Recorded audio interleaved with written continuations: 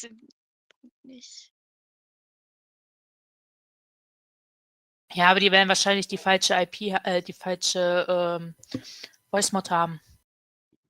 Das macht Die haben Sinn. nämlich wahrscheinlich noch die vom Com-Server. Ja. Das Ich ist ja habe die die 4.3. ich habe die vom Moment. Und auf dem Community-Server geht. So, jetzt müssen wir einen Augenblick warten, bis mein YouTube hier anspringt, weil das schon wieder automatisch ist. Warum auch immer. So. Ja, an sich brauchen die es eigentlich gar nicht, die Voice-Mod, wenn wir uns hier unterhalten. Fröhliche Ostern. Hallo, wir sind live. Hallihallo, hallihallo. Einen wunderschönen, ich sag mal für mich, guten Morgen. Hallo, lieber Kai und hallo, Wusimo, wie üblich immer die ersten Verdächtigen. Yay. So, also, die IP ist schon oben angepinnt. Das heißt, wer jetzt Lust hat, kann mitkommen auf die wundervolle Eiersuche. Jetzt löse ich es endlich auf. Wir haben uns da mal was überlegt. Ich habe hier so ein schönes Buch in der Hand und das werde ich euch gleich vorlesen. Vorher müsste ich noch ein bisschen was Organisatorisches erklären. Es wäre schön, wenn ihr die mit uns hier auf dem Server spielen möchtet.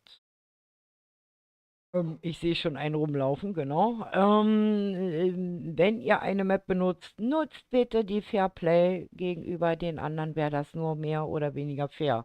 Es ist eine Map in der 21.4. Ja. Für Java. Weil ich habe euch ja gestern schon erklärt, also für alle, die jetzt neu dazu kommen, also wir haben uns gedacht, auf die Schnelle der Zeit, weil wir das auf dem Community-Server nicht so schnell umsetzen hätten können, haben wir uns überlegt, wir wollen ja euch nicht ganz ohne was lassen und haben dann ausnahmsweise mal was nur für die Java-Leute gemacht, was ja auch nicht ganz schlimm ist. Für die Bedrocker wird es dann irgendwann auch mal was geben. Wie ihr sehen könnt, steht bei mir da so eine komische bunte Leiste. Seht ihr das? Gefundene Ostereier, 0 von 20. Also, ich werde mich jetzt dran machen und euch das Buch einfach mal vorlesen. Ja, damit ihr überhaupt Mit wisst, was Schreibfehler. ihr hier macht. Ja, der Schreibfehler ist egal, Rio. Hallo, guten Macht Morgen, nichts. mal fröhliche Ostern. So, passt auf. Willkommen auf Mount Easter. Es existieren auf der Welt 20 NPCs. Also, darunter versteht man nicht nur Villager, ich sag's euch extra dazu. Ja? Sucht und findet sie. Wenn ihr einen gefunden habt, müsst ihr euch nur in die Ja. Nähe stellen und ihr bekommt einen Punkt. Wir haben ganz bewusst auf die Eier verzichtet. Ja? Du hast, was ausgelassen am Satz. Nö. Doch. Es 20 existieren NPCs, auf die 20 den Namen Egg Eck tragen, tragen. genau. Die haben alle die Bezeichnung Eck. Also wie gesagt, wir verstehen darunter nicht nur Villager, ja? Ich sag's nur dazu. So, wenn ihr einen gefunden habt, müsst ihr nur in die Nähe stellen und ihr bekommt einen Punkt. Weil wir haben ganz bewusst auf Eier verzichtet, weil es gibt ja immer so ein paar Leute, die, ich sag mal so, die Grauzonen aushebeln und damit ihr im Grunde genommen nicht benachteiligt werdet und andere bevorteilt werden, haben wir gesagt, wir machen das mit einem Punktesystem. Die Punkte sind quasi die Eier. Ne? So. Der Wettbewerb läuft so. In der Zeit, in der Bubu streamt, läuft der Wettbewerb. Das heißt, heute ab 12 Uhr bis heute Mitternacht. Ob ich jetzt die ganze Zeit streame, sei mal dahingestellt. Ihr werdet sehen. In der Zeit, in der Bubu streamt, läuft der Wettbewerb. In der Zeit versucht man so viele Eier wie möglich zu finden. Die ersten drei, die am meisten Eier gefunden haben, bekommen einen kostenlosen Zugang für einen Monat auf dem Klötzchen-Server. So, jetzt das nochmal speziell erklärt. Also, wir haben uns überlegt, dass wir das so machen, wer, also wie gesagt, versucht diese 20 Eier zu Joins. finden. Und wir haben ein internes Zeitscoreboard, ja. Das heißt, im Grunde genommen, wir werden dann quasi um Mitternacht auswerten, wer die schnellsten waren. Weil ich denke mal, ihr werdet schon genug Zeit hier verbringen, um 20 Eier zu finden, also die 20 NPCs zu finden. Und wir haben da so wie gesagt, ein Zeitscore, das seht ihr auch in der Leiste. Ich hab Ne? schon. Gefundene Ostereier in der Zeit von. Und das werten wir dann aus und im Grunde genommen bekommen die schnellsten, die quasi die 20 gefunden haben, sozusagen den Preis. Ich behalte mir vor, noch zu entscheiden, wie viele das sein werden. Es können also auch mehr wie 3 werden. Ja, ich hab die Macht. Ich bin Gott-Bubu heute.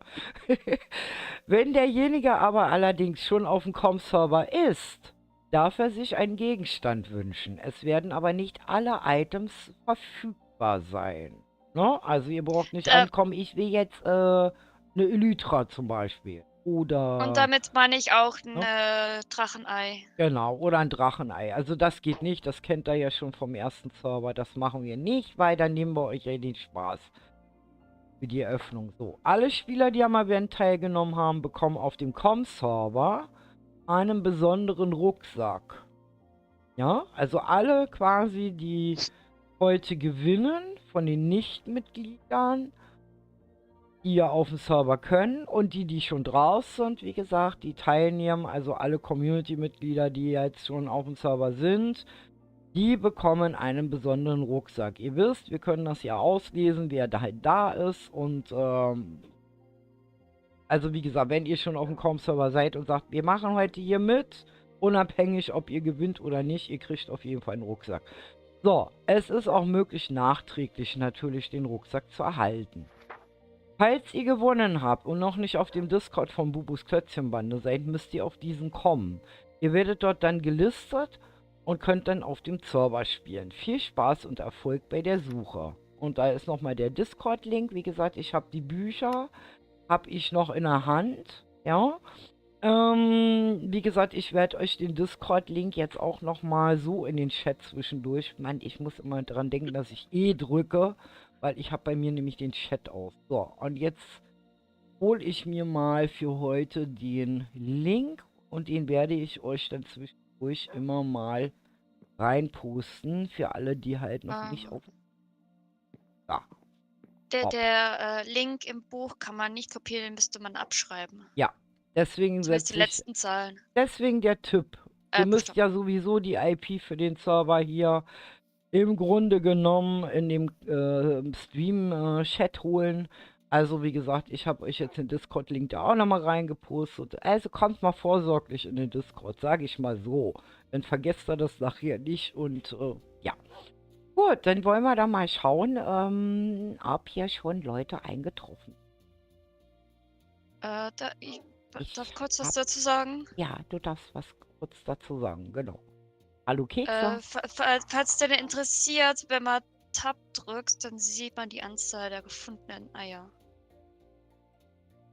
Ah, schaut mal. Und da seht ihr auch schon, Wordmaker ist da, Wusimo ist da und der Rest ist Team. Also Ruf hier. Hallo Kekse. Und ich kann leider nicht mitmachen, kein Internet, bin umgezogen und der PC ist auch noch nicht bei mir. Ach mal. Oh. Dann hoffe ich, dass, wenn alles wieder funktioniert, dass wir dich ja dann wieder auf dem Community-Server denn begrüßen dürfen. Du hast ja eh deinen Zutritt da. Warum versteckt sich die? Gut. Okay, dann würde ich mal sagen,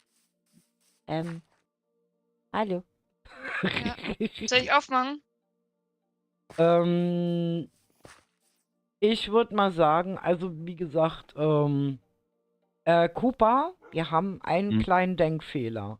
Pass mal auf, während wir hier rumstehlen, zählt der Counter.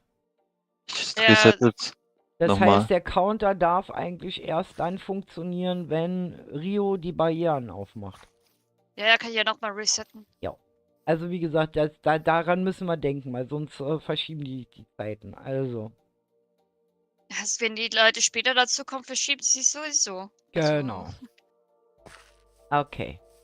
Nee, ich meine nur, der Counter fängt ja immer erst an, wenn man, sobald man hier auf dem Server ist halt, ne? Für jeden. Oder? Ja. Ja, Für jeden jetzt ist er wieder einzelnen. auf 0. Genau, jetzt auf 0. Gut, ich würde mal sagen, Rio, du darfst die Barrier Blocks schon mal wegmachen. Es liegt ja, wie gesagt, daran, dass alle reinkommen. Die können dann losrennen.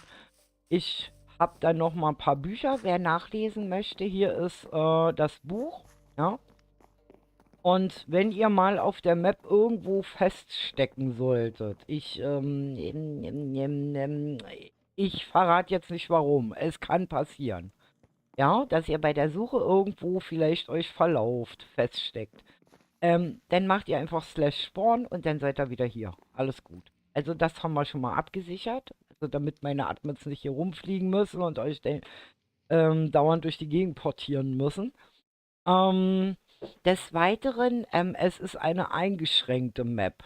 Wie groß ist die Map? Ich weiß nicht, wie viel größer es nochmal gemacht hat. Zu meinem letzten Stand war es ja auf 400, 400. Ich glaube 500 500 mal mal 500 Blöcke. 500 Blöcke ist Also jetzt das. 500 gemacht. Das heißt Okay. also 500 mal 500 Blöcke, ja. Und überall quasi, ja, ich würde mal sagen, legt los. Ich bin gespannt. Ich bin gespannt. Ich werde zwischendurch immer mal zu euch herumfliegen, also erschreckt euch nicht. Und mal gucken, was ihr so treibt. Und selber ein bisschen herumlaufen, ein bisschen euch die Map zeigen. Natürlich werde ich euch nicht zeigen, wo die NPCs versteckt sind. Also, wie gesagt, es ist ein bisschen tricky. Ich sag's euch jetzt schon, verliert nicht die Geduld. Es ist machbar. Aber ihr müsst halt gucken. Hallo. Ich habe übrigens die Invoice ausgemacht, ganz einfach aus dem Grund, weil das eventuell ein bisschen viel sein könnte. Also, oder ihr mich doppelt hört, weil ich bin momentan mit meinen Admins noch für den Anfang über den Discord verbunden. Und ja, ich sag mal so, ich mache es jetzt einfach mal so, ich heb einfach mal ab und zeige euch das Ganze mal so ein bisschen von oben. Jetzt muss ich gucken, ja, meine Map, die bastelt sich ganz zusammen. Ich hatte nämlich letztens das Problem, dass das, wie ich gestern Morgen drauf kam, die Hälfte der Welt irgendwie bei mir fiel. Also ihr seht schon, es geht hier nach hinten. Ich habe ganz Ach, bewusst, Bobo, ja, Kai ist übrigens im Warteraum. Kai ist im Warteraum. Warte mal. So, warte mal, ich muss das mal so machen. Okay, also wie gesagt, ich hole den Kai mal kurz rein. Hallo Kai. Also, heute wird das so ablaufen, lieber Kai, dass wir heute euch nicht im Discord haben wollen, damit ich mich mit meinen, am Anfang noch mit meinen Admins kurz schließen kann. Die Invoice habe ich momentan deswegen noch aus, damit, falls hier Probleme auftauchen. Also, ich sag mal so, in einer guten Stunde gehen wir den Discord frei, dann für alle. Warum hast du dann eingezogen? Damit er es hört. So, Wusimo sage ich auch nochmal, aber ich weiß, Kai und Wusimo, die halten sich da zurück. Hallo Wusimo. Wir können sie auch währenddessen hier im Discord muten, solange. Ja, also passt auf, Wusimo und wie gesagt, Kai habe ich es auch gerade erklärt. Ich werde ungefähr die erste Stunde euch, also alles, was nicht Admin ist, in Discord muten, ja. Damit ich mich rückschließen kann mit den Admins, sollten hier irgendwelche Probleme auftauchen. Aber in einer guten Stunde hole ich euch dann dazu. Okay. Ist das alles klar. okay? Gut. Ja. Ich immer das mal, warte mal, ich muss mal. Ach, das war ja rechts. Warte mal. Umschalten. Ja, den ersten haben wir. Und den zweiten. So, okay. Okay, so müsste das funktionieren. Die können, glaube ich, mich zwar noch hören, aber sie können nicht reden. Ich habe die Macht, ich sag's euch. So, okay, dann gucken wir uns ein bisschen mal die Map an. Ich fliege hier mal so einfach mal so ganz oben herum. Also sie ist 500 mal 500 groß. Wir haben das begrenzt, damit ihr euch natürlich hier nicht zu Tode sucht, ne? Und ihr seht, es ist sehr österlich. Oh, ein Häschen, den kenne ich noch gar nicht. Hallo Hase. Und wie gesagt, Skeletto. ich hoffe, dass ihr in der Zeit, was meinst du, Skeletto? Skeletto ist gejoint. Ah, ja, ja, alles gut. Also, ihr habt ja genug Zeit, das könnt ihr euch selber einteilen. Also bis heute Abend Mitternacht geht der Event und eine Kleinigkeit noch, wenn ihr euch zwischendurch ausloggt, ja, also wenn ihr, sagen wir mal, essen gehen wollt, Pipi machen wollt oder weiß ich was, Mama ruft oder sonst was, dann stoppt euer Counter. Das heißt, der zählt nicht weiter, ja. Und in dem Moment, wenn ihr quasi wieder auf die Map joint, dann zählt der Counter weiter. Weil jeder hat seinen eigenen Counter ab dem Punkt, wo man auf der Map ist. So, und das Ganze, wie gesagt, jetzt kommt die Werbung. Hallo, Achtung, Werbung. Haben wir freundlicherweise den Server gesponsert bekommen von utopiagaming.de. Ich habe euch den mal verlinkt. Also wenn ihr mal einen Server braucht für kleines Geld, auch mal kurzfristig oder etc., dann kann ich die euch wärmstens empfehlen, weil das Team ist sehr bedacht noch auf eine persönliche Betreuung. Das heißt, die helfen euch, wenn ihr mit irgendwelchen Einstellungen mal nicht klarkommt oder Neulinge seid, braucht ihr keine Angst haben, die helfen euch. Das ist ein sehr junges, aber auch sehr kompetentes Team. Das kann übrigens der Kirito auch bestätigen, weil der Kirito, wie gesagt, ist ja bei uns für die beiden großen Server verantwortlich und ja, also der kann das nur bestätigen und ich denke mal Cooper mittlerweile auch. Ja, Opa? Hä? Was? Ja, der sitzt wieder auf seinen Ohren. Hallo, Einerfels. Usahasi, genau. Kennt ihr das Haus meinst du? übrigens? Ich bin so gemein. Wer das Haus kennt. Also, ich freue mich schon, wenn die ersten Hilfeschreie aus diesem Haus tönen. Ich bin so gemein. Ja, ein bisschen muss was ja passieren hier, ne? Also wir müssen ja auch ein bisschen Spaß hier reinbringen. Also ihr seht, hier sind überall vereinzelt Dinge, aber ich sag mal so, die NPCs sind nicht nur dort in diesen Dingen zu finden. So, als kleine Hilfestellung. Also ihr müsst Wenn ist überhaupt. schon richtig so. Also das ist wie richtig Ostern hier, Bayern. So, okay. Darf ich kurz sagen, Ja. Coopers Letters ihre Punkte ziehen nicht mit. Hä? Also, ihr könnt schon suchen, aber ja. Ja, wie Ihr zieht nicht gesagt, so dann 3 das Gewinne zählt ja dann. nicht. Ihr habt es ja schon. Genau. Hat Skeletto war das Testkaninchen, meine ich, oder? Habt ihr den als Nein. Testkaninchen? Nee. Ne? Oder hat der irgendwas gebaut oder so? Also wenn der nicht am Projekt mitgearbeitet hat, kann er natürlich mitmachen, ist klar. Ne? Also wenn Hat er doch nicht nicht weiß, wo mitgearbeitet. was ist. Ach so, okay. Bei Cooper, wie gesagt, der soll aufpassen, dass der Server läuft. Mimi überwacht, dass alles heil und ganz bleibt und Rio passt auf, dass keiner schummelt. Und ich gucke einfach mal so herum. Jo. Schaut mal. Hier sind so einige Dinge versteckt, also die ihr dann im Grunde genommen ja auch von anderen Dingen her kennt. Und weil wir uns gedacht haben, ist bestimmt mal ganz lustig, dass ihr euch das auch selber by the way dann ein bisschen angucken könnt. Aber wie gesagt, ich verrate nicht. Ich verrate nicht, wo etwas sein könnte. Also wie gesagt, nicht nur in Häusern. Ich kann es euch ans Herz legen. So, okay.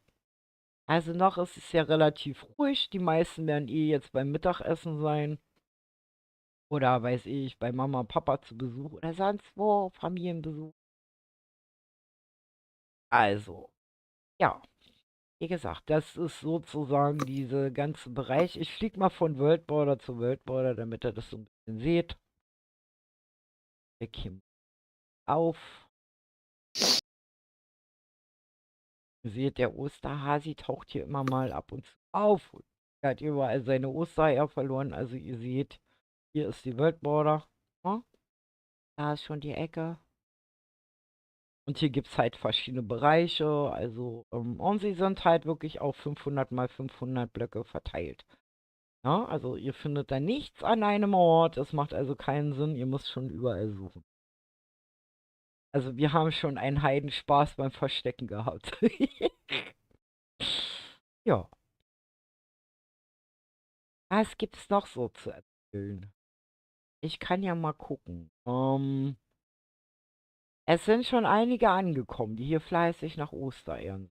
So, jetzt muss ich mal gucken. Ach, jetzt ist das ja blöd. Ich habe ja meine Befehle ausgemacht. Es ist ja. Bitte. Tadam. So, dann machen wir die Befehle einfach mal wieder an. Ist jetzt auch. So, okay, wir machen jetzt die Chat-Einstellung sichtbar. Warte mal, ich kann ja nur Befehle machen. Stimmt. So, okay, dann machen wir das doch mal. Dann schauen wir doch mal, was die anderen so treiben. Ah. Man sollte richtig schreiben können. So, Teleport, Rubobo. Schauen wir doch mal, was der Dirk. Er ist hier gerade angekommen. Es ist einer Das ist ein Ach, das ist einer Fett. Hallo, einer. Ja, das ist der Account ihres Mannes. Ah. Wenn ich mich nicht täusche, war das. Der Account des Mannes und kommt als Frau. Man muss ich nicht verstehen. Nein. So, ich hoffe, dass sie alles hinkriegt. Ich mache einfach jetzt. So. Vielleicht liest sie auch gerade das Buch. Ich weiß es. Auf jeden Fall, wie gesagt, Nein, ich glaube ein Ladebildschirm oder so. er hat ein Ladebild. Okay. Lädst du noch? Okay, dann schauen wir mal weiter, was die anderen machen. So, Teleport. Wo gehen wir jetzt hin? Jetzt gucken wir mal, was. Genau, was Jetzt bewegt sie sich. Jetzt bewegt. Ja, ich lasse sie aber erstmal ein bisschen herumlaufen. Ah, da ist sie. Weiter. Wo ist abgehauen? Hallo. Ja, dann schaut mal. Dann schau dich mal um. Spaß. Ich kann dir auch noch mal ein Büchlein mitgeben, wenn du eins brauchst. Okay, wir porten mal zu den ersten, die hier waren. Teleport. Rububu zu Kai einmal. Eine Runde. Hallo Kai. Hallöchen. Und schon was gefunden? Nein? Gut. Das ist nicht einfach. Ich sag's euch. Ich sag's euch. nee. Lassen wir sie suchen. Das wird mega lustig. Also, wie gesagt, wir haben es nicht einfach gemacht. Die Map sieht einfach aus, aber glaubt man nicht. Ich meine, ihr müsstet uns kennen, dass wir für jede Oh, die kleine... sind ganz böse versteckt. Genau. Obwohl, viele sind offensichtlich. Ja, viele sind Sehr offensichtlich. Genau. offensichtlich. Sehr offensichtlich. Ach ja, ich möchte nur gerne dazu sagen, fällt der Match ist aus. Sämtlicher Damage eigentlich. Ja, ihr könnt Ja, also das auch hat kein PvP machen. Kai vorhin schon gemerkt. Der ist nämlich vom Hallo Kirschbaum runtergeflogen. Matze. Lieber Matze, es tut uns leid, dass wir heute leider nur etwas für die Java gemacht haben. Ich hätte natürlich mich sehr gefreut, dich hier zu begrüßen. Aber, wie gesagt, wir haben ja da, wie gesagt, ich würde sowieso sagen, was hältst du davon, dass wir das auf dem Community-Server so machen, da unsere Bedrocker ja nicht mitmachen konnten, aber ja schon auf dem Com-Server sind, dass die auch zu Ostern einen Rucksack kriegen. Was hältst du davon, Mimi? Bist du damit einverstanden? Du musst mir dann nur sagen, ob klein oder mittel. Ich würde sagen, mittleren sollten wir machen. Okay. Also ich würde sagen, das ist das Mindeste für unsere Bedrocker halt. Sind die Spielerköpfe eher nur Deko? Ja. Ja. Ja. Wie gesagt, Wie gesagt, also pass auf, wir verstehen unter NPCs, ihr kennt ja diese typischen NPCs wie Villager oder so. Ihr könnt aber auch Tiere da zum Beispiel nehmen. Also alles, oder Player. genau, oder Spieler oder so. Aber zum Beispiel jetzt nur Köpfe oder so, das sind keine NPCs. Ja? Es sind nicht die Eggs, die wir meinen. Also du kannst es ganz einfach feststellen, Wusimu. Ja? Also, Wusimu. Das kannst du ganz einfach feststellen, weil alle NPCs, die ihr finden müsst, tragen die Bezeichnung Egg. Und die seht ihr in dem Moment, wenn ihr quasi in der Nähe seid. Ganz nah dran seid. Ja, Wusi, du bist umsonst aufs Dach gegangen. Wir sind so gemein, ich weiß. Aber wie gesagt, viele denken immer so, oh, das ist ja so eine einfache Map. Und da ist ja keine Stadt drauf und weiß ich was und so. Ich sag nur, die hat's in sich. Die hat's in sich. Aber wie gesagt, ich werde erst heute Abend ein bisschen näher alles euch zeigen. Ganz einfach aus dem Grund, ich möchte nicht spoilern. Ich möchte euch einfach nicht den Spielspaß nehmen. Und ich denke mal, das ist auch verständlich. Also ich werde jetzt auch nicht irgendwie euch jetzt ein Beispiel zeigen, weil das müsst ihr selber rauskriegen. Ja. Bin gespannt, ob man den einen findet überhaupt. Oder ob die überhaupt drauf kommen. Na, ich bin gespannt. Auf jeden Fall habe ich mir überlegt, dass wir heute Abend zum Abschluss im Grunde genommen es auch so machen können. So, ich gehe mal zu Wusimo. Wusimo? Aha. Wusimu treibt sich gerade in Höhlen rum.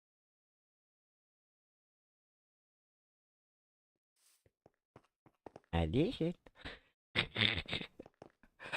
Wie gesagt, also es ist so ein bisschen, ihr seht, es ist eigentlich relativ einfach und simpel alles gemacht. Wir haben hier so kleine Orte eingefügt halt und Wusimo hat eigentlich schon den Braten richtig gerochen. Also man sollte nicht immer nur unbedingt an der Oberfläche.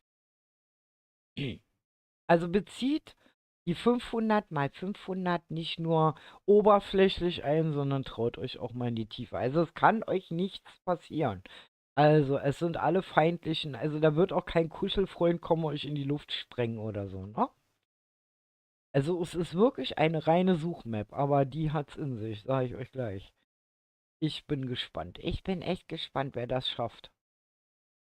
Und hier gibt es, wie gesagt, allerhand zu entdecken. Ihr könnt halt, wie gesagt, auch überall rein und alles angucken. Und ich Skeletto finde ist schon diesen, gut bei. ja, Skeletto, der spielt solche Dinge auch mal öfters. Dadurch weiß er das.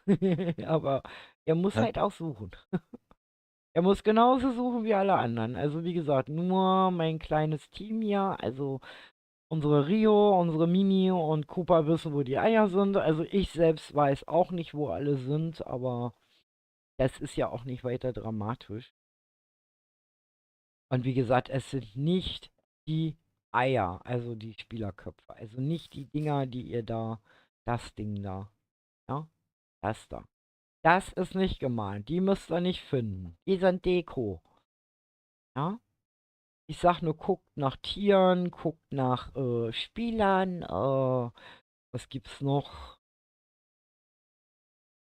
Ja, Spieler und Tiere. Also nach Lebewesen. Ja. Ob real oder nicht real, sei jetzt mal dahingestellt, ne? Dann gibt's hier kleine Seen, gibt's I hier. Ich definiere es mal genauer. Ja. Sucht nach Entitäten. Ups. Ja, genau, Entitäten, genau, weil ich habe da was vergessen. Das ist sowieso witzig. Das ist sowieso witzig. Das ist so offensichtlich und es ist bis jetzt, glaube ich, noch keiner drauf gekommen. Es ist so offensichtlich, da zu Ja. gucken. Ich sag jetzt nichts, weil sonst verrate ich's. Ich Ja, kann's ich aber, weiß, aber ich bin verwirrt. warte, ich schreib's dir mal kurz. Ich schreib's euch mal Du kurz. musst auf. Warte mal, ich Ich schreib's mal in fang ihn den rein. Dosern. Ich schreib's in den Dosern.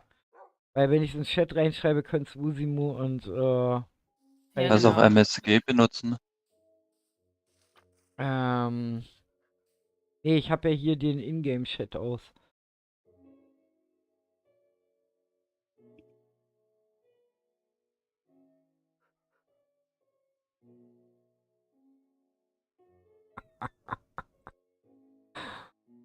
Rio ist schuld. Das sag Ah. ich nur. Alles klar? Ja. Ja. Das ist so offensichtlich, aber ich find's genial. Ich find's einfach nur genial. Das zeigt eigentlich schon die Genialität bei dem Verstecken aussuchen, die mein Team hat. Das ist sogar. Okay, so. Aber ich muss ja ganz ehrlich sagen, ich würde da auch nicht dran denken. Also, ganz ehrlich. So, ich bin gespannt, ob die ersten schon überhaupt was gefunden haben. Ich glaube, hier Ja. sollte ich nicht sein. Hat er die schon oder ist er dran Aber ich vorbeigelaufen? weiß ja nie, ob was. Aber man weiß ja nie. Ah, dann habe ich vorhin doch einen NPC gefunden. Also wie gesagt, ihr könnt das auch ganz einfach feststellen, weil ihr habt ja diese Leiste gefundene Ostereier 0 von 20 und da werden die Punkte quasi gezählt. Also die Eier, die unsichtbaren Eier sozusagen, ne? Also ich finde das sehr witzig. Oh, die ist ganz, Ja. ganz böse. So, dann schauen wir mal, wer hier noch alles schon so. Ich guck mal, ob er eins. Ah, da bin ich wieder. Also 1 hat Wusi schon. Das ist in der Okay. Leiste oben, in der Tab schon gesehen. Aber ich Okay. weiß nur nicht, welches er gefunden hatte. Okay. Giletto hat schon 6. Cooper Ah. 9, ja, ist klar, Cooper. Das ist auch nicht schwer für dich. Ah, Skeletto ist gut, aber Skeletto muss ich dazu sagen, der hat Übung und was die Preisvergabe angeht, macht das bei ihm nicht so wirklich Sinn. Also, Cooper, Skeletto macht das natürlich nur aus Spaß, ist klar. Also, den müsst ihr außen vor lassen, weil erstens mal ist er Teammitglied, kann auf dem Community-Server, weil er nämlich mit zum Bauteam gehört unter anderem und der braucht auch keinen Rucksack, weil wie gesagt, als Bauteammitglied brauchst du da jetzt, wie gesagt, in Skelettos Ding keinen besonderen Rucksack. Also, das macht nicht so viel Sinn. Aber wir lassen ihm den Spaß, weil wie gesagt, er macht ja auch immer ganz viel und dann hat er natürlich Lust, wieso komme ich jetzt hier nicht durch? Also er hat Cooper und Kirito gefunden. So, jetzt komme ich hier durch. Steht leider nicht. Ich finde das sehr lustig. Ja. Muss nur aufpassen bei manchen, wo ich es halt weiß, dass ich da nicht langlaufe. Also immer schön auf meinen Wegen bleibe. Ja. Lustig. Weil das wäre nämlich peinlich, wenn ich jetzt an so einem Ding da vorbeikomme und dann ploppt natürlich bei mir das auch im Counter auf. Ne? Und dann wisst ihr ja, wo es ist. Nix da. Ich spoiler nix. Na, Rio? Ich spoiler nix, genau. Hä? Wieso? Was? Ach, da ist die Was? echte. Ja. Ich war Ich sehe gerade doppelt. voll irritiert. Gut, oder? Ja, das war richtig gut gerade. Das war richtig gut. Ich habe wirklich gedacht, weil die hüpfende Rio habe ich nicht gesehen. Ich habe wirklich gedacht, ja, okay, die setzt sich jetzt dahin und beobachtet halt Wusimo. Naja, dann war sie es gar nicht. Das war wirklich. So, wer ist jetzt die echte? Wer ist jetzt die echte, genau. Die Also, den wie gesagt, damit müsst ihr halt auch Ding mal hat. rechnen. Also, dass ihr das Nein. seht. Hab kein Sprachding. Ihr seht ja übrigens die Map. Also, das gibt. Ja, Das die, ist auch da, gut. die Jetzt sehe ich doppelt. NPC-Rio ist ein bisschen zu weit unten. Ja, nicht nur das, Ups. sondern diese haben wir ja festgestellt, die sind kleiner. Wenn du an Nein, sind sie nicht. Wenn du an Community-Server denkst, wenn ich neben der kleinen Bubu sitze, das ist Klein Bubu. Ja, Aber es kann aber auch sein, dass die halt falsch platziert sind. Es kommt immer drauf Ja. an, wie ich die platziere. Hier ist die zum Beispiel etwas in der Stufe drinne. Daher. Ich glaube, Wusimo wird irgendwann jede einzelne Planke hier umdrehen. Braucht er gar nicht. Nö, braucht er auch nicht. So, jetzt muss Das ich ist hier unnütz. erstmal wieder raus. Ähm,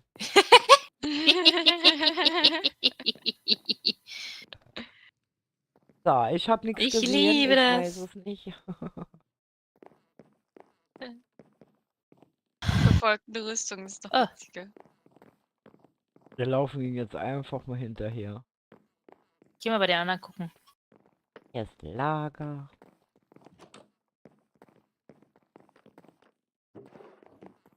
Ich suche hier gerade verzweifelt den Ausgang. Kannst du Nach schlecht unten. spawnen gehen? Einfach nach unten. Oder Einfach- slash spawn. Okay, Ja. machen wir es so. Okay. Na, guck.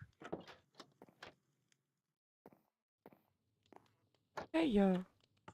Diese alle die Steine hier umdrehen, ich find's herrlich. Vor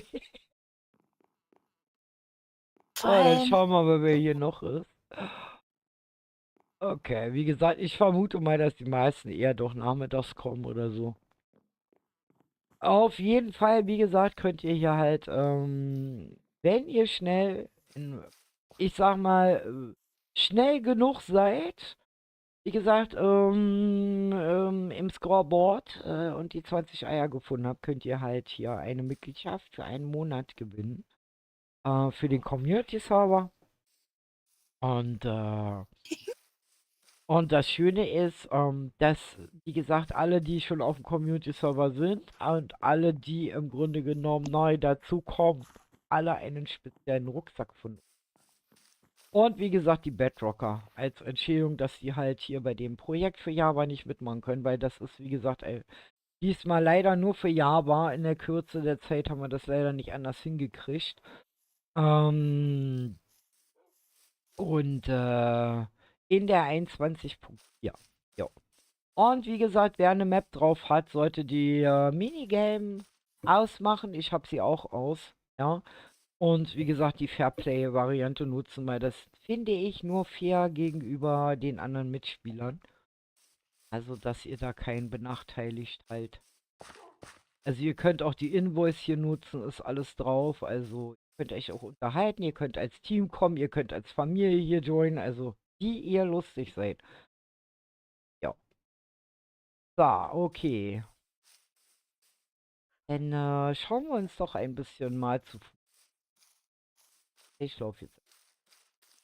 pass herum. einfach auf, wo du langläufst. Ja. Es ist gut, wenn ich nicht weiß, wo die sind. Witzbold. Witzbold. Dann fliegen wir lieber. So. Wir können uns ja hier noch ein bisschen weiter die Map angucken. Also wie gesagt, das, was ich euch auf jeden Fall empfehlen kann, ist dieses wunderschöne Haus hier. Ich möchte eure Hilfeschreie hören. Also wer weiß, was das ist. Ja.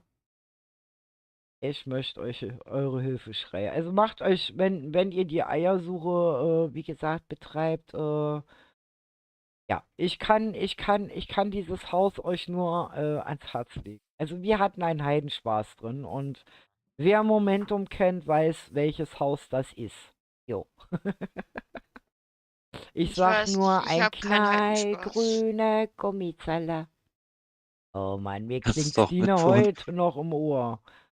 Und Ich weiß eine, aber, wo alle sind. ja, und ein verzweifelter Professor und ein verzweifeltes Bubu, die gedacht haben, dass sie nie wieder rauskommen. Na. Ja, ja. Ich liebe dieses Haus. Und wie gesagt, das hat uns die Padma nämlich damals gebaut. Die hatte das eigentlich mal für ein anderes Projekt vorbereitet und dann hatte dann gesagt, wir sind jetzt in Rom, ich hätte da mal was. Ja. Ich glaube, wir sind da 1,5 Stunden drin rumgeirrt. Ich sag's nur so als kleine Warnung, ja. Also, viel Spaß. Weil ich weiß, dass viele, wie gesagt, die den Momentum-Stream damals gesehen haben, oh, da würde ich auch gerne mal rein und suchen und gucken. Und ihr seht, hier gibt es auch ein Hobbit-Haus. Das hat ja einen Zipfel auch. Kann man die Türen vom Haus auch schließen, auch in den Häusern? Ist das so schwer? Weiß. Dann haben wir hier, Türen was, schließen. Wir heizen nicht für die Straße. was natürlich hier auf dem Server der Klötzchen nicht fehlen darf. Die Tiki-Bar. Unsere Tiki-Bar und der liebe Frei. Hallo Frei. Ich hoffe, dir geht's gut. Ich bleib mal ein bisschen mit Abstand, weil ich weiß ja nie, ne?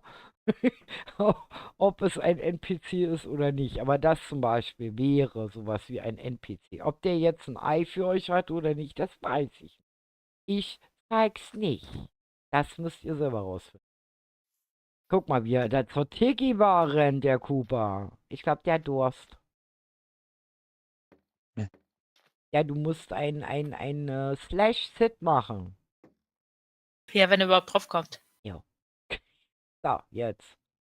Okay, also ich gehe dem mal nicht zu nah, weil ich weiß es nicht. Ich würde es ja auch nicht spoilern. Und da hinten ist eins meiner Lieblingstiere.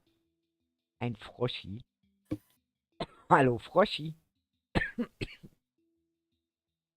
So ein kleiner Hinweis vom Farmland. Und hier steht noch ein Teil von einem wunderschönen Turm. Da kann man dann mal so ein Water Emoji runter machen. Das ist ja auch nicht schlecht. Wenn man da hochkommt, ja doch, da kommt man hoch. Ich glaube, da führt eine Treppe hoch. Ja. Da kann man dann, könnt ihr untereinander so ein bisschen Spaß machen halt, ne? Müssten wir eigentlich Eimer reinstellen. Weil ihr könnt nicht tot gehen auf dem Server. Das ist aber, ja, tunlichst, weil das ist ein friedliches Fest und deswegen kein PvP, man kann nicht sterben. Alle Kreaturen, die hier auf dem Server sind freundlich zu euch. Und, ja. Acht. Da, ich muss ein bisschen aufpassen mit der Musik. Warte mal. Leise machen, sonst habe ich wieder einen Strike drin, ne? Hey, ist gut dabei. Also, ich bin echt gespannt. Ich bin echt gespannt. Auf jeden Fall findet er die IP oben angepinnt. Also es darf jeder Java-Spieler hier rauf. In der 21.4 und es gibt, wie gesagt, für die Schnellsten unter euch, die quasi im Scoreboard alle 20 Eier gefunden haben und schnell gewesen sind, gibt es eine kostenlose Mitgliedschaft für unseren Community-Server zu gewinnen. Und wie gesagt, das Ganze hier, dieser ganze Server, wie gesagt, wurde von utopiagaming.de uns gesponsert. Vielen, vielen lieben Dank Ihnen nochmal an Johannes und an Frederik und Elisabeth aus, die das hier möglich gemacht haben und dem Rest des Teams. Ich finde das wahnsinnig lieb von euch, dass ihr das ermöglicht habt, weil das ein doch relativ großer Server ist. Wir haben ein kleines Problem. Ja. Da ist ein Spinnenspawner gewesen. Ui. Warte, ich muss gerade mal Wusi retten. Ja, rette Wusi. Wusi. Wusi, renn mal. Renn. Ich töte sie. Bitteschön. Armer Wusi. Der Arme. Der Arme. So. Ups. Ich vermute mal. Es können ja auch öfters mal welche sein. Also wenn ihr sowas zum Beispiel entdeckt oder so, einfach kurz Bescheid sagen, Hilfe schreien oder was auch immer. Also wir haben noch, ich sag mal so, in der Kürze durch das aufwendige Bauen und Einrichten und so, haben wir natürlich nicht jeden Quadratmillimeter der Blöcke durchschaut, ob da jetzt irgendwie noch irgendwas ist. Eigentlich dürfte es nicht euch verletzen. Aber wie gesagt, man weiß ja nie. Jetzt wisst ihr auch, warum ich momentan immer noch im Discord mit meinem Team zugange sind. Und ja, wie gesagt. So, ich gehe mal wieder an den Spawn. Weil ich möchte euch Zerstöre mal natürlich die- nicht... Hier liegt übrigens nochmal das Buch für alle, die jetzt nochmal im Nachhinein hier raufkommen. Wie gesagt, dass ihr das nochmal lesen könnt. Ich habe notfalls auch nochmal ein Buch für alle, die sich irgendwo auf der Map nicht mehr dran erinnern, was sie tun sollen. Aber ich denke mal, das ist relativ einfach rauszubekommen, was man hier tun muss. Es ist, wie gesagt, eine ganz simple, einfache, friedliche Map, aber wie gesagt, die Eiersuche hat's in sich. Ich weiß jetzt schon, dass einige da, ja, am Anfang vielleicht schnell vorankommen werden, aber, ja, ne? Also Skeletto hat jetzt gerade mal 7 gefunden. Ja, also der hat jetzt schon eine ganze Weile für das 7. Ei gebraucht. Einer Fetz hat einen. Kai hat schon 4 gefunden, Wusimo hat 2. Und Bobo hat 0. Bubu hat 0. Bubu traut sich nicht. Bubu will nichts spoilern. Können, wenn das Event vorbei ist komplett, können wir ja einmal gucken, wo die denn alle sind. Eine Auflösung. Was Weil ich hältst- denke, genau, was alle, hältst du die davon? heute, ja, alle, die heute zugucken, also das, was auf jeden Fall ist, die Map bleibt morgen auch noch on bis Mitternacht. Und dann werden wir sie erst vom Netz nehmen, ne? Also bis morgen. Also heute Aber ist es geht quasi halt, der Event, ne? Wo ihr was gewinnen könnt. Also wo es zielt mit Counter und Tralala. Und morgen den ganzen Tag über, wie gesagt, könnt ihr einfach privat für euch, ihr euch amüsieren. Und ja, wie gesagt, ich bin gespannt. Also es ist für alle Java-Spieler offen in der 21.4 und ja. Und das ist quasi jetzt mal so neben dem Community-Server quasi auf die Schnelle für euch ein Event gebastelt, weil anders hätten wir es nicht hinbekommen. Weil wir ja, wie ihr wisst, auf dem Community-Server immer noch an unserem Umzug basteln und das hätte jetzt eigentlich alles so ein bisschen durcheinander gebracht, dass wir gesagt haben, wir machen es separat. Aber die Bedrocker, wie gesagt, die jetzt schon auf dem Community-Server sind, wie gesagt, ihr habt jetzt schon quasi den Rucksack gewonnen. Das ist unsere Entschädigung dafür, dass ihr quasi hier leider nicht teilnehmen könnt. Aber ich denke mal, das könnt ihr verschmerzen. Hm. Skeletto. Ich sehe da oben im Turm Namen. Steht ihr da im Turm gerade drin oder? Er ist da ein Türmchen hinter mir. äh, Dornröschen. im Turm sind Kirito und Koopa. Ah, Kirito und Cooper. Ah ja. Kannst du mal gucken.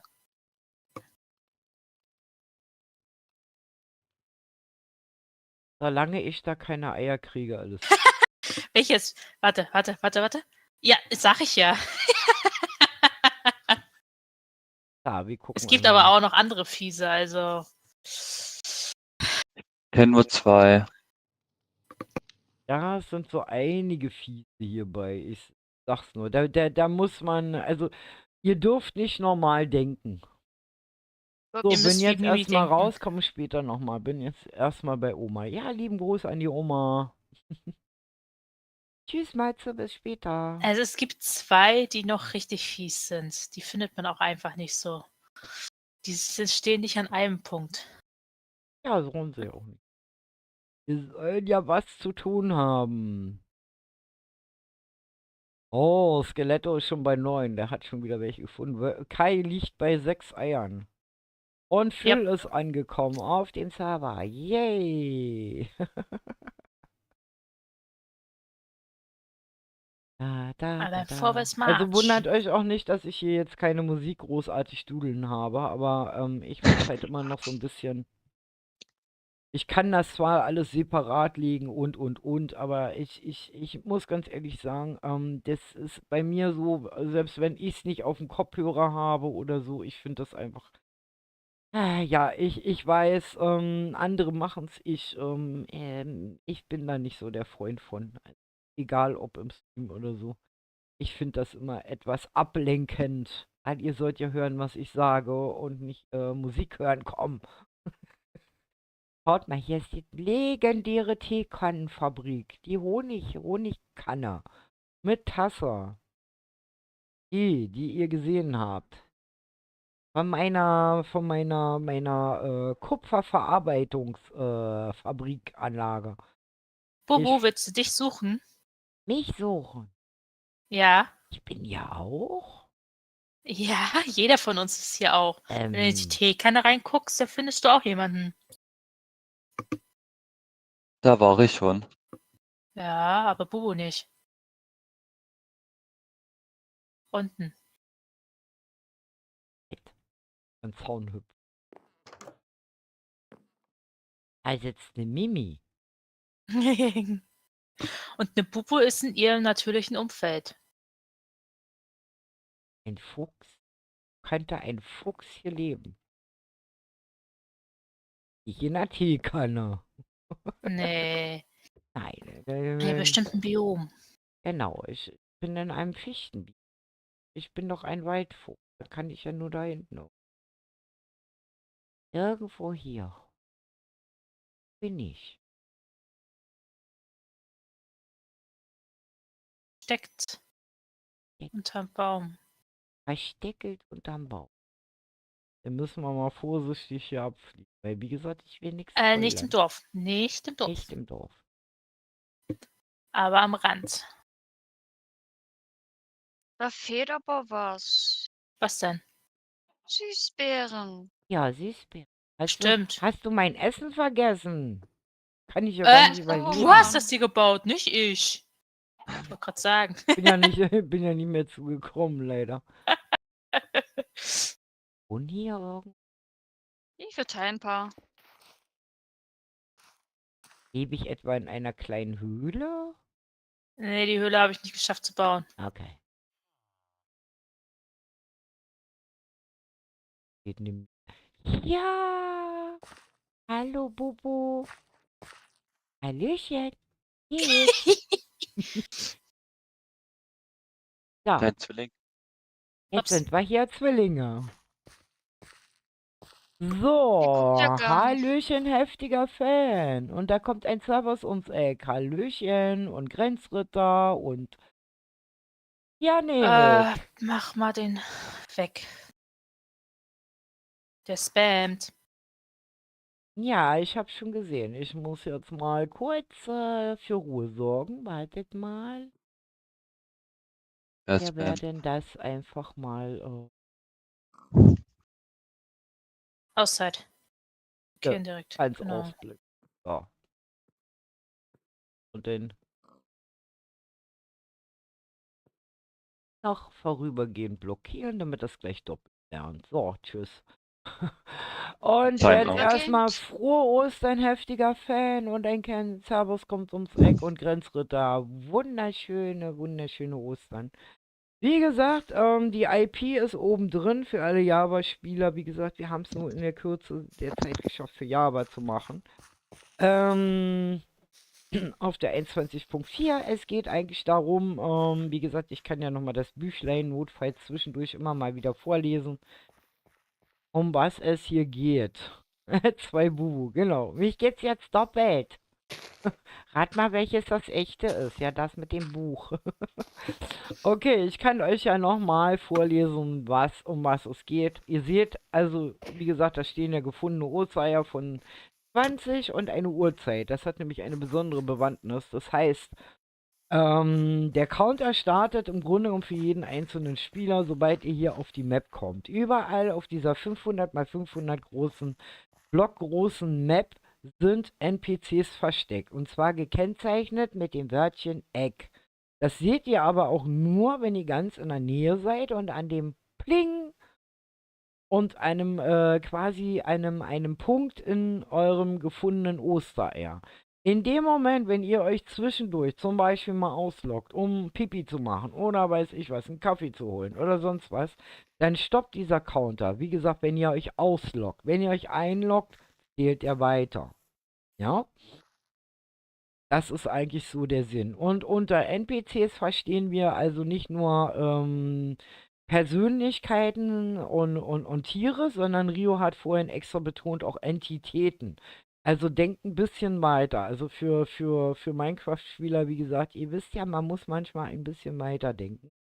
Die hier sind überall versteckt und wenn ihr in der Nähe seid, wie gesagt, dann sieht man das Wörtchen Egg Und wenn ihr dann noch näher kommt, halt, dann macht ich Pling und dann habt ihr einen Punkt.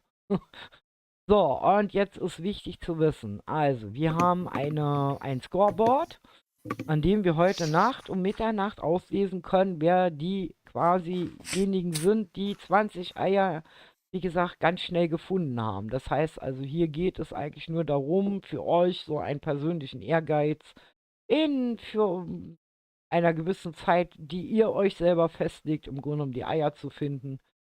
Und wir werten nachher aus, also unter denen, die alle 20 haben, wer die schnellsten waren. Und wir haben jetzt gesagt, also dass die ersten 3 auf jeden Fall eine Mitgliedschaft dann gewonnen haben. Ich könnte mich aber vielleicht auch überreden lassen. Wir werden mal schauen, wie es heute Abend um Mitternacht ist, dass vielleicht noch ein paar mehr das sein werden.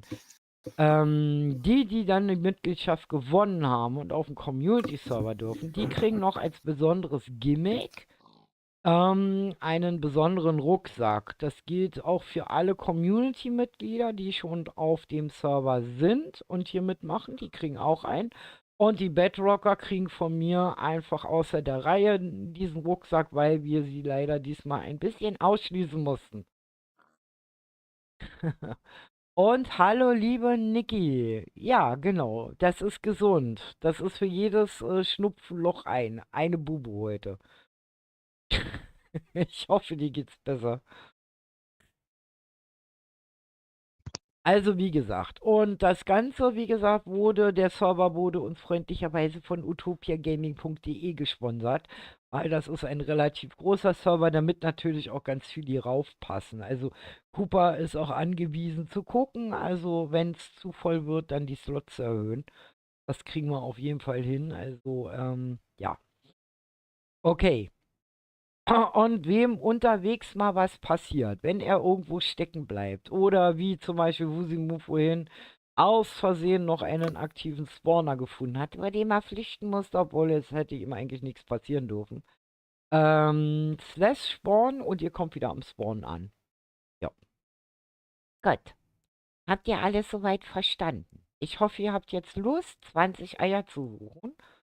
Also, die haben es in sich. Ich sag's jetzt. Ja, und ihr könnt hier also auf der Map auch so einiges entdecken, was ihr zum Beispiel vom Community-Server her kennt, was da steht. Oder etwas aus Momentum ist hier mit eingebaut. Also, wo sich viele immer gewünscht haben, oh, da würde ich ja gerne mal selber rein. Könnt ihr alles machen jetzt. Jo. So, kriege ich keine Luft, ich falle ich um, nicht wirklich, die Nase läuft und ich laufe ihr ständig hinterher. Oh Mann, warum sehe ich gerade Niki mit einer riesen langen Klorolle um den Kopf gebunden? Oh nee, Bubu, jetzt habe ich wieder Kopfkino. Na Warum gut, eine Küchenrolle. Klorolle? Küchenrolle. Das ist eine sehr gute Frage. Also wie gesagt, die IP findet ihr oben angepinnt. Ich werde auch zwischendurch euch immer mal wieder den Discord-Link reinsetzen, so wie jetzt. Wartet mal, der müsste noch aktiv sein. Warte mal, ich muss mal gucken. Ist der noch aktiv? Ja. Und den Discord-Link, also nicht, dass ihr das nachher vergesst. Die Ja, sind alles fast gut, alle in heftiger deinem Fan. Wirrwarr Alles gut, drinne. alles gut. Wie gesagt, es ist ja keine Zwangsveranstaltung hier.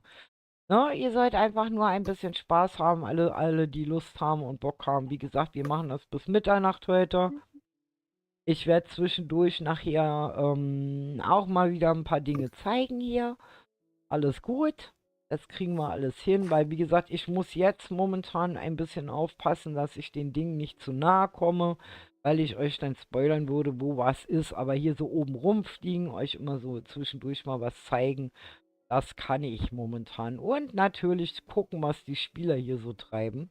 Momentan ist es noch ein bisschen ruhig, aber die ersten, wie gesagt, sind hier voll dabei.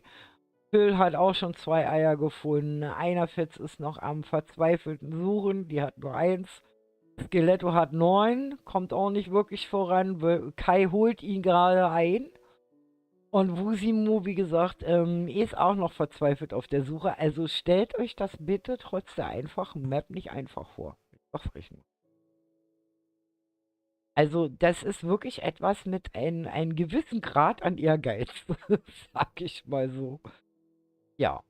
Das ist sozusagen ein Wimmelbild. Ne? Das ist wie ein Wimmelbild. Wo ist Waldo? Genau. Wo ist Waldo? Und wie gesagt, es geht Ist doch halt Waldo, oder darum, nicht? also Eine NPCs Fels hier. ist nicht verzweifelt, sie ist engagiert. Genau. Wie gesagt, es geht halt darum, hier NPCs zu finden und wenn man in die Nähe kommt, dann seht ihr das Wörtchen Egg über den NPC. Wie gesagt, es können Spieler sein, es können Tiere sein, es können Entitäten sein. Also ich sag's bewusst dazu, weil wir vorhin schon uns königlich amüsiert haben, weil auf das naheliegendste die wenigsten kommen. Und vielen Dank, liebe Niki. Und ja, wie gesagt, ihr seid hier alle, also alle Java-Spieler sind hier herzlich willkommen. Wie gesagt, Version 21.4. Wenn ihr eine Map nutzt, dann bitte die Fairplay Map, damit ihr natürlich euch keine Vorteile hier verschafft. Ne? Und ihr nicht Also, verwirrt werdet mit den ganzen NPC, genau, ganzen Entitäten, die hier sind. genau. Weil das durfte etwas voll werden. Das Haus, was Verrückte macht, cool, genau. Weil das hatten sich ja viele gewünscht gehabt, dass sie da auch selber mal reingehen können und reingehen können.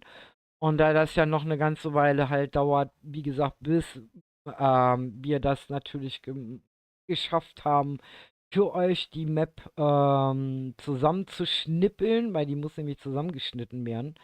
Für Momentum, die ihr euch downloaden könnt, haben wir uns gedacht, also ich habe mir speziell gedacht, ja, ich gönne euch mal dieses wunderschöne Haus des Passierscheins A38, wo ihr halt euch auch drin vergnügen könnt. Ob da jetzt ein Ei drin versteckt ist oder nicht, das werde ich nicht verraten. Es kann sein, es muss nicht sein. Wissen wir nicht.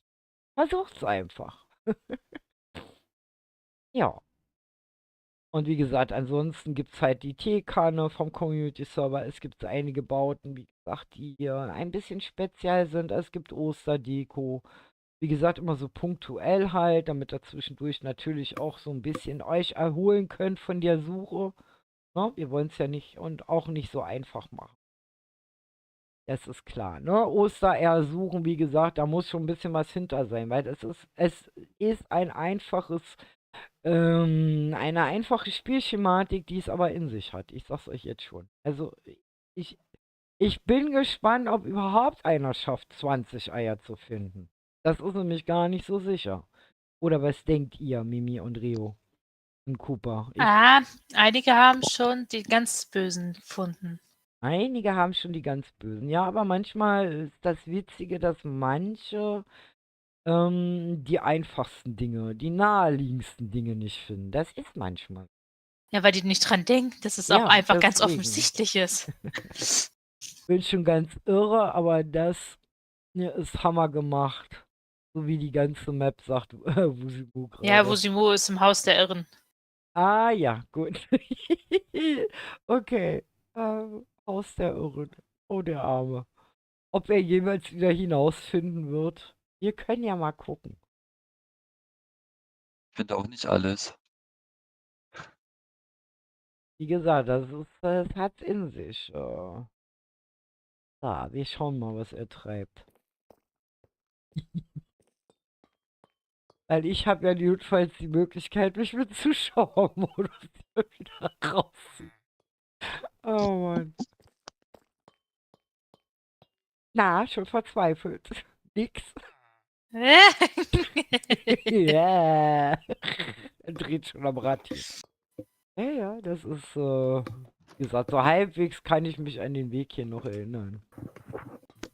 Aber witzig ist halt, wie gesagt, wenn ihr hier halt zum Beispiel, ich weiß gar nicht, sind die hier drinne, weil, weil, ähm, Padma hatte mir nämlich gesagt, dass sie notfalls noch die Version gehabt hätte bei sich in Schematic mit den Büchern. Das heißt, sie hätten das hier auch alles machen können. Vielleicht machen wir das so, dass wir vielleicht, nee, Padma, weiß ich gar nicht. Doch, die kann ich noch erreichen. Wir könnten natürlich für morgen das so machen, dass wir das Haus nochmal austauschen. Und das gegen das eintauschen, wo die Bücher alle drin sind, weil die sind hier nicht drin. Es sei denn, Padma hat die Bücher hier alle auf dem Server gemacht. Das kann auch sein. So, Nee. auch schon wieder nicht raus. Aber ich denke mal, ihr versteht die. Ja, also, die Bücher sind ja alle weg. Aber wir wollen euch ja nicht zu sehr quälen. So, ich bin zumindest hier wieder draußen. Da rennt ein Skelettorad lang. Okay. Also, wie gesagt, ich musste da wieder raus, weil es, wie gesagt, ich natürlich euch nicht zeigen will, ob da jetzt ein Ei drin ist oder nicht. Also musste ich da schnell wieder raus. Aber ihr seht, es hat in sich Treppe auf, Treppe ab und rechts und links und tausende Zimmer und ja. Mir geht es super, lieber Heftiger. Das mit dem Skin-Pixeln wird ja eine Stunde. Hab nicht mal den Kopf fertig. Ja, deswegen habe ich meine Leute, die das machen. Ich hätte da gar keine Geduld zu, einen Skin mir zu pixeln. Und vor allen Dingen, wie gesagt, ich habe ja meinen eigentlich, ne? Es ist ja mein Markenzeichen, mein kleines Füchschen hier. Und ja, ich denke mal, das Oh, passt. Skeletto und Kai sind auf einer Stufe. Ah, Skeletto, sie haben Halbzeit. Halbzeit. Und wir haben jetzt fast eine Stunde rum. Eine Halbzeit. Also ihr seht, bringt Zeit mit. Das ist nicht einfach. Also daran seht ihr auch die Schwierigkeit. Also weil gerade, also Skeletto gehört zu den findigen Spielern, wo wir auch wissen, der ist eigentlich immer relativ fix mit Dingen, aber selbst er knabbert jetzt schon seit einer Stunde hier rum. Ja. Also ihr seht, es ist nicht ganz so einfach, wie man denken mag, auch wenn es einfach aussieht. Oh, auch ich gehe mal 20 Eier suchen, na scheiße, ist nix da. Oh, er hat's gefunden. So, dann schauen wir doch mal, wo gehen wir denn jetzt hin? Na, wen begleiten wir denn mal so ein Art? Ich würde sagen, wir begleiten mal einer fett. Was haltet ihr? So. Bobo? Wir begleiten mal einer. Wir machen mal. Stellen uns. Irgendwie hockst du ein wenig im Boden, Mini. Ja, ich habe den nicht richtig eingestellt gekriegt. Ist irgendwie generell ein bisschen so, dass die alle im Boden stecken.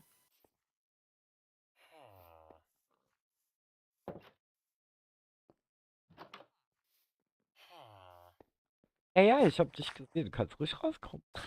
Komm raus. Da schauen wir mal, ob sie das gefunden hat. Nein, hat sie nicht. Das ist gar nicht so einfach. Es ist auch gar nicht so einfach, den Leuten auf den Spuren zu bleiben. Ich könnte mich ja, wartet mal, wisst ihr, was ich eigentlich machen kann? Wenn ich, sag mal, wenn ich im Zuschauermodus bin, dann kann ich mich doch in die Spieler reinploppen. Ja. Dann Wenn machen du wir auf sie das so. draufhaust. Linksklick. Das hört sich jetzt nicht nett an. Was? Ja, muss man Ah, halt linksklickt man, also draufhauen. drauf. Halt, ich brauche das D. Mein Kopf versteht jetzt den So, Kontext nicht. dann schnell in den Zuschauermodus und dann hau ich Ja, auf sie rauf. wenn man im Brauchst sie gar nicht zu Zuschauermodus verstecken. Ach so.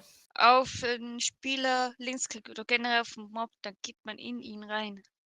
Aber bedenke, wenn Ähm, sie Eier findet, dann sehen die das auch im Dings. ja, Ja. Und dann bekommst du auch die Eier. sie versteckt sich. Ich bin ja aber ganz in der Nähe. Haha, ich sehe dich, aber du mich nicht.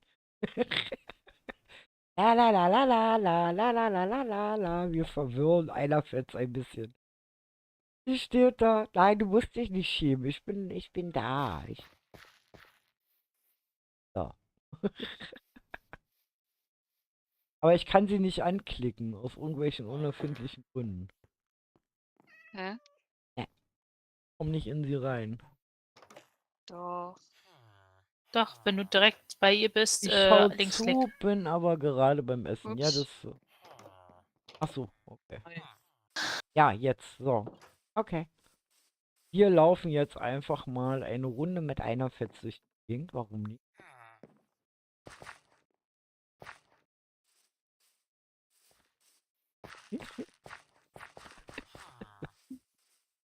auf jeden Bin Fall. die Stimme in deinem Kopf. Da kommen gerade so Déjà-vu-Erlebnisse. Erinnert ihr euch noch mit Klimme und Fuchsel? Klimme hat sich zu Tode erschrocken, wie ich in seinem Kopf war. Genau, guten Hunger, Niki. Ich glaube, das ist hier nicht angeschalten. Was? Dass die Spectator, also das Doch, ich bin in ihr Spieler drinne. die Spectator hören. So. Ja. Nee, das ist ausgeschalten. Außerdem ich. hat sie. Das müsste man manuell immer Und sie hat auch, anschalten, glaube wenn ich, dann. keine in den- Invoice. Ja.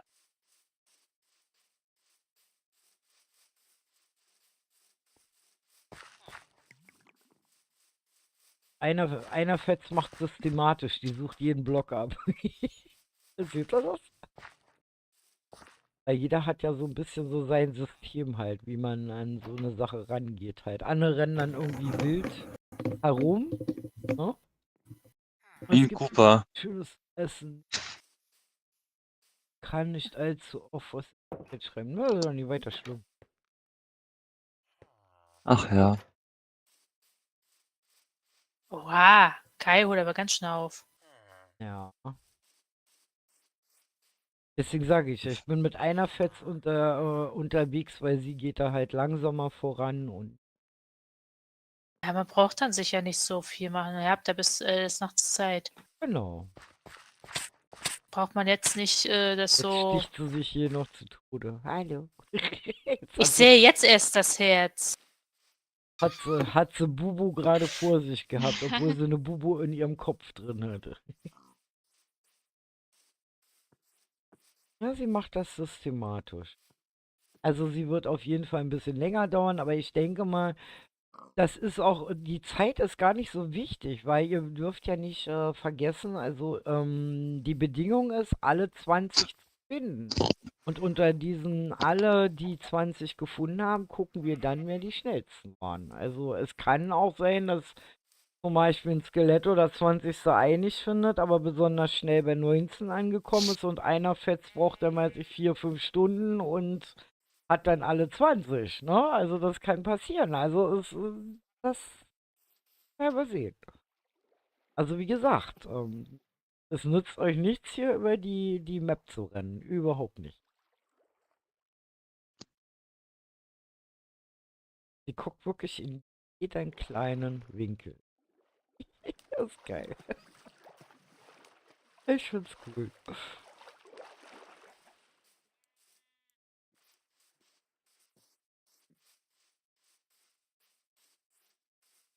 Systematisch.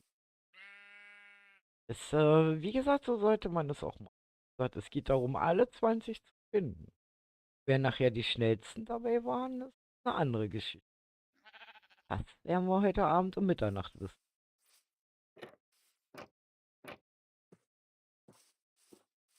Und das Schöne ist ja, dadurch, dass ich jetzt in einer Fetz drin hänge, wie gesagt, kann ich nebenher noch ein bisschen was trinken, was essen. Frühstück. Frühstücken, Mittagessen. Genau, bei mir war es eher Frühstück. 5 noch. Also Krass, krass, krass. ich glaube, einer Fetz hat das noch nicht so ganz verstanden. Was sie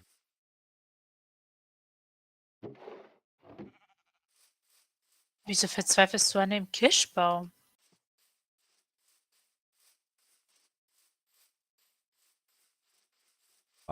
Wie machen wir einer Fetz klar, dass sie nach NPCs sucht?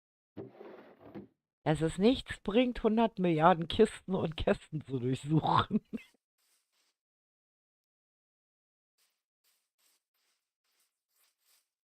Aber vielleicht kann einer meiner Admins das einer Fetz mal schreiben. Weil ich habe ja meinen im Chat aus. Hat sie das Buch nicht gelesen? Ich habe eigentlich gedacht, dass sie es gelesen hätte.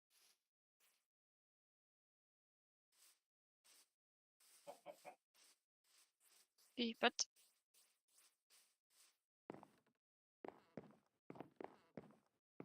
Rio, flieg mal bitte zu ihr hin. Und gib ihr mal das Buch. Ich glaube, die hat das noch nicht ganz. Sie guckt nämlich alle Kisten. Da brauchst du dann 50 Jahre. Dass du ihr mal das Buch gibst und ihr sagst, sie soll es mal durchlesen, damit sie weiß, was sie sucht. Sie guckt nämlich alle Kisten durch. Das, wie gesagt, so kann ich das auch so ein bisschen kontrollieren, ob jemand das verstanden hat. So, jetzt guckt Sag sie jetzt sich. mal nichts zu Kai. Ist er gerade an einem Läuft den Kirschbaum zum vorbeigerannt? 3. Mal hoch. Oh je. Wusimu oder was?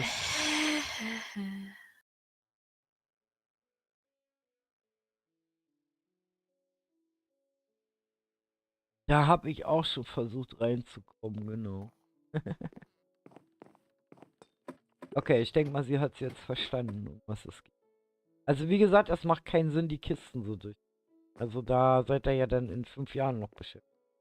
Sucht nach NPCs, sprich Persönlichkeiten, nach Tieren und Entitäten. Aber einen offensichtlichen finden die immer noch nicht. Jo. Das wundert mich. Ups.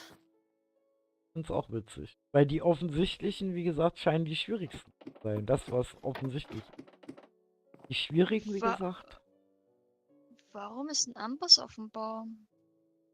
Und wie gesagt, Oh, also, dass es der richtige ist, seht ihr daran, dass, also, eine anstatt gute jetzt zum Frage. Beispiel Mimikry oben drauf steht, Eck drauf steht, ne? Dann wisst ihr das. Oh, da ist ein Wusimu. Also wenn ihr über die NPCs hovert, ist es eigentlich so, dass man grundsätzlich keinen Namen kriegt, aber wir haben das so gemacht, dass wenn ihr mit der Maus drüber hovert, dass darüber das Eck kommt. Und das ist dann sorry, Genau, das ist dann das. über die Entität. Derjenige, wo ihr dann quasi den Punkt, das unsichtbare Ei bekommt. Es gab bloß ich glaube bei 1 oder 2 gab es Probleme da, weswegen ich das anders markiert habe.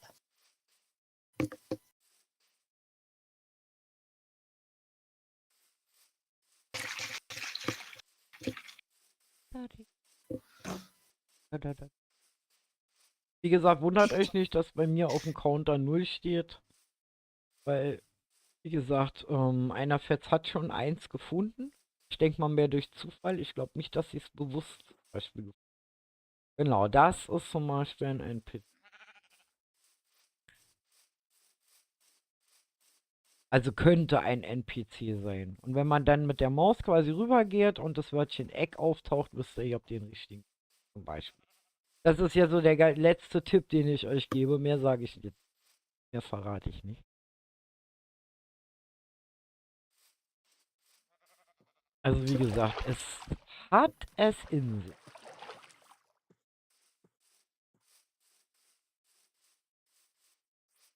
Also man braucht schon ein bisschen Geduld. Das zu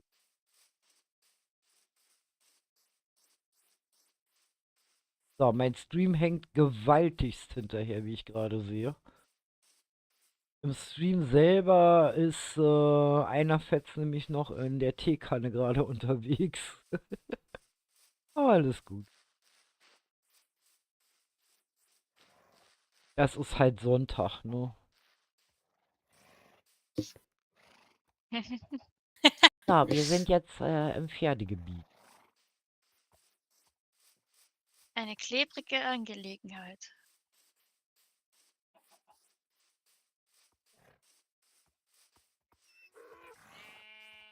Genau, jetzt hat sie es Ist einer, kapiert. der Jetzt Tür hat sie zumacht. kapiert, wie sie es machen muss.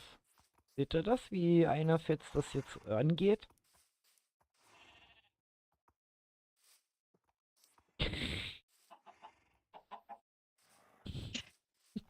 Ich find's herrlich. Okay, das ist unsinnig. Jetzt brauchst du einen Esel. Kannst ihn eh nicht reiten ohne Sattel. Stimmt. Esel kann man sowieso, glaub, gar nicht reiten. Also ihr seht, es hat wirklich an üben. Ihr werdet merken, dass ihr spätestens nach 1, 2 Eiern euch der Ehrgeiz packt, weil ihr dann das System verstanden habt. Und dann kommt das Jagdfieber.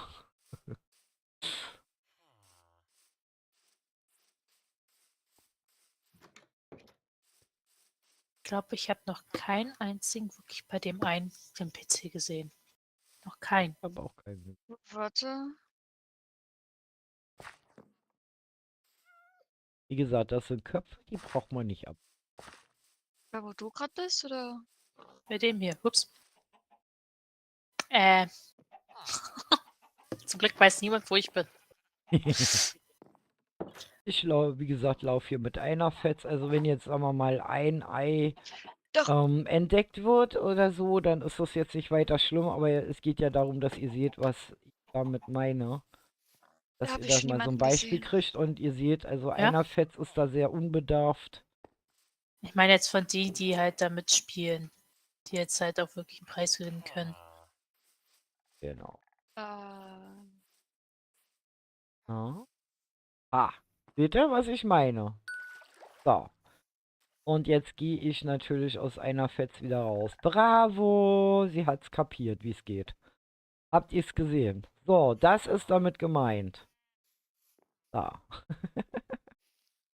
Können wir wieder herumfliegen. So, jetzt habt ihr auf jeden Fall schon mal gesehen, wie gesagt, wie wir das genau meinen. Ich habe jetzt natürlich dann auch ein Ei. Jetzt haben wir eins gespoilert, aber das ist nicht weiter schlimm. Sondern es geht ja darum, dass ihr sehen könnt, wie das halt funktioniert. Also was passiert, wenn man Tatsache so ein NPC dann findet. Im Grunde genommen, wie das funktioniert. Ihr habt gehört, sie hat den Frosch gesehen, das Wörtchen Egg erschien, es machte Pling und der Punkt erscheint. Also so ist das System hier. So, und ich sag mal so, jetzt wünsche ich euch viel Spaß hier beim Suchen und flieg noch so ein bisschen herum und ja, schau mir so ein bisschen an, was die anderen so tun. Aber die Gefahr halt, dass ich das halt auflöse, wäre natürlich ein bisschen doof. Deswegen habe ich das jetzt gemacht, bis einer Fetz wieder ein Eichen gefunden hat, um zu gucken, ob sie es jetzt verstanden hat. Vielleicht habe ich das auch ein bisschen doof erklärt. Und ja, wie gesagt, es ist nicht einfach. Es ist nicht. So, jetzt will ich mal meinen Game-Modi wieder wechseln. Also ich gehe mal wieder kreativ, dann werde ich mich hier mal hinsetzen. Und wie gesagt, wir haben nicht das typische Sit-Plugin, sondern ihr müsst halt /sit machen, da euch erholen. Also wie gesagt, ja, der Server ist, wie gesagt, das Event geht bis heute Abend um Mitternacht. Das heißt, ihr könnt hier jederzeit draufkommen, an dem Wettbewerb teilnehmen. Wie gesagt, ausgelost werden halt nachher um Mitternacht das Scoreboard. Alle, die 20 gefunden haben, da gucken wir uns die schnellsten aus. Und die bekommen halt einen Monat kostenlosen Zugang auf dem Community-Server. Und wie gesagt, wenn ihr das Angebot dann wahrnehmt, wie gesagt, müsstet ihr dann in den Discord kommen. Das könnt ihr auch so machen. Und alle, die halt heute auf den Community-Server auch so raufkommen, wie gesagt, Community-Server ist halt so Mitgliedsstufe 2. Also für alle, die uns unterstützen, können halt auf diesen Mitgliedsserver hinauf. Und alle Bedrock-Spieler, die bereits drauf sind, dadurch, dass die halt an dem Wettbewerb jetzt hier nicht teilnehmen können, bekommen von uns halt als Belohnung den Rucksack, den die anderen erhalten, den, wie gesagt, je nachdem, ob sie hier mitgemacht haben oder nicht. Ja. Also ich krieg auch einen. Nein, alles. Ich hab ja meinen einen, der reicht mir vollkommen. Aber wie gesagt, also das ist ein ganz besonderer Rucksack. Also da kann man auch stolz drauf sein, wenn man ihn hat. Ne? Also der ist schon ein Special-Rucksack. So, dann schauen wir mal, ob hier noch ein paar Neuankömmlinge dazu stoßen. Wie gesagt, die IP findet ihr oben angepinnt. Und kommt einfach rauf. Wir haben keine Whitelist. Der Server ist offen für jeden Java-Spieler in der 21.4. Ja, bis heute Abend um Mitternacht könnt ihr am Wettbewerb teilnehmen und morgen, wie gesagt, könnt ihr hier auch nochmal raufgehen und für euch dann spielen. Und ja, das ist sozusagen unser Event hier. Schaut mal diesen wunderschönen Kirschbaum. Ich liebe solche großen Custom. Echt toll. Da könnt ihr euch schon denken, von wem der ist. Jupp gesehen, einer fällt. Ach, genau. Genau. Wir können ja mal los gucken. Phil hat schon 6 gefunden. Oh, einer Fetz ist schon bei dem 3. Ei angekommen. Dann ist King auf MC ist frisch dazugekommen. Der ist noch bei 0. Der Kai hat schon Alter! 15 Eier gefunden. Wusimu steht bei 4. Und Cooper zählen wir nicht mit. Du bist da disqualifiziert. Er ist disqualifiziert. Und Bubu hat ein. Ich habe 1.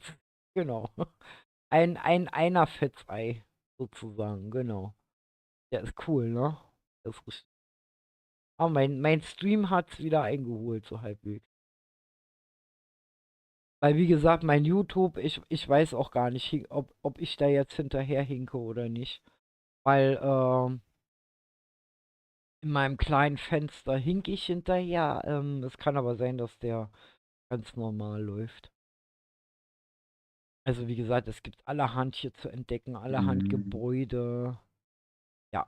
Und wie gesagt, ich kann euch nur die Empfehlung geben, denkt nicht zu sehr an Oberfläche nur. Ne? Also, sagt, die Welt ist 500 mal 500 Blöcke groß. Wir haben sie begrenzt durch eine Weltborder. Das heißt also, ja, ihr könnt, wie gesagt, richtig schön gemütlich suchen.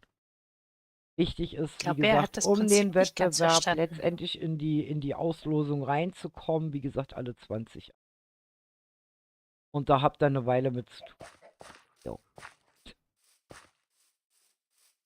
So, hier ist der Spawn, wenn ihr mal irgendwo nicht weiterkommt, wie gesagt, also sollte es, wie gesagt, mal dazu kommen, dass ihr irgendwo in der Höhle euch verlauft oder was auch immer.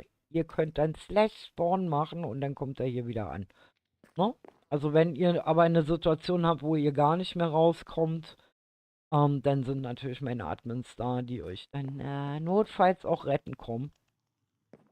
Ah, hier gibt's Osterpunsch, lecker.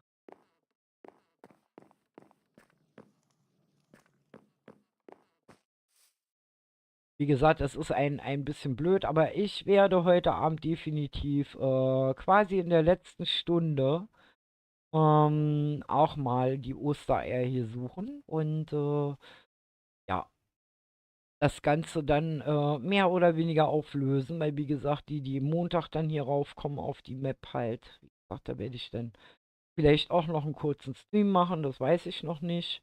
Kommt drauf an, wie ich den heutigen überlebe. Weil ich würde natürlich gerne euch alle hier begrüßen.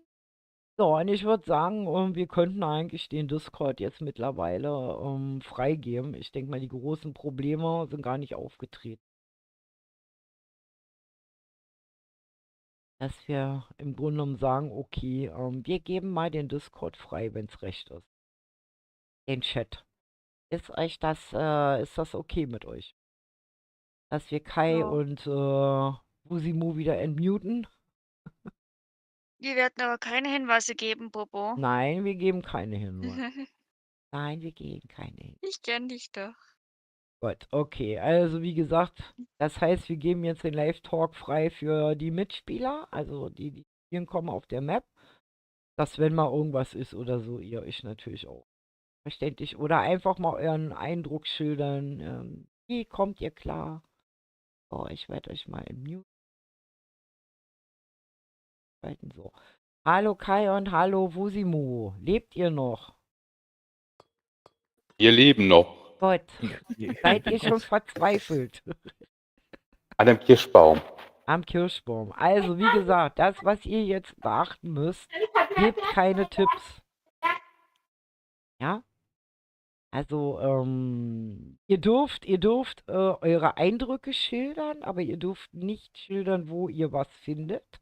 Das ist so ein bisschen meine Bedingung jetzt, damit wir natürlich den anderen nicht den Spaß nehmen. Weil wir werden das heute Abend auf jeden Fall auflösen, ist klar. Ne? Dann laufe ich auch mal rum, suche die auch mal alle. Eins habe ich ja dank einer Fett schon. Und ja, wie gesagt, aber wenn jetzt, weiß ich, irgendwas auftritt oder so, dann könnt ihr halt sagen, Hilfe oder so. Oh, wir haben einen Neuankömmling. Wir haben einen Neuankömmling. Ja? Haben wir einen Mimi, Neuankömmling? Ach, hab der noch ist einen gerade Spawner rausgegangen. gefunden. Okay. Also, wie Moment. gesagt, der Server ist offen für alle. Ja, aber ich Ups. spiele eine 21.4 und wir warten auf euch. Komm sofort zu dir. Aber die Oh, sind Ich alle habe beim aber Essen. jetzt alles da. auf Peaceful, da müsste nichts mehr spawnen. Ja, ich mach die trotzdem mal weg, wenn einer das Bescheid gibt von So, sicher ist sicher, wie gesagt. Und wenn das, später was wieder normal ist. Und was das Schöne ist, ihr könnt natürlich zwischendurch off gehen, der Counter stoppt und setzt erst dann wieder ein, im Grunde genommen, wenn ihr dann wieder joint. Ja, also das haben wir ganz bewusst so gemacht, weil es ist Feiertag, es kann sein, ihr sitzt da und spielt und mit einmal klingelt es an der Tür und Oma kommt um die Ecke und will Kuchen oder irgendwas. Das Telefon klingelt, man weiß es ja nicht. Es ist nun mal ein Familienfest, das wir gesagt haben. Also, sobald ihr hier auf die Map spawn, also quasi kommt, dann startet der Counter, geht ihr off, stoppt der Counter und geht erst dann wieder on, wenn ihr wieder auf die Map zurückkehrt. Ja, also das haben wir mit eingeplant. Das ist, wie gesagt, in eurem Sinne hier. Also ihr braucht da keine Angst haben. Also wenn ihr da jetzt mal irgendwas, weiß ich, oder Muttern sagt jetzt, wir setze ich jetzt vor dem Ding. Also, ich sitze hier halb auf dem Tisch. Ich sitze auf dem Tisch, ich wollte nicht auf dem Tisch. Ach mal. Ah, Düdüdüm. ja, es war fail. So, okay, ich werde mich jetzt hier hinsetzen, ganz gemütlich, bei einer Tasse Kaffee. Kuchen habe ich leider keinen. Nein, ich habe keinen Kuchen. So. Ich habe ein Ich bin Osterei Kartoffel. vor mir. So, die liebe Hanna kommt. Hanna hat ihren Java-Account ausgekramt und joint eifrig hier den Server. So, da steht sie. Seht ihr sie? Da hinten, hinter mir, da. So, okay, also zur Sicherheit kann ich euch nur empfehlen, wenn ihr jetzt den Anfang vom Stream verpasst habt, damit ich auch nicht alle 2 Minuten was erklären muss. Wenn ihr auf den Server kommt, landet ihr ja hier in dem Spawnhaus, da liegt ein Buch und da könnt ihr alles nochmal durchlesen. Solltet ihr Fragen haben, meldet euch. Wie gesagt, der Chat ist offen. Huhu, Bubu und Huhu Chat. Hallo lieber Chefboss-Player, fröhliche Ostern. Und wir hoffen, du hast auch so schöne Sonne und amüsierst dich gerade, wie wir hier, wie die alle verzweifelt hier die Eier suchen. Weil, wie gesagt, die haben's in sich. Also im Grunde genommen sucht ihr ja nach den NPCs und, wie gesagt, nach Persönlichkeiten, Tieren und Entitäten eventuellen. Und die geben euch quasi das Wörtchen, wenn ihr denen nahe kommt, das Wörtchen Eck über ihrem Kopf frei und dann macht's Pling. Und dann habt ihr halt ein Ei. Ne? Also, wie gesagt, ihr seht das. Gefundene Ostereier von 1 von 20. Ja, dank einer Fetz. Wie gesagt. Und wir haben das halt, wie gesagt, feiertagsfreundlich gemacht. Das heißt, Counter startet, wenn ihr raufkommt. Counter stoppt, wenn ihr wieder runtergeht. Counter startet erneut, wenn ihr wieder hier raufkommt. Also ihr könnt zwischendurch spazieren gehen, Oma besuchen, Kaffee trinken, Kuchen essen, Ostereier im realen Leben suchen oder was auch immer. Das haben wir extra für Villages. euch so gemacht, ne? Also, alles gut. Und ich sitze jetzt hier gerade und genieße ein bisschen. Da ist die Hanna. Hanna rennt schon fröhlich los. Ich würde ihm. gerne auf den Server, aber ich komme gerade nicht in die Java rein. Oh, das ist du. Nein, Kann kannst ich du an nicht. Mobs sterben? Nein, ihr seid hier unverwundbar. Ihr könnt hier nicht sterben. Ganz viele Dias gefunden. Du darfst auch keine Diamanten abbauen. Also sowieso nicht. Nein, geht nicht. Selbst wenn ich dir eine Spitzhacke geben würde, du kannst sie nicht Genau, abbauen. ihr könnt hier nichts abbauen. Ihr seid immer in den Abenteuermodus. Ihr könnt hier nur durchdrehen auf der Map, ich sag's euch. Wir haben extra euch das Haus der Verrückten des Passierscheins A38 hingestellt. Also wer es richtig hardcore mag, der gehe in dieses Haus und ich garantiere euch, ihr werdet richtig schön am Rad drehen. Mhm. Weil ihr das Gefühl habt, ihr kommt nie wieder raus da. Auch ohne Bücher. Ja, wie gesagt, also es gibt so einiges, was ihr hier entdecken könnt. Was ihr euch ja so ein bisschen gewünscht habt und auch so ein bisschen so ein Leckerli halt für alle, die nicht auf dem Community-Server sind, aber das halt immer sehen. Es steht auch unter anderem die Honigkanne hier auf dem Server, die ihr euch angucken könnt und allerlei andere Dinge. Und wie gesagt, bleibt nicht nur am auf der, ich sag mal nicht nur hier oben auf der Erde, an der frischen Luft, sondern geht auch mal in Höhlen und so, sag ich nur. Ja, also, ja. Oben, unten, rechts und links gucken. Also quasi so, ja, unter euren Füßen, über euren Köppen, rechts, links, rundrum und so. Also wie gesagt, ihr könnt hier nicht sterben, es ist kein PvP an. Wie gesagt, Ostern ist ein friedliches Fest, auch wenn der Hintergrund ein anderer ist, aber wir haben gesagt, wir machen das hier total friedlich, total niedlich. Also, ihr könnt euch hier richtig, ja, amüsieren auf diesem Server. Bei der Suche, wie gesagt, die hat es in sich. Und glaubt nicht, dass das so einfach ist. Wie gesagt, wichtig ist, dass man die 20 Eier findet, um in den Wettbewerb quasi in die Auslosung zu kommen. Weil alle, die quasi die 20 Eier gefunden haben, kommen in die Wertung rein und wir gucken uns die schnellsten aus. Also bisher, wie gesagt, habe ich gesagt 3. Aber wenn der Server relativ gut besucht ist, also die Map gut besucht ist oder so, dann könnte ich mich überreden lassen, doch noch ein paar mehr rauszuschmeißen. Leider, lieber Chefboss-Player, haben wir das nicht geschafft, für die Bedrocker das zu machen. Das ging in der Kürze. Weil, das muss ja dann auch für die Bedrocker immer funktionieren alles. Und das ist immer ein ziemliches Gewusel, das hätten wir zeitlich nicht hingekriegt. Weil eigentlich wollten wir ein Event auf dem Community-Server machen. Jetzt haben wir uns aber überlegt, nee, wir machen den öffentlich für alle. Aber wie gesagt, Bedrock haben wir in der Kürze nicht hingekriegt. Die Bedrocker aber, zum Beispiel der Chefboss-Player, du zum Beispiel, wenn du auf den Community-Server kommst, weil du weißt, du hast ja diesen Special-Bonus, wenn du zum Beispiel auf den Community-Server kommst, du kriegst egal ob Bedrock oder Java, diesen Rucksack. Ja? Ja, wie gesagt, tut mir leid, lieber Chefboss-Player. Ich hätt's gerne für die Bedrocker gemacht, aber das ist immer so, weil wir hier halt mit NPCs und besonderer Technik wieder arbeiten. Das muss ja auch für euch funktionieren in der Bedrock.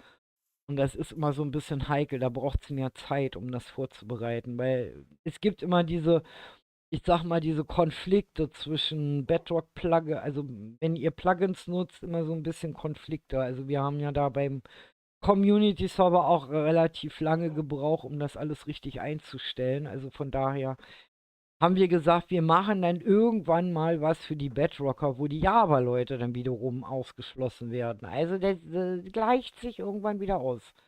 Es gibt genügend Möglichkeiten, was zu machen. Aber wie gesagt, alle Bedrocker, die bereits, wie gesagt, auf dem Community-Server sind, die jetzt an dem Wettbewerb nicht teilnehmen können, die haben automatisch schon diesen Rucksack gewonnen. So, das ist schon mal das ist schon mal sicher. Wie gesagt, weil wir euch da so ein bisschen diskriminierend ausschließen mussten. Und natürlich alle, die heute, sagen wir mal, sagen, okay, ich mache jetzt keinen Wettbewerb, sondern ich möchte den Kanal unterstützen, der Stufe 2, die dann die Berechtigung auf den Community-Server zu kommen haben, die kriegen natürlich auch einen Rucksack als Willkommensgeschenk, ist klar, ne? Alles gut. Wie gesagt, ist aber jetzt nur heute und morgen möglich. Also, für die, die jetzt teilnehmen. Hm. So, ich sitze hier gemütlich herum. Wir können ja noch mal gucken. Phil ist bei 7 schon angekommen. Hannah steht bei 0 noch. Oh, Kai hat schon 16 Eier. Wusimu auch 6. Rio hat 5. Ich hab 1. Nein, Nee, die sind ja das ausgeschlossen. Rio, Bubu, Koopa und Mimi spielen natürlich hier nicht mit. Ist logisch, ne? Also, wir testen nur da zwischendurch immer mal aus oder wenn ich jetzt mit einem mitlaufe oder so. Wie gesagt, ich hoffe, dass Hannah das auch kapiert hat, dass wir das notfalls nicht auch nochmal erklären müssen. Also wie gesagt, es geht darum, zum Beispiel wie der Hund da hinter mir, zum Beispiel, könnte ein Eck-NPC sein. Es kann eine Persönlichkeit sein, so wie meiner einer oder eine Rio oder ein Cooper oder sonst was. Oder könnte auch ein Villager sein, man weiß es nicht. Und Entitäten, wie gesagt, ja, wie gesagt, Entitäten, was sind alles Entitäten? Entitäten. Also gemeint sind nicht Truhen. Ihr müsst keine Truhen und Fässer alle durchsuchen. Also das müsst ihr nicht machen. Es gibt noch andere Entitäten. Ihr müsst Entitäten halt, wie Mobs oder Player. genau. Es gibt aber auch noch, ja, es gibt aber auch noch so ein Zwischending. Ja, ein Zwischending gibt Ja, es. ein Zwischending gibt's, aber das verraten wir nicht, weil Das ist ein dann, spezieller. das ist ein ganz spezieller und der ist so offensichtlich, dass alle den übersehen. Ich find's so Das genial. und einige andere auch. Ja, also wie gesagt. Und vor allen Dingen, ihr müsst ein bisschen vom normalen Denken wegkommen. Also, es heißt nicht, dass unbedingt, sagen wir mal, derjenige an einem offensichtlichen Ort seines Zuhauses ist. Vorsichtig mal ausgedrückt. Da Cooper hat gibt fast es alle. einige, die sich irgendwo entweder im Biom oder in ihrem Element geirrt haben. Also ich weiß nicht, was der Osterhasi angestellt hat, aber einige sind sehr merkwürdig. Aber wie gesagt, wir wollen es ja ein bisschen spannend machen, weil viele werden natürlich sagen, oh, 20 Eier, das ist ja einfach und das schaffe ich ja in 2 Sekunden oder so. Kann ich euch beruhigen, ist nicht. Also wie gesagt, um es euch mal zu zeigen, also zum Beispiel der Skeletto, der vorhin hier war, der hat schon 1 Stunde gebraucht, um 10 Eier nur zu finden. Ja? Opa schummelt Birdmaker auch. ist jetzt bei 16 und spielt jetzt 1,5 Stunden schon. Also ihr seht, oder Wusimo ist auch zeitgleich raufgekommen und hat erst 6. Also daran seht ihr das. Also die sind nicht einfach. Da ist nix mal mit eben, ich renne hier in 2 Minuten über die Map und hab alle Eier. Nee. Ist nicht. Definitiv Das war nicht, ich nicht, das nein. war Kai. Auch Nee, das war wenn, meine Tochter. auch Ah. wenn die Map einfach aussieht, sie ist nicht einfach. Könnt ihr mir glauben. Also selbst ich habe Probleme, die alle wiederzufinden. Bin in der Java drin. Super, Chefboss. Dann freuen wir uns auf euch. Dass ihr das auch schafft. Also ich weiß, dass viele Bedrock-Spieler auch Java haben. Ja, also traut euch. Traut euch. Ihr müsst hier nur Eier suchen. Ihr müsst nichts bauen, ihr müsst nichts bekämpfen. Ihr könnt hier ganz stinknormal suchen. Guck mal, ein Henry-Schaf hinter mir. Ein rosa Schäfchen.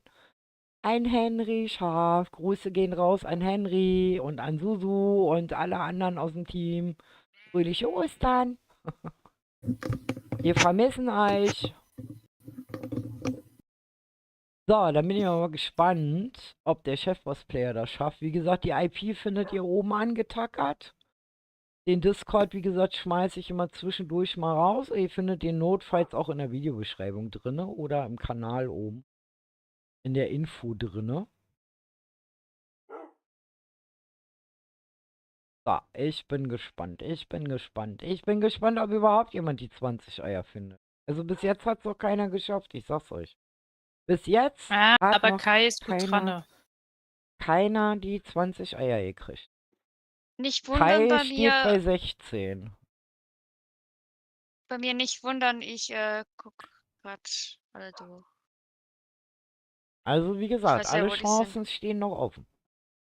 Haben deine Hasen um die Ecke gedacht beim Verstecken? Genau. Meine Hasen in Form von Madame Mimikry.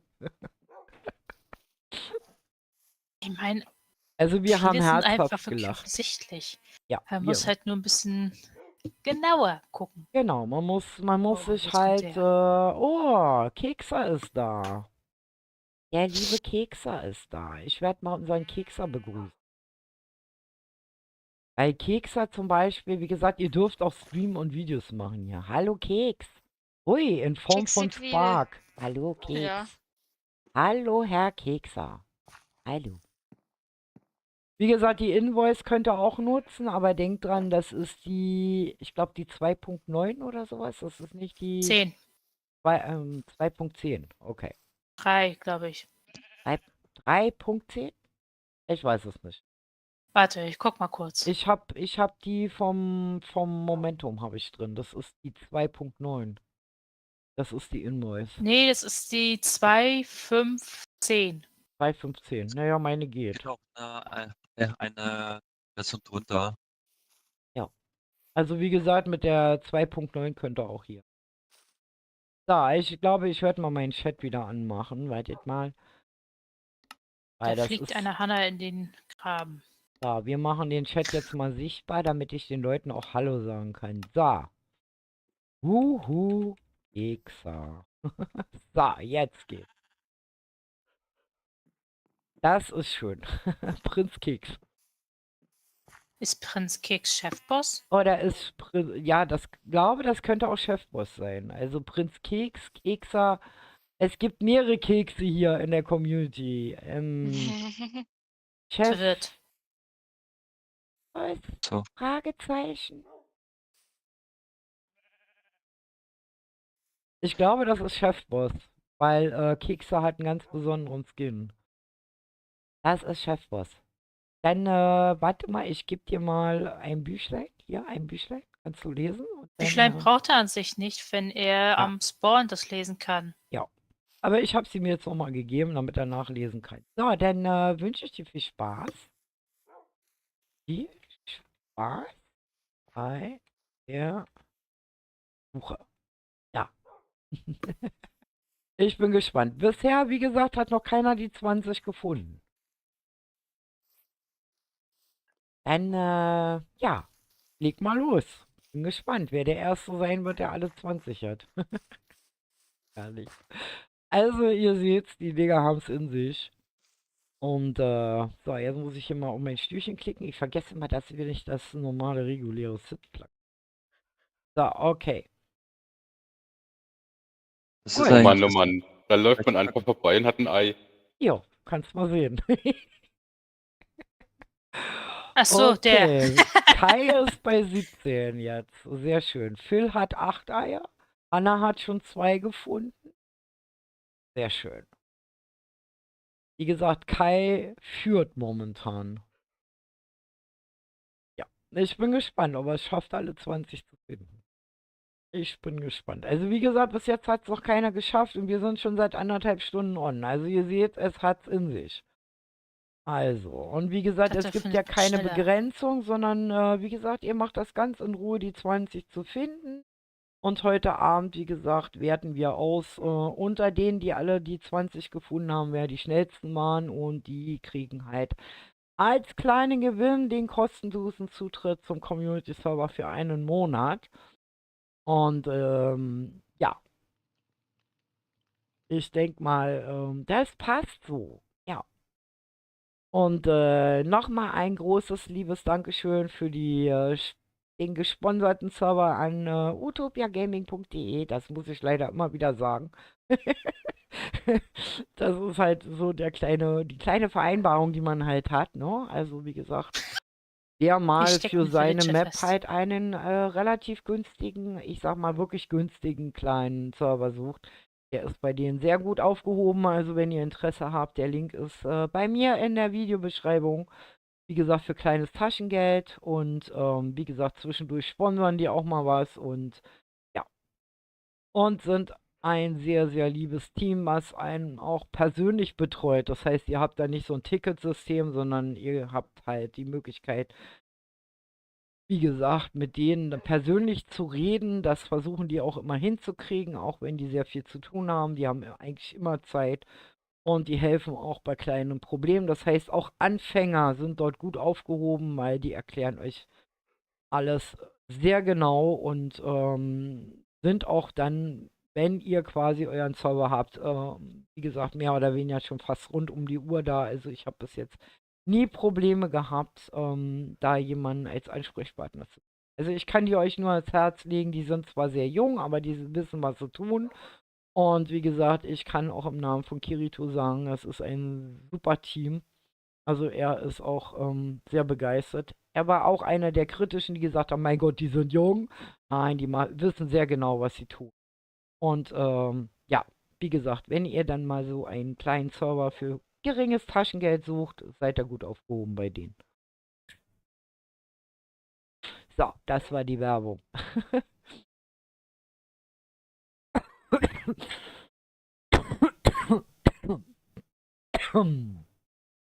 So, ich glaube, ich werde mir gleich erstmal einen frischen Kaffee kochen. Mm. So, schauen wir nochmal das Scoreboard an. Das ist schon was. Oh, Hanna hat schon 3 gefunden. Na, die ist schnell. Da müsst ihr aufpassen. Hanna ist schnell. Und Cooper hat den letzten gefunden. Cooper hat das letzte gefunden. Ja. Cooper steht bei 20. Aber Cooper darf, sagen Er wir mal, schummelt auch. der spielt außer Order. Cooper, wie gesagt, ist ja Admin hier und Server-Admin. Und wie gesagt, vielen lieben Dank Ich an würde Cooper. euch vorschlagen, mal nicht in der Nähe von den NPCs rumzuhocken. Ja, ich sitz ja hier ganz artig auf dem Stuhl, am Tisch. Mein Cooper. So, okay, auf jeden Fall, wie gesagt, einen großen Dank erstmal an mein Team, also an Cooper für der Server aufsetzen, an Mimi für diese ganzen Eiergeschichten, an Rio für das ganze Rumgebaue und Gemache und Buchschreiben und Spielschematik ausdenken mit und wie gesagt, fühlt euch mal ganz doll dicke gedrückt. Also ich finde es mega und bis jetzt sehe ich schon, haben die Leute hier richtig Spaß. Ich denke auch mal so gegen Nachmittag werden auch mehr hier eintreffen, weil ihr wisst, Ostersonntag ist immer so eine Geschichte, ne? Man muss zu Oma und Opa und ja. Wie Tolle gesagt, kleine dran vorbeigelaufen. deswegen machen wir den Event heute bis 0 Uhr. Das heißt, selbst wenn ihr von Oma und Opa wieder zurückkommt, habt ihr noch die Chance, hier an dem Wettbewerb teilzunehmen. Und ja. Und ansonsten, wie gesagt, für alle, die es heute nicht schaffen, haben wir den Server morgen natürlich auch nochmal offen. Dann könnt ihr privat für euch nochmal auf Eiersuche gehen. Das ist alles. Aber wie gesagt, den Wettbewerb gibt es halt nur heute. So. Ja. Ich hab schon Puzzle am Mund hier. So, dann hoffe ich mal, dass mein Sohnemann bald aus dem Bett klettert, weil der hat nämlich heute Nacht gestreamt. Der streamt auf Twitch. Das war wohl eine ziemlich lange Nacht, der Game Night, also die, glaube ich, auch GTA und sowas. Und das war wohl eine ziemlich lange Nacht, der hängt da noch faul in der Binsen rum. Aber so ist das halt. Und wie gesagt, wie lange ich heute mache, also ob ich nachher, muss ich natürlich eine kleine Unterbrechung machen. Ich bin nur am Überlegen, ob ich halt den Stream dann in der Zeit anlasse, aber ich werde nicht lange brauchen. Wie gesagt, ich muss nachher dann mal zwischendurch immer mal die Hundis rausschmeißen. Und natürlich gegen 18 Uhr was essen. Also sonst falle ich hier vom Fleisch. Aber ich denke mal, das kann gut sein, dass ich den Stream in der Zeit dann anlasse und ihr dann ja so ein bisschen beobachten könnt. Und wie gesagt, zwischendurch denke ich mal, wird auch mal einer von meinen Admins verschwinden, essen oder dergleichen halt. Ne, also wie gesagt. Nochmal. So, okay. Okay, ich sehe schon, ja, dass hier so einige bestimmte Mechaniken schon entdeckt haben. Das habe ich gerade gesehen. Du hast gerade gebrannt. Was hat er getan? Weil ein Lava war. Hat ein Ich habe mal ein Lava heißes gesucht. Bad genommen. Du hast ah ja, hast du kalte Füße gekriegt, weil die letzten nicht findest.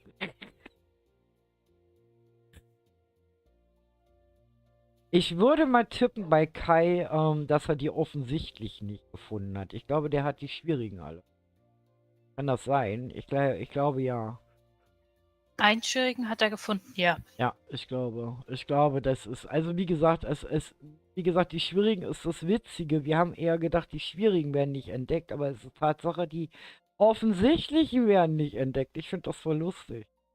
Das war aber so auch so ein bisschen so meine Vermutung halt, ne? So manchmal steht man ja, man sagt ja nicht ohne Grund, man sieht den Wald vor lauter Bäumen nicht, ne? Das ist so ungefähr der Effekt, den man hier zwischendurch auch hat. So, dann würde ich mal sagen, ich werde mich mal erheben und werde hier nochmal eine Runde rumfliegen. Warte mal, ich muss mal mit Perspektive ändern und dann flattern wir hier nochmal eine Runde rum und schauen mal. Ach, ich wollte ja mal gucken. Prinz Keks hat auch schon ein Ei gefunden. Sehr schön. So, dann schauen wir doch mal. Ich fliege mal ein bisschen in die Richtung. Also wie gesagt, ihr müsst rundum um den Berg hier quasi suchen. Also die Map ist 500 mal 500 Blöcke groß.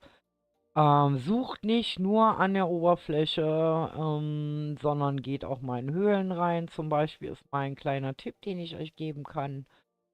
Ja, wie gesagt. Und wer zwischendurch dann hier mal ankommt, verzweifelt nicht. Man kann rausfinden. Also ich hab's auch geschafft.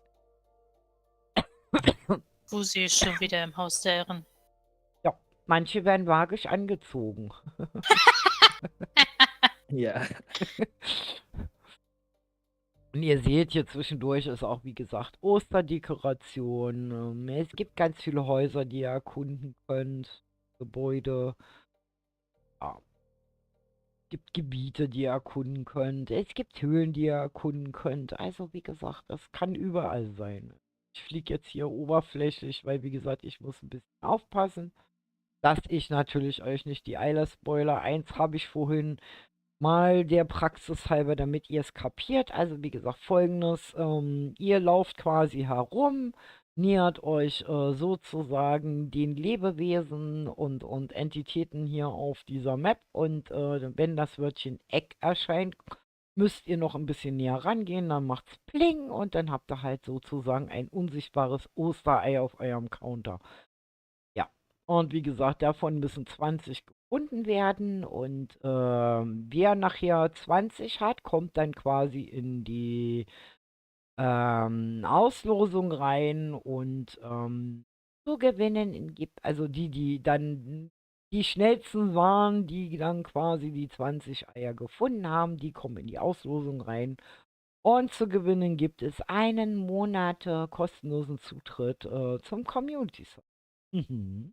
4 Wochen dürft ihr kostenlos auf den Server raus. Ja. Und mit uns basteln, bauen, habt alle Rechte da, die ein Spieler hat und dürft dann halt mich besuchen kommen, andere besuchen kommen, euch das alles angucken, dort selber bauen, alles ausprobieren, alles austesten. Ja.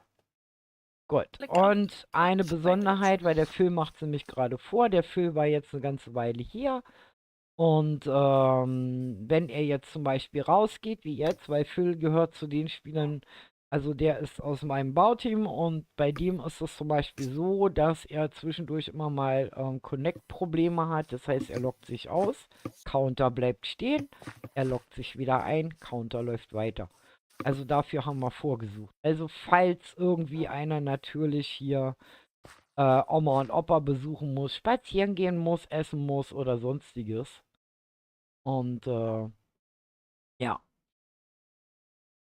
also, wie gesagt. Und willkommen Oh, sind alle Denise hat ihn gefunden. Java-Spieler in der 21.4. Jetzt sage ich schon 1.14. Jetzt sind wir hier nun. Die, wo aussehen mag, die Version. Oh Mann. Ich glaube, da spielen dann meine Urenkel oder so. So, ich hüpfe hier mal ein bisschen durch die. Nanu, wer hat denn die ganzen Werkbänke hier hingestellt? Haben wir hier Besuch gehabt? Das ist aber merkwürdig. Schaut mal. Schaut doch mal. Und diese Farben kommen mir auch sehr bekannt vor. Bubu, Ja, nein. ich gehe nicht rein. Ich zeig's nur von außen. Guck mal. Hier stehen Werkbänke rum und da sind rot-weiße Farben. Sagt mal, treibt der jetzt hier auch schon sein Unwesen oder was? Das gibt's doch gar nicht. Also wer ein leidenschaftlicher Verfolger von uns ist, der weiß sofort, von wem ich rede. Mehr sage ich nicht dazu. Dass der hier auch Nur auf zu der Map Besuch ist. da. Der ist nur zu Besuch da. Na, solange der uns hier nicht ärgert und prankt, ist alles gut. Oder hier unsere Werkbank geklaut. Das wäre ja was. Oh Mann. Okay, ich heb mich wieder in die Luft, damit ich nicht spoiler. Wie gesagt, ich kann jetzt auch momentan noch nicht in die Häuser rein. Das zeige ich euch natürlich alles heute Abend dann. So später Stunde, wenn der Wettbewerb sozusagen schon fast vorbei ist, dann werde ich das Oh, natürlich Wordmaker braucht nur noch auflösen. 2. So, okay, also Kai läuft momentan mit Abstand vor den anderen alle. Ich bin gespannt, ob er auch die letzten 2 findet. Also wie gesagt, die haben es in sich. Also Kai ist jetzt fast 2 Stunden am Suchen, ich sag's euch. Also es ist nicht einfach. Nein. Also bestimmte finden die einfach nicht, obwohl die Ja. wirklich total Ja, offensichtlich ja. sind. Aber das ist doch gut. Weil viele unken ja immer so, auch Eier suchen, das ist ja langweilig, das ist ja voll einfach. Ist es nicht. Dafür haben wir gesorgt, dass es so nicht ist. Ja. Gibt's hier eigentlich einen Deep Dark? Da Nee, hat sich der Ork nicht verlaufen. direkt. Nein, Deep Dark war am Anfang so meine Idee. Jetzt hatten wir aber das Problem, das liegt zu weit hinter der World Border. Von daher haben wir verzichtet. Aber glaubt mal nicht, dass ihr dann so, ihr müsstet mich eigentlich kennen und ihr müsstet eigentlich auch Mimi kennen und ihr müsstet auch den Humor von Rio kennen eigentlich. Um zu wissen, dass ihr nicht so ganz verschont hier bleibt, ne? Also es heißt nicht, weil es hier kein Deep Dark oder eine Ancient City gibt, dass euch hier nicht irgendwas vielleicht doch über den Weg laufen könnte. Mehr sage ich nicht. Es ist auf jeden Fall wahnsinnig witzig. Also ihr müsst auch so ein bisschen drauf achten. Also nicht nur einfach vorbeirennen, sondern auch so ein bisschen drauf achten. Hallo Sagi, frohe Ostern. Ich soll euch einen lieben Gruß bestellen, liebe Mimi und Rio und Cooper und alle anderen. Von dem lieben Sagi, Hallo, der ist gerade im Sagi. Chat. Hallo Sagi. Übrigens, dich hat letztens eine kostenlose Mitgliedschaft getroffen, falls du dich wunderst, warum dein Name grün ist. Auch wenn du nicht anwesend warst. Wir haben alle herzhaft gelacht. Also wie gesagt, du hast jetzt auch die Mitgliedsstufe 2 für einen Monat und kannst bei uns natürlich auch auf dem Community-Server, wenn dir danach ist. Wie gesagt, musst dich einfach nur melden und sagst dann Bescheid. Dann kannst du da auch rauf. Du kannst hier auch mitspielen. Du kannst auch 20 Eier hier suchen. Komm, Sagi, stell dir das bitte nicht so einfach vor, weil Sagi ist ja ein Java-Spieler. Und Ja. Sagi, du magst das ja immer so ein bisschen hardcore. Genau. Er hat es gerade entdeckt. Wie gesagt, also stell dir das nicht so einfach vor. Das sieht einfach aus, ist es aber nicht. Also wie gesagt, der Kai, der spielt jetzt hier sage und schreibe fast 2 Stunden und hat erst 18 von 20. Jo. Also es hat's in sich hier. Auch wenn das alles sehr einfach aussieht. Ist es aber nicht. So, einer Fetz ist wieder da. Sie wird merken, ihr Counter läuft ab jetzt erst wieder weiter, wie gesagt.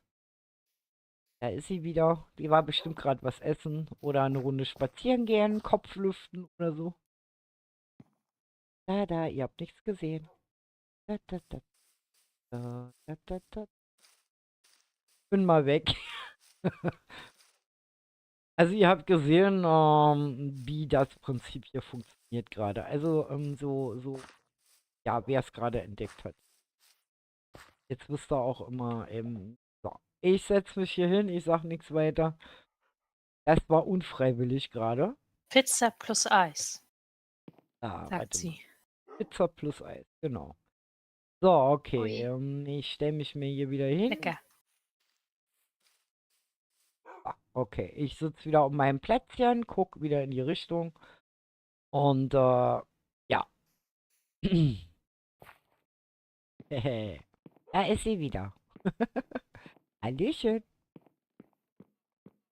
Wuhu. So, auf jeden Fall, wie gesagt, hat einer Fetz jetzt.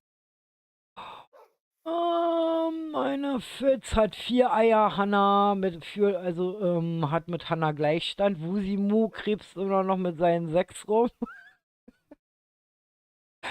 Und Ich zähle nicht. Kai hat immer noch 18. Chef-Voice-Player hat schon ein Ei gefunden. Sehr schön. Sehr schön. Es ist echt spannend. Also, wie gesagt, lasst es euch nicht entgehen. Es ist lustig. Es ist wirklich lustig. So, und in der Zeit, wie ich jetzt hier sitze, werde ich mir mal erlauben, mir mal einen frischen Kaffee zu kochen. Hallo, Schäfchen. Das ist das sozusagen das Schaf von unserer lieben Henry. Ihr wisst, rosa Boote, rosa Schafe, Bereich ist unser Momentum-Team. Das ist Henrys, ja, Fable gewesen immer für rosa Schafe und rosa Boote und alles, was rosa ist. Das war sozusagen die rosa Beauftragte bei uns. Wenn ihr rosa braucht, fragt Henry. Oh Mann. Ja, wie gesagt, ich werde jetzt hier mal einen Augenblick vom PC weggehen. Ich werde hier sitzen und dann könnt ihr halt so ein bisschen, ja, beobachten. Das ist ein bisschen schwierig, weil sich die Spieler natürlich hier auf der Map verteilen. Aber ich habe ja Rio und Mimi und Cooper, die können euch ja auch unterhalten. Also ich bin mal kurz Kaffee kochen. Bis gleich. Können wir das? Können wir das? Wollen wir das? Eine gute Frage. Bin gerade am Herumfliegen. Ich Ihr habe mich müsst daneben, das. ich habe mich daneben geguckt. Ich beobachte Spieler und gucke, was die machen. Mein typisches Hobby.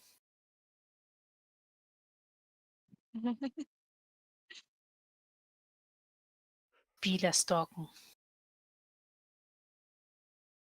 Paparazzi. Ich gebe Paparazzi, mache ja keine Bilder. Nur echt lustig aus, wo die alle herumlaufen.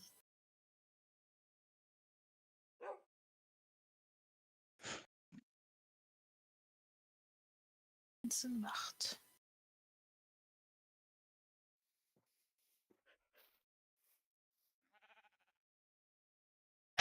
Ich frage mich, warum alle auf den Kirschbaum rauf wollen.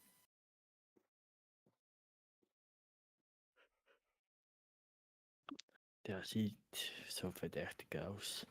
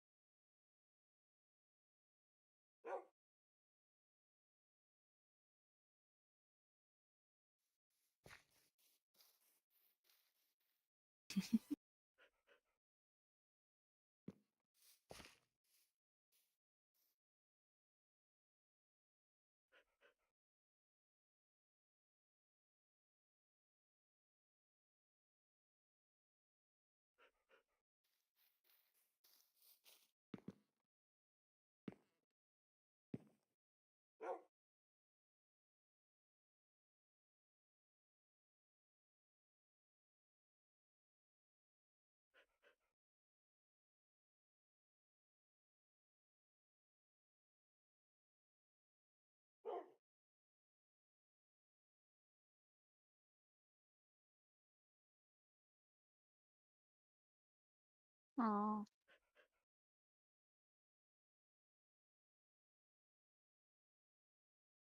Hannah versucht den Jump'n'Run.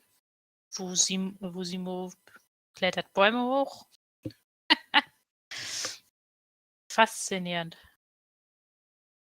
Ach, auf Bäume klettern macht doch Spaß. Und Kai geht auf Tauchgang.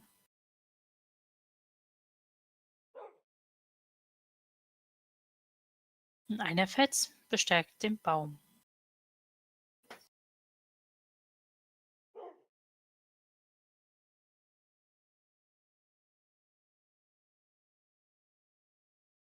Hallo, Dave. Wünschen wir dir auch. Und Alexa ist auch da. Ich wünsche dir auch eine frohe Ostern.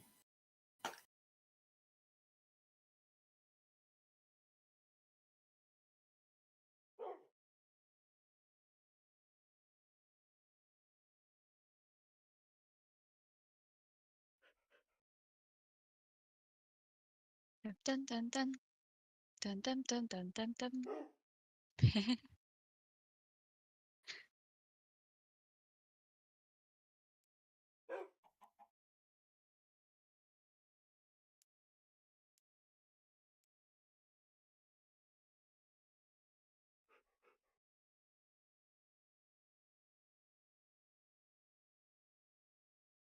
Ah, da hast du den Kopf.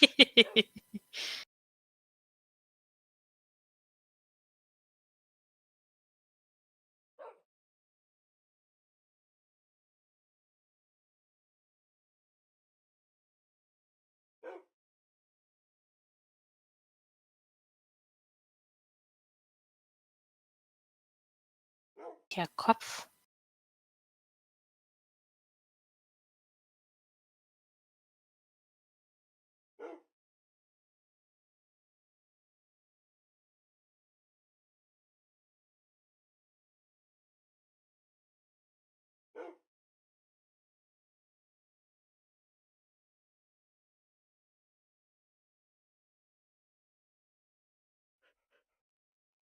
Ich habe so das Gefühl, wir hätten mehr verstecken sollen.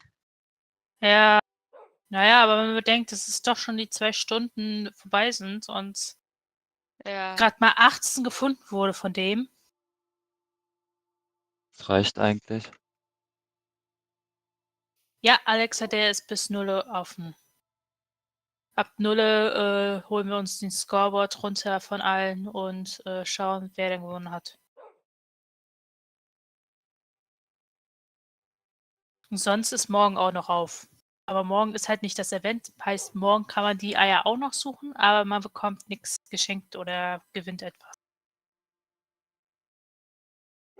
Die Teilnahme schon. Oder? Ha? Teilnahme. Ja, Teilnahme. Ups. Machst du, Cooper? So stimmt ja, weil ich alle 20 habe, Achso. wird sich automatisch in den Spectator-Modus gewechselt. Ja, das stimmt. Hat man 20, wird man automatisch in den Spectator gesetzt.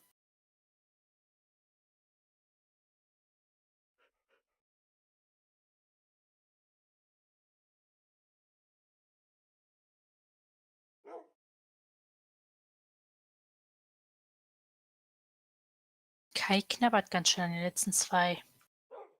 Ist jetzt nicht mehr mein Zwilling. Mach das. Ja, die letzten 2 haben sich gut vor mir versteckt.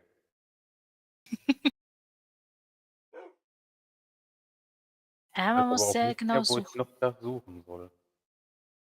Ich dachte, bei dir unterirdisch irgendwo vielleicht da was entdeckte, aber außer der Mine habe ich nichts entdeckt bis jetzt. Nee, eine Mine haben wir auch nichts.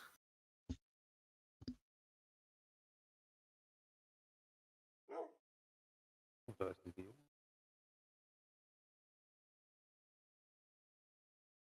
Da ist auch nichts.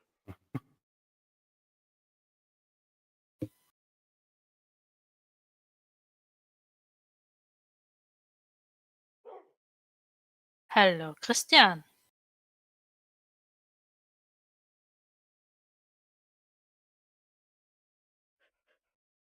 Speck, genau, Speck. Hä? Naja, wahrscheinlich, weil Hannah das noch nicht so gut kann mit dem Java-Spielen. Aber an sich ist das Das, gar nicht so schwer. Ich bekomme bei meinem Standpunkt von Time kein Zeit Ei. richtig time.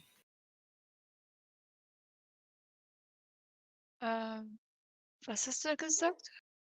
Ich bekomme bei dem einen, wo ich gerade stehe, kein Ei. Anzahl. Dann, Oder habe ich an den? sich bekommst du auch kein Ei. Wenn du, dann warst du bei dem schon oder du musst einen bestimmten Punkt haben, wo du dich hinstellst. Stell dich mal in ihn. Okay. Oder in ihn. Okay. Jetzt hast Bin- du? Ja, Gut. bin nicht richtig dran gestanden.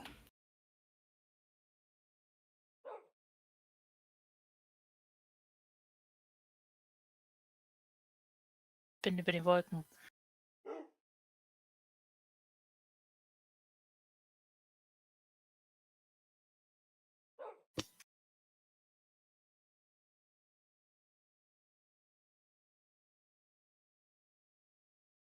Jetzt finde ich den einen Pizza nicht mehr. Nicht blöd.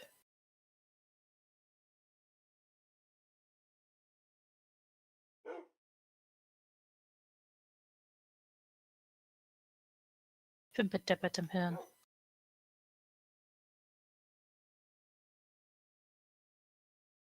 Bin auch vollkommen falsch.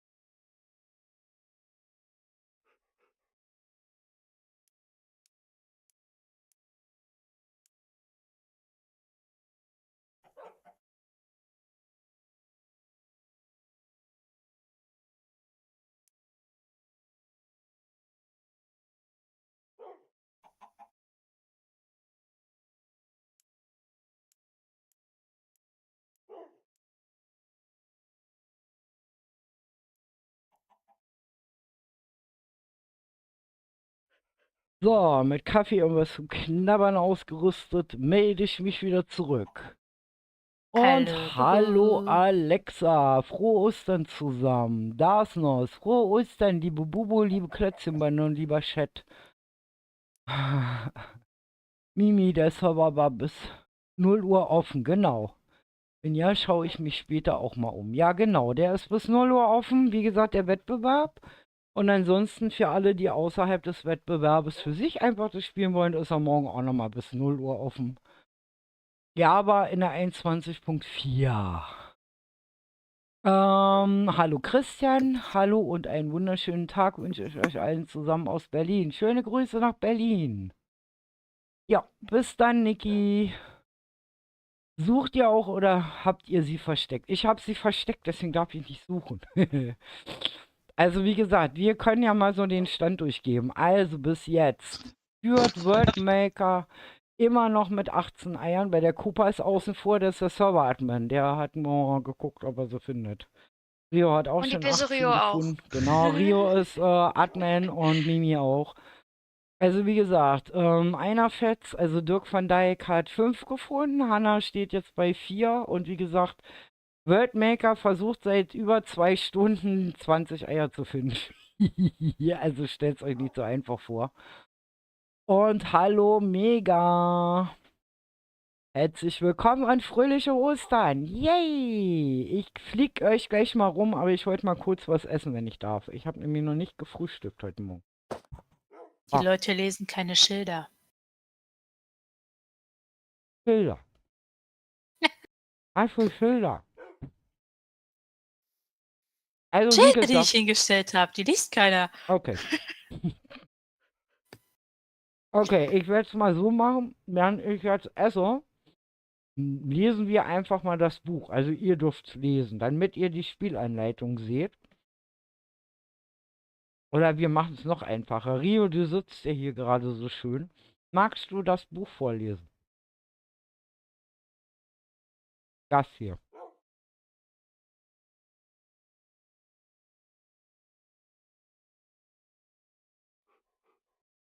Schweigen im Walde. Also wie gesagt, ihr könnt ja mal selber kurz lesen, dann kann ich in Ruhe meine Stulle kurz essen.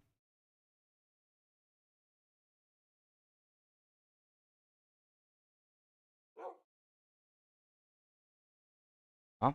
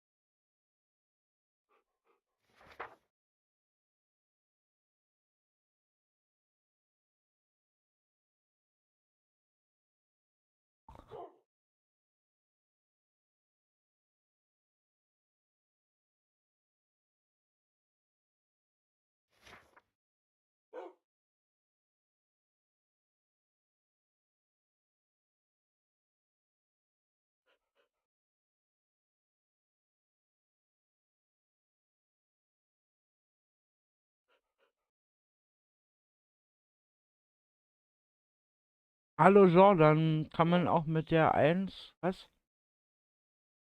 Annemann kann das nicht sehen, weil da dieses komische Symbol ist. Nein, kann man nicht. Kann man nicht.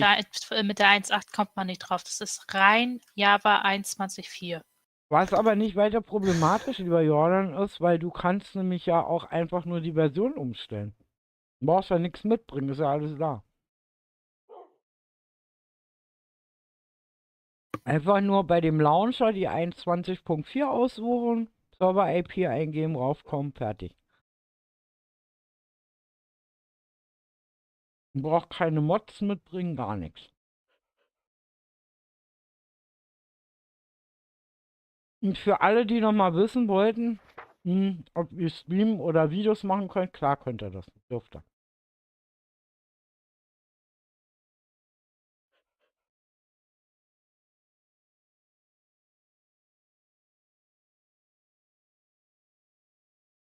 Ist ja auch nicht mehr so lange, bis ich Geburtstag habe. In 2 Tagen habe ich Geburtstag. Warte mal, 2 Tagen? Auch Dienstag, also mit Kroko zusammen, oder was? Kroko hatte mich am Dienstag auch, dürft ihr nicht vergessen. Kroko macht, soweit ich mitgekriegt habe, am Dienstag sein Geburtstagsstream. Alle rein da.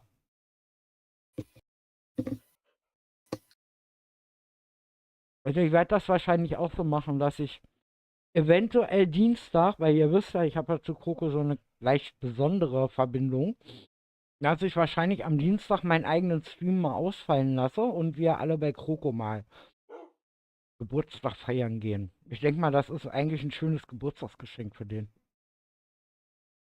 Oho, Ich einer fehlt weiß, noch. bloß es nervt, ich kann nicht so meinen Texture Pack benutzen. Ja, das muss man ja auch nicht. Na, du brauchst nicht unbedingt Texture Packets dafür. Das kannst du auch mal ohne machen. Und wer immer du gerade gewesen bist, ich habe es leider nicht gesehen, weil ich gerade das Fenster drüber hatte. Dankeschön und herzlich willkommen bei den Klötzchen. Hat nämlich gerade Ding Ding gemacht. Den Discord-Link, den schicke ich euch dann nochmal rein. Ja, das war Jordan Gehöcki. Na, okay. Vielen lieben Dank. Hm. Also wie gesagt, ja, weil wie gesagt, den meisten Texture Pack gibt es aber auch schon für die 21.4. Ne? Wir haben es ganz bewusst an der 21.4 gemacht. Wir hätten natürlich auch in die 1.21 gehen können, so, weil da gibt es ja diese ganzen Pre-Release und Snapshots und weiß ich was, die sind ja alle spielbar. Das Problem ist, dass die meisten Plugins noch nicht nachgekommen sind und wir wollten euch natürlich die Chance geben, dass ihr natürlich, wie schon gesagt, mit eigenen Texture Packs oder mit Shader, so wie ich hier halt, ne, ich habe einen Shader drin, die BSL gerade, spielen könnt oder mit der Invoice. Also da müsst ihr halt, wie gesagt, die Invoice ist momentan ich habe die 2.9 habe ich drin. Also die ist nutzbar. Ja, vielen, vielen lieben Dank. Genau. Christian hat genau wie Kroko Geburtstag. Ne, dann musst du mit Kroko zusammen feiern. Ja. Essen wir mal in Ruhe. Nom, nom, nom, nom. Also wie gesagt, die IP ist oben angetackert. Ihr könnt da alle kostenlos rauf. Ihr könnt hier alle 20 Eier suchen. Und die 20 Eier gefunden haben und am schnellsten waren, die gewinnen quasi einen Monat lang Zugang zum Community-Server. So, jetzt wollen wir nochmal gucken. Oh, Kai nähert sich den 20. Er hat Tatsache 19 Eier schon. Und es hat noch keiner 20 gefunden. Nee, Admin kann man bei mir nicht werden. Ich hab mein Team.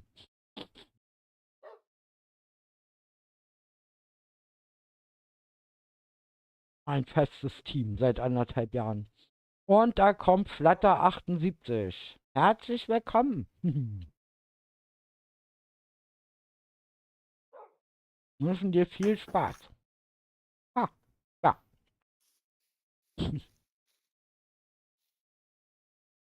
So, und wie gesagt, ich kann jedem empfehlen, der hier quasi auf den Server kommt, lest euch das Buch nochmal in Ruhe durch. Ich werde gleich nochmal was dazu sagen. Ja. Und, wie gesagt, ich kaum mal zu Ende, weil ich muss was essen, weil sonst falle ich hier in den Mein 12 Kopf. Stunden, in den 12 Stunden hier irgendwie leicht vom, Zu denen her. Rio sieht irgendwie krank aus. Rio hat meinen Kopf geklaut. Mag die Augen. Überleg, ob ich meinen Skin nochmal pixel. Die ist oben angepinnt, lieber Entenmaster. Der Die Server ist sagt oben Hi. in dem blauen Bereich angepinnt. Also ganz oben im Chat müsstet ihr die sehen. In dem blauen Kasten ist die IP. Richtig ist 21.4 und alle für die mit der Ceros Map spielen, also Minimap und so, Fairplay, ne? Damit er hier.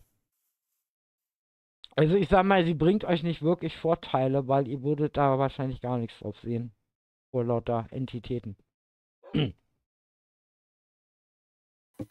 Usimu ruht sich gerade aus. Ich finde die Stelle interessant. Musimo hat 8. Ja? Auch schon seit 2 Stunden am Suchen. Das ist nur für Event. Der ist von utopiagaming.de gesponsert. Und der ist nur für Events, weil wir momentan mit dem Community-Server am Umziehen sind. Das heißt, wir wollten da nicht das Projekt dann noch einfügen. Sonst wäre es ja für Bedrock und Java gewesen. Aber wir wollten jetzt Kirito nicht noch mehr Arbeit machen. Von daher haben wir gesagt, lagern wir das aus. Und Utopia, wie gesagt, die mein Hoster sind. Also, wie gesagt, die hosten meine Projekte. Haben uns dann freundlicherweise diesen netten Server spendiert, den wir dann für unsere Events nutzen können. weil wir das halt momentan nicht auf dem Hauptserver hinkriegen. Und das ist ein Java-Server, wie gesagt, in der 21.4. Und die IP, wie gesagt, steht oben in dem blauen Kasten im Chat drin. Mhm. Ich würde das mal sagen, wie wäre es mit einem Hallo? Ja, hallo. Du Unhöflich. weißt doch, die jungen Leute, die reden immer im SMS stehen.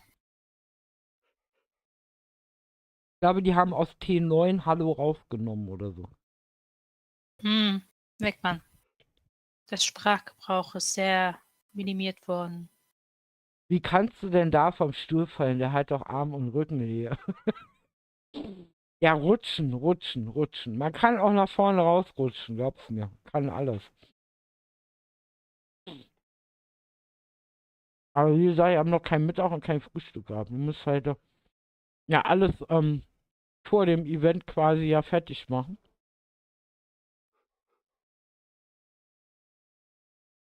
Susi muss mit dem Hund hinter sich. Guck mal.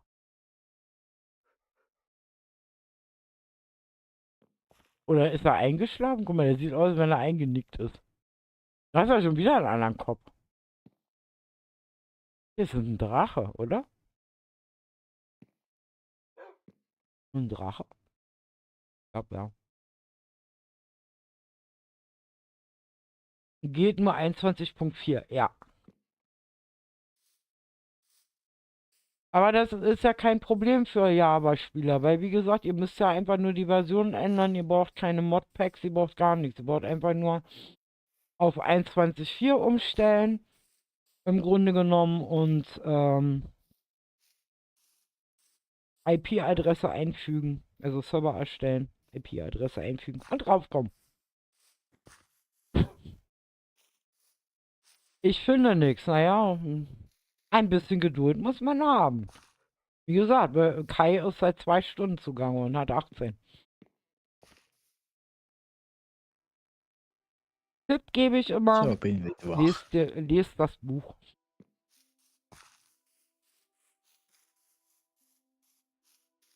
Ich habe es ja eben auch einmal durchgeblättert.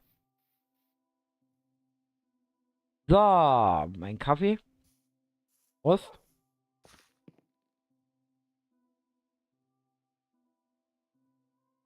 Übrigens an alle, die neu dazugekommen ist, Abo und Like kostet nichts. Würde ich mich sehr freuen, weil das ist ein Teamkanal. Ihr bringt das Team voran.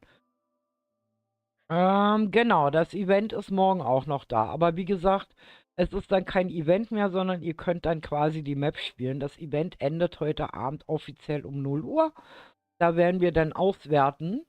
Und wie gesagt, also spielen könnt ihr morgen natürlich auch noch bis Mitternacht auf der Map.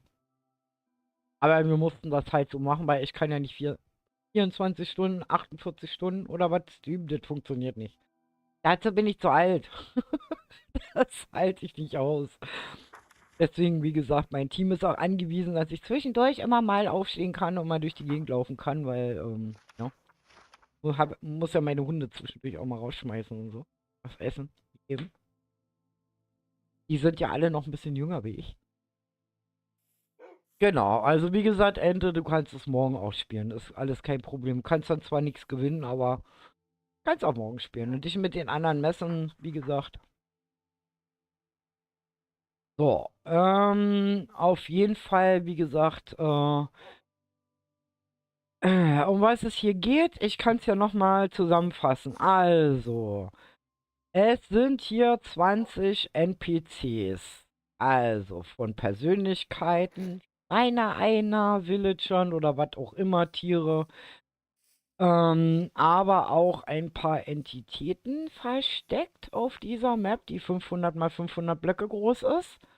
Und ja, ich habe das vorhin schon mal vorgemacht. Also, folgendes. Ihr müsst also quasi an jedes Wesen, was ihr hier sozusagen findet auf dieser Map, euch quasi nähern. Und wenn ein Eck aufploppt, dann ist das der passende. Und dann macht es Ding. Und dann habt ihr auf dem Counter ein unsichtbares Ei zu stehlen. Ja, also die Eier sind quasi Punkte. Ja, genau. Das heißt einfach die ganze Map absuchen und gucken, weiß ich, eine Kuh angucken, was auch immer. Also es kann Fisch sein, es kann Bubu sein, es kann, weiß ich, ein Villager sein, es kann manchmal auch, ihr wisst, es gibt auch Gegenstände, die Entitäten sind, aber ich meine damit jetzt nicht Truhen, ja? So als Finger, zeig mal. Sie können offensichtlich sein, sie können aber auch sehr versteckt sein. Sie können an Orten sich befinden, wo ihr sie nicht vermutet. Ja? Also, verlasst euch da nicht so sehr drauf. Ihr guckt nicht nur über der Erde, guckt auch mal so in die Luft oder unter die Erde. So, mehr verrate ich jetzt aber nicht, weil ich will es euch ja nicht einfach machen. Also, wie gesagt, also wer denkt, die Map, ja, einfach und 20 Eier auch schaffe ich in 2 Minuten. Nee, Fehlanzeige. Nein. Wie gesagt, Bedingung ist, um in den Wettbewerb quasi reinzukommen, in die Auslosung sozusagen, 20 Eier müsst ihr finden. Und dann schauen wir, ihr seht ja, wir haben einen Timer da mit drin, jeder hat seinen eigenen. Ähm, Ich glaube, er hat ein Ei gefunden.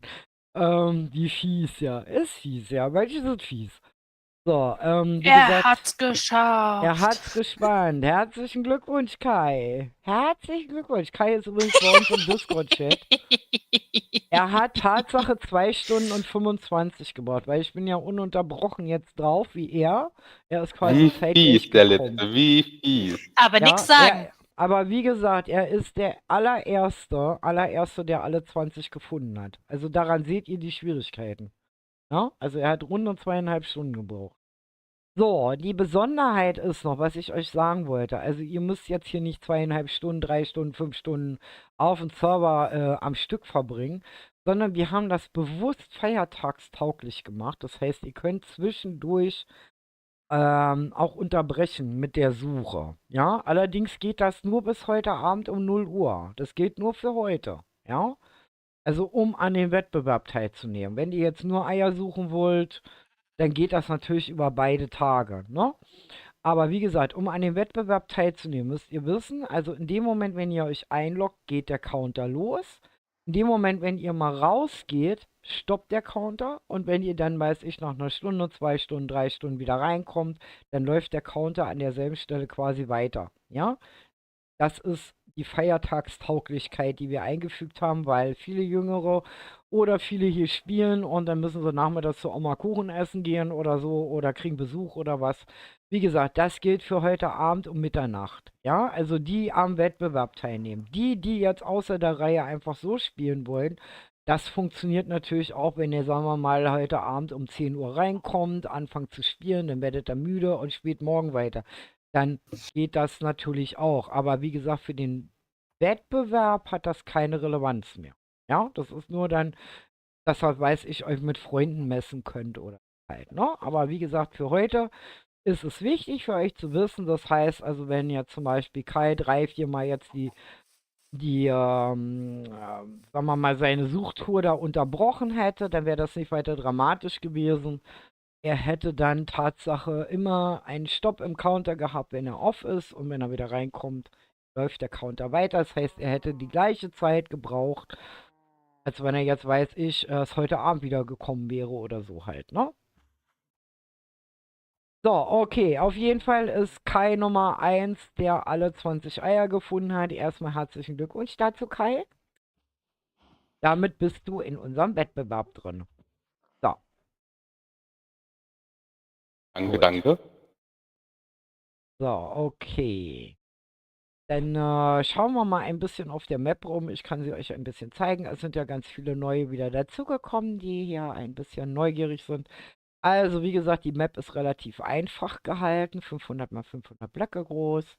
Wir spielen in der 21.4 in der Java. Wie gesagt, für die Bedrocker haben wir es leider nicht so hingekriegt in der Kürze der Zeit, weil ursprünglich wir es auf dem Server machen wollten. Und ihr wisst ja, der Community-Server ist momentan im Begriff, halt auf einen anderen Hoster umzuziehen. Und Da hätten wir Kirito dann nachher mehr Arbeit gemacht, als er hätte haben müssen, die er sowieso schon hat. So. Genau, mach das, Kai. Ich wünsche dir viel Spaß auf der Kirmes. Feier schön. So, okay. Und wie gesagt, wir haben uns Folgendes überlegt. Also alle Bedrocker, die auf dem Community-Server schon sind, ja, oder im Laufe des heutigen Tages quasi über eine Mitgliedschaft quasi auf den Server kommen, auf den Community-Server.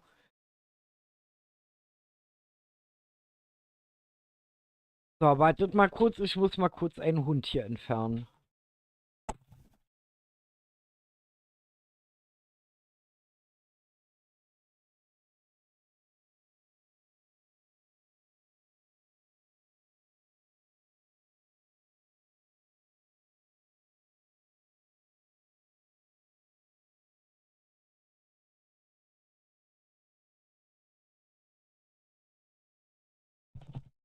Musste gerade mal meinen alten Knackerhund wieder nach unten begleiten, weil der versucht trotz Kindersicherung hier nach oben zu kommen und er hat es mal wieder geschafft. Keine Ahnung, wie der das immer anstellt. Sich dadurch das Gitter zu zwängen. Keine Ahnung. Okay, auf jeden Fall, wie gesagt, wo war ich stehen geblieben? Okay, also auf jeden Fall ist es so geregelt, dass alle Bedrocker, die bereits auf dem Community-Server sind, und die Bedrocker, die heute quasi über eine Mitgliedschaft zu uns stoßen auf dem Community-Server, natürlich dann auch eine kleine Entschädigung bekommen für die mangelnde Möglichkeit. Das heißt, sie werden in den Genuss eines besonderen Osterrucksackes kommen. Ja. Ich habe mich vorhin mit Mimi darüber geeinigt, dass er die mittlere Größe haben wird. Ich denke mal, das ist okay. Das heißt, ihr kriegt einen besonderen Osterrucksack. Das heißt, wir werden dann Stück für Stück gucken. Ja, wie gesagt, wer alles Bedrocker ist und die werden alle mit einem Osterrucksack ausgerüstet. Und ansonsten sämtliche Gewinner natürlich von dem Java-Event, die die Mitgliedschaft dann gewonnen haben oder alle Community-Mitglieder, die auf dem Server sind und hier noch mitspielen. Wie gesagt, die bekommen natürlich auch diesen wunderschönen Rucksack. Also wie gesagt, alle gängigen Community-Mitglieder der Java-Klasse sozusagen, die quasi auf dem Community-Server sind und hier mitspielen, die kriegen auch einen Rucksack und alle, wie gesagt, die heute hier gewinnen werden, die kriegen auch einen Rucksack. Jo. Weil ihr könnt ja mit dem Rucksack nichts anfangen, wenn er nicht auf dem Community-Server spielt. Logisch eigentlich, ne? So, auf jeden Fall, wie gesagt, habt ihr gesehen, es ist kein Ding der Unmöglichkeit. Man braucht halt ein bisschen Geduld, ein bisschen Zeit und ja, weil ich finde das immer lustig, weil ich hatte schon so ein paar Mal einen Kommentar gekriegt, so von wegen, nein, das ist ja eine ganz einfache Pipi-Map und da rennt man drauf rum und in 2 Minuten haben wir ja die Eier. Nö, ist nicht. Ihr seht also, und Kai, der ist wirklich gewitzt, was sowas angeht. Ja, also der ist eigentlich, was solche Quest-Sachen angeht, Rätselsachen angeht oder solche Dinge, ist der relativ schnell. Auch ein Skeletto ist sehr schnell. Und Kai ist Tatsache der Erste, der alle 20 gefunden hat gerade, ne? Und die anderen sind relativ zeitlange hier drauf, also und immer noch. Also Wusimu, der hat schon wahrscheinlich weiße Haare.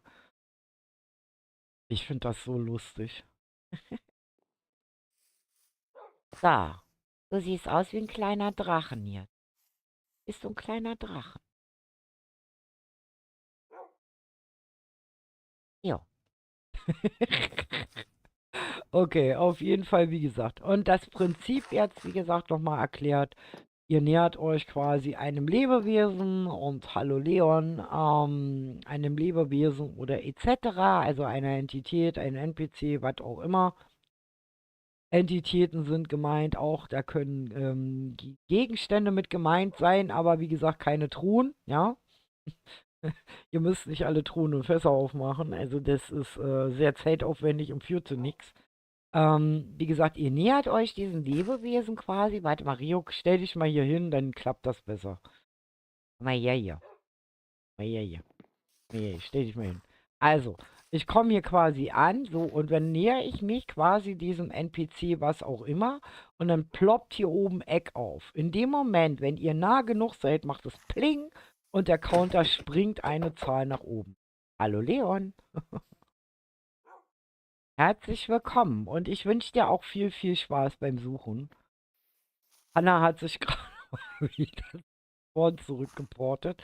Also wenn euch hier irgendwo mal was passiert oder ihr euch verlauft oder so, dann könnt ihr /spawn drücken und euch teleportiert quasi das System wieder hierher. Das ist manchmal ganz praktisch, wenn man, sagen wir mal, ganz im Norden ist und nach dem Süden eigentlich will. Ja, Buch lesen. So, ganz einfach. Ich erkläre es ja die ganze Zeit, lieber Leon.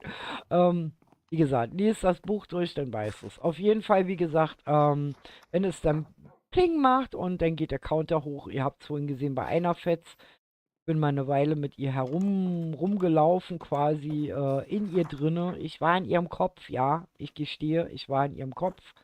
Und weil sie das noch nicht so ganz verstanden hatte und ja, sie hat es dann gefunden gehabt und ja. Aber ich will das jetzt halt nicht nochmal verraten. Also wie gesagt, stellt euch nicht so einfach vor, es hat ziemlich in sich. Ja, und wer dann immer noch nicht genug hat, im Grunde genommen, der sollte sich dann zwischendurch auch die Mühe machen, mal sich die Häuser von innen anzugucken. Also wie gesagt, auch da kann was versteckt sein. Ich sag's nur, manche Häuser haben es in sich. Da braucht er etwas länger, um wieder rauszufinden. Ja, also wie gesagt, bezieht einfach alles ein. Alles, was hier auf der Map quasi ist. Sage ich mal so als kleinen nächsten Tipp. Alles einbeziehen. So. Der Leon hat hier gerade Probleme. Okay. Okay. Also abbauen geht hier nicht. Ihr könnt nichts abbauen. Du musst ganz normal, nein, ganz normal rumlaufen. Guck mal, Leon. Hallo. Leon. Er wird schon raffen, dass das nicht funktioniert. Also Ich glaube, der will einfach Kisten, nur Chaos anstiften. Kisten Wenn er und das macht, so. schmeiß ich ihn runter. Wie gesagt, also Chaos-Stifter und so. Ich habe meine Admins sind sehr streng. Ich sag's euch gleich. Also das hat sich immer bewährt. Also wie gesagt, es bringt nichts abzubauen. Warte mal. Naja, die Blumen Leon, kann er wegnehmen. abbauen geht. Schaue Ey, ihr ich alle kick ihn gleich, wenn er weitermacht. NPCs an ihre Okay, mir Also. reicht's. Kisten. Also sind nicht. So. Nö, kann er nicht. Wie gesagt, das funktioniert nicht. Also ihr könnt hier kein PvP machen, ihr könnt hier keine anderen Spieler trollen, ihr könnt nichts kaputt machen, das ist hier alles wie Fort Knox abgesichert.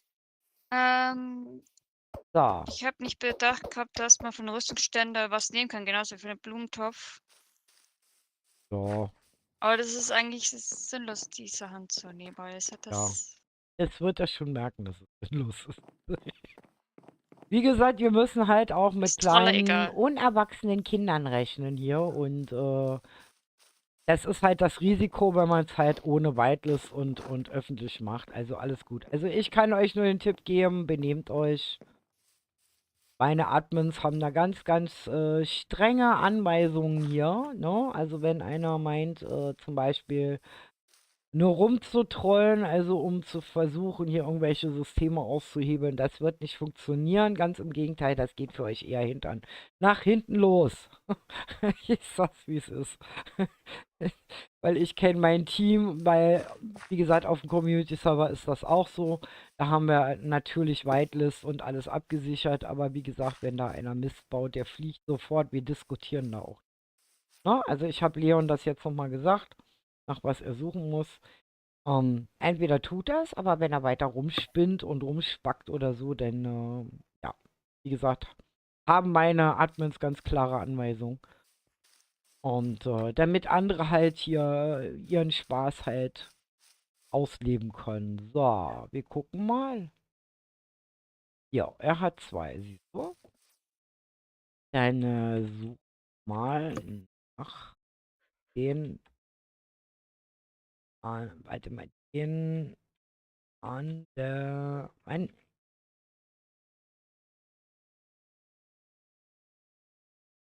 so. Okay, wie gesagt, 20 Eier, um in die Auslosung reinzukommen. Das ist die Bedingung. So, wie gesagt, also wer sich das hier zu einfach vorstellt, der liegt hier total falsch. Die Map mag einfach aussehen, aber die Eier sind gut versteckt. Und wie gesagt, ihr habt die Möglichkeit zwischendurch natürlich in der Suche auch mal aufzugehen. Dann hält der Counter an und wenn ihr wieder auf die Map kommt, läuft der Counter weiter. Und das für den Wettbewerb, wie gesagt, ist es wichtig, heute bis 0 Uhr quasi die 20 gefunden zu haben. Und die schnellsten von euch, die alle 20 haben, da werden wir halt die Auslosung machen. Also nicht die Auslosung, sondern die Nicht Vergabe der wann? Gewinner. Nee, das ist klar. Also die ersten 3 auf jeden Fall haben gewonnen dann. Und dann muss ich mal schauen, inwieweit ich mich dann noch Er macht meine erbarmen lasse, Deko noch ein kaputt. bisschen was machen. So, und wie gesagt, und wenn der Leon weiter der Meinung ist, dass er hier Mist machen muss, dann denke Ja, er ich mal. sucht weiterhin in Kisten, nimmt Sachen einfach weg und macht die ganzen Falltüren auf und so. Ja, wie Es gesagt, geht mir auf den Sack. also einer Fetz, wie gesagt, hat das ja gerade auch. Bei einem NPC, der nicht ausspuckt, meinte Hannah gerade. Vielleicht hat sie den ja schon. Warte, ich gucke mal. Bubu, Also, ach, sie ist bei Bubu. Bubu, Nee, Bobo spuckt Nein. sowieso nichts aus. Die hat keinen Namen Eck drüber. Bubu hat keinen Namen Eck.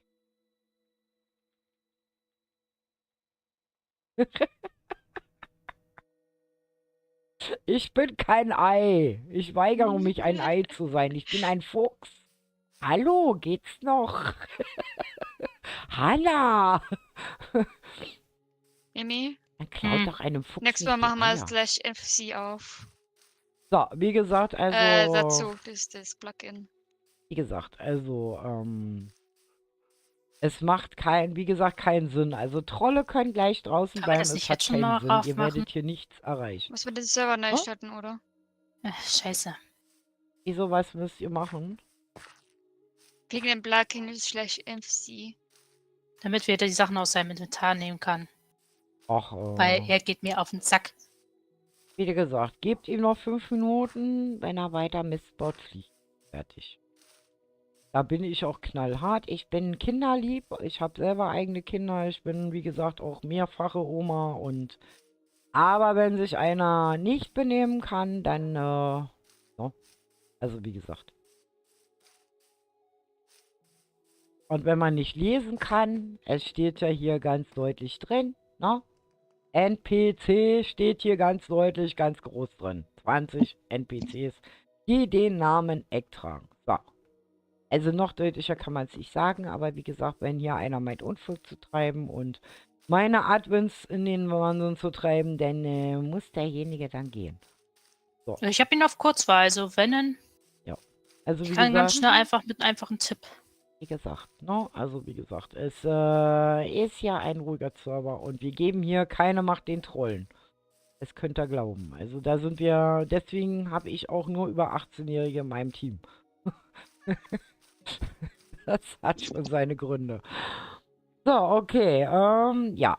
Also ihr seht, hier ist eine ganz, oh, da ist schon wieder dieses Ding in Rot-Weiß. Geht das? Da ist. Also bis jetzt habe ich gesehen, wo der ist. Aber wer den kennt, sagt, Was? Hä? ja, merkwürdig. Wir sprechen alle Anzeichen dafür, dass hier ein etwas merkwürdiges Wesen auf diesem. Ich glaube, ich habe auf Chinesisch geschrieben. Niemand versteht mein Buch. Ja, ich glaube auch. Nein, sie verstehen schon, aber es gibt halt Menschen, musst du wissen, Eine bestimmte Gattung von Mensch, die der Meinung sind, das sind die, die sich auch immer Gegenstände kaufen, Maschinen oder sonstiges und meinen, die Gebrauchsanweisung ist eher was für den Müll, als dass man sie durchlesen muss. Und wir Ich nenne drücken, die Intelligenzallergiker. genau, die dann es schaffen, innerhalb von 2 Minuten so eine Maschine dann kaputt.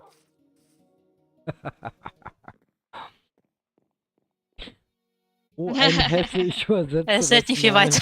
Einer Fetz. Also wie gesagt, natürlich dürfen auch Kinder hier auf den Server rauf. Aber ich gebe euch einen guten Rat. Nehmt unseren lieben Leon nicht als Vorbild. Ja? Das Nein. könnte nach hinten losgehen. Also, ne? Weil, deswegen haben wir das ja, wie gesagt, für alle im Grunde genommen ja zugänglich gemacht. Ne? Also, Er macht's schon wieder. den Wettbewerb.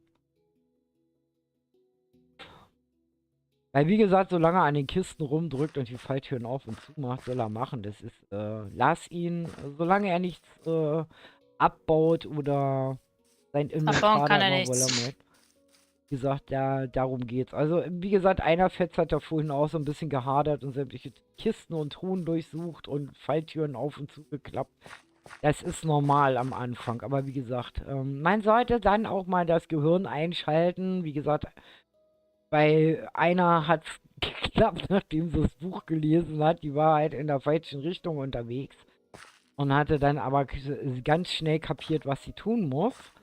Und wie gesagt, unser Leon, der ist da anscheinend ein bisschen beratungsresistent, weil wir haben ihm ja schon Tipps gegeben. Aber etwas, was wir nicht tun, ist euch zu verraten, wo ihr was findet. Ihr könnt da knicken. Dann wäre es ja kein Wettbewerb. Dann wäre es ja leicht. Und leicht ist für Kindergarten. So. So, ich bin gespannt. Wie gesagt, wer der Nächste sein wird, der 20 Eier hier schafft zu finden. Also ich laufe jetzt mal einfach so ein bisschen herum, weil ich muss ein bisschen aufpassen, weil wenn ich nämlich dann versehentlich an was vorbeilaufe, wie gesagt, das eine Ei habe ich einer Fett zu verdanken, weil, wie gesagt, ich war in ihrem Kopf, habe so ein bisschen, bin vorhin mit ihr ein bisschen herumgewandert. Was ich natürlich auch bei dem Leon machen könnte. Allerdings hat der Leon keine Invoice, sonst würde ich ihn wahrscheinlich dauernd im Kopf rumquaken. Genau, Leon ist jetzt runter. Wie gesagt, man muss Geduld haben. Die hat Leon offensichtlich nicht, weil sonst hat er nicht wie ein Irrer hier sämtliche Kisten und Truhen durchsucht. Macht die ganzen Dekorationen kaputt. Ja, also wie gesagt, das sind so Sachen, wo ich ganz deutlich sehe, welches Alter jemand hat.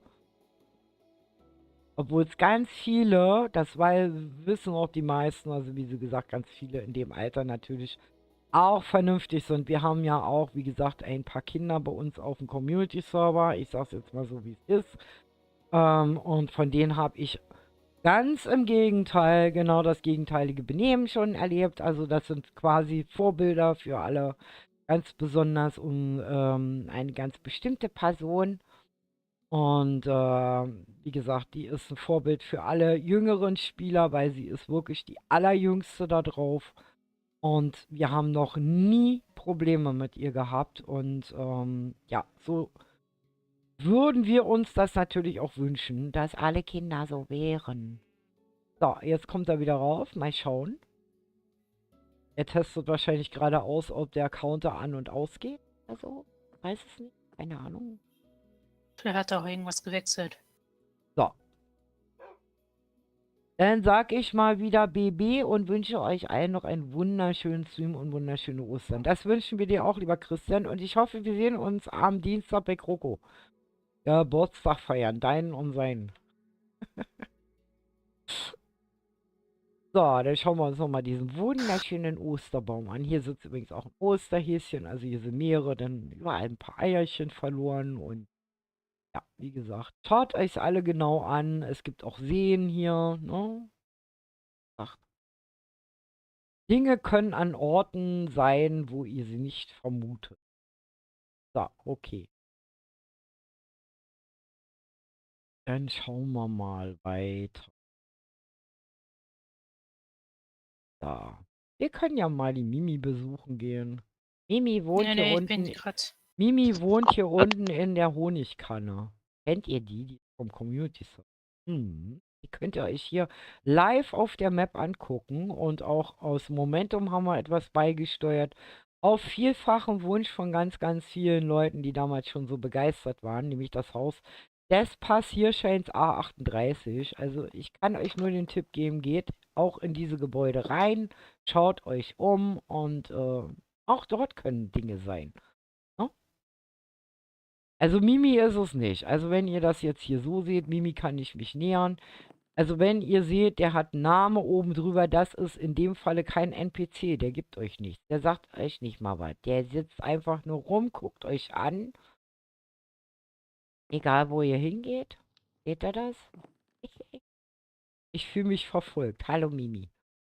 Die sitzt irgendwie im Tisch. Bist du festgeklemmt im Tisch? Ist sie Ja. schon wieder im Tisch? Ja, sie sitzt im Tisch. Irgendwie Das ist sieht das Ding aus, verpackt. du hättest kleinen Mimikry einen Kindersitz bauen müssen. Dann würde es passen. Guck mal, es sieht aus, als wenn sie im Kindersitz. Also wenn ich jetzt hier unten stehe, wie gesagt, dann, ja, die sitzt ein bisschen am Tisch, aber das ist nicht weiter schlimm. Also, ne, also das ist die legendäre Honigkanne. Allerdings, wie gesagt, möchte ich jetzt nicht in die anderen Dinger reingehen. Also wir gucken mal von außen rein, wie das aussieht. Die könnt ihr halt auf dem Community-Server finden. Die ist dort an meiner Fabrik quasi angebaut. Genau, die droppen kein Ei, sondern man bekommt einen Punkt. Also ein unsichtbares Ei sozusagen auf dem Counter gut geschrieben. Und wie gesagt, diese Honigkanne zum Beispiel beinhaltet ja eine Bienenfarm. Also da wird zum Beispiel das Wachs hergestellt, was ich ja brauche, um mein ganzes Kupfer zu wachsen. Da flog gerade ein kleiner Drache lang. Hallo, klein Rio. Hui. Ja, wie gesagt, also das Ding, das befindet sich also auf dem Community-Server. Das ist ein Teil meiner Kupferverarbeitungsfabrik, was die mir Mimi da hingebaut hat. Und ihr erinnert euch, das wundervolle Riesen-Uhrenhaus da, wo alle erstmal so, ja, die Hast du Kinnlade übrigens auf der einen runtergeklappt Seite sind. gesehen gehabt, dass da ein Roboter ist? Was? Ein Roboter? Bei dem Haus auf Ja, dem... ja.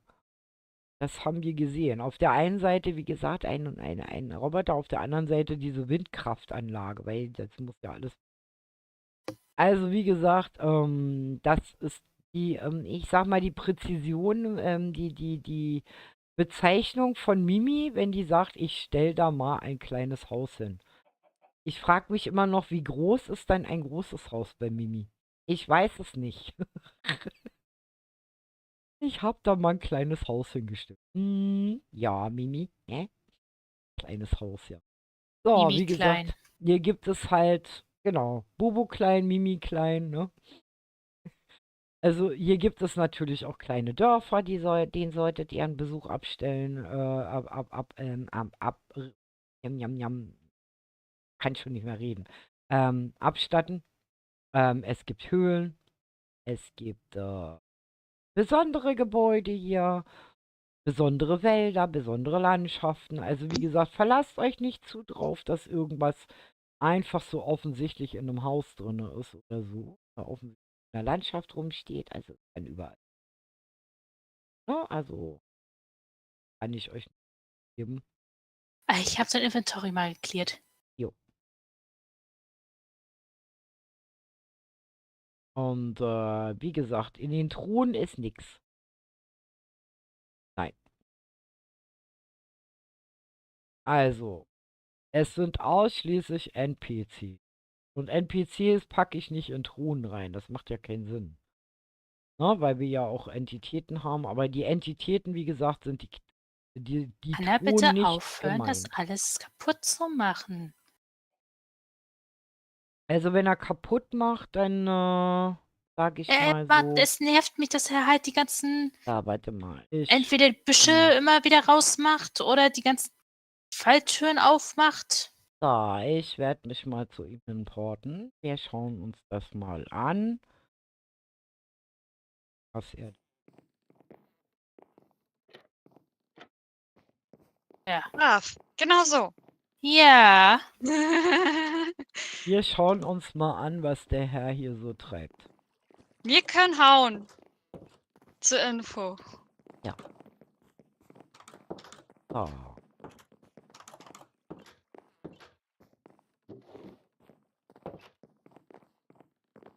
Brav.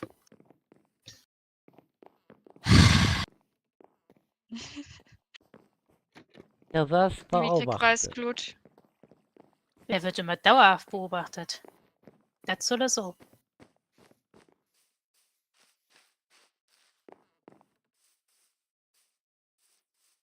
Kopf. Ah. Habt ihr noch einen anderen Weg?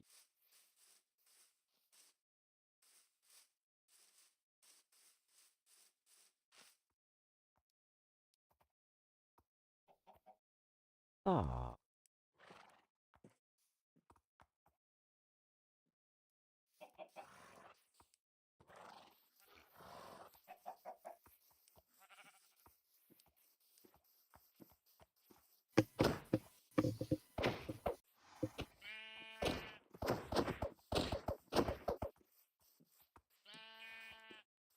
Mit Hauen ist sowieso nichts. Ja, macht er so oder so die ganze Zeit. Da kann man so sagen, was er will.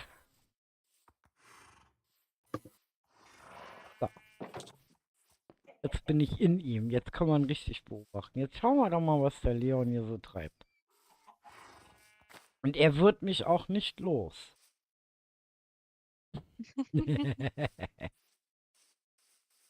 Ja, Honig ist auch keine Entität. Nein, ich habe ihm gesagt, keine Blöcke.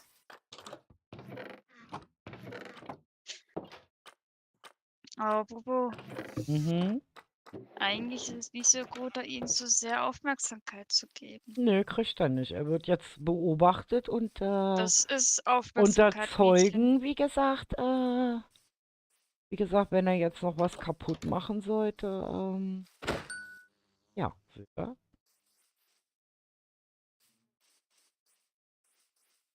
Lass ihn mal machen, guck mal ein bisschen bei Hannah und so. Wir beobachten ihn so im Nebenbei. Wenn er es weiterhin macht, dann ist er so raus bei mir. So, okay. Also ihr habt gesehen, welche Taktik er anwendet. So, dann werde ich mal aus ihm rausgehen und werde mal die Hannah begleiten.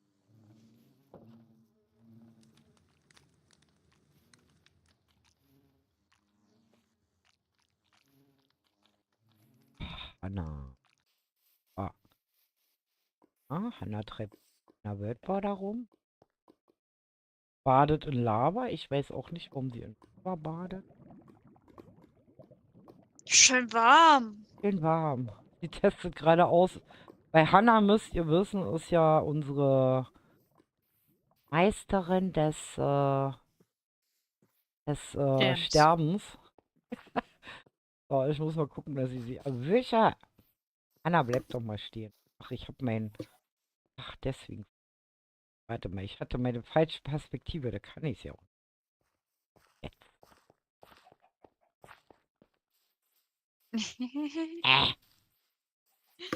So, jetzt. Ich bin in Hannah drin. So. Jetzt können wir mal beobachten, was die Hannah macht. So solltet ihr das machen, wie Hannah das jetzt. Das ist im Grunde genommen die Spielmechanik, wie sie ist, auch wenn die Hannah 8 Eier bisher gefunden hat. Also Hannah schlägt sich wacker. Also, wenn die so weitermacht. Wir haben ein paar Endermen gewütet. Jo. Wie gesagt, wir laufen jetzt einfach mal mit Hannah mit. Mal schauen, was sie hier so anstellt.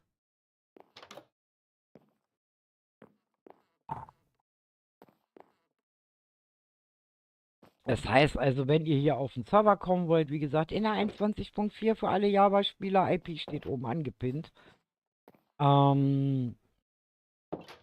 Wer bis heute Abend um Mitternacht 20 Eier findet, ist automatisch quasi in unserer Gewinnerliste mit drin, bei der wir dann schauen, wer die schnellsten waren, die 20 Eier gefunden haben. Und Wie gesagt, der Gewinn ist ein kostenloser Monat auf dem Community-Server für Bedrock und Java, der auch in der 21.4 ist. Also ihr seht, so wie die Hanna das macht, ist quasi die Spielweise. Ja, also 2 Eier, wie gesagt, also das Schöne ist ja, es sind ja nicht alle gut durchgängig im Stream. Das heißt also, wenn dann mal ein Spieler ein Ei findet, wie gesagt, müsst ihr ja immer noch die anderen 19 finden. Oder den ganzen Stream von vorne gucken. Was aber noch nicht geht, weil das natürlich der laufende Stream ist und der wird nicht gerendert. Ihr könnt halt immer nur ein kleines Stück quasi ja zurückspulen, um zu gucken.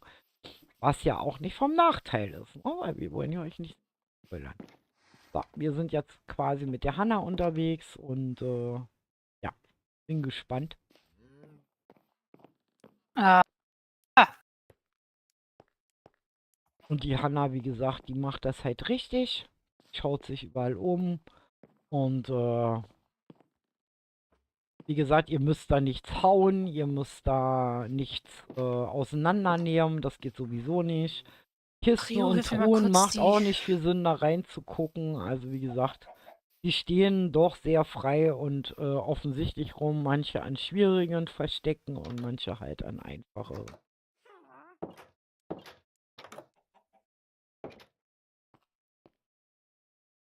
Aha. Link. So, habt ihr das gesehen? Dann kann ich aus Hanna jetzt wieder raus. Hanna hat damit 9 Eier. Ja. Dann bin ich mal raus aus der Hanna, weil wir wollen euch ja nicht zu viel spoilern. So, dann schauen wir mal, wer hier noch unterwegs ist. Wusimo hat jetzt bereits 9 Eier. Sehr schön. Wir können ja mal zu Wusimo. Wartet mal. Hello. Ort. Das Tee muss ich noch mitnehmen. Wo. Wusimo. Ja, den schauen wir mal und begleiten den Wusimo eine weiter. Wenn er nicht zu schnell hier immer entschwindet.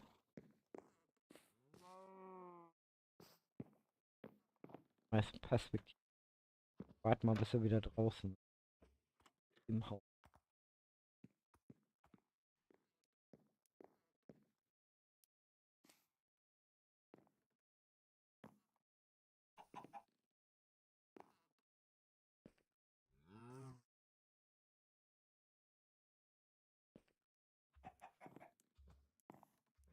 Wo ist er hin? Hab Wusimo verloren. Auch nicht schlecht. Ist irgendwo Ah. unten in den Höhen. So, wir machen das einfach nochmal. Weil das Problem ist immer... Teleport. Robobu. Halt. Ein R. Ich sollte mal die Tastatur langsam. Wusimo. So. Da ist er. Jetzt sind wir in Wusimo drin und begleiten ihn mal ein bisschen. Auch eine Art von meiner einer an die Eier ranzukommen. Ich bin in dir drin. Ich bin in deinem Kopf. Bobo, Ja. du kannst auch Teleport und den Namen dahinter schreiben, wen du hin teleportieren kannst. Du brauchst deinen Namen nicht zu schreiben. Okay. Weil wie gesagt, es gibt ja so viele verschiedene Arten, wie man das machen kann.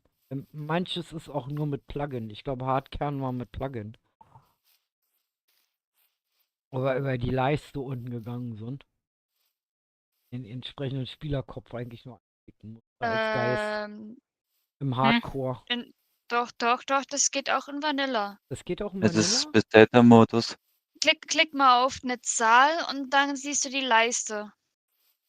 Dann hast du noch Schaut mal. das erste, musst du auf 1 klicken, Ja, dann hast du genau. die Köpfe. Genau. Das heißt, ich kann mich viel schneller jetzt zu euch switchen. Ich muss mal Was umständlich. meinst du, was ich die ganze Zeit mache?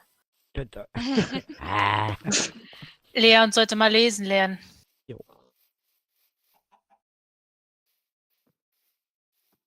Und wie gesagt, ihr könnt nicht tot gehen. Ihr könnt also gefahrlos im Grunde überall hinein. hüpfen, genau, wo sie. Kannst Seht auch ihr? Lava schwimmen. Ihr könnt nicht, ihr könnt in Lava schwimmen, also ihr könnt nicht tot gehen. Das ist wichtig zu wissen. Ne? Aber ihr könnt halt zum Beispiel da auch keine Fackeln setzen. Das heißt, ich mach mal bei mir den Shader aus, damit ihr jetzt seht, wo der Wusi überall langläuft. Also wie gesagt, ihr könnt überall hinein und wenn ihr mal irgendwo nicht rauskommt, genau, seht ihr? Irgendwo nicht rauskommt, dann drückt ihr einfach /spawn und seid wieder oben am Spawn. Also weil man kann sich natürlich in den Höhlen so richtig fett verlaufen. So ist es nicht. Ne? Und wenn ihr mal gar nicht weiter wisst, /spawn und dann seid ihr wieder oben am Spawn und sucht halt weiter. Brennend läuft der Wusimu hier durch die Gegend. Lebst du noch, Wusimu? Ja, ich lebe noch. Gut. Er läuft hier quasi als eigene Fackel durch die Höhle hier. Also wie gesagt, ihr könnt hier nichts abbauen, ihr könnt nichts kaputt machen, ihr könnt einen anderen Spieler auch nicht hauen und so. Und gegen Eierklau haben wir halt, wie gesagt, unseren Counter hier eingefügt, dass also die NPCs quasi keine Eier droppen. Das wollten wir am Anfang machen. Und dann haben wir aber überlegt, was passieren, wenn zwei da stehen halt, ne? Das gibt dann auch immer wieder Konflikte. Oder weiß ich, der eine wirft dann seine Eier von sich und damit der andere da halt. Und das wollen wir halt nicht, ne? Also wir haben das also. Jeder muss für sich quasi einen Weg finden, an diese 20 Eier ranzukommen, damit er halt in die Wertung reinkommt. Und bis jetzt, wie gesagt, der Einzige, der es geschafft hat, ist unser Kai. So, genau. Und jetzt habt ihr gesehen, Das sind 2,5 Stunden. Schlag das mal. ich hänge hier gerade irgendwo fest. Wusimu wurde teleportiert und ich hänge im Nirvana. Es ist. Okay, darum ging es vorhin nicht. Ja, alles gut. Okay, Was? hänge fest. Mach mal sneaken. Ah, okay. Ich hing noch in der Höhle und Wusimu war woanders. So, jetzt können wir das gleich mal ausprobieren. Das heißt, ich tippe mal eine Taste an, die 1, und dann kann ich gucken und möchte jetzt zum Beispiel in die 2. Und drücke mal 1, 1, 2, 2. So, und dann bin ich wieder bei ihm, bin in einer falschen Perspektive, das ist auch immer gut. So, dann fliege ich mal wieder hinter ihm her und teleportiere mich quasi wieder in Wusimu rein. Wenn ich ihn denn zu fassen kriege. Ah. Nicht zu schnell. So, jetzt. Ich hab's geschafft. Ich bin wieder in seinem Kopf. Und weiter geht's. Woher willst du das wissen? Hast nicht überall gesucht. Genau. Und wie gesagt, es gibt Tatsache 20 Eier, weil wie gesagt, Kai hat sie alle gefunden. So, dann schauen wir doch mal. Oh, einer Fetz hat jetzt schon 7. Hanna hat 9. Türen. Leon hat 5 und Wusimu hat auch 9.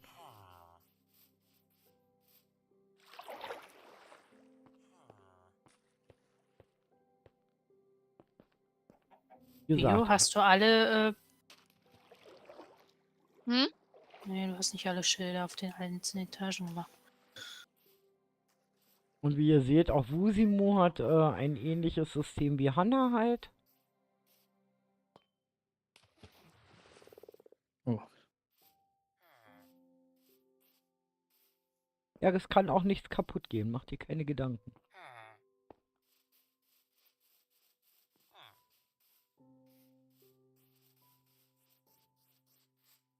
So. Wir suchen, lala.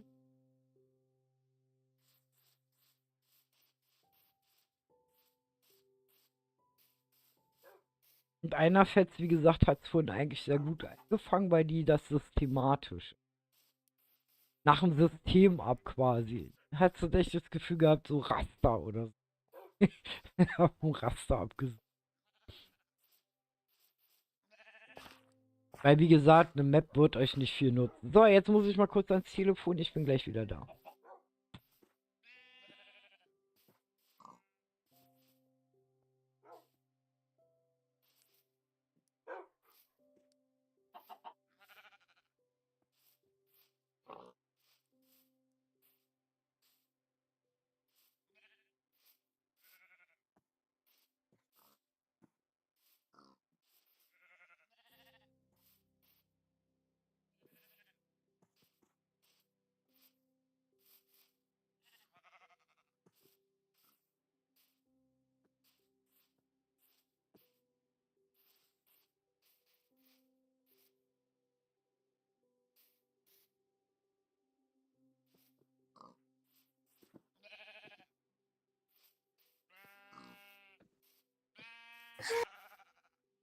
Hm.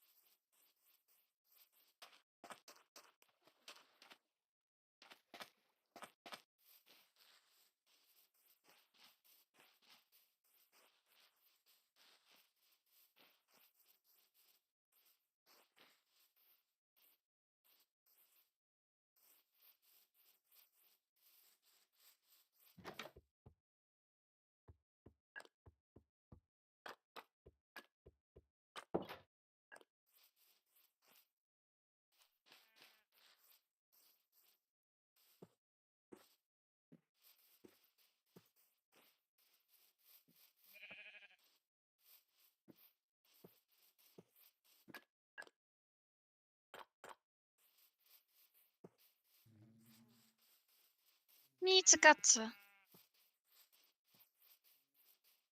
Klingt fast wie meine, wenn sie 'ne Maus hat.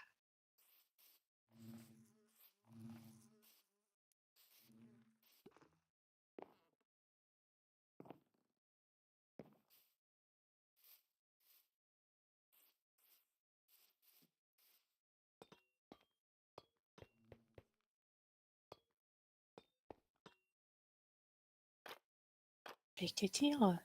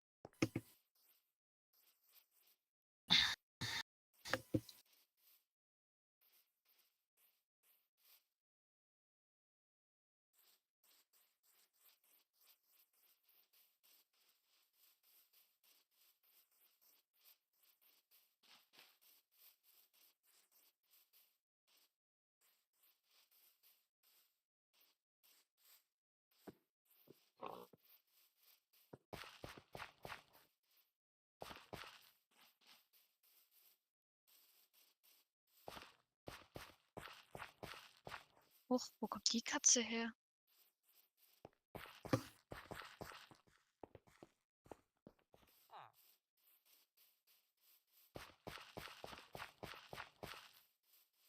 Ist die echt vom Dorf hier hochgelaufen? Das ist 'ne Katze auf'm Berg. Türen schließen. Das heißt auch Tore.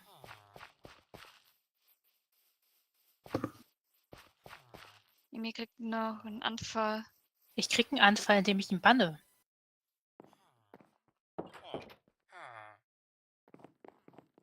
Den Jungen keine Lust mehr. Türen schließen, das ist ja nicht so schlimm. Hm? Türen nicht zu schließen, ja nicht schlimm. Ist unhöflich, aber Nein, Tore auch nicht zu schließen, wenn da ganz viele Tiere drinne stehen, ist auch dumm. okay. Okay, dann, das ist nicht schön.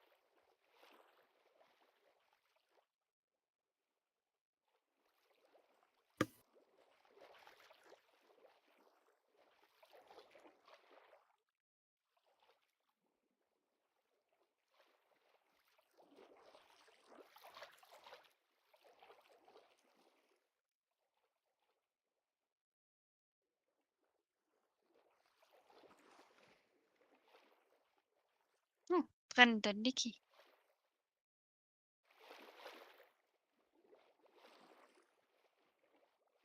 Niki hat wieder ein Lavabad genommen. Ki?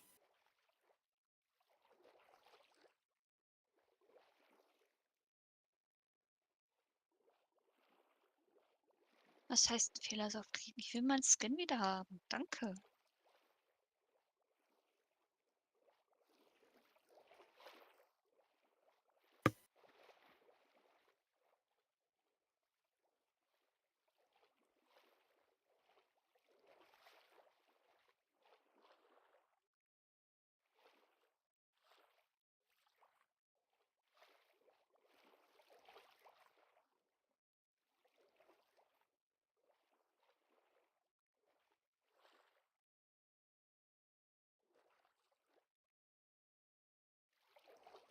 Vergessen, dass wir die Kisten im Dorf noch. Wie meinst du? Kisten in den Dörfern. Die wegmachen. Also in dem Süden habe ich schon geleert. Im Norden aber nicht. Oh.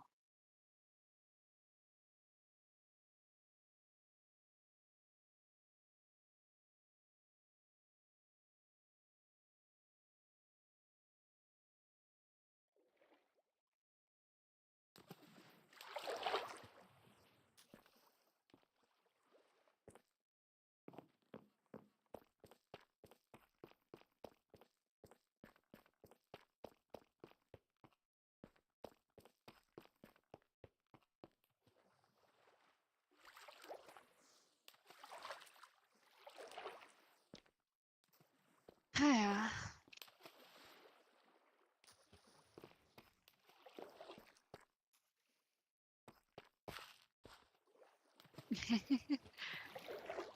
Wo geistert ihr denn gerade rum? Wer?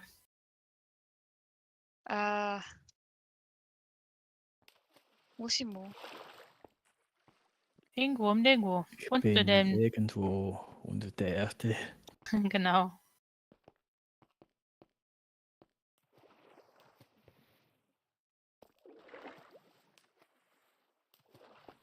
So, da bin ich wieder. Oh, mein Männer. Weil ihr müsst wissen, mein Männer liegt nämlich im Krankenhaus über Ostern und ja. Die rennen ja immer noch durch die Höhe. Gerade sehe. Und Wusibu, schon was gefunden? Nö, mein Counter zeigt Nein, immer noch 3 an.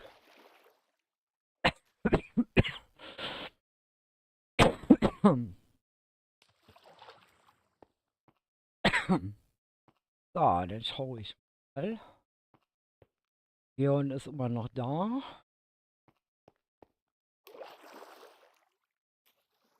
Ich würde mal sagen, wieder. Okay. 9. Na, nicht schlecht. Also, wie gesagt, der Server ist für alle Java-Spieler in der 21.4 offen. Die IP findet ihr oben angeklemmt. Und wie gesagt, ich puste euch nochmal den Discord-Link rein. Mal ein bisschen. Warte mal, kann ich meine Maus frei bewegen? Ich mal gucken.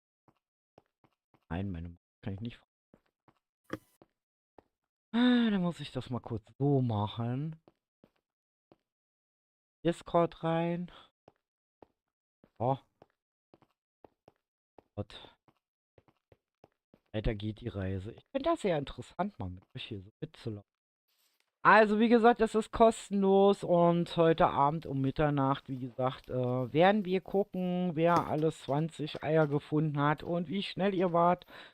Und die ersten 3, wie gesagt, haben dann eine Mitgliedschaft für den Community-Server für einen Monat gratis gewonnen. Und solltet ihr dann aber schon auf dem Community-Server sein, wie gesagt, dürft ihr euch ein Wunsch-Item wünschen. Und zusätzlich gibt es ja dann noch auf dem Community-Server für alle Bedrocker und für alle die Java-Spieler, die hier sich beteiligt haben, wie gesagt, also einen wunderschönen Osterrucksack, den Mimi uns zur Verfügung stellt. Vielen lieben Dank dafür, Mimi. Und wie gesagt, der Server hier, der ist gesponsert von den lieben Team von utopiagaming.de. Ja, die haben uns den zur Verfügung gestellt für unser Event. Und wer also einen Hoster sucht für kleines Taschengeld, weil er seinen Server irgendwo halt mit Freunden zusammen betreiben möchte, der ist bei denen ganz gut aufgehoben. Alle Infos findet ihr im Link in der Videobeschreibung, also wer sich dafür interessiert. Und wie gesagt, die legen großen Wert auf persönliche Betreuung. Das heißt, auch Anfänger sind dort sehr gut aufgehoben, weil euch wirklich alles erklärt wird, wie ihr quasi einen Server auch aufsetzt. Also die helfen euch da wirklich aus vollem Herzen und lieb gerne. Sag, Grüße gehen raus an das liebe Team von utopiagaming.de. So, das war die Werbung mal wieder. Ja, schauen wir mal. Wusimo hat gerade die Tiki Bar entdeckt. Die kennst du, ne? Zum 4. Mal. Ja. Und da oben hängen auch irgendwelche Köpfe dran. Ja. Da steht der Frei. Freut euch auf euch. Der gute, liebe Frei. Ja, ich mach mal erstmal eine Pause. Gut, okay, Mach dann das. werde ich mal aus unserem Ja, lieben Wusimo rausswitchen. Jetzt falle ich hier durch die Erde. So, wartet danke, mal kurz. bitte.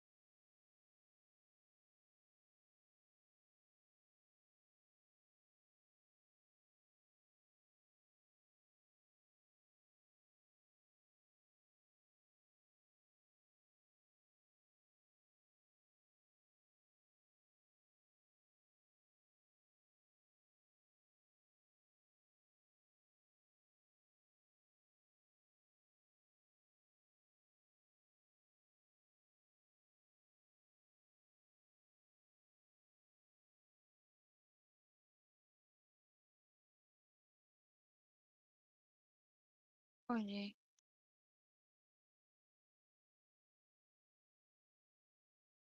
Aber wo rauscht dich auch ein Stream so?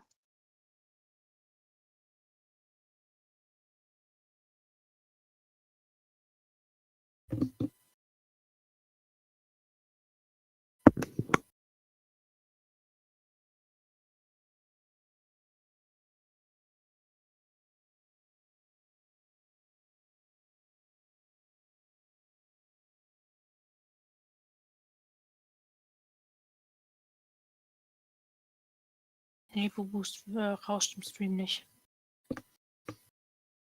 Ja, habe ich mir auch gerade nachgehört. Aber Und meine nix mehr. Wörter sind, meine Wörter sind abgehackt.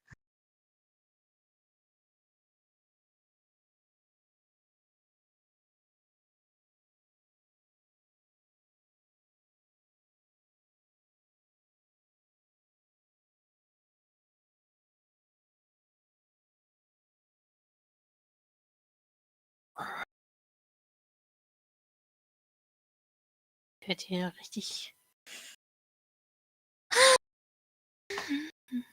Oh, Hanna ist fleißig dabei. So, wieder da. Yippie. Das Telefon, das Telefon. So, okay, dann kann ich ja wieder mal schauen, ob wir noch jemanden neu haben hier. Nö. Wir können ja mal mit einer Fetz wieder eine Runde rumlaufen. Mal. Wir nehmen mal das neue System. Ich und meine Knöpfe. Die Hanna ist auch noch da. Wir gehen mal zur Hanna. So, wir sind jetzt Hanna. Wir laufen mal eine Runde mit Hanna durch die Gegend. Und schauen mal. Oh, Hanna, wo bist du da gelandet? Lass dich an. Hanna wird durchdrehen. Guck mal, die knallgrüne Gummizelle ist hier. Da, wo sie jetzt reingeht. Da war die Stine versteckt. Ja, und hat die ganze Zeit mir ins Ohr gesungen in Momentum. Ihr müsst euch unbedingt diesen Teil angucken. Die knallgrüne Gummizelle. Ihr kennt doch das knallrote Gummiboot. Und ein bisschen umgewandelt hat die Stine also konsequent in mein Ohr reingetrellert, während ich mich mit Ecki versucht habe zu konzentrieren, durch dieses Haus zu kommen. Also das war schon sehr aufwendig. So, ich muss mal gucken, dass ich die Perspektive ein bisschen... Ich da mal hin und her switche. Ja, das Labyrinth da oben, da kann ich mich auch noch dran erinnern. Oh Mann, das war was.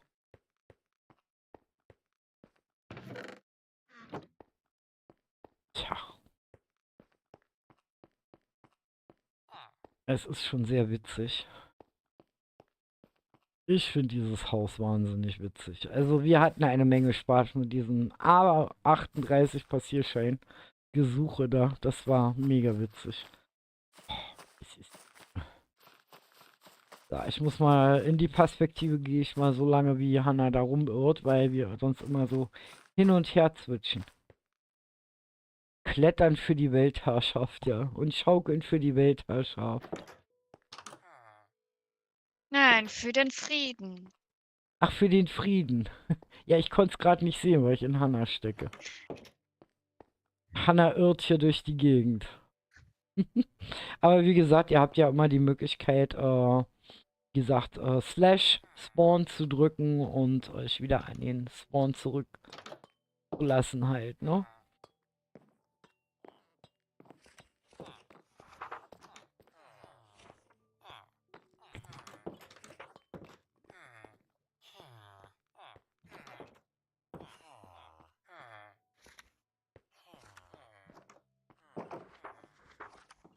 Anna hat's geschafft. Sie ist noch voll bei Sinn. Sie ist noch nicht durchgedreht. Sie hat es tatsächlich geschafft, dieses Haus wieder zu verlassen. Yay! So. Sicher, dass sie nicht durchgedreht ist. Bestimmt ist sie innerlich durchgedreht. Ich glaube auch.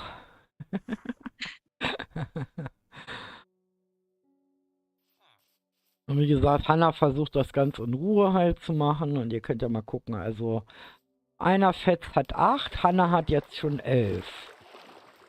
Also Hanna führt von den dreien, die jetzt drauf sind. Und ich bin mir ziemlich sicher, so wie ich Hanna kenne, wird die garantiert es schaffen, alle 20 zu finden. Die gibt nicht so schnell auf. Die ist da relativ findig. Und hat auch sowas wie einen Ehrgeiz bei solchen Dingen. Genau, wichtig ist halt, immer wieder die Türen und Falltüren und so zuzumachen, damit, falls da auch mal Tiere drin sind, so wie vorhin halt in der Teekanne, da ist ja die Bienenfarm drinne und da die Türen wieder zuzumachen, nicht, dass die Bienen dann alle abhauen oder so. Man weiß ja nie.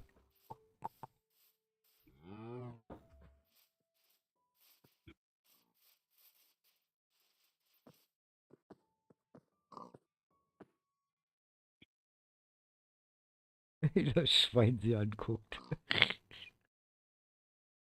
Anna überlegt gerade, wo sie noch nicht war, glaube ich.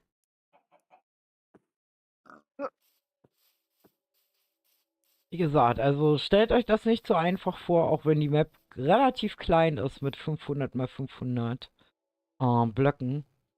Aber wie gesagt, diese 20 sind wirklich mehr oder weniger gut versteckt. Also im Grunde genommen relativ offensichtlich, aber ich sag mal, viele rennen dran auch vorbei. Und dann gibt es einige schwierige, witzigerweise, die einige Tatsache auch schon zuerst gefunden haben. Also, ja.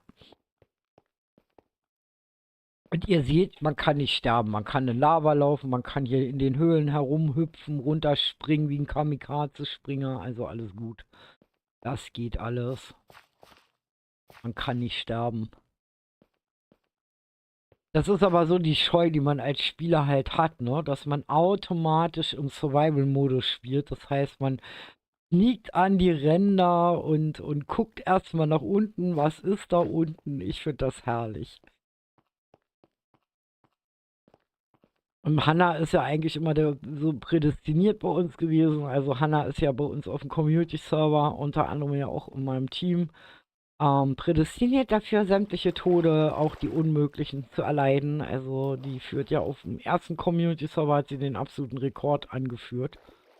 Ihr seht also, sie kann auch nicht ertrinken, gar nichts. Ihr könnt da im Wasser rumschwimmen, ohne dass was passiert. Also jeden Winkel durchsuchen. Da kann nichts passieren. Ihr könnt nicht verbrennen, ihr könnt nicht kaputt gehen halt, ne?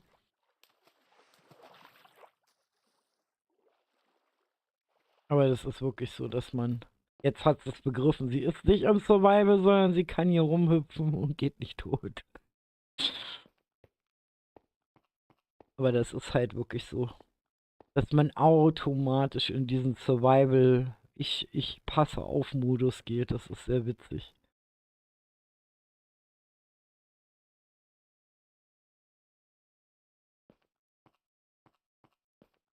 Und wie gesagt, wenn ihr zwischendurch mal die Suche unterbrechen wollt, ist auch kein Problem. Wie gesagt, wenn ihr off geht, stoppt der Counter. Und wenn ihr dann wieder on kommt, geht der Counter weiter. Heißt also, nur die Zeit, die ihr wirklich Tatsache auf dem Server seid, wird gezählt.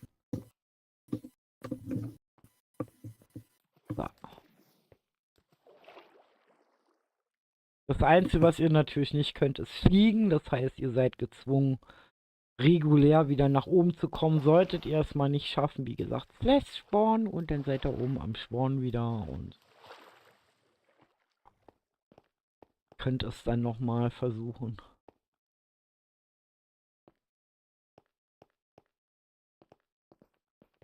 Also bis jetzt, wie gesagt, ich hätte gedacht, zum Beispiel, dass es schon wesentlich mehr geschafft hätten, also 20 zu finden, aber es scheint doch nicht so einfach zu.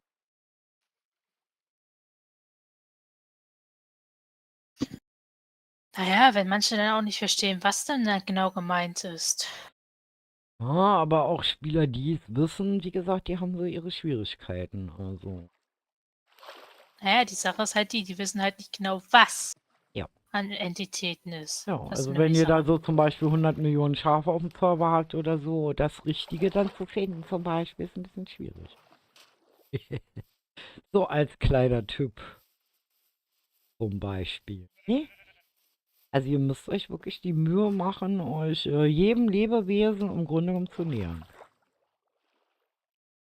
Und ich denke mal, Hanna sagt sich jetzt so, es gibt ja auch Fische zum Beispiel im Wasser. Vielleicht ist das ja einer davon. Oder solche Dinge halt, ne?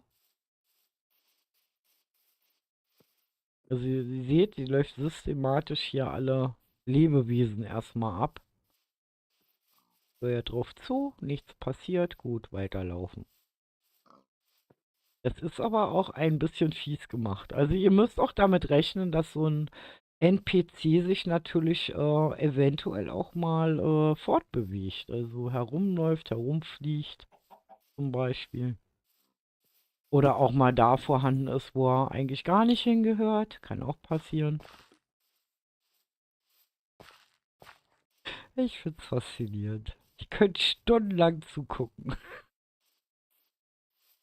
Aber ich muss gestehen, also ich glaube, ich werde heute Abend auch meine Probleme haben, weil ich also zwar am Rande mitgekriegt habe, wo Mimi die versteckt hat mit Rio, aber alle weiß ich auch nicht. Also ihr werdet wahrscheinlich heute Abend auch ziemlich euren Spaß haben, wenn ich mich hier zu Tode suche. Also ich habe jetzt zwar 3 Eier Vorsprung sozusagen, die ich jetzt nicht selber gesucht habe. Aber das ist nicht weiter schlimm, weil das waren die, wo ich auch wusste, dass es die gibt da.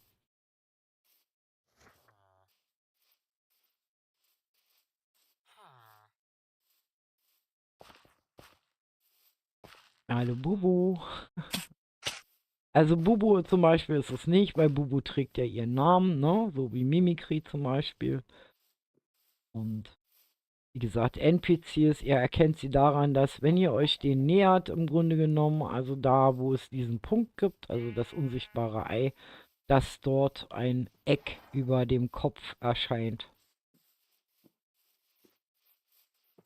Also das Wörtchen Eck, EGG. Dann wisst ihr halt, das ist es. Und dann müsst ihr euch halt noch ein bisschen annähern und danach Ping. Und dann kriegt ihr halt einen Punkt auf eurem Counter gut Musimus wieder geschrieben. da. Genau. Ich denke mal, der hat Kaffeepause, Kuchenpause oder so gemacht gerade. Pipi-Pause. Er muss mal ein wenig laufen. Ja, ein bisschen rumlaufen. Genau, deswegen haben wir das ja gemacht, dass es auch für euch so ist, dass ihr natürlich dann hier nicht 12 Stunden rumrennt am Stück, sondern wie gesagt, in dem Moment, wenn ihr aufgeht, hält der Counter an und wenn ihr dann weitermacht, wie gesagt, nur die tatsächliche Zeit auf dem Server wird gezählt. Und für den Wettbewerb ist das halt wichtig. Wie gesagt, alle, die 20 Eier gefunden haben, kommen in die Wertung rein und die schnellsten, wie gesagt, gewinnen halt, wie gesagt, den einmonatigen kostenlosen Zugang zum Community-Server.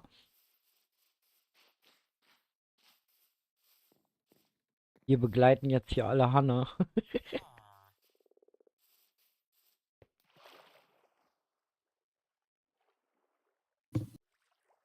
Hanna sucht in jedem Winkel. Ach, ist das herrlich.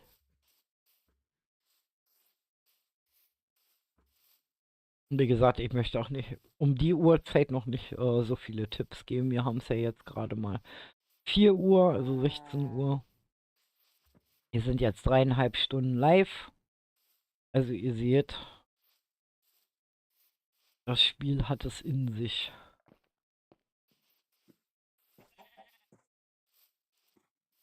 Spannend.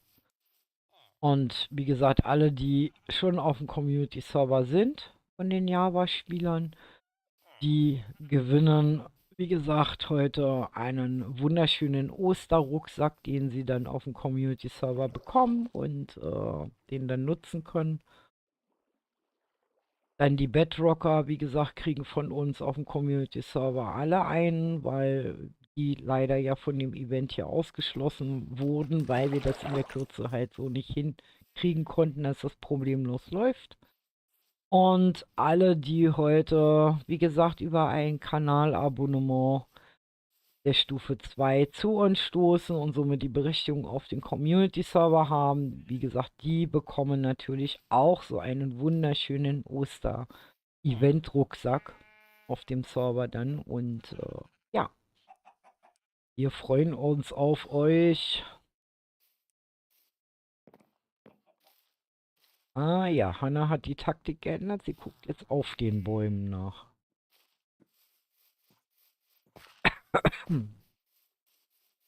Wie gesagt. Es gibt auch Orte, wie gesagt, die es in sich haben, die ein bisschen tricky sind.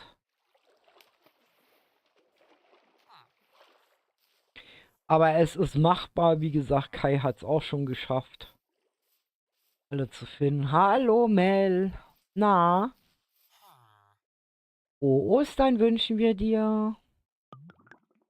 Wenn du Lust hast, wie gesagt, und Java-Spieler bist, hast du die Möglichkeit, hier kostenlos auf den Server zu kommen und 20 Ostereier zu suchen. Also Hanna hat die Taktik geändert. Die hat jetzt alles auf der Erde und quasi unter der Erde mehr oder weniger abgesucht. Jetzt konzentriert sie sich drauf, zu gucken, ob vielleicht oben auf den Bäumen irgendwas ist. Keine schlechte Taktik.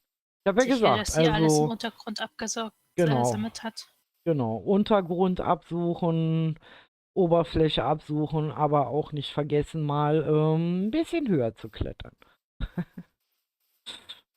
Und einfach mal danach zu gucken.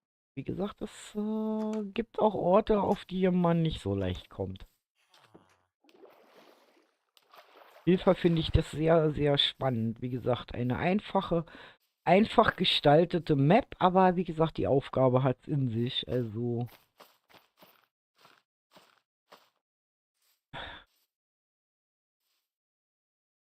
Hallo Leon.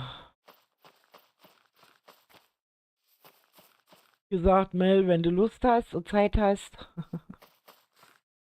komm uns gerne besuchen. Wie gesagt, ist kostenlos. Kann jeder mitmachen, der Java-Spieler ist. Und hallo Marina. Wie gesagt, wir spielen in der 21.4. Ihr müsst eigentlich nichts anderes machen, als die passende Version auswählen. Die Server-IP steht oben angepinnt, einzugeben und dann hier ruf und quasi 20 Eier zu suchen. Ganz simpel und einfach. Stream-Snipen finde ich jetzt nicht so toll. Ja, wie gesagt, hat er ja nichts von. 11 Eier. Ja, dann fehlen dir ja noch 9. Wie Naja, aber gesagt, wenn du jetzt halt bei Hannah mitläufst und er das halt guckt, kann er ja, dadurch die anderen Eier auffinden. ja, wie gesagt, also wir werden Hannah jetzt auch erstmal wieder verlassen. So, wartet mal. So, ich bin mal wieder raus. Ich muss jetzt erstmal selber sehen. Wartet mal, ich muss mich mal in den Kreativ setzen. Da bin ich. Hallihallo.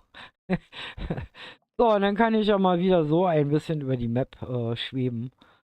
Ich muss nur hoch genug gehen, damit halt, wie gesagt, da nichts gespoilert wird. Also wie gesagt, Hannah durchsucht jetzt systematisch, wie gesagt, also die sozusagen ein bisschen das, was sie noch nicht gemacht hat. Also Hannah hat soweit alles auf der Erde und unter der Erde.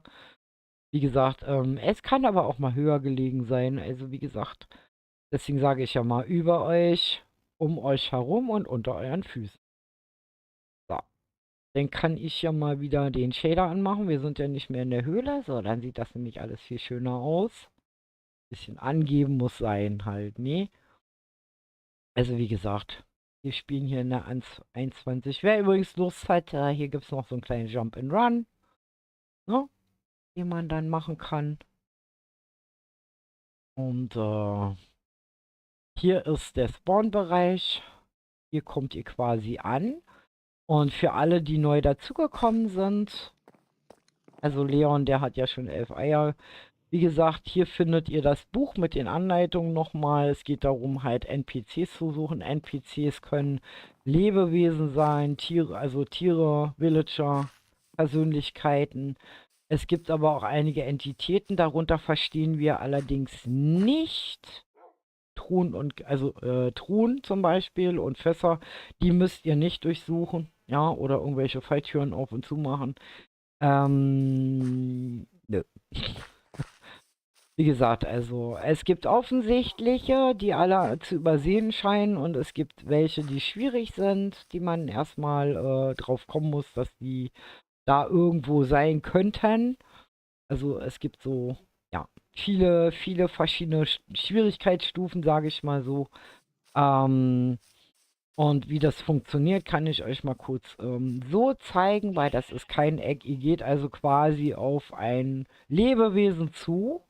Und wenn es das Richtige ist, ploppt hier oben Eck auf. Ja. Und dann macht es Pling. Und dann habt ihr wieder ein unsichtbares Ei. gefunden. Ah, das tut mir leid, liebe Marina. Es tut mir leid. Wie gesagt, das haben wir leider nicht hingekriegt in der Kürze.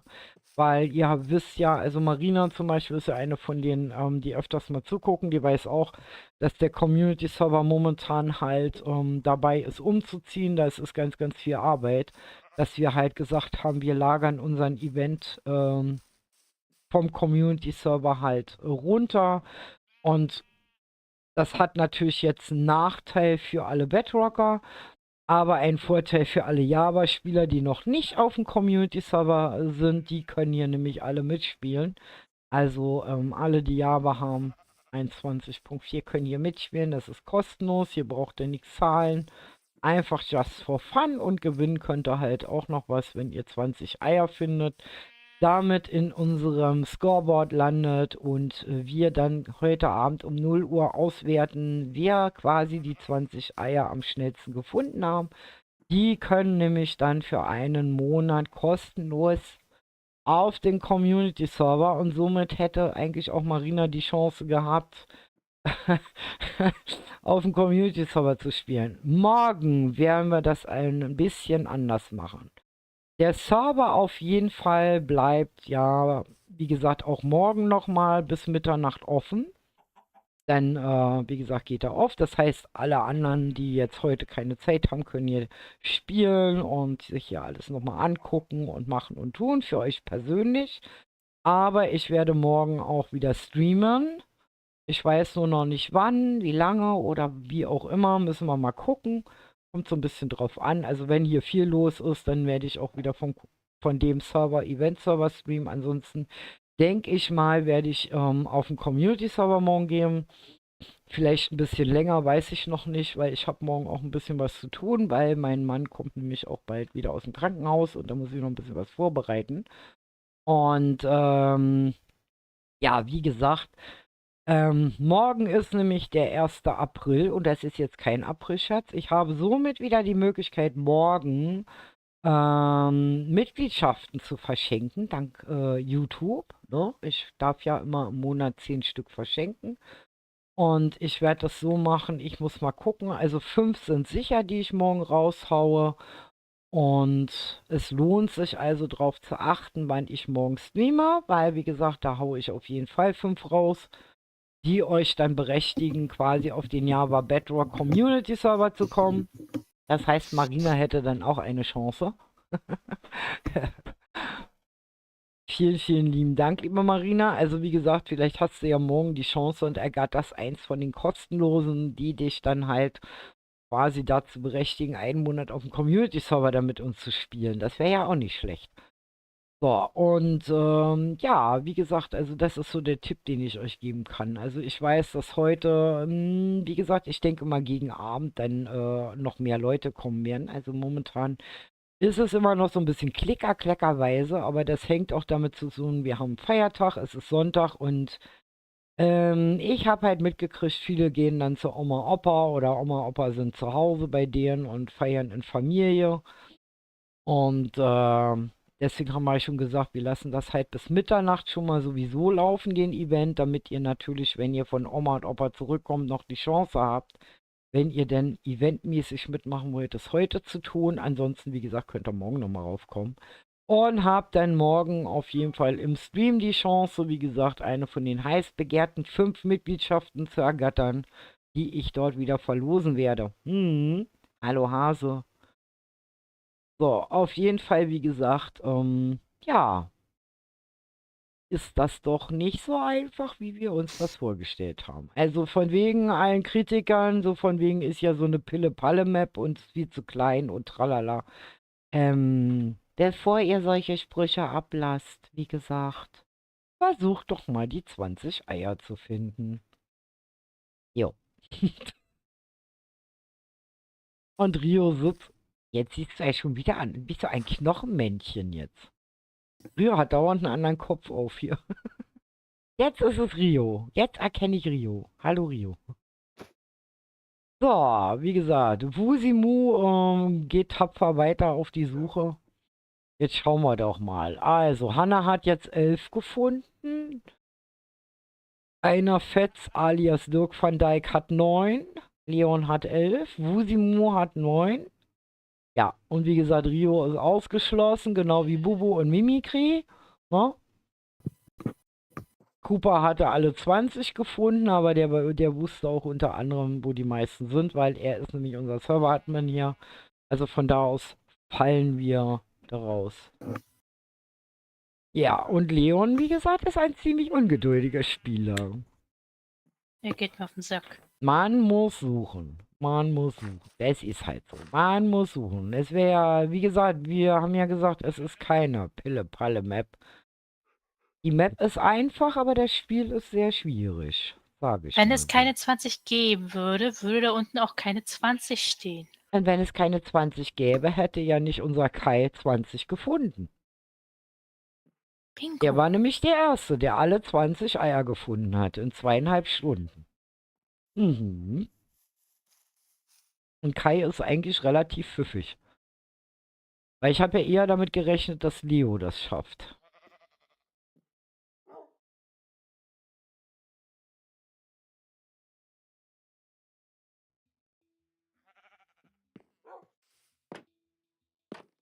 Leon. So.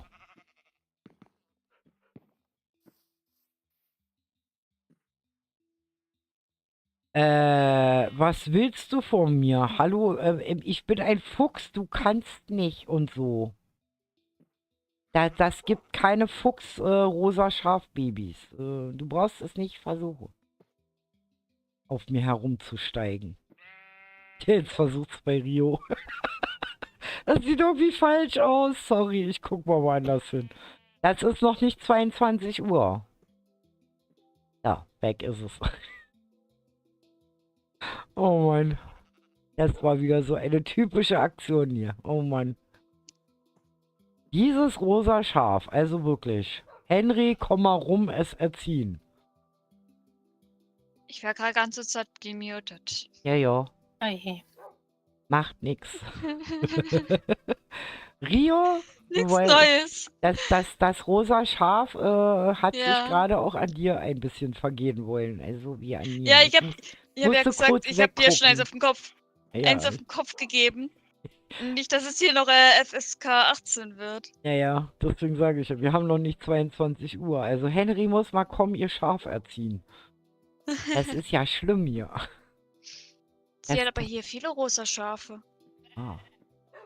Ja, wer weiß, was die alle schon hier so, weißt du, wie eben gemacht haben, mit was auch immer. Bleib weg. Geh weg. Weit weg. So, auf jeden Fall, wie gesagt, wenn er zum Spawn kommt, liegt da nochmal ein Büchlein, um die Regeln nochmal zu erklären. Da steht alles nochmal drin. Ne? Also guckt auch hier in dem Haus nach. So mein Tipp. Ne? Also. Und wie gesagt, solltet ihr mal irgendwo feststecken oder, und wie gesagt, irgendwo euch verlaufen haben oder mal nicht aus einer Höhle kommen oder so, ist alles kein Problem. Einfach diesen Slash und Spawn eingeben und schon seid ihr wieder. Freundlich sein, freundlich sein, freundlich sein. Mimi kommt gerade an ihre Grenzen. Also wie gesagt, es sind auch Kinder erlaubt, aber bitte benehmt euch und treibt unsere arme Mimi nicht in den Wahnsinn. Ich sag's nur. Wie gesagt, also, weil ihr könnt hier eh kein PvP machen, ihr könnt hier nichts töten, ihr könnt nicht sterben. Und Hannah sucht. Wie gesagt, also es kann euch hier auch nichts passieren. Aber wie gesagt, wenn einer mutwillig jetzt beigeht und versucht hier so die Grauzonen auszuloten, dann sind wir da auch ganz rigoros halt, ne? Und wie gesagt, Und mit Tieren zu interagieren bringt oder so nichts. genau. Also wie gesagt, benehmt euch. Ihr könnt auch nicht andere irgendwie belästigen, das geht nicht. Also ihr könnt ja ganz in Ruhe euren Oster-Event machen mit uns. Ihr könnt natürlich auch mit uns interagieren. Wie gesagt, wir sind auch hier im Chat drin. Das heißt, Spieler, die hier quasi auf dem Server sind, die können natürlich auch in unseren Chat kommen. Wir ziehen euch rein. Es gibt so einen Also Live-Warteraum, da könnt ihr reinkommen. Ich ziehe euch dann runter zu uns. Also, wie gesagt, wir können auch miteinander reden hier. Es muss keiner schweigen. Und ja, wie gesagt.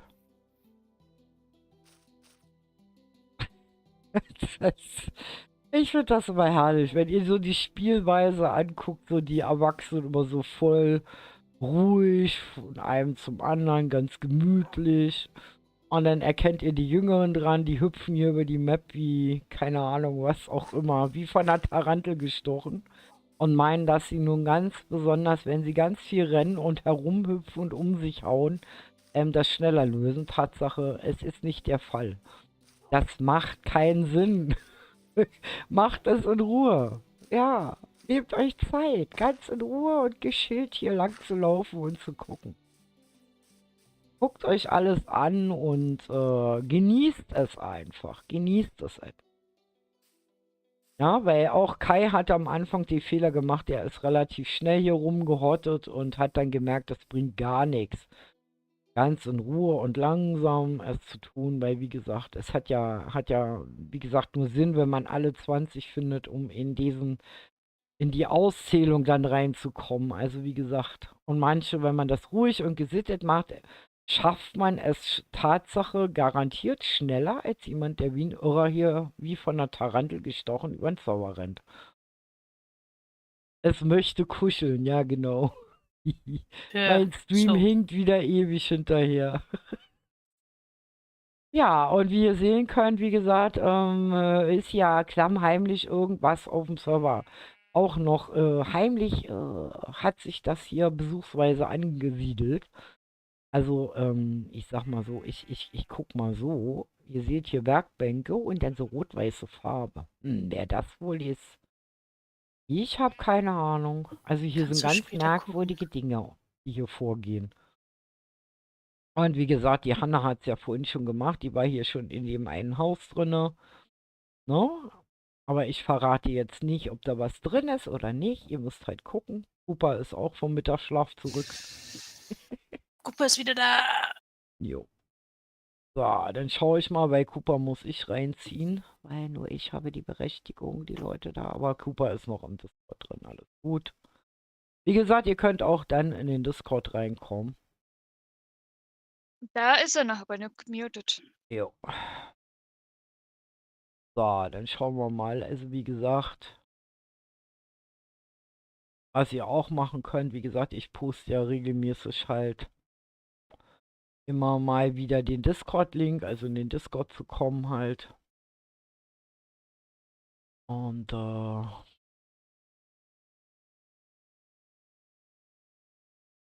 alles gut. So, ich muss immer ein bisschen mal im Discord rumzwitschen. So, okay. Alles gut. So, wie gesagt, auch was heute möglich ist, natürlich auch immer, wie gesagt, dass man natürlich im Rahmen einer Mitgliedschaft vom Kanal unser Team unterstützt, also den Kanal, das ist ein Teamkanal, wie gesagt, das Team unterstützt und auf der Mitgliederstufe 2 bekommt ihr quasi auch als Dankeschön halt den Zugang für den Community-Server, also das geht auch. Also jetzt mal zum Beispiel für die Bedrocker, also es ist ein Bedrock Java-Server, der ein bisschen anders funktioniert, als ihr das gewohnt seid, weil wir den Fokus halt ein bisschen auf was anderes legen. Also wie gesagt, wer es kennt, wer es noch nicht kennt, kann ja mal, wie gesagt, sich den Trailer angucken oder mal einen Stream angucken. Der ist halt ein bisschen anders. Und Das ist tragisch, aber spielt halt auch in der 21.4 und ist, wie gesagt, ein Java Bedrock Server. im Discord reicht sie nicht, im Spiel reicht sie nicht. Ja, das So, cool. bin ich hier wieder am Nein, Spawn. nein, Ich nein. kuschel jetzt mit einem weißen Ich will Schaf. ihn hier nicht drin haben. Du bist kein Eck. Du bist ein Schaf. Genau. Siehst du? Es nickt. Ja, ja, ja, ja, ja, ja, ja, ja, ja, Schaf. ja, Kann auch nicken. ja, ja. Du kannst auch nicken. Ah, okay.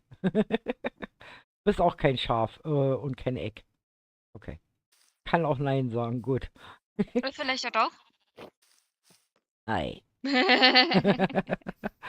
Ein schwarzes Ei. Hallo Cooper. Hallo. Cooper ist unser Server-Admin. Der passt auf, dass hier der Server seinen Dienst tut und hat hier die Map mehr oder weniger erstellt hier sozusagen, für uns alles gemacht, die ganzen Plugins und hast du nicht gesehen. Und Rio, wie gesagt, ist unser kleiner Baumeister hier unter anderem. Sie hat die hat das Buch gemacht, also sagen wir mal so den Spielaufbau, unsere Ideen, die wir dazu hatten, quasi in ein Buch reingeschrieben, was ihr vorne am Spawn findet. Und die liebe Mimi ist diejenige, die die ganzen NPCs auf dem Gewissen hat und die hier alle versteckt hat. Und wer Mimi kennt, weiß, die kann nicht nur groß bauen, die kann auch äußerst fies Eier verstecken. Ich hab mit versteckt.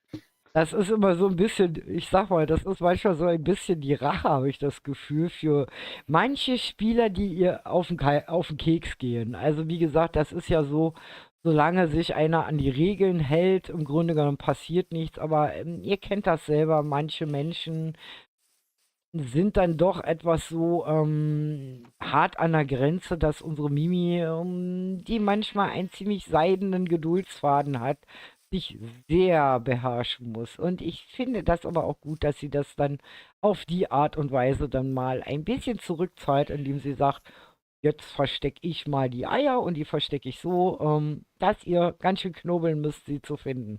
Ich Und hätte auch ganz fies sein können. Ich hätte auch einfach Fake-Eggs noch verstecken können. Mhm, Das wäre noch fieser gewesen. genau. Oder noch Das ist nämlich schwierigere mir gerade so Orte. im Kopf gekommen. Ich hätte noch einfach Fake-Eier noch verstecken können. Diese stinkenden Eier aus Wattpix. Diese schrumpeligen Eier.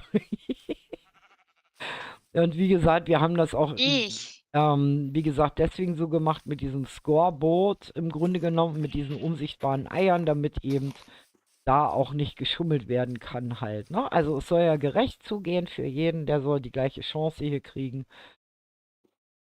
diese Eier zu finden halt. Leon. Ne?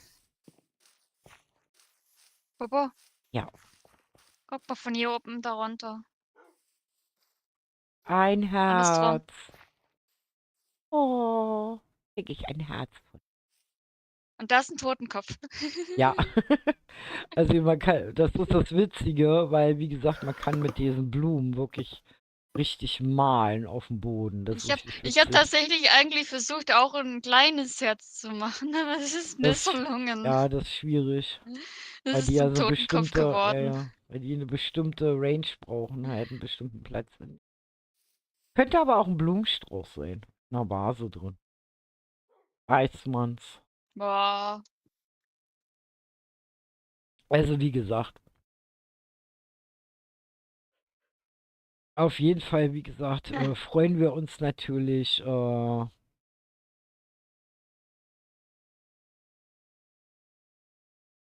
Und finden müsst ihr die alleine. Also das gilt für kleine Leute genauso wie große. Und Mimi wird heute Abend todmüde mit schweren Albträumen ins Bett fallen. Ich sehe es jetzt schon vor mir. Und sobald unser Leotera auftaucht, sieht sie nur Leo. Ah! Solange keine Kuschelfreunde noch extra dazu kommen. Ja.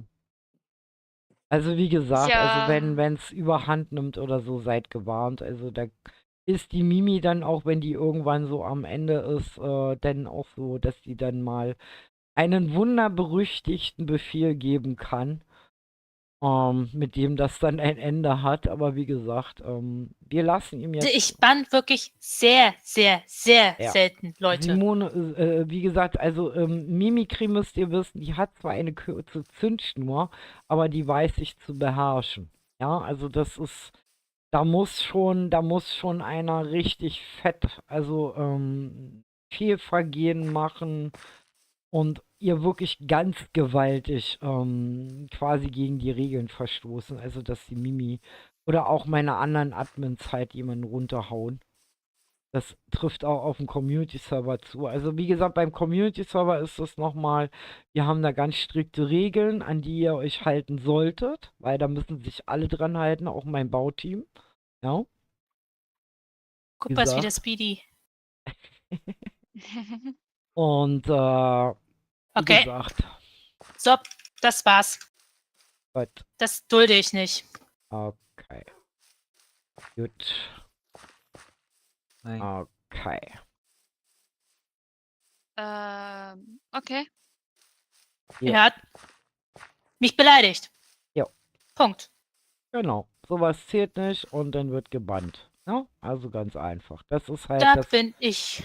Das ist Da das, ist was die ich Grenze. meine, was gar nicht geht. Also Mimikry, wie gesagt, die hat schon eine extrem kurze Zündschnur und muss sich sehr immer zurückhalten, was ihr manchmal in bestimmten Augenblicken sehr schwer fällt. Aber wenn dann sowas kommt, dann muss derjenige leider dann auch, wie gesagt, vom Server runter, weil das geht gar nicht, weil Admins beleidigen, das ist ein absolutes No-Go, das wisst ihr selber. So, und jetzt sage ich mal, don't feed the troll. Leon hatte seine Chance. Ganz einfach, weil Beleidigungen gibt's nicht. Ne? Also das ist ein Banngrund und sowas funktioniert nicht. Wir haben dir jetzt schon eine ganze Menge durchgehen lassen. Und du hast Mimis Nerven schon gewaltig strapaziert, aber irgendwann ist dann auch mal Punkt, Ende. Fertig. So, weil sonst machen wir uns nämlich auch unglaubwürdig gegenüber anderen, weil auf dem Community-Server wärst du schon 3-mal unten gewesen, sage ich dir jetzt. Da sind die Regeln nämlich ganz, ganz streng. Ne? Also, wer sich da nicht dran hält, also auch in meinem Bauteam, ne? Die müssen sich da auch dran halten, weil das sind Vorbilder. Meine Admins müssen sich dran halten. Und ja, damit sind wir gut gefahren. Auch im Chat ist das so, wie gesagt. Wir legen Wert auf gutes Umgehen und Manieren miteinander. Und es soll sich nämlich jeder wohlfühlen. Und so. Und damit ist jetzt erstmal das Thema vom Tisch. So, Nein. okay. Die Und ist für mich eine spezielle Beleidigung. Ja. Für mich ist das eine Abkürzung für etwas, was ich jetzt nicht sage. ne, alles Ja. gut. Alles gut. Ich hab's, wie gesagt. Weil, wie gesagt, wir legen Wert auf Umgangsform. Ne? Also das ist. Weil, wenn ihr quasi für euch selber vor euch hin quasi herumflucht oder etc., dann könnt ihr das machen. Die Jüngeren gehen nämlich sehr oft mit diesen Abkürzungen sehr, ich sag mal, übermäßig um. Ja, macht das. Das ist nicht unfair, das ist gerecht, weil das darf sich bei uns niemand erlauben. Ne?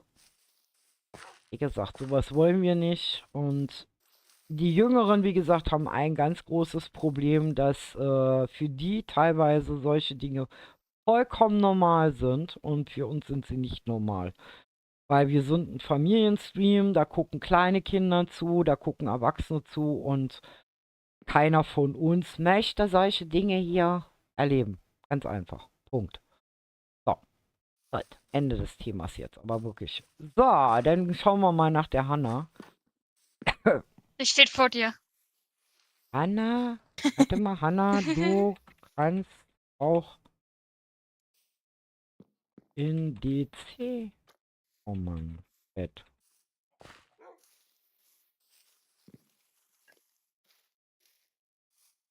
Nee. Ah. Nee. Ja.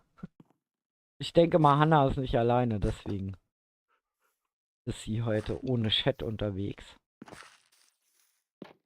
Mal schauen. Was machst du da unterm Tisch? Du hast doch noch gar nichts getrunken. Sicher. Weiß man's? Ich hab schon Tee getrunken. Ah, okay. Und da liegt man unterm Tisch von. Aha. Hanna verzweifelt gerade mit der Suche. Er Also möchte wie nicht in den gesagt, Discord. wie Gerade. gesagt. So, schauen wir mal, was sie sagt. Ach ja, und was ich übrigens noch dazu sagen wollte. Heute Abend um 0 Uhr läuft auch die Bewerbungsphase für Momentum auf. Ja. Also ihr habt noch die Chance, genau bis heute Abend um Punkt 0 Uhr euch zu bewerben über den Klötzchen Discord für Momentum. Bedingung ist 18 Jahre Minimum, ja. Und wenn ihr eure Bauwerke zeigt, tut es bitte, eure eigenen. Ihr könnt auch gerne euren Kanal dort verlinken. Wie gesagt, als wenn ihr euch bewerbt. Rauskriegen tun wir es eh. Wir überprüfen das nämlich auch. Wir haben schon einen erwischt, der weder 18 war, noch dass er eigene Bauwerke da gepostet hat. Also solche Leute sind natürlich dann aus der Bewerbung raus, das ist logisch, ne? Also haltet euch an die Regeln. So, ja, mach das, Hanna. Pausiere, denke nach, wo könnte was sein. Es rattert weiter in ihrem Gehirn. Ich weiß es, selbst wenn sie jetzt aufgeht, stoppt der Counter. Wenn sie nachher kommt, geht der Counter weiter. Und ich denke mal, wenn sie jetzt off ist, kann es gut sein, dass Hanna in der Zeit gedanklich die Map abläuft und überlegt, wo es noch sein könnte. Ja, wie gesagt, ihr sollt ja zwischendurch dann auch mal Pause machen können. Also, ja. Okay, ich werde mich mal wieder auf mein Stühlchen setzen. Momentan ist ja so ein bisschen die Kaffeepausenzeit. Ich denke mal heute Abend. Genau. Genau, sie kann ja noch bis Mitternacht suchen und Hanna ist eh auf dem Community-Server, also ist es relativ, sage ich mal so, das ist ihr persönlicher Ehrgeiz. Sie kann natürlich auch morgen die Map zu Ende spielen, weil wie gesagt, Hanna ist Bauteam unter anderem und eh auf dem Community-Server. Also von daher, wie gesagt, fällt sie ja, selbst wenn sie die 20 Eier hat, ja quasi aus der Gewinnerliste der möglichen Mitgliedschaften für den Community-Server raus. Also, die ist ja schon drauf, Ja. ne? Die hat Ja, dann aber sie kriegt ja ein Wunsch-Item. Wunsch-Item. Genau. Also Weil sie von ja auch daher Teil des alles Bauteams gut. ist. Genau. Und wie gesagt, Hanna ist eh Teil des Bauteams, also von daher ist das ein bisschen relativ. Da kann man das auch mal anders dann machen. Bei Hanna ist das eher Spaß an der Freude zu spielen. Aha. Was hat denn Cooper getrunken? Er ist Speedy Gonzales. Ich habe nichts getrunken. Miep, miep. Mimi, Ich habe nur zu viel Miep, miep. Sauertränke getrunken. Ne? Ei, ei, ei, ei, ei. Da wird man ja Und irre ein von. Springhase. Springhase, passend zu Ostern. Legst du auch Eier, Cooper? Fehlen die Nein. Ohren. Genau, ihm fehlen die Ohren. Warte. Oh, wieso kann ich keine Endermind holen? Weil er auf Peaceful gestellt hat. Nein, NPC. Oder mache ich das falsch? Pass auf. Wenn du eine Endermite haben willst als NPC, machst du Chat auf, /NPC, Ja. Leerzeichen, Ja. Create, Ah, warte. Create. dann gibst du einen Namen ein.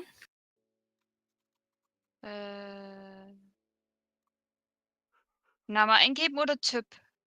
Ist egal, zum Beispiel Mitte, Mite, weiß was ich, Endermite kannst du direkt nennen oder irgendeinen Namen. Irgendwie eine Bezeichnung für den. Zum Beispiel Egg oder dergleichen, was weiß ich. Ja. Und dann machst du noch ein Leerzeichen. Und dann hast du deine Liste. Und dann machst du zweimal den Strich, also zweimal Verbindungsstrich und Type. Aha. Dann machst du nochmal ein Leerzeichen. Dann Dann kann gibst ich du aussuchen. dann gibst du Endermite ein. Und dann hast du eine Endermite. Die Geburt des Endermite. Yay. Andy und Mike. Ja, toll. Jetzt haben wir hier auch noch Ungeziefer auf dem Server. Was sagst du dazu, Cooper? Eins Und- nur. Ungeziefer auf dem... Oh Gott. Wo ist mein Insektenspray? Und wenn du das ich auf die eigentlich Follow überhaupt haben an? willst, musst du Nein. /NPC Leerzeichen zerstört Follow machen. Hm. Dann folgt es dir, wenn du halt normal herumläufst. Muss ich ihn aber währenddessen angucken? Du hast ihn da ausgewählt.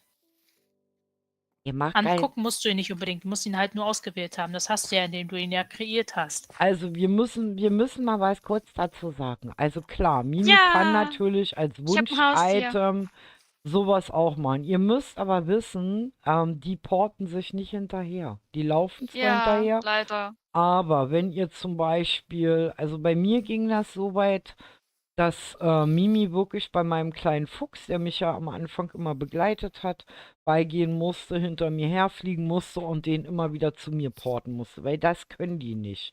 Also ihr könnt die halt nur nutzen, im Grunde genommen, wenn ihr über Land lauft. Ja, also wenn ihr jetzt zum Beispiel einen Fuchs habe, der würde wahrscheinlich unweigerlich irgendwann ertrinken, glaube ich, oder? Nein, Nein, Nee. auch nicht. der schwimmt. Der schwimmt. Das heißt, man sollte dann sein Tempo quasi dem Haustier anpassen. Also wenn jetzt einer auf die Idee kommt und sagt, okay, ich habe ein besonderes Item gewonnen, darf ich mir sowas wünschen? Das würde rein theoretisch gehen, aber wie gesagt, er kann sich nicht porten. Ja, Ich das würde ist es ganz eher wichtig. nicht machen, dass die halt einen Ja, speziellen NPC haben. Ich kann den ich würde schon sagen, bleiben wir bei Item und ja, beim Rucksack, aber kein Ja, NPC. gut. Also um das mal das klarzustehen, wäre weil das, wie nicht gesagt, macht auch nicht möglich. so viel Sinn. Das, was auf jeden Fall immer ist, wenn ihr zum Beispiel auf dem Community-Server ankommt, ähm, und euch zum Beispiel relativ weit ab zum Beispiel ansiedelt, dann überprüfen wir so ein bisschen die Entfernung, weil ihr müsst ja dann auch noch irgendwie zum Farmland kommen, zum Tauschmarkt, also zum Spawn, zum Bahnhof und, zur Trading Hall und solche Sachen. Dass wir gesagt haben, dass Leute, die relativ weit weg sind und sagen wir mal eine bestimmte Anzahl von Blöcken an Weg hätten, zum Beispiel wie die Christa, die ist relativ weit an der World Border dran. Da haben wir die Möglichkeit, Mimi zu beauftragen, zu sagen, guck dir mal die Entfernung an. Und wenn die Entfernung zu groß sein sollte, dann taucht dort auch mal ein Teleporterturm auf oder ein NPC, mit dem ihr porten könnt, damit ihr natürlich interaktiv die anderen Dinge alle nutzen könnt und im Grunde genommen die Vorteile natürlich alle genießen könnt, die wir halt haben. So, und da ist die liebe Jenny. Hallo, hallo. Schöne Ostern euch allen gewünscht. Das wünschen wir dir auch, liebe Jenny, und deinem Anhang. Und ja, wie gesagt, das hier ist ein Event, wie gesagt, für alle Java-Spieler in der 21.4, liebe Jenny.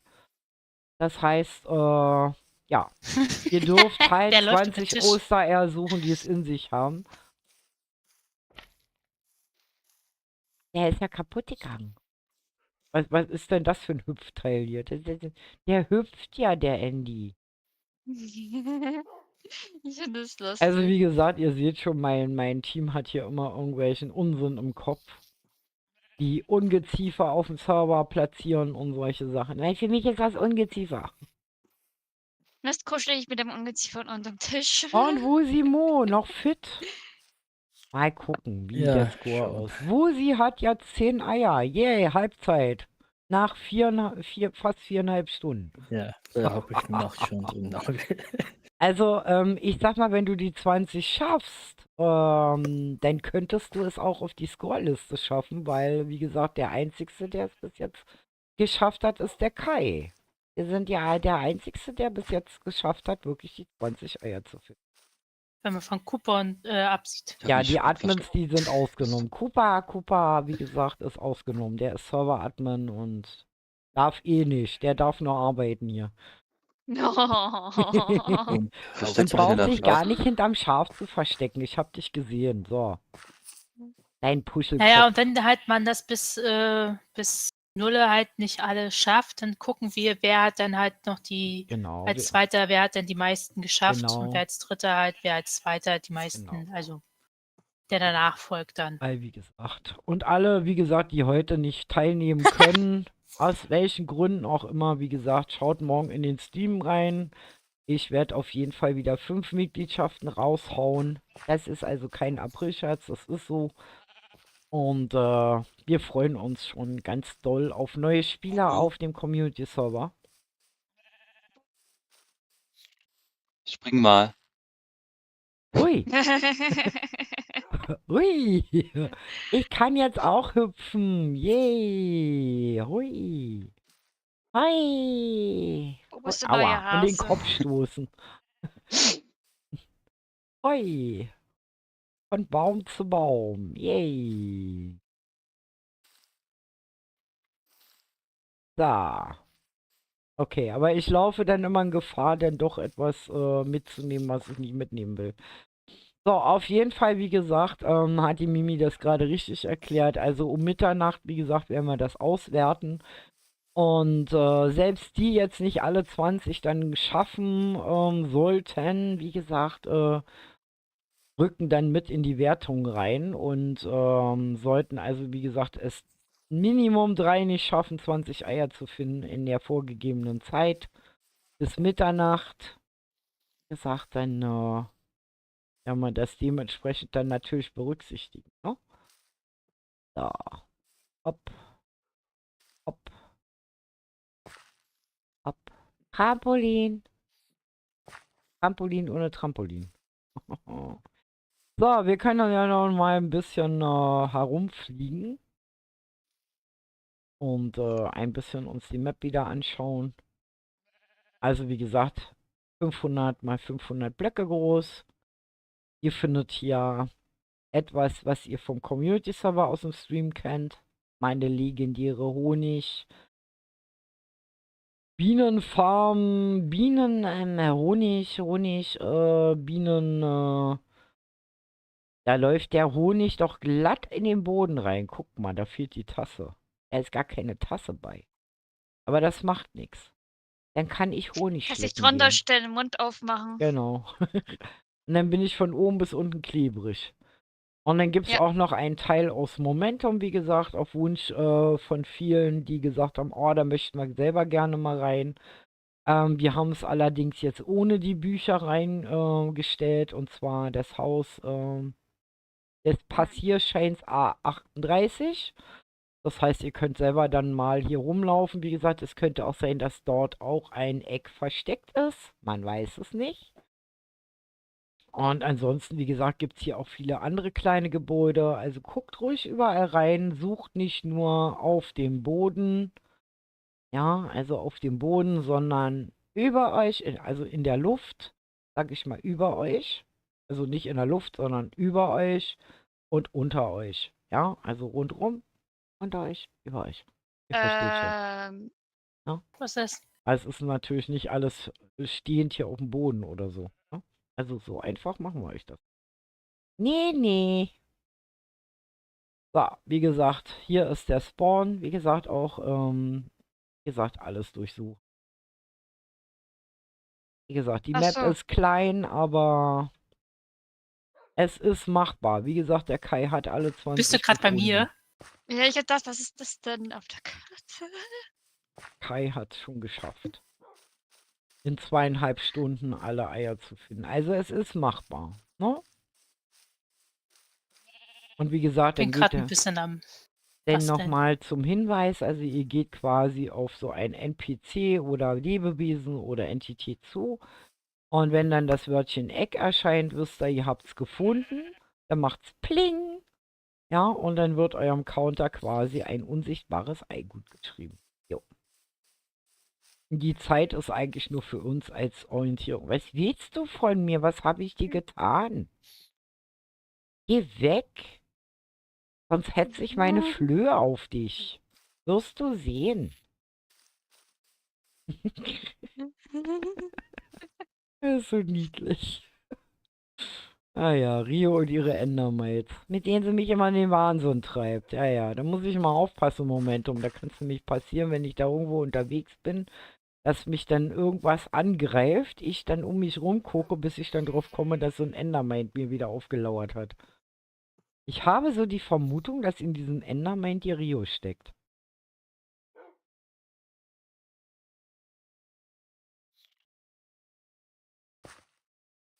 Da ist doch.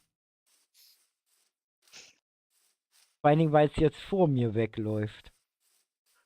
Und hier rumhüpft. Da ist eine Rio drin. Nein. Nein? Rio ist das Endermite. Lustig wär's. Jo. Das Schöne ist ja, wie gesagt, dass man ja im Zuschauermodus ja in jede Entität rein kann. Ich finde das immer sehr lustig. Da könnte dann mal ein Schaf sein, ein Enderman und die haben ja alle verschiedene Arten zu gucken. Das ist, ich finde, das ist manchmal ganz schön gruselig. Also wenn ich mich so an meinen Ausflug in einen Enderman erinnere oder auch in einem Creeper, also das war sehr gewöhnungsbedürftig. Ich fand die ziemlich gruselig. Solange wir hier nicht hunderte von diesen Viechern und Insekten haben, alles gut. Andy. Oh, kann ich auch schnell ändern. Oh, Nein! Später Was? habe ich doch gewusst, dass sie das ist. Oh, Er knabbert an deinen Schuhen. Er hat Hunger. kann ich spawnen. Hehe. Guck mal, der ist verrückt nach den Schuhen von Rio. Die schmecken aber metallisch dann. Naja, vielleicht nuckelt er ja nur dran oder so. Äh,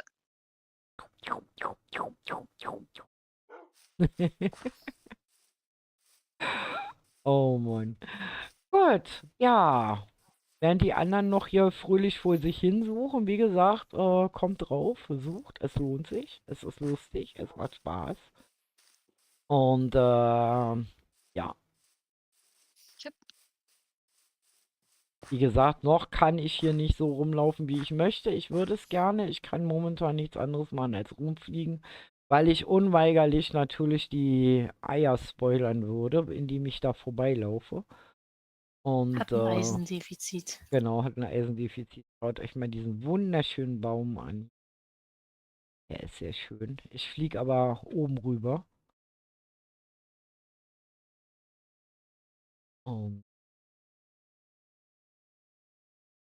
schaut euch den an. Also der steht hier zum Beispiel direkt an der World Border. Dass ihr das auch seht. Es ist nicht allzu groß, das Gebiet. Weil, wenn ihr bedenkt, also wie gesagt, Kai hat sich da auch in Ruhe Zeit genommen. Also es ist machbar.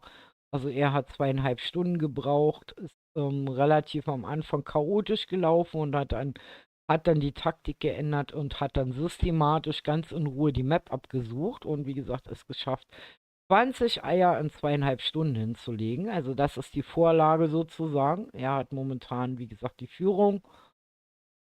Und ja. Und Einerfetz, also alias Dirk van Dijk, steht jetzt bei 11 Eiern und Wusimo bei 10. Ja. Und wir anderen zählen nicht. Also wie gesagt, kommt drauf, versucht euer Glück, probiert selber mal aus. Weil die Map sieht einfach aus, ist sie aber nicht. Und es kann euch hier auch nichts passieren. Ihr könnt also hier nicht tot gehen, ihr könnt hier einfach, wie gesagt, also wenn ich kann es ja mal machen, ich stelle mich mal hier auf den Baum. Da, wartet mal, ich gehe mal auch in den Abenteuermodus, glaube ich, spielen wir, ne? Hm. Abenteuermodus, das heißt, wenn ich jetzt hier runterspringe, es passiert nichts. Kriegt keinen Schaden und nichts. Ne? Also, so, und so werde ich das nachher auch machen, wenn wir das aufdecken. Wie gesagt, momentan bin ich im Kreativ. Bewege mich fliegend durch die Gegend, damit ich euch keine Eier vorspoilern kann. Wie gesagt, die 3, die ich jetzt habe, waren eins, was ich zusammen mit Einerfetz gemacht habe. Eins war mehr oder weniger ein kleiner unglücklicher Zufall, weil ich nicht bedacht hatte, dass da eins ist. Und das dritte, wie gesagt, ist mit der Hanna zusammen, glaube ich, oder Wusimo, ich weiß es gar nicht. Ich glaube Wusimo. Ja, das ist schade. Aber morgen ist die Map auch noch auf, Jenny. Also ihr könnt auch morgen alle rauf noch. Bis morgen Mitternacht. Allerdings seid ihr dann natürlich nicht in der Counterliste drin, sondern das ist dann für euch persönlich. Oder wie gesagt, in den Stream kommen. Dann, genau. Einerfetz macht Pause. Könnt euch das einteilen, weil wie gesagt, der Counter hält dann auch an. Also wie gesagt, morgen ist wieder der erste. Das heißt, am ersten gibt es auch wieder 5 Mitgliedschaften zu verschenken. Also vielleicht ergattert ja jemand ein, mit dem ihr dann auf unseren wunderschönen Community-Server dürft. Mhm, für einen Monat lang. So. Aber wie gesagt, um die Zeit ist es normal, dass es ein bisschen ruhiger wird. Ich denke mal, heute Abend sieht die Sache dann schon wieder anders aus. Hier fehlen eindeutig Stühle, weil ich kann mich da nicht hinsetzen. Wie? Geht nicht. Doch, da hast du einen Nein, Platz. da ist ein Hundi. Da. Hier. Ja. Kannst du dich hinhaben. Nee, da sitzt eine Endermaid. Da will ich nicht hin. Jetzt nicht mehr.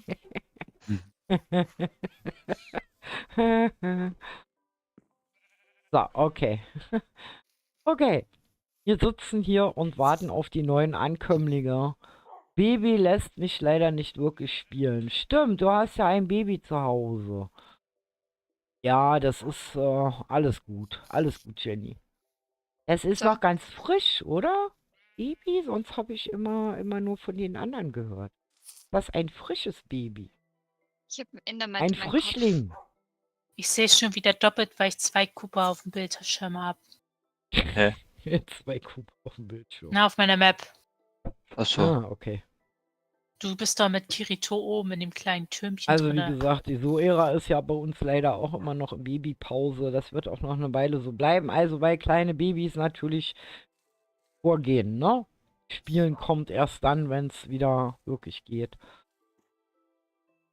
4 Monate, ne? Dann immer noch herzlichen Glückwunsch. Dann habe ich ja was verpasst. Wir haben noch einen Frischling. Oh, herzlichen Glückwunsch. Ich hoffe gesund und Mutter. Das ist schön. Es freut mich. Ich finde das so schön, wenn die Community sich so Stück für Stück mit der nächsten Generation vergrößert. Sag mal, Rio, dir geht's gut, oder? Hast du zu viel gearbeitet heute, dass du deinen Schlaf jetzt hier auf Ja. dem Server nachholen musst? Ja. Ei, ei, ei.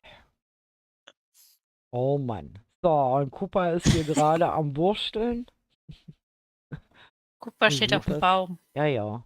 Ich sehe nur die Befehle, die hier gerade durchrattern. Hm. Aber ich kann es halt nicht anders machen. Das ist automatisch, wenn ich meinen Chat anmache. Also ich kann natürlich das umstellen.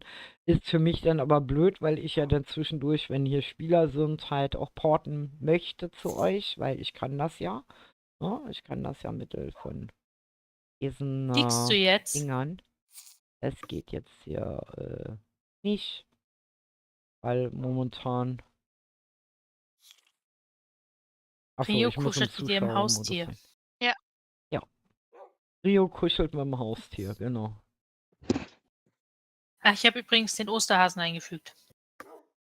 Du hast den Osterhasen eingefügt. Du meinst was den macht weißen der? mit dem Puschelschwänzchen? Gar nichts. Hallo Steht rum. Melissa! Frohe Ostern auch dir. Herzlich willkommen bei den Klötzchen. Wir sind hier gerade auf dem öffentlichen Osterevent-Server. Die IP findest du oben angepinnt. Wir spielen hier eine 1.20.4 und wie gesagt, ist für alle Java-Spieler offen. Leider konnte man die Bedrocker nicht berücksichtigen diesmal, weil es einfach zu kurz war. Weil wir uns kurzfristig da entscheiden mussten, wie wir das machen. Aber wir haben dann gesagt, wir machen es öffentlich, aber dann halt leider nur für die Java-Leute. Das ist leider, ja, nicht anders möglich gewesen. Tut uns leid, aber das ist so. Aber wie gesagt, auch die Bedrocker können halt spielen. Also, wie gesagt, auf dem Community-Server. Und wir warten. Fütter mal deine Tiere. Was? Ich soll meine Tiere füttern? Meine Tiere sind noch gar nicht dran. Meine Tiere, Oh, die der werden Name ist erst... zu sehen. Ups. Meine Tiere werden erst gegen 18 Uhr gefüttert. So. Meine Tiere kriegen immer Punkt 18 Uhr ihr Futter. Futter mal deine Tiere. Ihr kommt hier auf Ideen immer. Mann, Mann. Hä? Hey, Cooper dreht durch. Das bin Ui.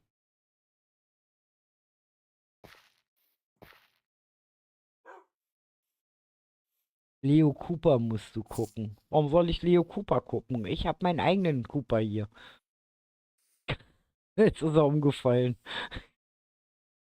Hallo Wusimu. Na, Hallo. wie schaut's aus? Momentan eben noch Halbzeit nicht. immer noch. Ja, ist nicht so einfach, ne? Ja. Hast du wirklich Aber wenn, alles abgesucht?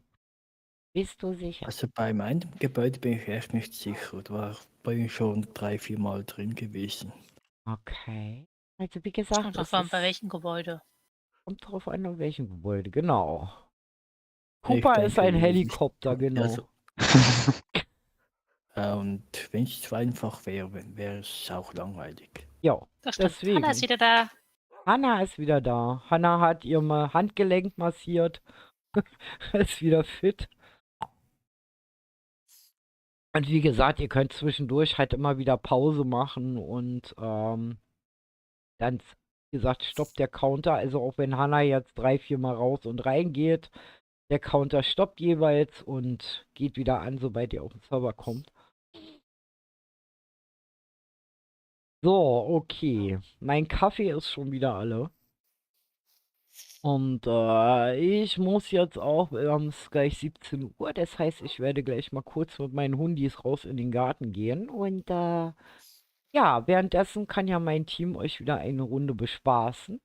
Wir können allerdings auch in Wusimo reinhüpfen und aber das ist immer ein bisschen doof, weil wenn ihr jetzt ein paar Eier findet, dann ja, ist das auch ein bisschen.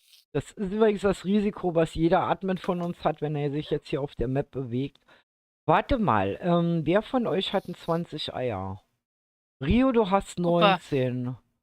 Cooper hat 20. Eigentlich bräuchte ich nur in einen von euch reingehen und ihr könnt ja dann so ein bisschen herumlaufen, weil das sieht man ja dann nicht. Weil ihr wisst ja schon, wo die sind und könnt ja die entsprechenden dann meiden. Was haltet ihr davon? Dann habe ich als Zeit mit meinen Hundis kurz in den Garten zu gehen. Magst du die Führung übernehmen? Darf ich in deinen Kopf? Ich möchte in deinen Kopf. Oh je. Ich will in deinen Kopf. Bleib stehen. So, ich bin jetzt in Coopers Kopf. Denk dran, nicht die Eckdinger zu spoilern. Ansonsten kannst du dich hier frei bewegen, weil du hast alle 20 Eier. Das heißt, ich kann nichts spoilern in dem Sinne. Also halte dich fern von den NPCs. Kann man gleich wieder. Und ich bin jetzt erstmal kurz mit meinen Hundis im Garten und muss erst Abendbrot vorbereiten. Weil das braucht eine Weile. Mein Sohn rennt hier nämlich schon wieder hungrig mit Leberkäse durch die Gegend. Oh Mann. Gut, okay, dann bis gleich. Cooper macht eine kleine Serverführung und ich bin gleich wieder zurück.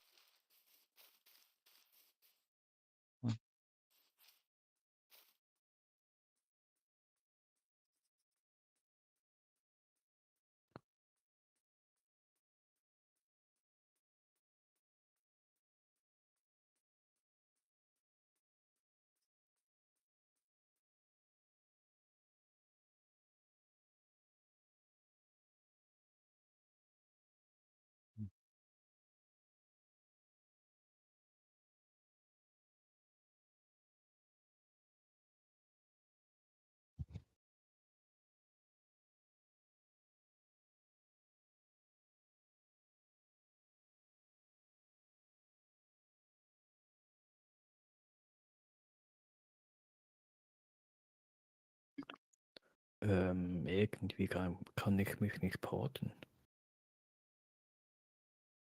So ganz. Hm. Ups.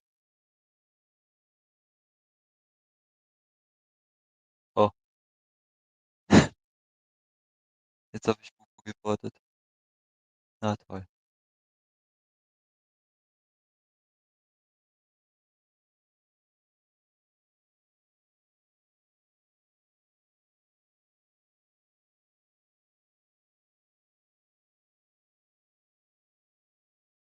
Aber schlecht Spawn hast du angegeben, oder?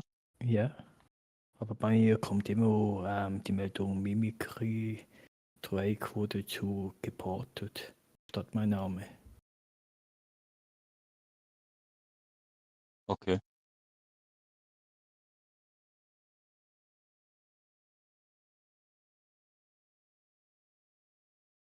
Ja.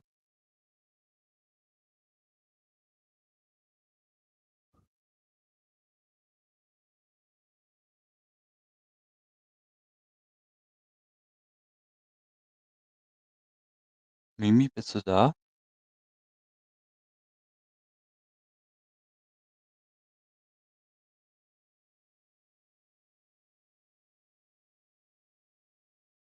Sonst logge ich mich schnell aus, vielleicht geht's dann.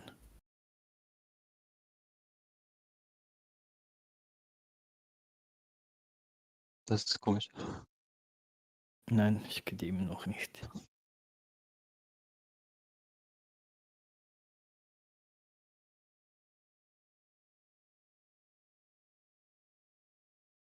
Teleportiert dich zum Spawn, Okay, danke. bitte.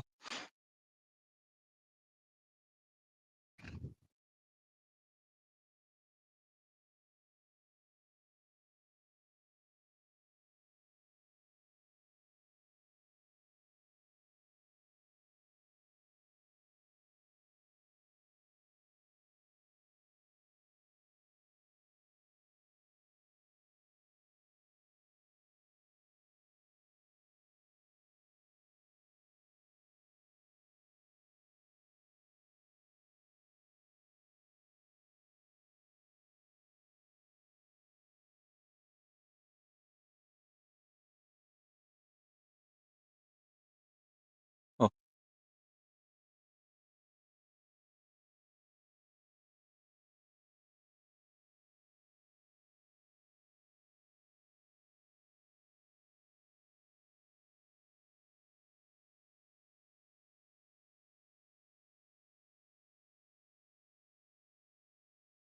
ist Puppe immer noch in mir oder? Also im Stream ist der Bildschirm blau.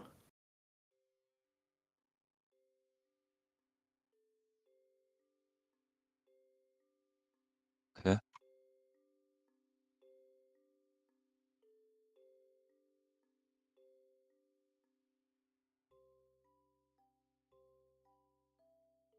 Ja, das war die falsche.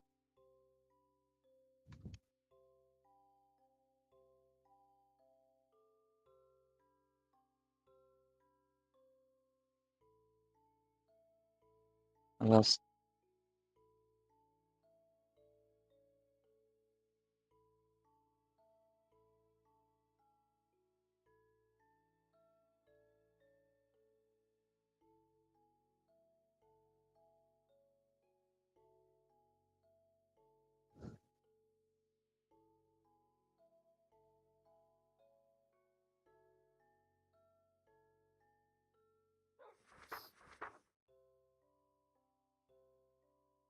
Wieso wird das nicht bei ihr gerendert? Ich glaube, wenn sie mit in einem Person drin ist und die teleportiert wird, dann hängt sie, glaube ich, irgendwo fest, glaube ich.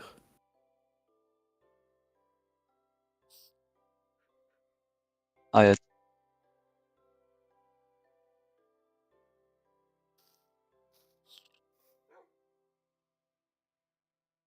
Kuba macht alles kaputt wieder. Toll.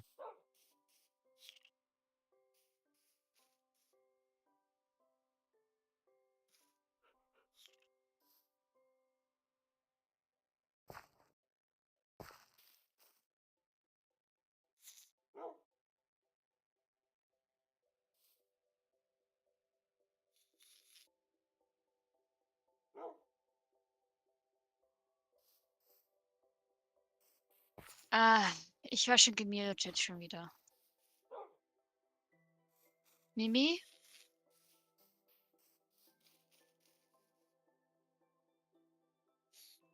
Nicht da.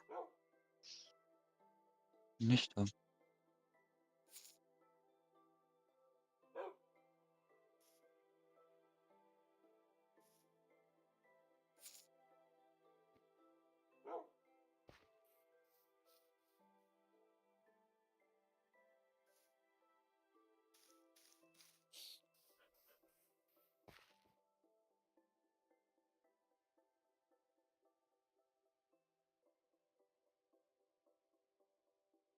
Ich teleportiere einfach Fubus hier hin. Maps anzuzeigen, wenn es geht.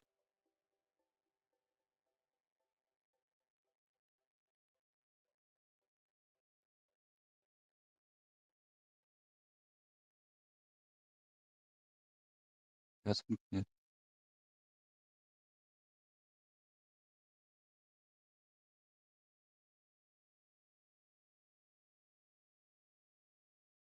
Auch nicht schlecht, die Aussicht.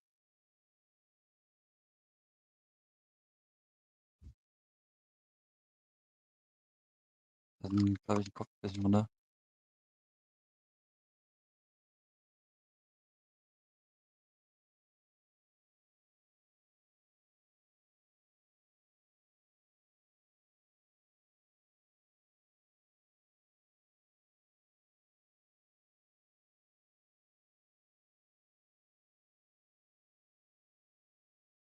Hättest du doch da unten lassen können.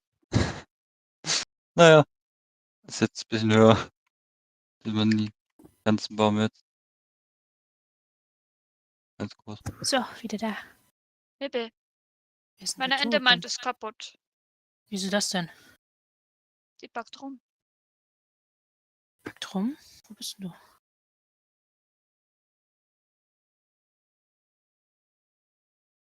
Die backt rum. Gesehen. Das könnte vielleicht. Hast du irgendetwas dran verstellt? Nö. Vielleicht, weil ich in Spectator gegangen bin? Na ja, Das klar. Dann kann hättest du auch sein. schon. Nee, dann hättest du auch vorhin sein müssen, wo ich in Spectator war. Bisschen Manchmal hilft es, östlicher. einmal unfollow und dann wieder Ja. follow zu machen. Also einmal das nochmal einzugeben, dass du dann nochmal NPC Follow machst. Dann unfollowt er dir und dann nochmal wieder. Follow. Was bleibt da stehen?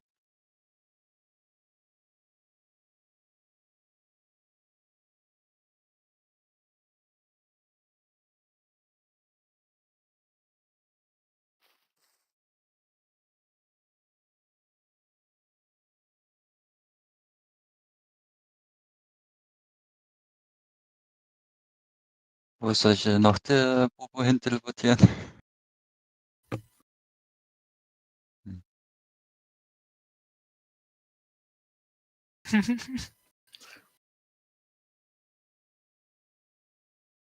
Das Haus, der ist verrückt gemacht oder so. In die Versteck sie mal Gummizelle. da in der Ruhezelle. Die ist ganz oben. Wo ist der da? Ist ganz oben, okay. Ja. Oder setzt sie zu euch beide. Zu dir und Kirito.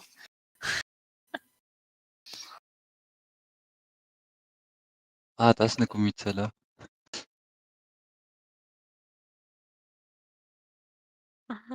Das hat er auch vom Bobo aus, Map zeigen. Teilweise. Teile. Eine Gummizelle. Jetzt ist Bobo in der Gummizelle. Hm, Oder 'ne Slimezelle? Gummi. Oder 'ne Gummizelle. kannst nicht mal hüpfen, ja, keine Hüpfburg, schade.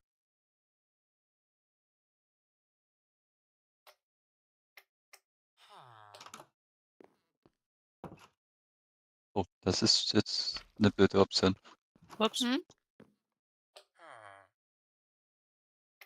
Bobo ist auch in Left 5 drinne. Das sieht man nur den Kopf, Hinterkopf von Bobo. Ups. Mhm. Macht sie gerne F5. Ja, ist, weil ich in Spectator-Modus drinne bin. Jetzt teleportiere ich mal wieder raus, dass wir da den Hinterkopf nicht sehen. Ich werde mal ein bisschen die Spieler stalken. Hier ist 'n Sumpf.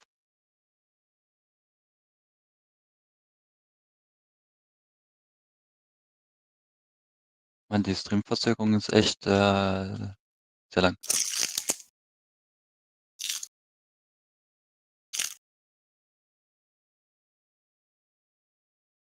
Da ist der Hase.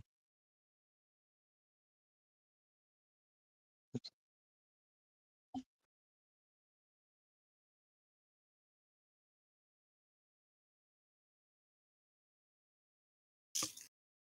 Hat er irgendwie erwähnt, wie lange das dauert, Bobo nicht da ist?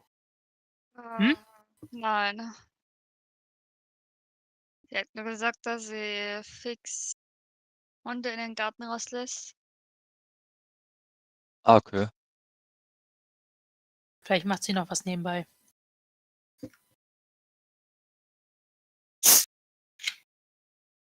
Holt sie vielleicht noch was irgendwas zu essen oder zu trinken.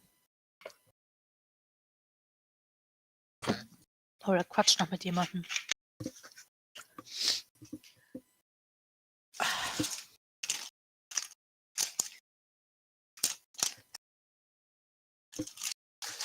Ich überlege gerade, ob ich ein bisschen anfange zu häkeln.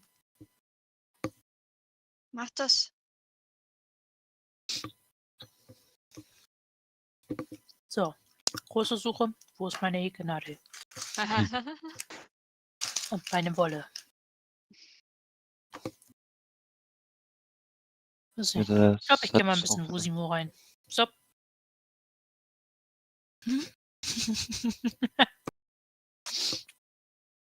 Also, wir haben doch Was? Silbertiere Bruder dahin, wo ich das gerade. Sie ist gerade beim Dorf.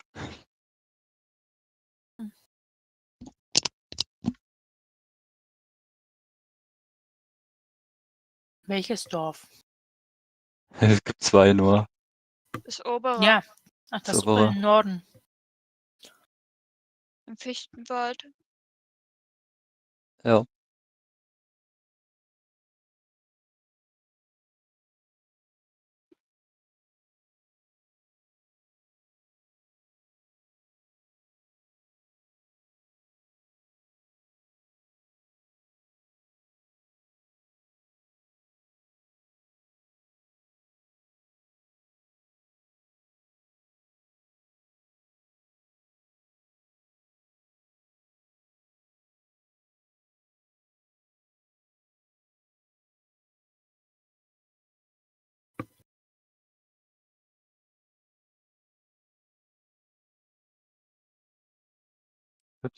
Ein Haus. Oder Lilana da. Was hier. Ich kann nicht reden. Aus diesen komischen Steinen. Was für ein Ne? komischer Stein. Also Amethiten, ne?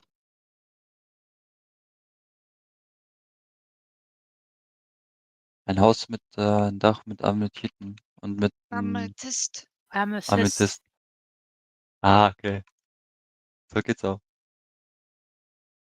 So Kristall. nennt man. Ja. Ameth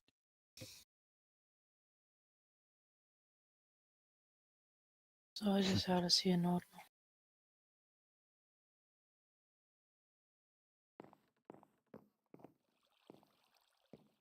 Soll ich in den eigentlichen ein Ding nochmal einen Klüpper reinpacken oder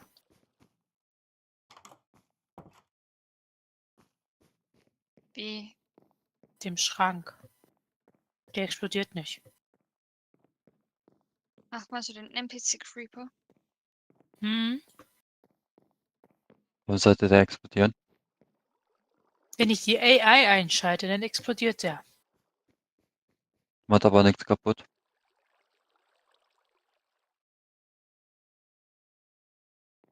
Okay, fing jetzt aus.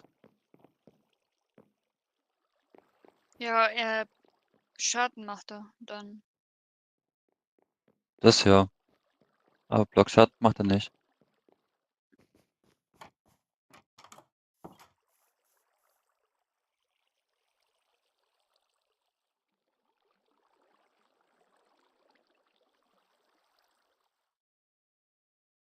Oh, das. Ja, wer ist das zweite Dorf?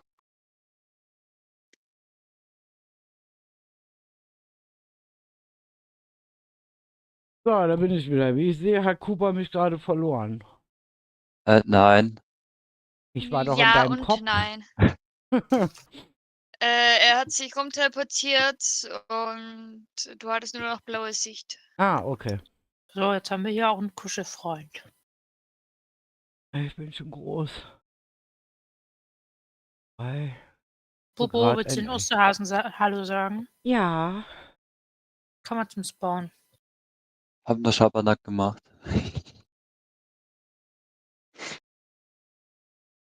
Schon wieder Schabernack getrieben.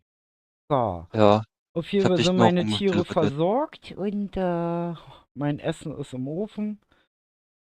Sag ja, sie macht noch was anderes.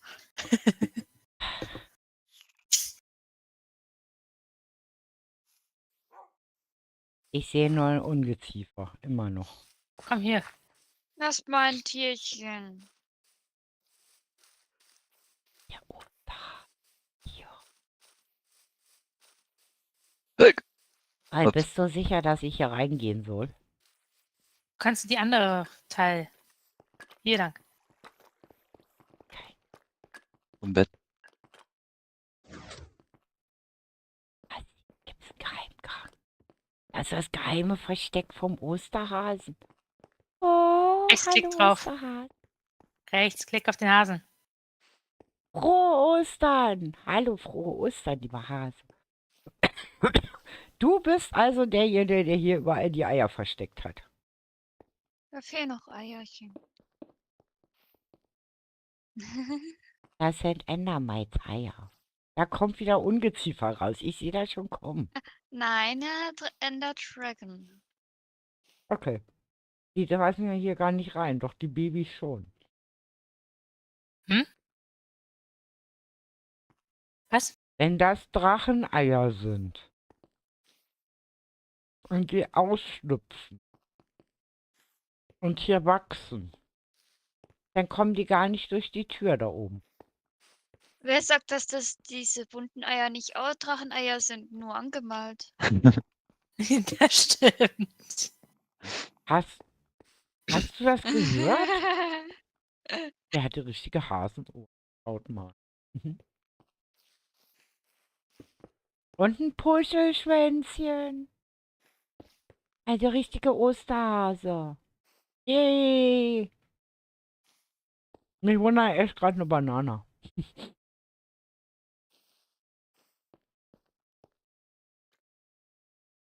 So. Also, Ein die Höhle Fusmo. des Osterhäschen. Sehr schön. Hier haben wir das alles zu verdanken hier. So. Aha. Hallo, Wusi, komm mal rein. Guck mal, hier lebt der Osterhase.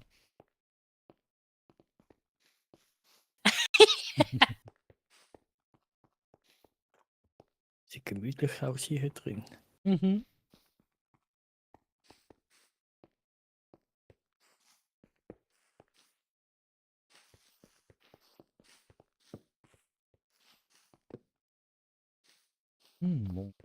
Und hallo Redcraft. Herzlich willkommen bei So. den Klötzchen und frohe Ostern. Wir haben gerade den Jetzt sperre ich euch Osterhasen ein. gefunden. Guck mal.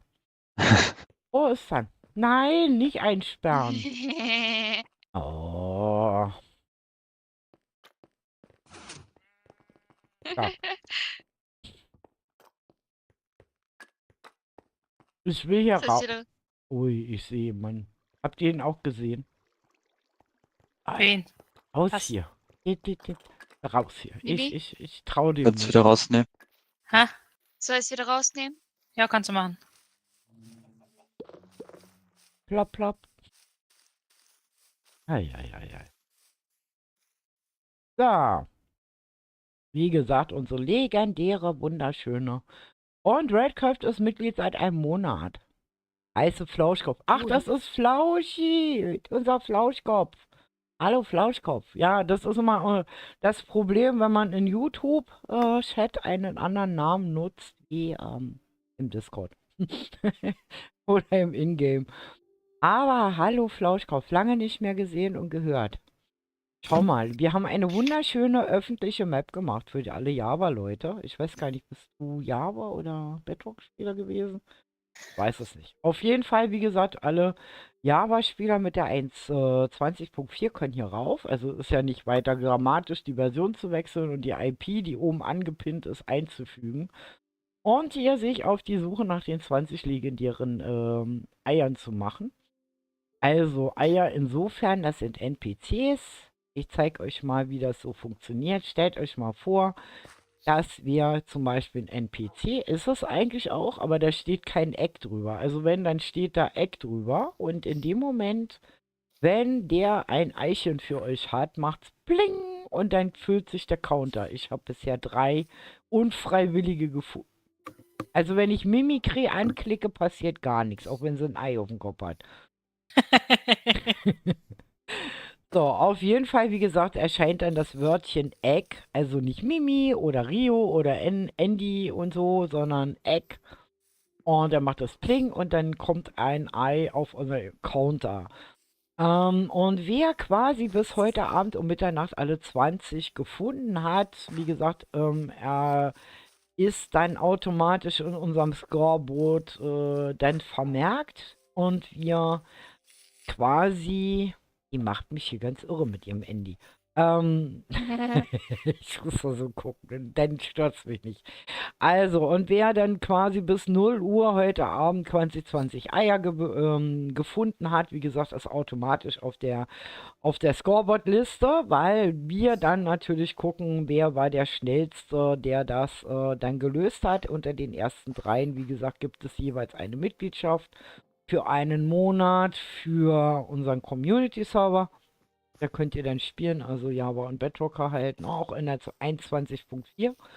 Und sollten es wenige schaffen, also sagen wir mal Kai der Einzigste sein, der bisher die 20 erreicht hat und andere das nicht schaffen, dann nehmen wir natürlich eure Eieranzahl, schauen wer wie viele hat und machen das genauso. Wir werten dann die Zeit auf. Sagen wir mal, es haben, weiß ich, 3 Leute jeweils, weiß ich, 15 Eier gefunden, dann nehmen wir da den schnellsten.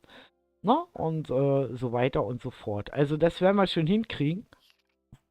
Wie gesagt, das Event heute ist bis 0 Uhr.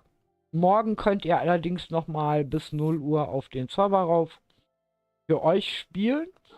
Und ich werde morgen, wie gesagt, da der 1. April ist, also der 1. ist nicht der 1. April, das ist jetzt kein Scherz, morgen nochmal 5 Mitgliedschaften verlosen im Stream. Wann ich streame, weiß ich noch nicht, weil ich vorher noch ein bisschen was tun muss morgen.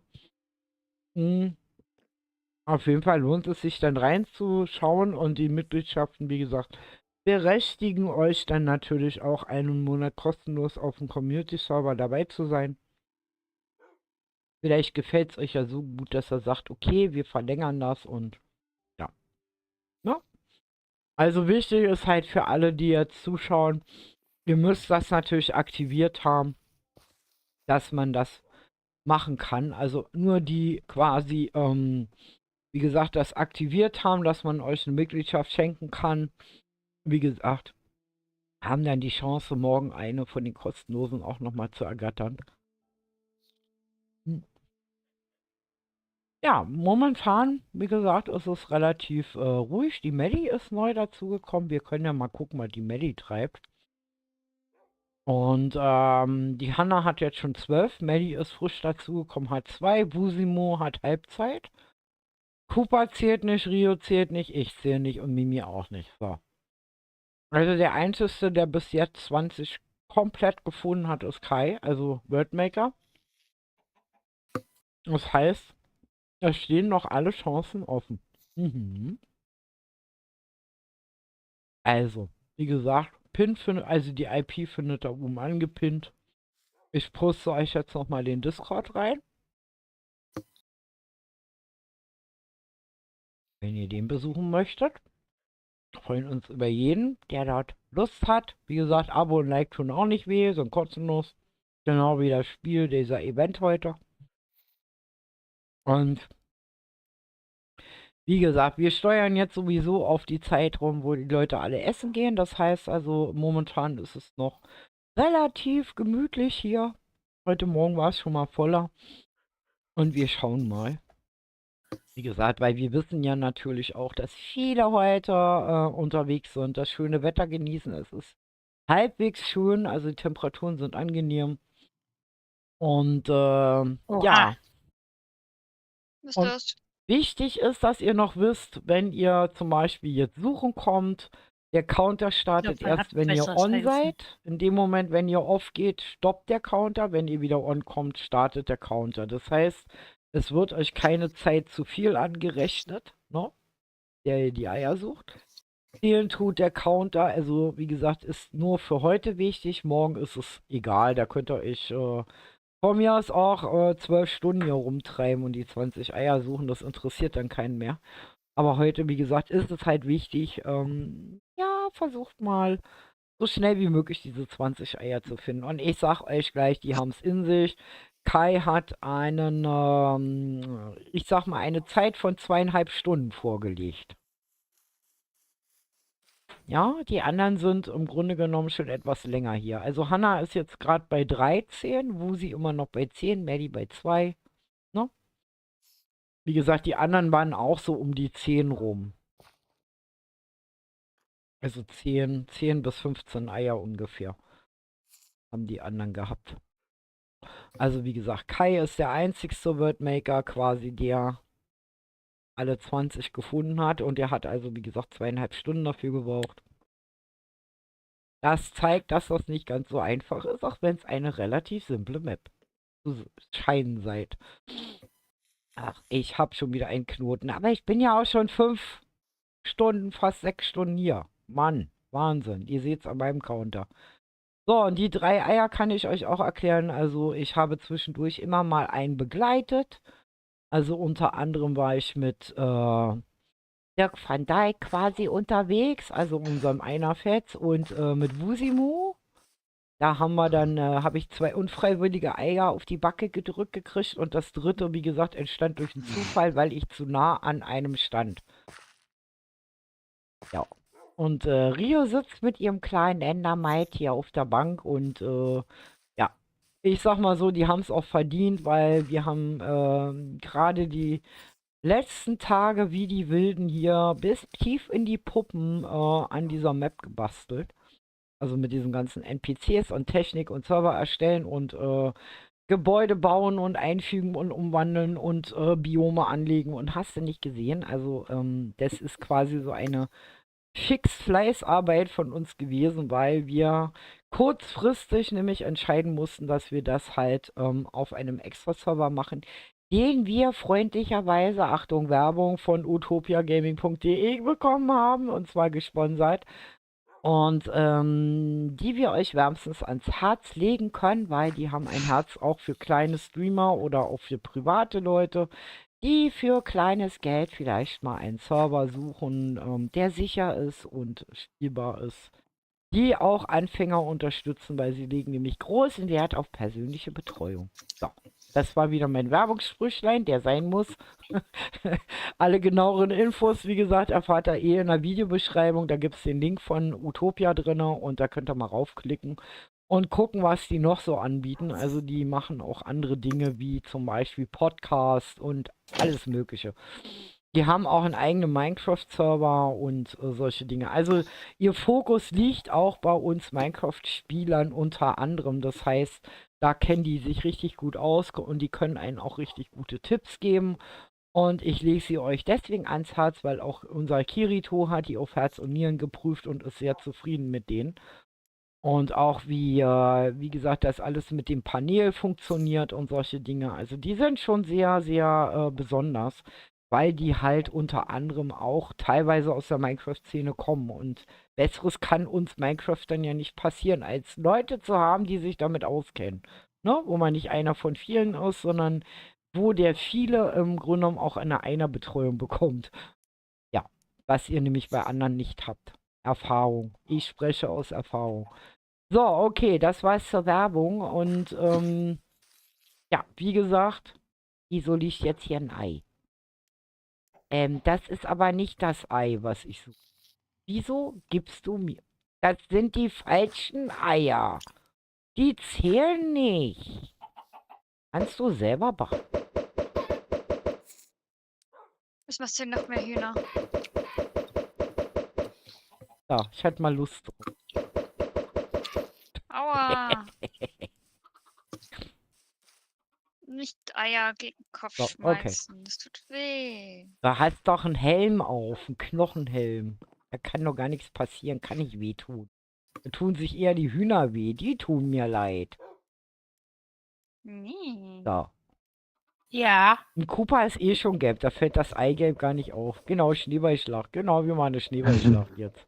Wie Schneeballer! gesagt. Her damit! Ne. Schneeballschlacht, wo bist du? Wo steckt dieser Unhold? Wo ist er hin? Da ist er. Da. Schneeballschlacht. Yay! Schneeballschlacht, Schneeballschlacht. Mitten in März. Yay! Du hast ja immer noch deinen Supersprung drin. Ich auch. Da. So, Spaß muss sein. Und hallo Kai.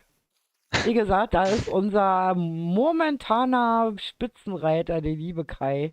Ist der einzigste, der Tatsache bisher 20 Eier gefunden hat, wenn man jetzt mal von Cooper absieht.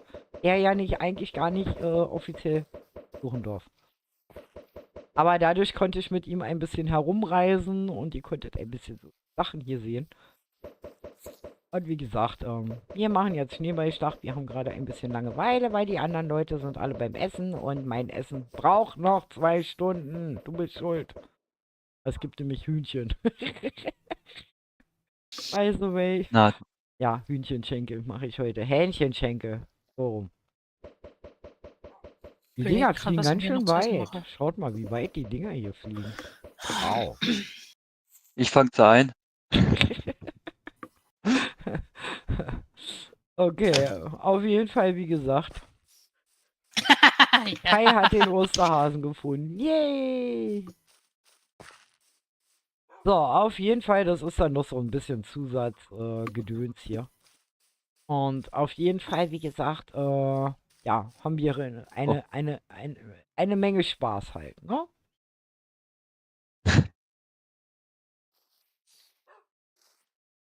Breitseite. Was hast du denn jetzt schon wieder? Oh, das ist ein verbotener Gegenstand. Der darf hier gar nicht verwendet werden. Der macht doch nur Unheil, wenn ich den jetzt hier hinpacke. Und nein, und da schlüpft was aus, dann gibt es hier ein großes Desaster. Und dann gehen alle Eier kaputt. Ja. Andy, vernichte das Drachenei. Hier, Einfach kaputt gemacht. du sollst das Das hab ich heute vernichten, nicht nix. aufsammeln. Also, Wieso ist denn für... wir haben noch genügend Unsinn im Petto hier. Also alles gut. Wie gesagt, jetzt ist eh gerade Macht doch nix. Essenspause oder die Leute kommen jetzt langsam nach Hause wieder und ja. Ich merke das ja auch so ein bisschen. Also wie gesagt, ich Vorsicht, freue mich laut. natürlich über alle Abos und Likes und ich habe ja so ein... Verdammt. Ist ausgeflippt. Oh mein Gott, was macht der hier? Der ist doch vollkommen falsch in der falschen Jahreszeit. Da ist schon einer ausgestopft. Nein. Ma. Das ist mein Fehler. Ich habe einfallen lassen. Was für ein... Also wirklich.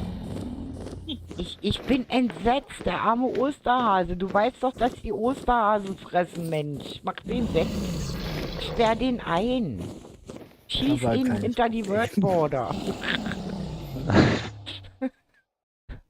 Ich hab Wenn Mimi den wieder spielt. Oh, mein Herz.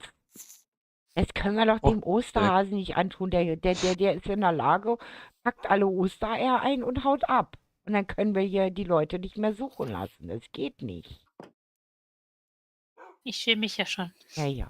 Kann jemand von euch hier die Tür wieder zumachen? Ich habe sie aus Versehen geöffnet. Was eine Tür. Wir hatten eine Tür Achso, bei dem aufgelassen. Osterhasen oder was? Keine Ahnung. Ja, Alles gut. Alles gut. Wie okay. gesagt, wenn aus Versehen mal, wie gesagt, was passiert oder so. Alles gut. Immer diese Spielkinder, ja genau. Und Mimi ist eins unserer größten Spielkinder hier. Also, weil die hier schon alles angestellt hat, wir haben ja, also wir kamen teilweise hier aus dem Lachen nicht mehr raus. Die hat ja nur Unsinn im Kopf. Wenn man Mimi, vor allen Dingen, wenn man Mimi alleine lässt. Ne? Mimi auf dem Server alleine, das ist, ja. Das ist gefährlich. Genau. Wenn ihr mal irgendwo zwischenstecken bleibt, könnt ihr /spawn schreiben und dann seid ihr wieder hier. Melli sucht ganz intensiv die Eier hier.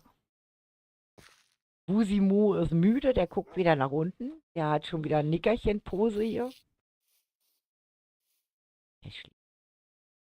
Das geht nicht gut. Nein. Geht nicht gut. Wenn ich Ja. spiele, darf man mir keine Berechtigung geben und mich nicht auf dem Server alleine lassen. Da passieren ganz Also auf komische Tortpizza Dinge. willst du mal alleine draufstehen? Da passieren beim ganz PC das merkwürdige überhaupt? Dinge. Ja, da passieren ganz merkwürdige Dinge. Aber nicht nur Das hier, weiß auch ich auf dem nicht. Community-Server. Seid gewarnt, wenn ihr alleine mit Mimi auf dem Chrome-Server seid. Da passieren ganz komische Dinge manchmal. Mhm. Ja, es tauchen plötzlich Häuser auf oder Farmen. Ja. Oder ein merkwürdiger Porter. Solche Dinge.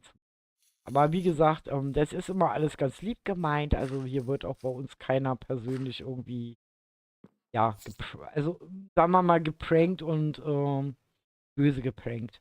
Lieb geprankt öfters. Ihr kennt ja meine wundervolle Tür. Das ist ja auch so ein kleiner Admin-Gag von meinem Team gewesen. Wie gesagt, wenn ich durch die Tür gehe, zischt es immer, als wenn gleich ein Creeper hinter mir hochgeht.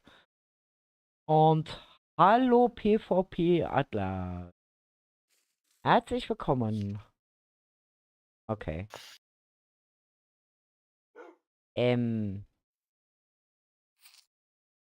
Dieser Cooper wieder. Das ist Was das, am was ich Trollen. meine. Das kann mir auch auf dem Community-Server passieren. Also wenn ich gerade unterwegs bin, treiben die auch ihren Schabernack. Oder Da beim mach ich nichts. letzten Mal bei Sword Pixel, wo wir unterwegs sind und keiner mir gesagt hat, dass diese komische Augenbinde diesen Brightness-Effekt auslöst. Ich mich gewundert habe, wo es immer dunkel Irgendwie ist ist. es aber doch sinnig, wenn das eine Augenbinde einen Blindness-Effekt macht. Du bist immerhin Ja, ich blind hatte dann. gedacht, die hat einen anderen Effekt. Aber ich glaube, die schützt einen gegen die Medusa. Kann das sein? Das ist, Ja. oder diesen Ja, das war. einen mit diesen komischen Augen, wenn man den, oder so? Ne, das war ein Zyklop und der braucht was anderes. Okay. Also gegen die Medusa eigentlich. Ne? Weil die Ohrenstöpsel sind ja gegen Sirenen zum Beispiel ganz wirksam. Ich vergesse sie nur immer zu Hause. Dann heulen die mir immer irgendwas vor. Oder ich habe nachts immer die Angewohnheit, Rio lacht sich auch immer weg. Ich habe nachts immer die Angewohnheit, weil auf dem Friedhof zu schlafen, mich dann zu wundern, wo die ganzen Geister herkommen. Ja. Oh, was hast du denn für mich? Noch mehr Eier. Guck mal, ich habe mehr wie 4. Oh je, ein Hühnchen. Guck mal, jetzt hast du ein Adoptivkind. Das ist dein Papa. Du bist bei ihm in der Hosentasche geschlüpft. Okay, ich hab gesehen. Nee, du musst /sit drücken, wenn du sitzt. Dann geht das. Oh, jetzt habe ich ein spezielles Buch genommen.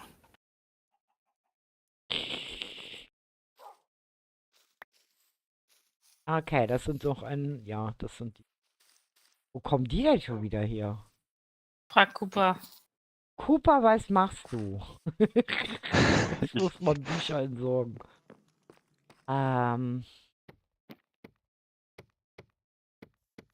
Können wir wieso das Bücherregal wenigstens einräumen hier. Weil sie werden ja nicht weniger, ne? Ich bin ja im Kreativ und habe mich gerade gewundert, wieso werden die Bücher nicht weniger. Ah. Ja, die sind auch signiert. Kannst du das auch durchlesen? Da haben wir hier noch irgendwelche Regale, wo ich die unterbringen kann. Okay, wir haben eine Kiste. Halt. Ich brauche keine 32 Bücher. Nicht? Nein, ich habe 16 noch im Inventar. Und Unmengen an Eiern. Also ich kann hier noch Kükenparty veranstalten. So. Okay. Dann hocken wir mal weiter. Dann schauen wir mal, wie Melli vorankommt. Melli hat schon 3 Eier gefunden. Sehr schön. Busimu steckt immer noch beim 10. fest. Anna hat 13. Okay. Das geht ganz gut. So, okay. Und wie gesagt, alle, die 20 haben, die können natürlich hier auf die Map, aber dann im Zuschauer. So war das, ne? Dass die sich da noch ein bisschen. Aber wie gesagt, und das ist zum Beispiel auch die Erklärung, wieso, wenn ihr in einem Spieler in dem Kopf drinne sitzt, so wie ich das ja vorhin gemacht habe, mit denen nicht reden könnt, weil es bringt nämlich nichts, dann sich zu sagen, okay, ich setze mich in einen anderen Spieler ein, ich habe ja meine 20, ich weiß jetzt, wo die sind. Ja, dem dann quasi in seinem Kopf immer reinzuflüstern, wo die Eier sind. Funktioniert nicht, haben wir auch ausgemacht. Wie gesagt, schummeln geht nicht. Kriegt da nicht hin. So. Okay, ich sitze jetzt hier und warte noch ein bisschen. Trink meinen Kaffee. Und mir knurrt der Magen, weil ich die ganze Zeit diesen. Kennt ihr das, wenn ihr so Hunger habt und dann so den Geruch aus der Küche dann so angeschwebt kommt und euch so der Geruch von gebratenen Hähnchenschenkeln an der Nasenspitze kitzelt? So geht's mir gerade. Ich hab Hunger. Oh Mann. Ich glaube, ich mache mir gleich was in die Fritteuse. Ja, bei mir ist im Ofen. So, Ich hab einen Mini-Backofen, ich habe eine Fritteuse, ich habe einen Reiskocher, auch wie ich auch. Kaffeemaschine und eine Camping-Herdplatte. Ich habe Ja. keinen Ofen. Oh, Also hatte ich aber auch, muss ich dazu sagen, wo ich alleine gewohnt hat, hatte ich das auch. Brauchte das irgendwie. Das andere, das reichte. Also ich habe heute noch keinen, also ich habe einen Ofen, aber ich habe zum Beispiel auch so ein Ceran-Kochfeld, also was man aufstellt, also was man eigentlich auch zum Campen nehmen kann mit, wie gesagt, 2 Kochplatten, das reicht mir voll. Raclette. Bei Kai ist Weihnachten. Gibt's Raclette. Auch nicht schlecht. Nee, ich habe gedacht, ich habe mal wieder Lust auf Hähnchenschenkel und für mich alleine ist das immer zu viel. Ja, mein Männer mag nicht so gerne Hähnchenschenkel, also nutze ich es aus, dass mein Sohn da ist. ich glaube, ich mache mir nachher Schupfnudeln oder so. Das hört sich auch lecker. Die deutsche Version. Mhm. So, Es gibt und- unterschiedliche Versionen davon.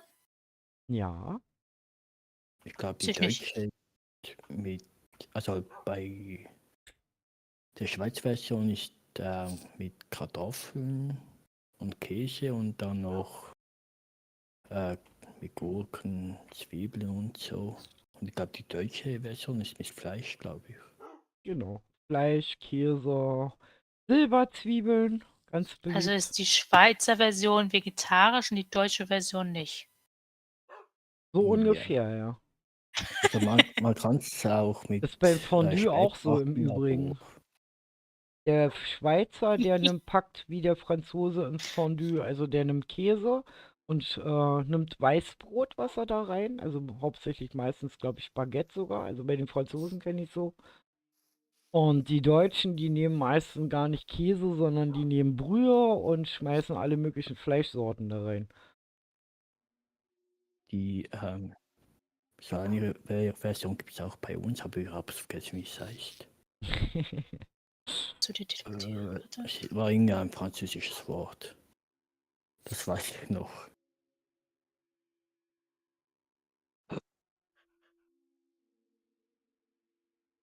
Also wie gesagt, es sind so, wie gesagt, Raclette und Fondue, das sind so 2 bei uns eher typische Weihnachtsgerichte. Witzigerweise. Silvester.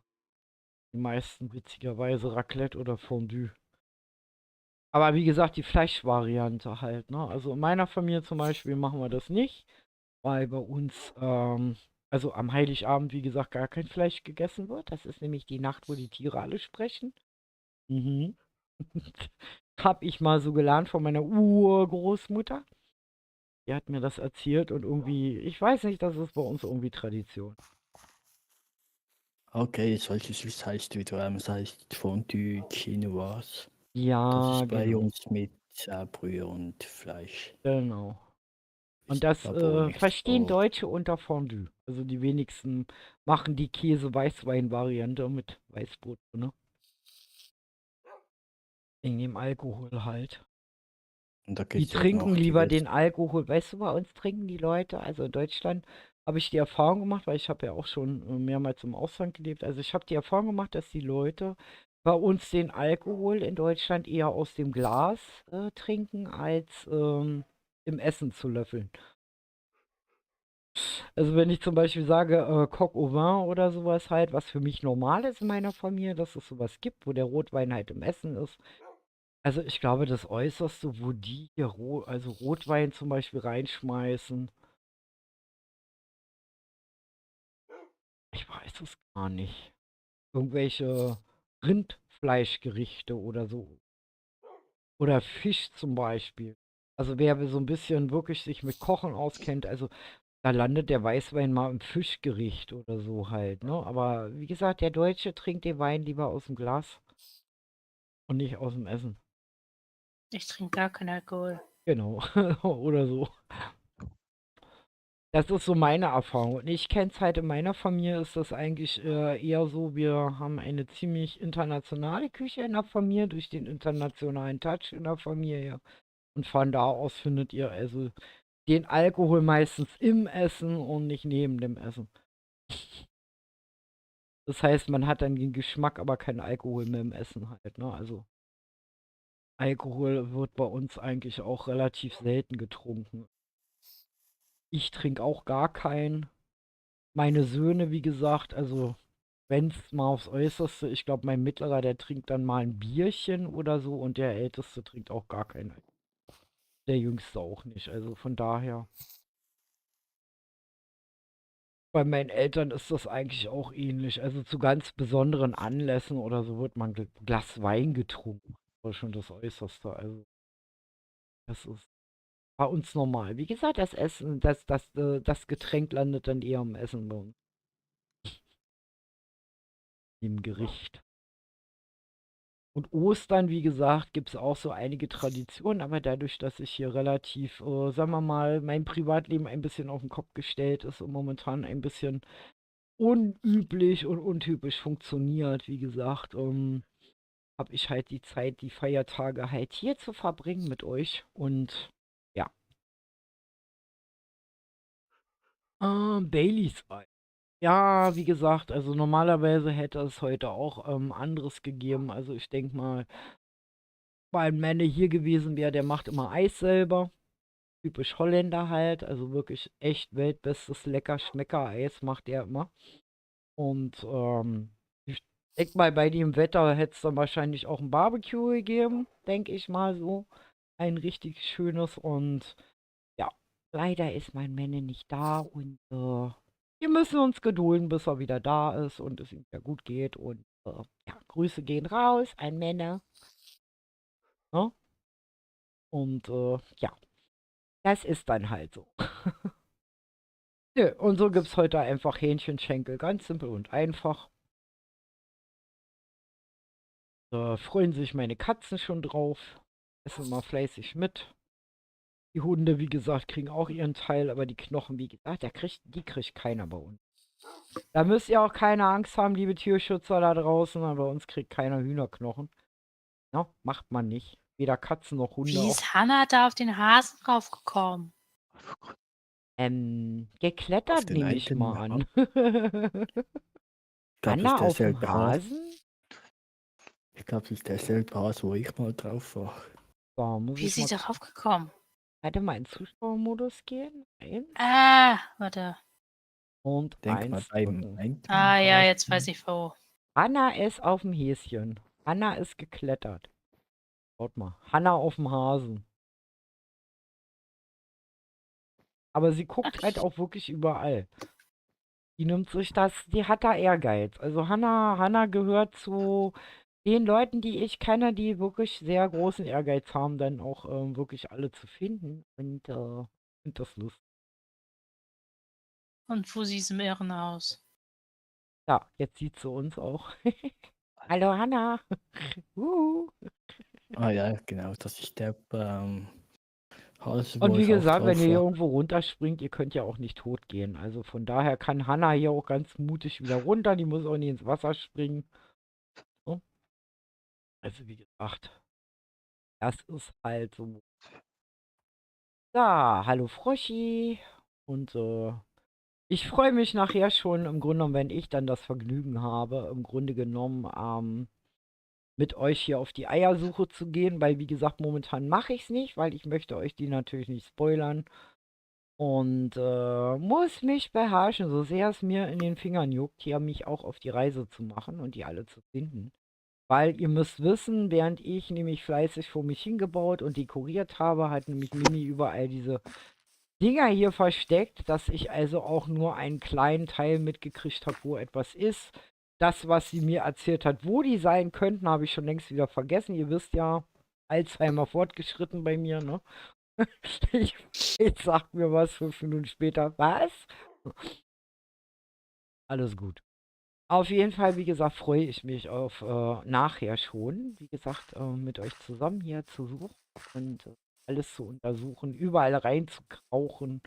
Das werden wir dann auch noch machen. Und wie Überall gesagt, reinkraulen brauchst du auch nicht. wir warten auf jeden Fall auf euch hier in der 21.4 in der Java. Es ist kostenlos, jeder kann mitmachen, der Java hat.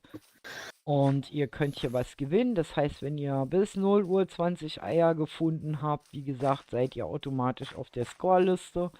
Und die schnellsten, die 20 Eier gefunden haben, wie gesagt, die gewinnen halt einen Monat kostenlos auf dem Community-Server.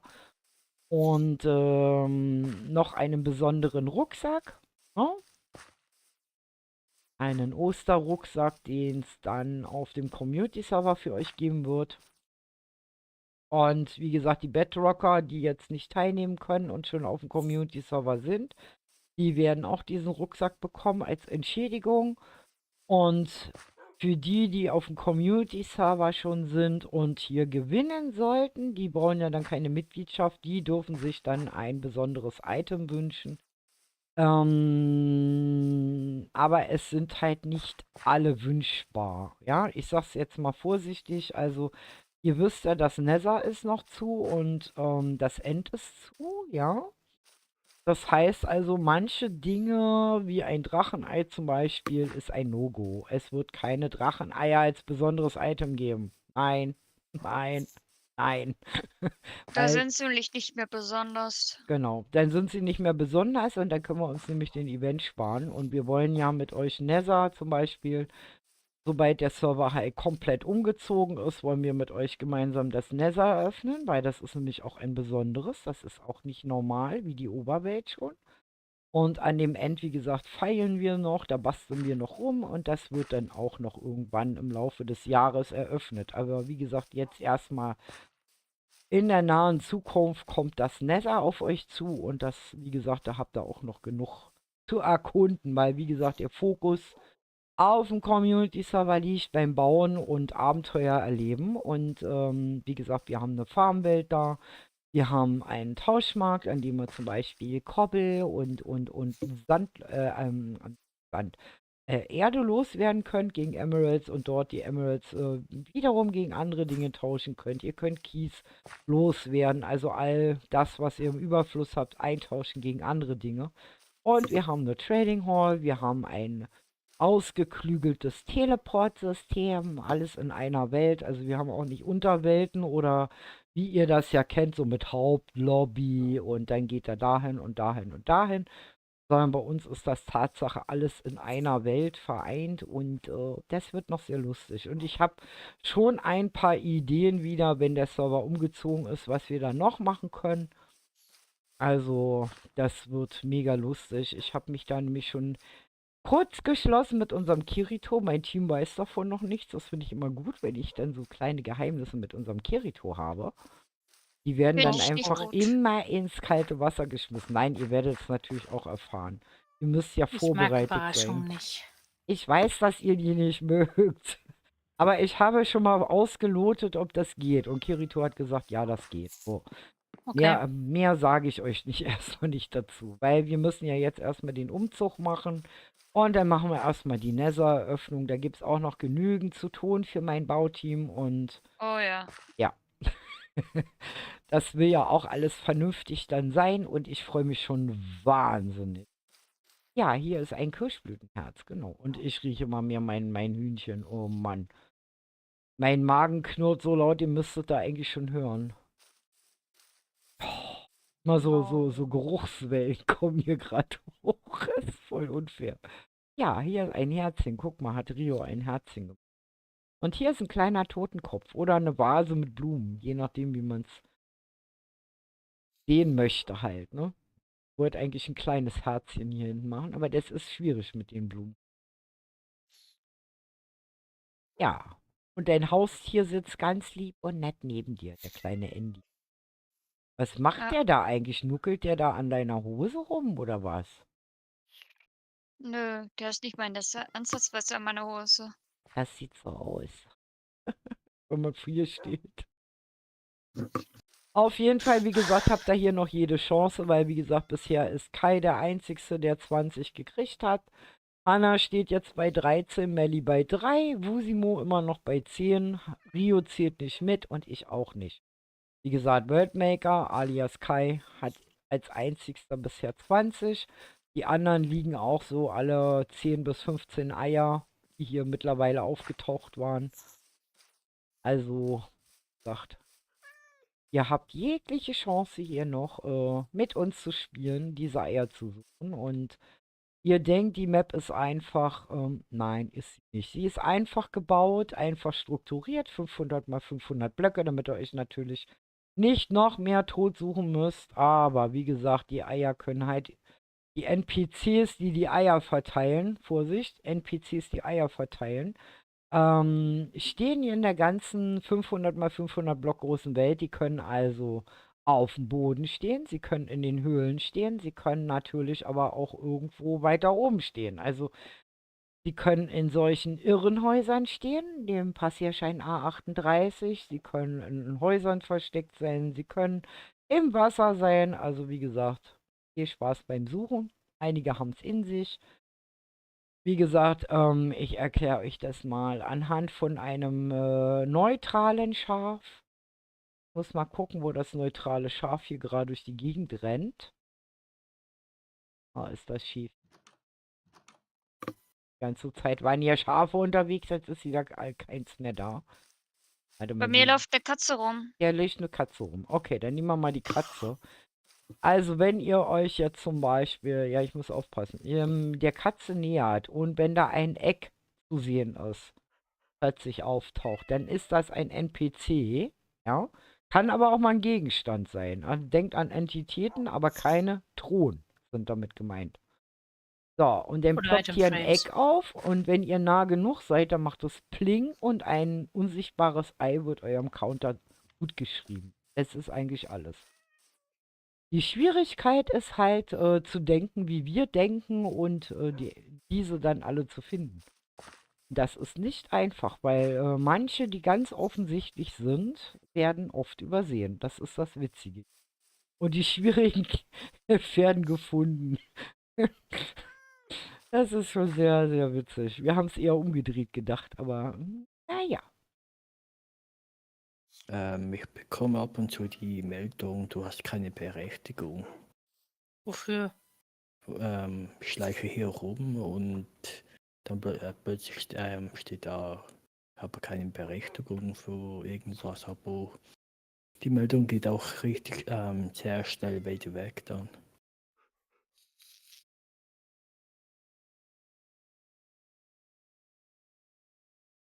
Okay. Da muss Hast du Vivi. etwas Spezielles oder?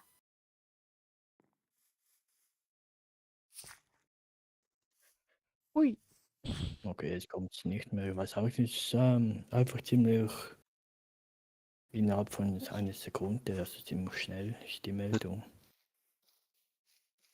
Seltsam. Vielleicht hat Cooper wieder irgendwas gemacht. Ja, ich hoffe nicht.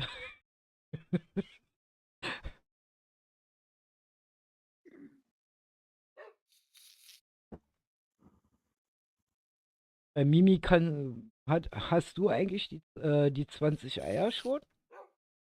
Nö.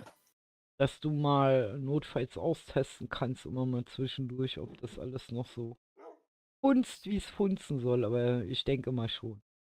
Weil Ich wie habe gesagt, 16. weil ich möchte es momentan noch vermeiden, wie gesagt, damit ich halt nicht spoiler. Weil wir haben ja jetzt, wie gesagt, schon 3 Eier aufgedeckt. Wie gesagt, also, zu Anfang des Streams irgendwo in der Mitte und ja, ungefähr vor einer Stunde halt. Aber wie gesagt, ihr habt leider Pech, ihr könnt den Stream nicht zurückspulen. Ihr könnt leider nicht gucken, wo das war. Ich habe bloß vergessen, welche NPCs ich schon habe. Bobo, Ja, ich kann aber bis zurückspulen. zum Start. Du kannst ein Stück nur zurück, normalerweise, weil das dann nicht Ja, gerendert wird. Du kommst bis zum Anfang. Weil normalerweise ja. geht das nicht, aber egal. Kriegen wir hin.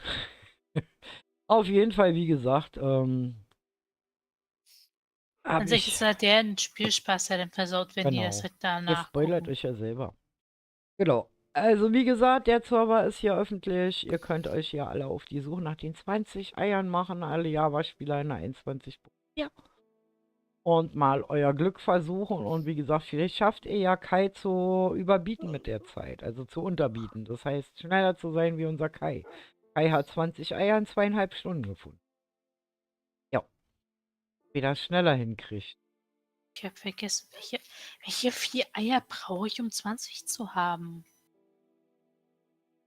Hm. Den habe Ich ich, weiß, den habe ich, welches den bei habe mir ich. letztes noch fehlt. Ja, wenn nicht, probier's. Ob es noch so funktioniert, alles funktionieren soll. Den habe ich. Den habe ich. Den habe Wie ich. gesagt, manche sind offensichtlich und manche müsst ihr ein bisschen suchen. Vor allem viele gehen einfach mal auf Tauchtour. Ich verstehe das nicht, warum. Da ist der Busimu. Habe ich ja auch. Ja, also ich mache Erschöpft erstmal, sinkt er zu Boden. mal erstmal eine Eine Pause. Essenspause. Ja. Nee, wie Nee. gesagt, jetzt ist ja auch so Stück für Stück Essenszeit. Ich muss gleich auch nochmal nach unten nach meinem Hühnchen gucken. Nicht, dass das im Ofen dann durch den Schornstein und so entfleucht. Oder als Kohlestücken endet oder so. Bis später. Bis Jo, später. später. Da, da, da, da, da, da, da, da, da.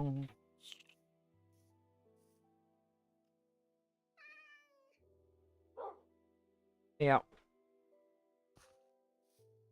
Selbst im geschlossenen Raum nebenan hat mein Sohn den Geruch in der Nase. Und könnt ihr euch vorstellen, wie intensiv das ist. Njam, njam, njam, ich hab Hunger. Da, wie gesagt. Bobo, Ellie hat 4 schon, ja. machst du deine Streampause oder? Ja, kann ich machen, muss ich nicht machen. Ich kann auch im Grunde genommen hier sitzen. Alles gut. Das funktioniert auch so. Ich kann auch so mal vom PC weg. Ich glaube, das nimmt mir auch keiner übel, wenn ich dann mal was esse oder so. Wieso brauchst du, Rio, wenn du eine Pause brauchst, dann mach eine. Alles gut. Weil auch eine Rio muss essen und eine Mimi muss essen. Ja, wir können uns ja da so ein bisschen abwechseln. Weil, wie gesagt, der Stream kann ja ruhig on bleiben und hol mir mein Essen nach oben. Das kann ich ja mal machen. Das ist nicht so schlimm. Wie gesagt, nur das Einzige, was ich nicht machen kann, ist die Hunde natürlich in meinem Zimmer Gassi führen. Das funktioniert nicht. Das muss ich schön im Garten Ja. machen. Das geht. Und die haben schon ihr Fressen gekriegt, also alles gut. Aber wenn du ein Päuschen brauchst, dann mach ein Päuschen. Ganz einfach. Alles gut. Da, da, da.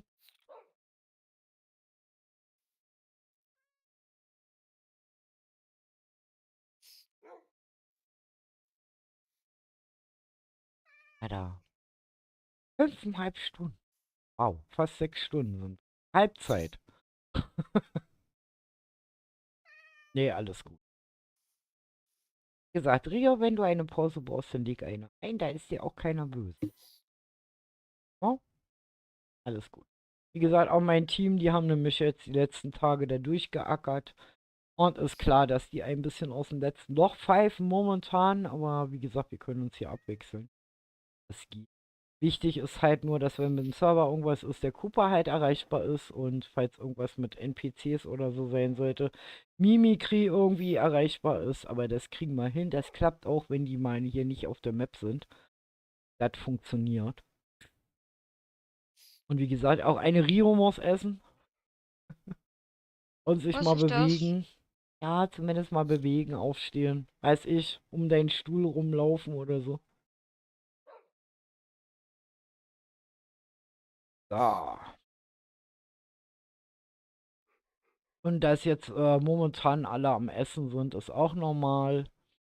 Ne? Also ich hatte auch erst überlegt, mache ich eine Streampause, mache ich keine, aber wie gesagt, ich kann auch den Stream anlassen und mal eine Weile essen gehen. Ich mache es dann ähnlich wie Janus. Der macht das ja auch so, dass der einfach mal. Ja, 8.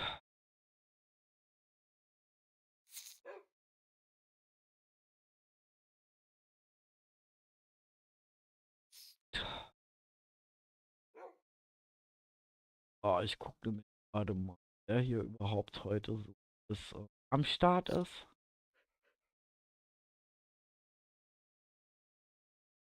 Wie gesagt, kommt auf den Server, versucht einfach mal, ob ihr findet.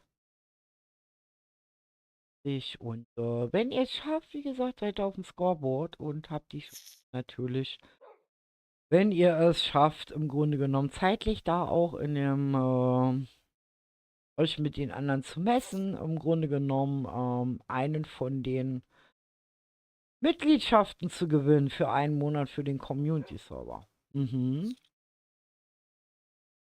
So, wie gesagt, gerade so ein bisschen mal kurz gucken hier.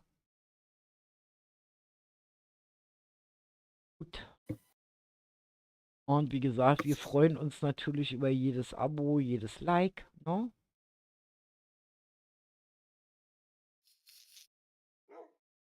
Das ist ja sozusagen ein bisschen auch so unsere Belohnung für diese ganzen Dinge,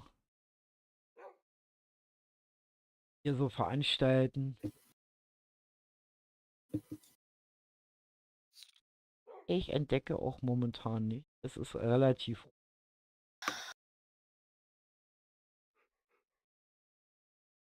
gerade, ob ja, die meisten sind erst Ostermontag wieder am Start. Also wie gesagt, nutzt die Chance.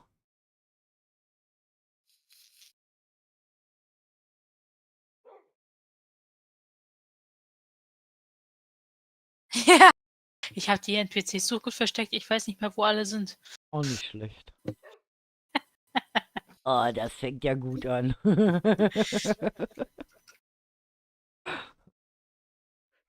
So, ich werde mal kurz mal, wie gesagt, nach meinem Hühnchen gucken und bin dann gleich wieder da. Und mal sehen, ob wir dann neue Mitspieler begrüßen können. Also, stürmt die Bude. Ihr habt die Chance heute. Wie gesagt. Ne? Heute und morgen.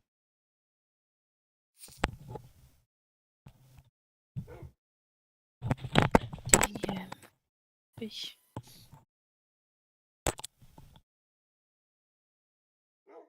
Entschuldigung. Ihr seid gerade auf den Boden gefallen. Sorry.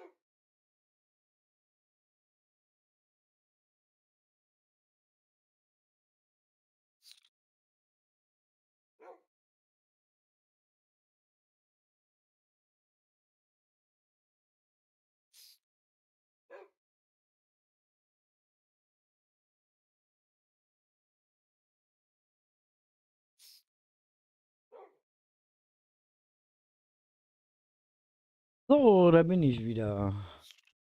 Ich habe vergessen, wo ich die letzten 3 hingestellt habe. Da kann ich dir leider nicht helfen, weil ich selber nicht weiß.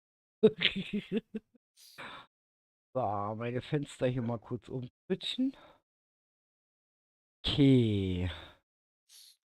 Ihr könnt ja Hide and Seek spielen. Na, ich spiele gerade halt Sieg mit meinem Kopf. Das klingt nicht gut.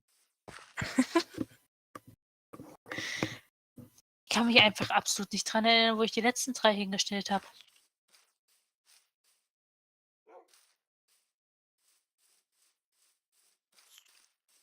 Musste Kai fragen, der weiß es. 19. Ich habe 2 von denen, die ich aufgelistet habe. Okay, wir schauen uns mal ein bisschen wieder um. Seid ihr ein bisschen was hier Jetzt habe ich 18. sagt. Rund um den Berg befindet sich halt die 500 mal 500 Blockwelt in der 20.4, wo alle Java-Spieler gerne kommen könnt. Und wie gesagt, nach den legendären NPCs suchen müsst, die euch diese wunderschönen Eierchen geben. Zum Beispiel ein Dorf.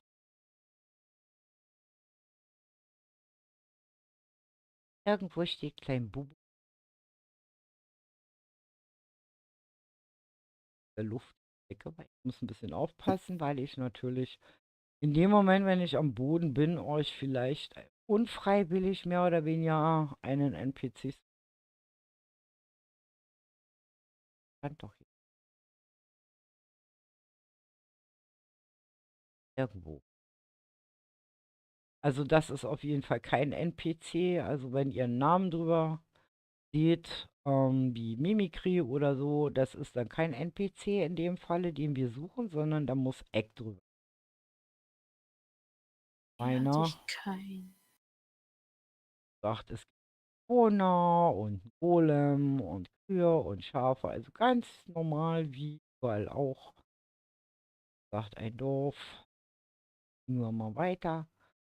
Dann fliegen wir hier mal durch diesen Schwarzeichenwald. Hier gibt es auch Häuser. Wie gesagt, guckt euch richtig an, denn das Ding kennt ihr bestimmt vom Community Server. Wie gesagt, das ist meine legendäre Honigfabrik. Wie gesagt, was dann zu Wachs umgewandelt wird in der anderen Fabrik, damit ich meine Kupferblöcke für auf dem Community-Server alle vernünftig wachsen kann und korrodieren lassen kann. Wie gesagt, steht eine ganze Fabrikanlage da an meiner Steampunk-Base. Und es gibt hier kleine Fantasiehäuser. Würde mal sagen, hier könnte ein Zwerg drin wohnen. Ich keine Ahnung. Dann gibt es hier natürlich ein bisschen Osterdeko. Hier gibt es noch ein Dorf. Das, Großen Zwerg. noch ein Dorf. Das ist sozusagen hier an der nächsten Weltborder mehr oder weniger. World wieder. Ihr seht, es ist wirklich nicht groß, damit ihr euch natürlich hier nicht tot sucht. Das tut er so oder so schon. Es gibt hier Höhlen, also schaut nicht nur jetzt auf dem Land nach, sondern geht auch mal ruhig in Höhlen rein. Hier gibt es einen großen, wunderschönen Kirschbaum. Hier ist der Spawn, der befindet sich in der Mitte auf dem Berg. Und wie gesagt, mit /Spawn könnt ihr jederzeit da wieder hinkommen. Hier geht's runter in die nächste Talebene. Wie gesagt, Osterdeko. Ein paar Häuschen stehen hier rum. Ein Froschi und ein paar andere Häuschen. Und wie gesagt, Höhlen. Guckt auch mal oben weiter. Nicht nur auf dem Boden oder Wie unter der blöd bin ich, Erde, dass ich ne? das jetzt eigentlich finde. Hier gibt's die legendäre Tiki-Bar. Wie Ihr schön. auch auf dem Community-Server quasi, ja, habt, wo dann der Porter zurück zum Spawn ist, ne? Die Tiki Bar ist ja sozusagen bei uns der Verbindungspunkt zwischen dem Spawn und der Trading Hall. Da könnt ihr Rast machen halt. Also ihr müsst Rast machen an der Tiki Bar, wo ihr da hinkommt. Wie gesagt, da ist der liebe Frei drinne. Ne? Und dann gibt es noch ein Häuschen. Das ist ja, ich sag mal, Hobbithaus. Also so aus jedem Bereich könnt ihr so mal ein bisschen rumschnökern, wie gesagt, wie hier immer so Dinge bauen halt. Dann haben wir hier noch ein magisches Haus. Da hinten, wie gesagt, das ist, was hast du gesagt? Das ist ein Elfenhaus, das Was? blau-weiße. Das Ein glaube ich, das. LA-Haus. Ein Ach, LA-Schloss. Ellis. Also die fliegenden blauen Teilchen sind damit gemeint. Genau, Genau, die leben LA-Schloss. hier in dieser Gegend. Dann gibt es ein Stückchen Momentum, haben wir uns den Spaß gemacht. Auf vielen fachen Wunsch haben wir euch mal das Haus des legendären Passierscheins A38 eingefügt. Da könnt ihr halt drin suchen. Dann haben wir ein Türmchen hier. Das ist auch so ähnlich wie man Türmchen halt so vom Momentum Server, vom Community Server kennt. Dann haben wir hier noch ein Häuschen. Also wie gesagt, im Mangrovengebiet versteckt. Dann sind wir hier wieder beim Fichtenbiom, wo wir losgeflogen sind mit dem anderen Dorf. Und das ist eigentlich schon die gesamte Map. Aber wie gesagt, diese 20 Eier, die haben es wirklich in sich. Also die 20 NPCs jetzt, das hat's in sich. Ich bin gespannt, wie lange ich brauche, um die restlichen 17 zu finden. Weil, wie Ich gesagt, bin die zu blöd, um das letzte zu finden. drei Anliegen Ich sind. bin zu blöd, um das letzte Hai zu Ja, finden. ich kann jetzt auch keine Namen sagen. Also, weißt du denn welches? Nee, Auch absolut nicht. nicht. Fällt nicht ein, was das letzte ist. Vielleicht etwas ganz Kleines. Nee, das ist es nicht.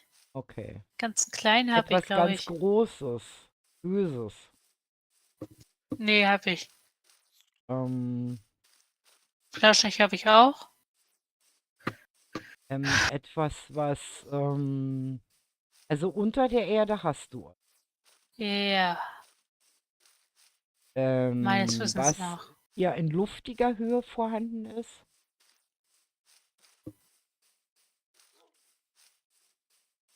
Luftige Höhe.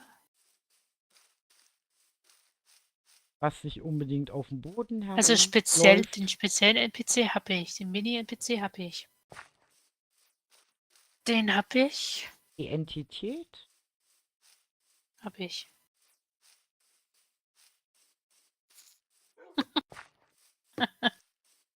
Ja, das ist Ein wieder so ein. Haustier. Ich muss das immer umschreiben. Hier habe ich, glaube ich, auch alle. Hier hatte ich zwei. Das Wesen von einem anderen Server.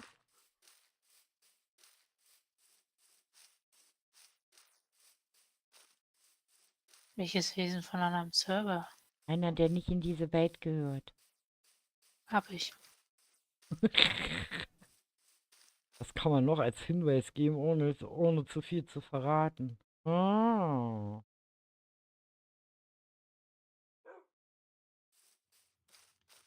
Guck mal, da hat sie doch glatt ihr Haustier. Ja, weil sie sich zu mir geportet hat. Ja, das ist nicht so einfach. Also ihr seht, selbst unser für NPCs zuständiger Admin weiß nicht mehr, wo alle sind. Auch nicht schlecht. Genial, einwandfrei, klasse. Oh Mann, das wird lustig, wenn wir nachher suchen gehen müssen. Oh Mann. Geister habe ich auch. Na ja, 2 bewegen sich auch auf jeden Fall. Die habe ich. Keiner mehr da, oder was? Doch. Na, Hi. dir nicht warm in deinem Pulli. Ist. Hä? Was? Ach ja. So. Da, mal schauen, wie die sich machen. Ellie ist jetzt schon bei 6 Eiern. Hannah hat immer noch 13. Also Ich hab ihr 20. seht, Hannah ist schon relativ lange dabei und ja. Also es bedarf ein bisschen Geschick hier. Ich finde das schon sehr bemerkenswert, dass nicht mal unsere Mimikry den letzten findet. Das finde ich gut. Sie versteckt die Dinger und findet sie nicht wieder. Ich habe Ah, vergessen, welche Entität der war. das ist natürlich. Ui. Bombe. Ich hätte die auf der Karte markieren sollen. Ja, wir echt vorteilhaft gewesen. Manchmal. Also den habe Ja. ich. Siehst du eigentlich einen Unterschied? Was? Den habe ich. Ob du einen Unterschied siehst beim Spielen? Ah, ich höre dich ganz schlecht.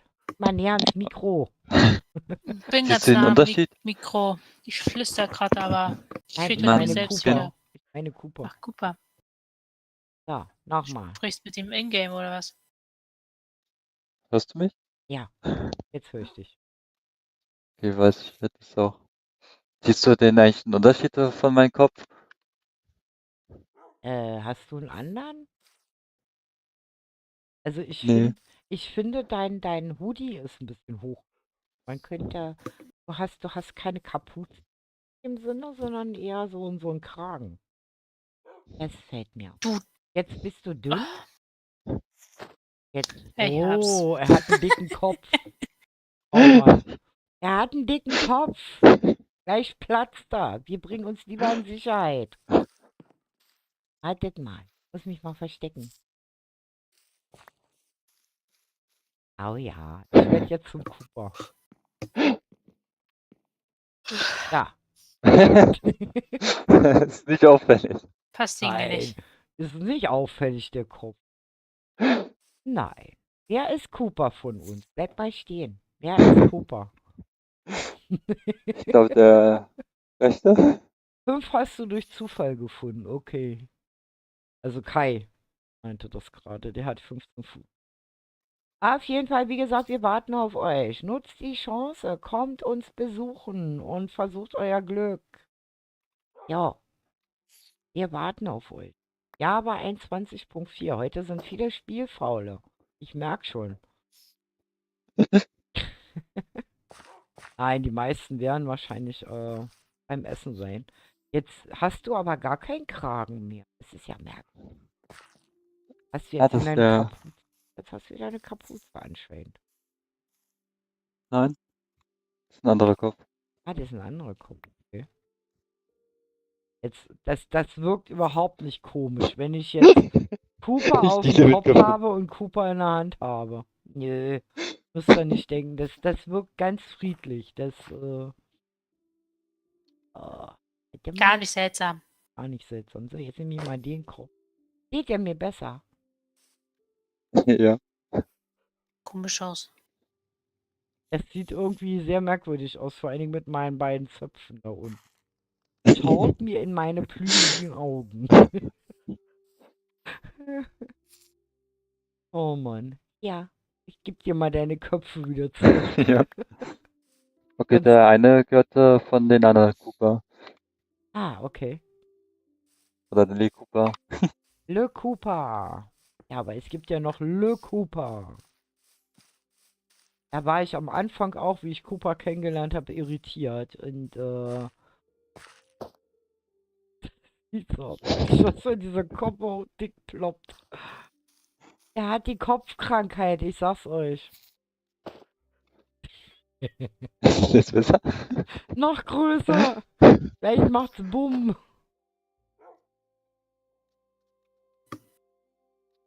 Das sieht irgendwie witzig. Sehr witzig. So, okay.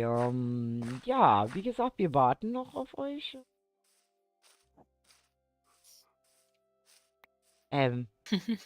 Hallo Hase. Hallo Buch. Hallo Ei. Also ihr seht, man kann hier so allerhand Blödsinn treiben. Skeletto? Hä? Nein, du hast gelbe Ja. Hände. Du bist nicht Skeletto. Nein. Nein. Du Ich bist habe auf nicht dem Kopf Skeletto. auf. Ja, du heißt aber trotzdem immer noch Cooper. Pech gehabt. Oh, Ihr wisst ja, wir können ja auch Namen zum Beispiel ändern, ne? Also, das ist manchmal, treiben die auch immer ihren Schabernack mit mir. Dann denke ich dann plötzlich, ich rede mit dem und dem und das ist ein ganz anderer. Ist mir auch schon passiert. Oder wie vorhin, ich unterhalte mich mit einer Rio und wundere mich, warum antwortet sie nicht. Da war sie nämlich nicht gemutet, sondern hat da gesessen. Als NPC, toll. Jetzt sieht so etwas sehr merkwürdig aus. Das sieht sehr weird aus. Mit der Eierschale und dem Küken da drin. Calimero mit Sombrero. Oh Mann.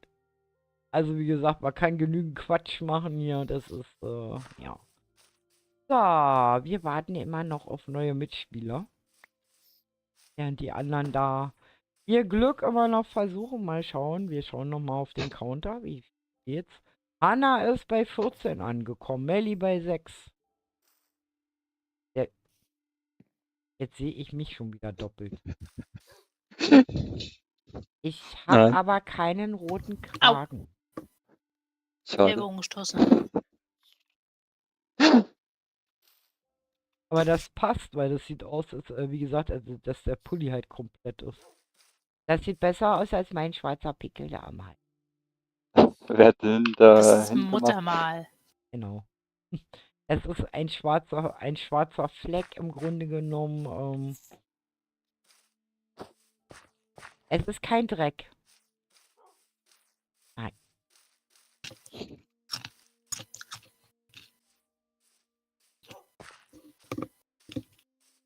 Wir können ja mal gucken, was die Melli so.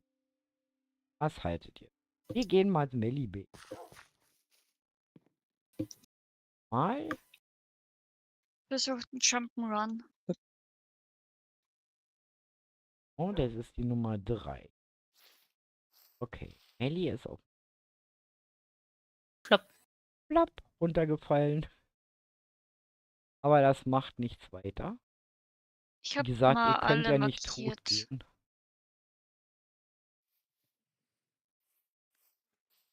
So, wir können ja mal bei Melli in den Kopf rutschen.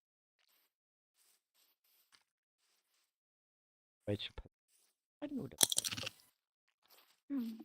Na, ich will dich. Jetzt. So. Können wir eine Weile mal mit Melli rumhüpfen. Und mal aus ihrer Perspektive wieder gucken, wie man hier so durch die Gegend läuft und sucht. Naja, ich stecke in deinem Kopf. Ich stecke in deinem Kopf.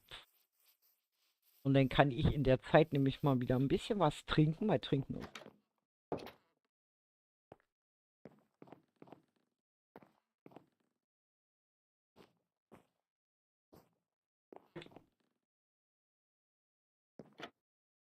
Ja.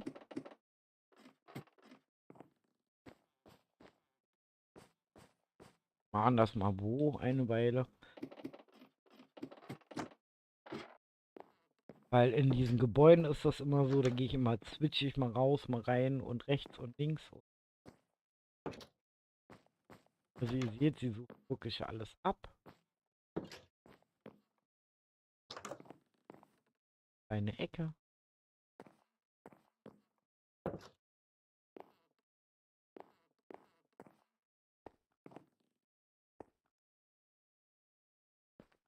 So.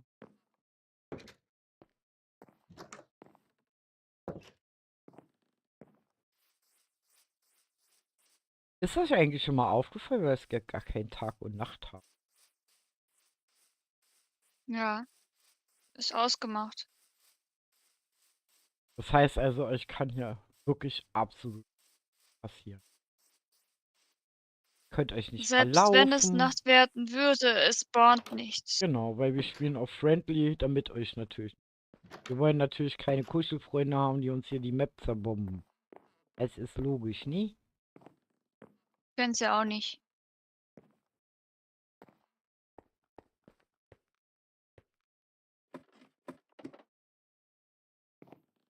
Klettert in deinen Winkel Ja, rein. Sonne ist kaputt. Sonne ist kaputt, genau.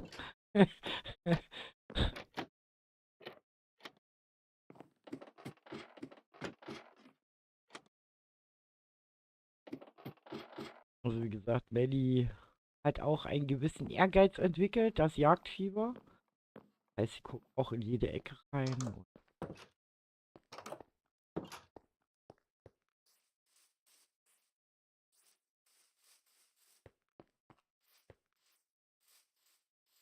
Schauen wir mal, ob sie es schafft.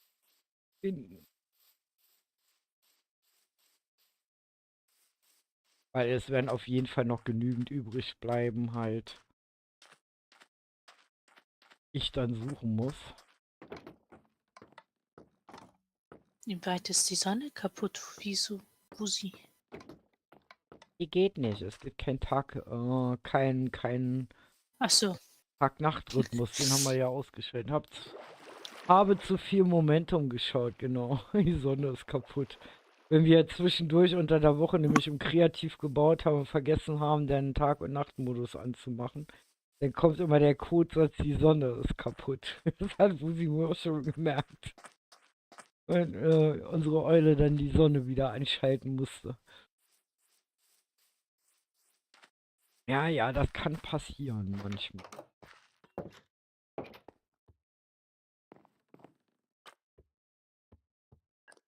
Ahnung. Einfach. Also wir hätten natürlich euch noch so ein bisschen in die Irre führen können und in sämtliche Häuser. Natürlich hätten wir dann auch noch NPCs reinsetzen können und Fake NPCs und hast du nicht gesehen.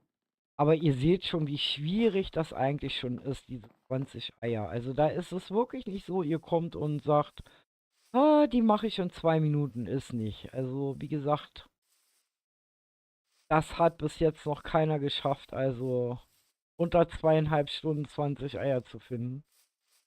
Es hat noch keiner geschafft, unseren Kai zu schlagen, der das erfolgreich schon geschafft hat.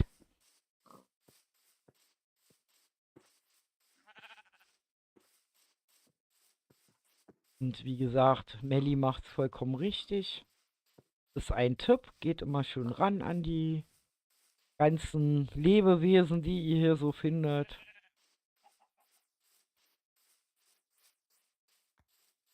Hier ist mein Eierkopf abgeblieben. Genau. Hallo Gary. Abendessen schon durch, bist schon satt. Meins ist im Ofen. Ich hab die ganze Zeit nur den Geruch in der Nase. Ah. Wie gesagt, wir sind gerade mit Melli unterwegs. Thematisch Abzug. Das kann ich euch nur ans Herz legen. Thematisch. So, jetzt baut sie sich in das Haus A38. Wie gesagt, ihr solltet auch den Spaß machen, die Bilder einfach mal anzugucken.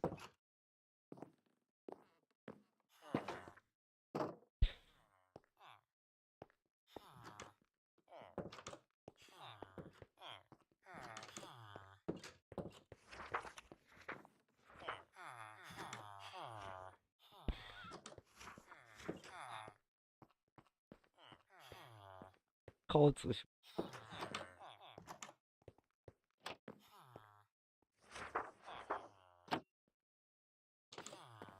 Melli traut sich.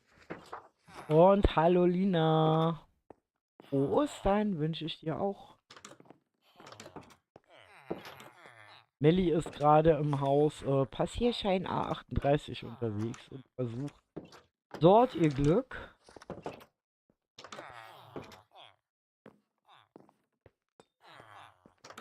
Und da kann man sich richtig schön heftig verlaufen drin. Also das warne ich euch schon vor. Also wie gesagt, wer Momentum kennt, weiß, was es mit diesem Haus auf sich hat.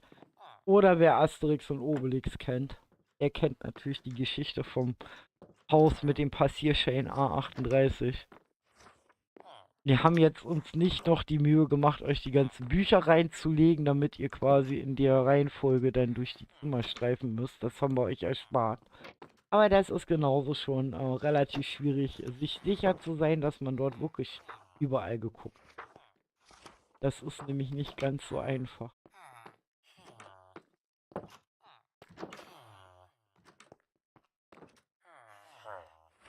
Nö. Die Antwort kam gerade. Ne.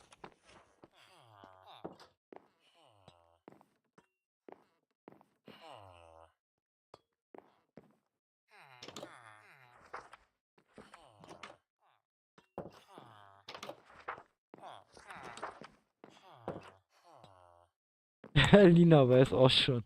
Ich glaube, Lina, du hattest gesehen, die Folge, glaube ich, gesehen, ne? Mit, wo Stine mir die ganze Zeit ins Ohr gesungen hatte.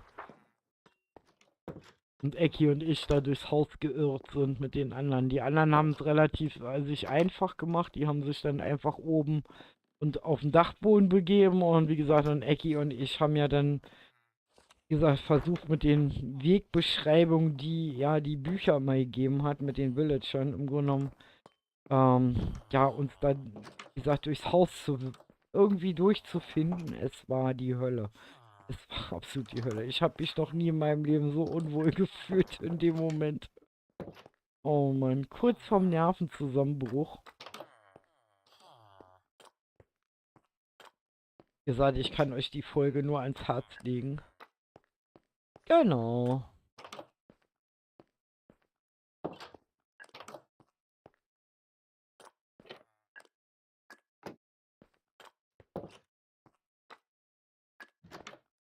Richtig gemacht. Ich hoffe, sie findet wieder raus.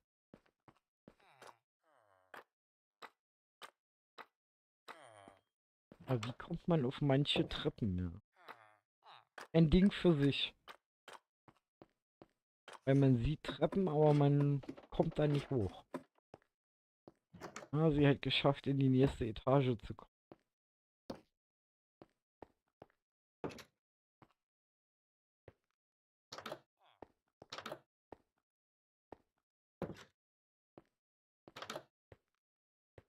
Sie macht es richtig, sie macht sich zur Orientierung einer auf, und so weiß, wo sie gerade läuft im Kreis.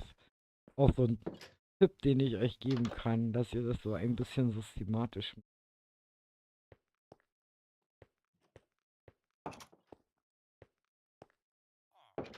Ja. Aber auf dem Dachboden ist sie immer noch nicht.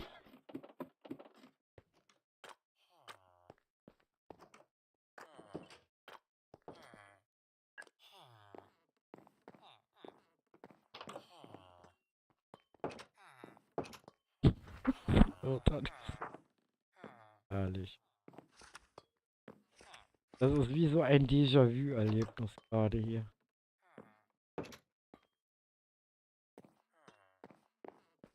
Wie gesagt, wenn euch mal irgendwas zu viel wird oder ihr nicht weiter wisst oder so, dann Flash on.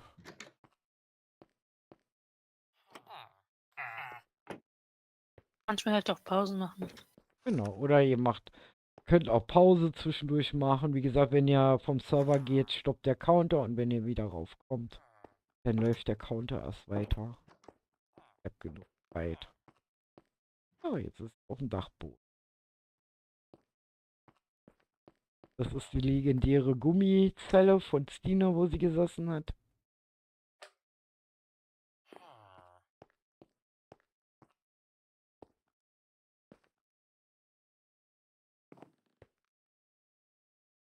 Schaukeln für den Frieden.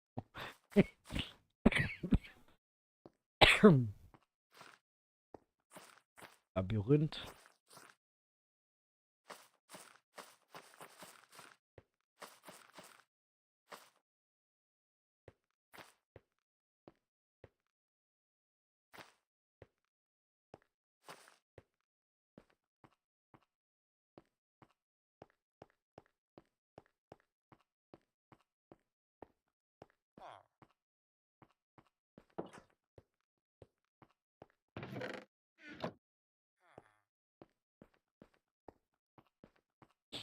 Ja, das ist schon herrlich. Jetzt heißt es nur, wie komme ich da wieder raus?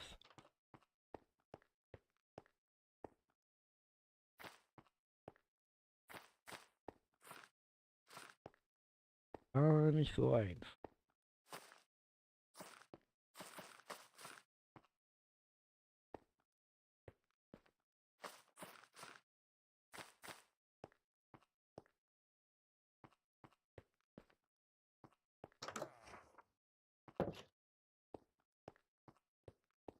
Also für Gummizellen sind gesorgt, falls ihr komplett durchdreht bei der Suche.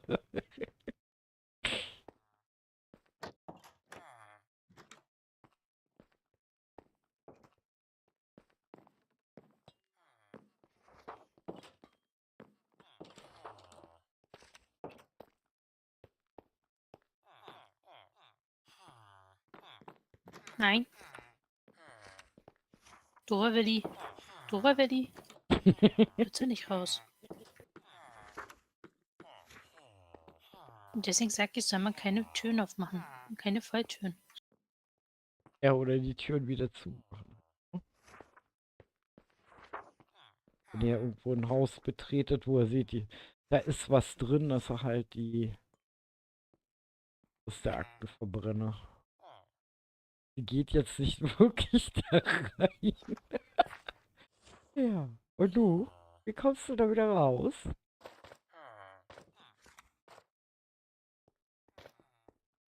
Gar nicht. Sie Gar muss nicht. Ja. Spawn machen. Also wenn ihr so eine Situation mal habt, was natürlich passieren kann, dass man dann sagt, okay, ich will da mal unten gucken, vielleicht ist ja da was. Die Idee ist gut, aber wie gesagt, wenn ihr dann mal nicht rauskommt, dann müsst ihr halt /spawn drücken. Da ich momentan in ihr drin stecke, kann ich leider ihr nicht helfen. Du müsstest aus ihr mal auch raus, damit sie das auch. Ach, ich sitze Sie hier kommt gerade da so so nicht bequem. raus. Ich sitze hier gerade so richtig schön bequem und. Aber das weiß sie auch, dass sie das machen kann. So, da muss ich sowieso jetzt aus ihr raus. Ganz einfach aus dem Grund. Weil ich nämlich sonst hier stecken bleibe. So, ich flieg mal aus dem Haus raus. Also, wie gesagt, die Melli hat sich jetzt im Grunde genommen in eine Situation gebracht. Das war nämlich ganz gut, dass ihr das seht. Aus der sie nicht mehr rauskommt. Sie drückt dann einfach /spawn. Und ist dann wieder oben am Spawn und alles ist gut. So, dann kann ich mich ja wieder sichtbar machen. Und ihr habt gesehen, also wie gesagt, systematisches ist angesagt. Wie immer, ja. Ab und zu habe ich auch das Recht, bequem zu sitzen. Jo. Da. Rio sitzt da mit ihrem Haustier und ihrem Wuff. So, ich kletter mal wieder auf mein Stühlchen und dann muss ich nochmal gucken nach meinem Essen unten. So. So, mit ihrem Handy. So, ich bin gleich wieder da. Du hast Kopfkino. Nein, du hast kein Kopfkino, Gary.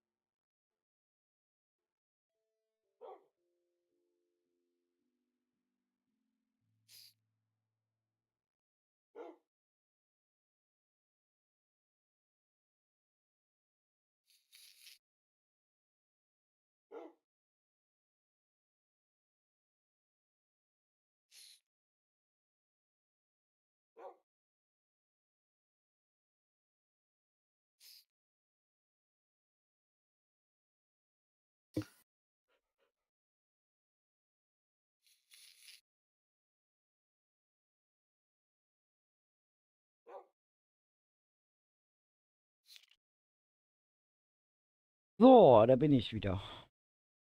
Bewaffnet mit meinem Essen. Werde ich jetzt was voressen. So, dann schauen wir mal. Melli steht bei 6, Hanna bei 14. Okay. Ja, ich bin gespannt. Weil viele von euch werden ja jetzt auch essen.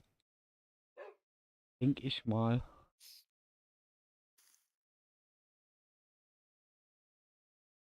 Was wir auch machen können, ist, dass wir zum Beispiel zwischendurch auch mal rüber switchen auf den Community-Server zum Beispiel. Dann kann ich den euch mal zeigen, damit ihr auch wisst, was euch erwartet.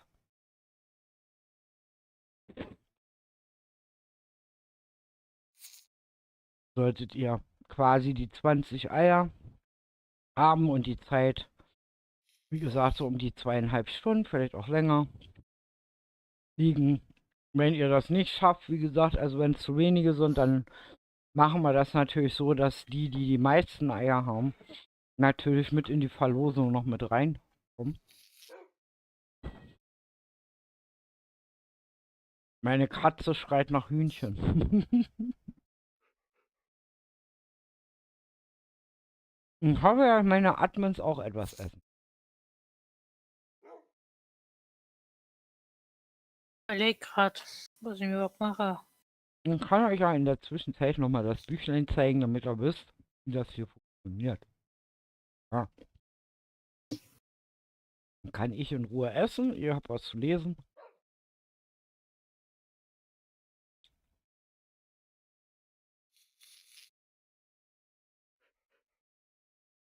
So noch ziemlich heiß.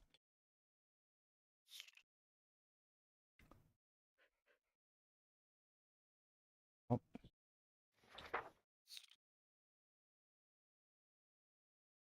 Also ihr findet die Erklärung natürlich, wenn ihr auf den Server kommt, wie gesagt, der ist kostenlos. Hm, direkt am Spawn. Könnt ihr das auch nochmal. Oder wenn ihr Fragen habt, könnt ihr sie auch stellen.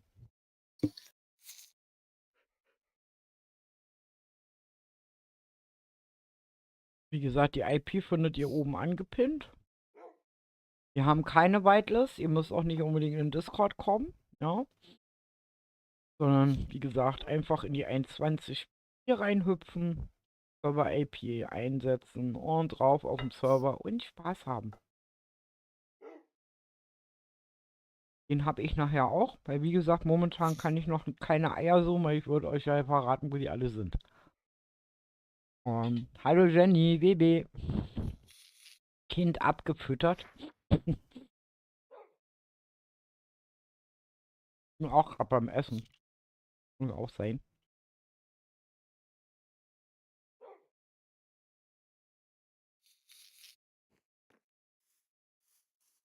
Hab eine Battle-Katze hier. Papa.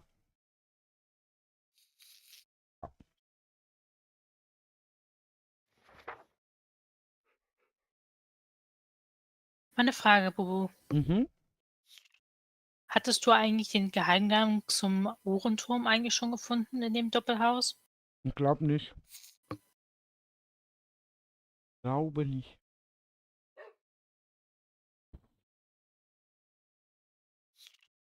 Weil ich bin nur rechts und links ins Bein rein und bis nach oben hin.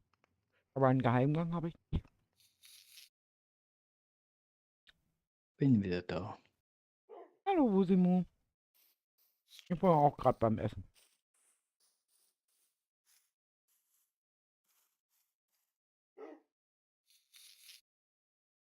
Von 4 Katzen Weil war dann nur kommst du eine mir so auch direkt schlau, zum mir zu Roboter. folgen hier. Was meintest du? Kommst du auch direkt zum Roboter? Ja. Ja. Bin ja zu Hause. Also Community Server bin ich ja gerade an meinem Haus. Ach, du bist gerade dabei. Guten Hunger.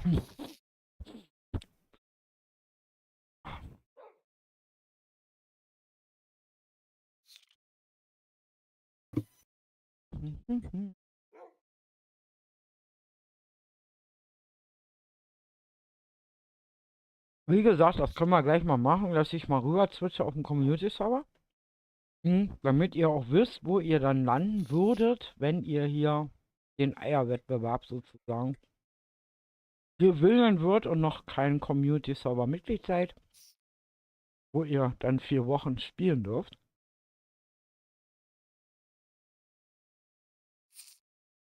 Ich bin eh gleich fertig, weil so viel esse ich nicht, weil dann werde ich müde.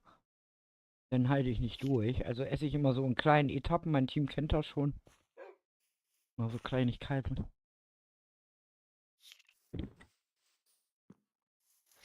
Ja, und das wäre der Discord-Link, den poste ich euch aber, wie gesagt, auch in den... Ja, unten durch. Hab schon wieder N. Ja, Arco ist schlau. Buddy ist noch nicht schlau, der müsste es ja einfach nur niederdrücken. Dann geht Platz, Arco. Und gleich kommt der andere nämlich auch nach oben. Wetten? Wer was? Der reißt dann alles nieder. Weil mein Bulli, wie gesagt. Ja, und du hast eine Fliege entdeckt, aber jetzt nicht alles hier umreißen, Kaspar. Oh, Katzen und Fliegen. Rio kann es auch bestätigen, ne? Also wenn eine Katze eine Fliege entdeckt, Wahnsinn. Dann hast du nicht nur eine Fliege, sondern eine fliegende Katze hier.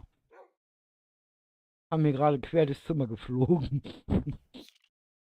Du möchtest noch ein bisschen Hühnchen haben. Komm her. Kaspar. Ja. So. Der Alte schleicht sich gerade wieder.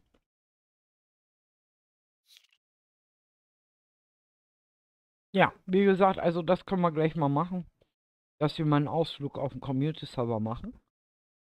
Und ich euch das ein bisschen zeige.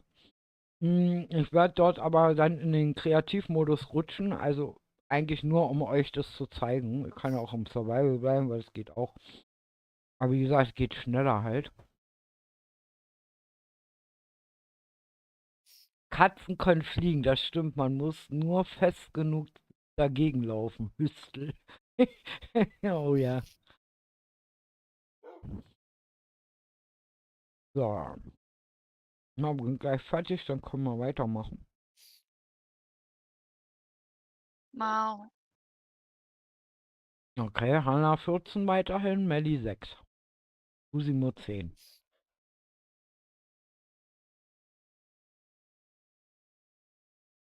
Wie gesagt, Kai ist der Einzige, der bisher alle 20 hat. Alle anderen sind zwischen 10 und 15.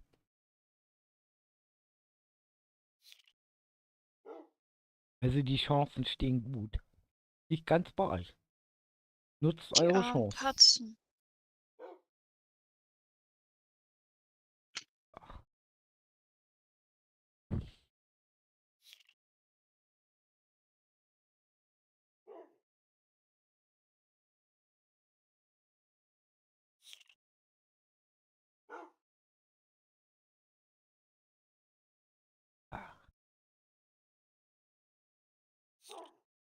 Also so viel ist ja nicht dran an so einem Hähnchen.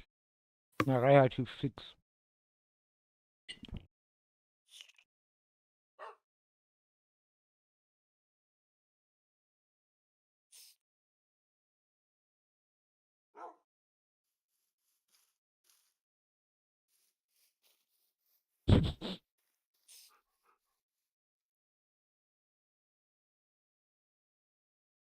Was meint ihr? Hält Hanna das durch, alle 20 zu finden? Weil 6 fehlen ihr noch. Go, Hanna, go. Schaffst das.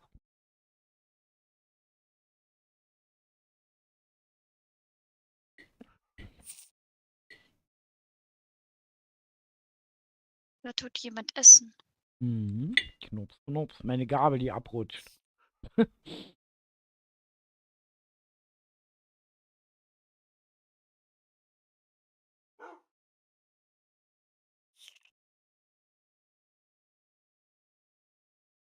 Nee, warum ist das nicht mittig?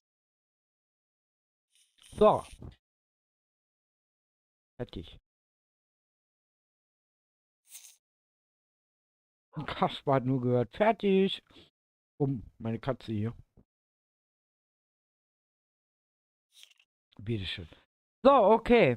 Dann, ja. Wollt ihr einen Ausflug? Sie läuft sich dödelig. So lange warst du doch gar nicht im was hier steht, A38 Haus.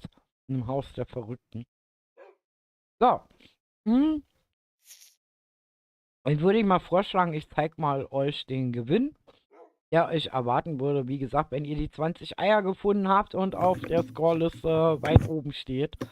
Oder wie gesagt, zu denjenigen gehört, die die meisten Eier hier gefunden haben. Weil so langsam bezweifle ich, dass viele alle 20 finden werden, weil selbst die Mimi hatte Probleme, teilweise ihre NPCs von ihr platzierten NPCs wiederzufinden. Also wie gesagt, alles kein Problem hier. So. Wollen wir mal kurz rüber switchen. Ich zeige euch mal, was euch quasi gewinnmäßig erwarten würde. Wir gehen mal hier aus dem Server raus. Und gehen auf den Community-Server. Schwuppdiwupp, hier habe ich keine Invoice. Also nicht wundern. Und immer wieder deaktivieren. So, okay. Gut. Und die Mimi hat etwas erzählt von einem Geheimgang. Ja. Dann würde ich mal vorschlagen, wir schauen uns das hier ein bisschen. Jetzt steht ja hier schon wieder ein neues Haus. Ich werde ja nicht mehr. Wie lange war ich weg? 2 Tage. Alle 2 Tage steht hier ein neues Haus. Ich fasse es nicht. Das geht ja hier ruckezucke, flucke. Okay, gut. Jetzt zeige ich euch mal im Grunde genommen von Anfang an. Wir fangen mit dem Spawn an. So. Das heißt, ihr kommt quasi in diesem Spawn-Bereich, kommt ihr an. Und dieser Server ist halt so aufgebaut, wie gesagt, auf Abenteuer und Kai ist auch da. Quasi so aufgebaut, wie gesagt, auf Bauen und Abenteuer. Das heißt, alles, was ihr hier braucht, ist im Grunde genommen nur, wie gesagt, die Server-IP dann durch die Mitgliedschaft. Und dann könnt ihr hier alle rauf. Das ist die Mitgliedsstufe 2. Oder wie gesagt, Gewinner oder eben kostenloses Mitglied aus der Verlosung. Wie gesagt, das ist hier der Spawn-Bereich. Und das ist hier der legendäre Tauschmarkt. Wenn ihr nämlich irgendwo anfangt zu bauen, dann hat jeder immer das Problem, er hat ganz viel Kobbel. Könnt ihr eintauschen. Ja? Ihr könnt hier Steine loswerden, Bruchsteinschiefer, Tiefenschiefer und Kies. Könnt ihr eintauschen gegen, also Emeralds. Dann haben wir hier den legendären Erdenschnappi. Der kauft eure Erde an, zum Beispiel. Der kauft Mützel an. Ja, der tauscht auch normale Erde mit Gras gegen Grasblock. Also ob manche Dinge Sinn machen oder nicht, müsst ihr für euch selber rausfinden. Auf jeden Fall, wie gesagt, gibt es auch den Herrn Quantus. Der halt Prismarin und solche Geschichten dann und Seelandherren verkauft. Es gibt Ignoramus für Kupfer. Es gibt Blockhead, das sind die ganzen, die sich um Keramik kümmern. Dann gibt es die nette Frau Sibylle. Und Sibylle zum Beispiel nimmt den ungeliebten Diorit, tauscht den ein gegen Polierten, die Polierten gegen Kalzit. Ja, und Kalzit, wenn er den loswerden wollt, könnt ihr dann Schneeblöcke für haben. Ich sag ja, ob es einen Sinn macht oder nicht, müsst ihr selber raus. Das So. hat Pulver. Genau. So, also auf jeden Fall könnt ihr hier sinnige, unsinnige Dinge eintauschen. Müsst ihr selber euch ein bisschen durch die Gegend wursteln.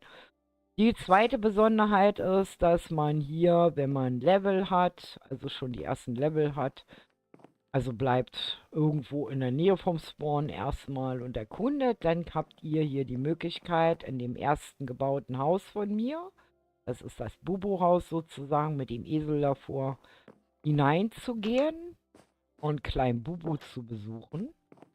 Klein Bubu findet ihr hier oben. Und die ist eine ganz besondere Bubu, weil wenn ihr die anklickt, wie gesagt, könnt ihr einen Pro-Spieler, einen kleinen, einen mittleren und einen großen Backpack organisieren. Wie gesagt, eintauschen gegen Level. Rausfinden tut ihr das, wie gesagt, selber. Ich verrate es nicht, wie teuer das ist. Das findet ihr auch so raus. Dann haben wir hier, wie gesagt, den Spawn-Bereich, wo ihr euch halt umgucken könnt. Hier ist so der aktive Bereich, also mit dem Markt halt.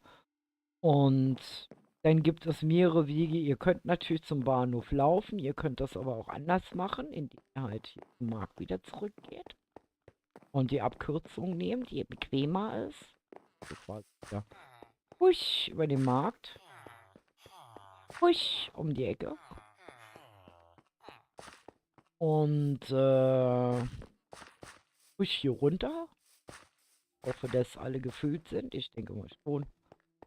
Ich glaube, da sind noch genügend drin. Wenn nicht, müssen wir sie wieder auffüllen. Da. Und dann steigt ihr einfach hier ein, setzt euch hier rein, fahrt durch die Gegend zum Bahnhof, also zum Hauptbahnhof in dem Fall. Bahnhof.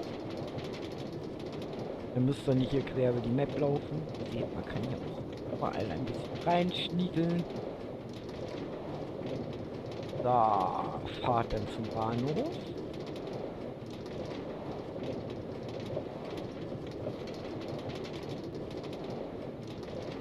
So, und einfach sitzen bleiben. Ihr werdet automatisch quasi aus der Lore gepfeffert. So, dann seid ihr hier quasi auf der anderen Seite von dem Fluss. Und was das mit dem Botanischen Garten noch auf sich hat, das erkläre ich euch später. Jetzt machen wir erstmal was anderes. Jetzt würde ich sagen, wir gucken uns mal die Tradinghalle an. Also wenn ihr zur Tradinghalle wollt, müsst ihr hier durch die Tür. Hier um die Ecke und dem netten Herrn auf den Bauch drücken. So, und dann seid ihr an der Tiki-Bar. Erkennt ihr es? Hier gibt es auch die Tiki-Bar. Hier sitzt auch wieder unser Frei. Hallo Frei, willkommen bei der Tiki-Bar. Und das ist der Weg zur Tradinghalle. Tradinghalle. Ich wollte gerade Englisch-Deutsch gemischt sprechen. So, und wenn ihr nämlich hier kein Boot mit habt, dann ist das auch nicht weiter problematisch. Dann macht ihr Rechtsklick auf die liebe Hanna. Und Hanna gibt euch dann ein Bötchen in die Hand. Dann geht ihr hier durch. Nehmt euer Bötchen. Setzt es ins Wasser, springt hinein und folgt einfach unseren schönen, wunderschönen Bojen, die euch den Weg weisen zur Training Hall.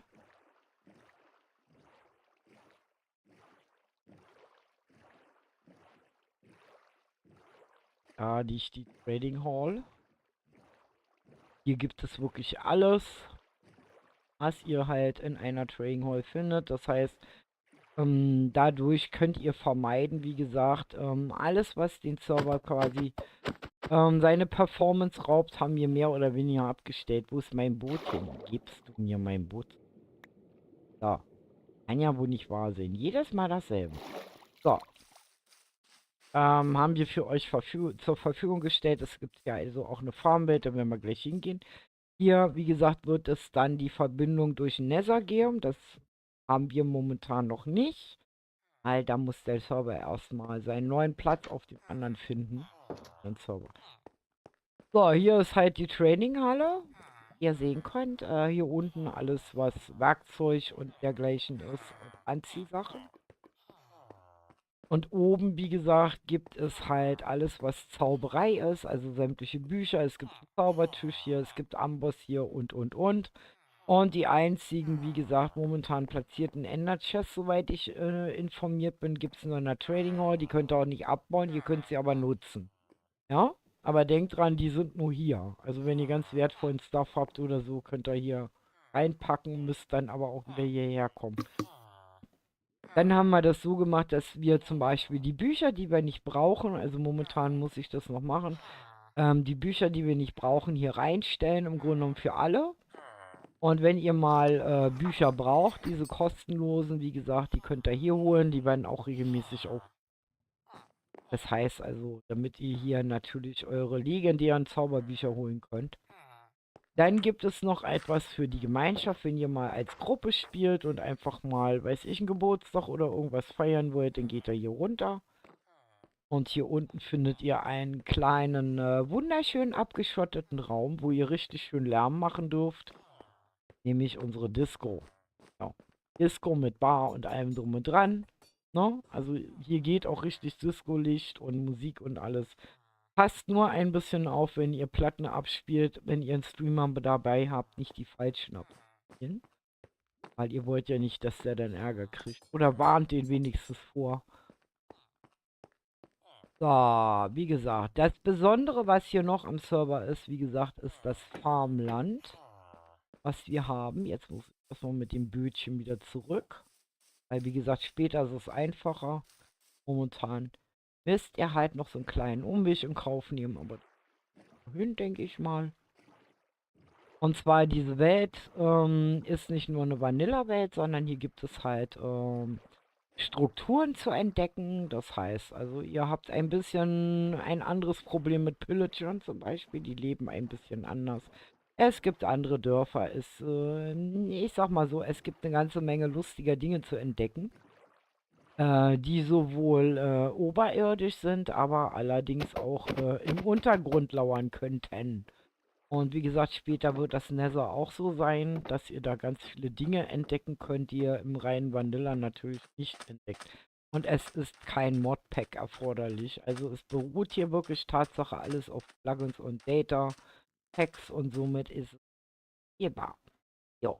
Also für alle Bedrocker, die ein bisschen ältere Geräte haben, für alle PCs, die ein bisschen ältere Geräte haben. So, dann machen wir uns mal auf den Weg. Jetzt würde ich mal, warte mal, ich muss mal. Mimi, du bist ja da. Kannst du mich mal zum Hauptbahnhof porten? Geht das? Brauche ich jetzt nicht extra wieder nochmal mit der Eisenbahn und so. Mimi mich mal Warte. Bahnhof zum Hauptbahnhof portet. Bin jetzt so. Zum Hauptbahnhof. Genau, einmal bitte zum Hauptbahnhof. Weil sonst muss ich gleich wieder nochmal kreuz und quer darüber. Dann geht das schneller. Ich könnte auch selber in den Kreativ. So, das Besondere ist nämlich hier, wenn ihr jetzt zum Farmland zum Beispiel wollt. Also Performance heißt ja im Grunde genommen, ihr kennt das wahrscheinlich auf anderen Servern. Einen wunderschönen guten Abend, liebe Silvana, und fröhliches Osterfest auch dir. Ich bin gerade am zeigen, wo es für die Gewinner dann hier hingeht, die an unserem Osterevent teilnehmen, damit ihr so eine Vorstellung kriegt. Und ich war gerade dabei zu erklären, warum wir zum Beispiel etwas anders sind. Das heißt, wir haben hier quasi ein Farmwelt, da fahren wir gleich hin. Und zwar, ihr kennt ja das Hauptproblem von vielen Servern. Hinz und Kunz spielt drauf, ist alles gut und schön, aber Hinz und Kunz baut dann zum Beispiel Breeder für Villager, baut alle möglichen automatischen Farmen, ob sinnvoll oder unsinnig, weil ist egal. Auf jeden Fall zwingt das irgendwann den Server in die Knie. Das ist natürlich dann blöd für die, sagen wir zum Beispiel mit einem etwas älteren Handy da sind oder mit einer PlayStation 4 oder wie ich mit einem etwas älteren PC, der nicht ganz so viel Leistung hat. Also, und da haben wir uns halt überlegt, dass wir das ein bisschen anders machen. Das heißt, anders heißt, ihr holt euch hier quasi ein Ticket, nehmt das Ticket, werft das hier ein, geht hier durch die Tür, schnappt euch die Lore und benutzt einfach mal die. Eure Server sind der Hammer. Dankeschön. Und benutzt dann einfach mal so, der Fahrstuhl ist hier gerade weg, also gehen wir hier rein, benutzt den Fahrstuhl. Einfach stehen bleiben, bis er unten ist. So, während ich hier runterfahre, fährt nämlich der andere wieder hoch. So, dann laufen wir mal hinten. Hier steht Mr. Porter, also ihr könnt natürlich auch zu den Leuten hinporten, die relativ weit weg sind. Das geht alles. Und wir haben da zwei verschiedene Systeme. Das erkläre ich euch gleich nochmal. Also warum, wie gesagt, deswegen. So, ihr wollt jetzt zur Farming Area und da fahren wir jetzt mal hin. Das dauert ein bisschen länger. So, in der Zeit könnt ihr was trinken. Ganz in Ruhe. Wir fahren jetzt hier einfach mal wieder zum Farmland rüber. Und der Sinn dahinter ist, im Grunde genommen, ihr wisst, dass das immer ein ganz großes Problem ist. Wie gesagt, wenn dann auf dem Server zum Beispiel die 50. Eisenfarm entsteht, die dann vielleicht nicht richtig funktioniert. Oder Dinge aus Redstone gebaut werden, die man nicht abschalten kann. Also alles so Dinge, die wie gesagt, die Performance dermaßen runterdrehen, dass es für viele gar nicht mehr spielbar ist. Und um das zu vermeiden, haben wir gesagt, nehmen wir euch das diesmal ab und legen den Fokus ein bisschen mehr aufs Bauen und Entdecken. Das heißt, wie gesagt, die Strukturen entdecken, wandert durch die Welt. Ihr könnt da relativ viele Dinge entdecken, wie gesagt, ab und zu, wenn wir merken, dass alles mehr oder weniger entdeckt worden ist, dann werden wir natürlich auch ein bisschen die Worldborder immer ein bisschen erweitern, damit ihr natürlich dann auch wieder neue Dinge entdeckt.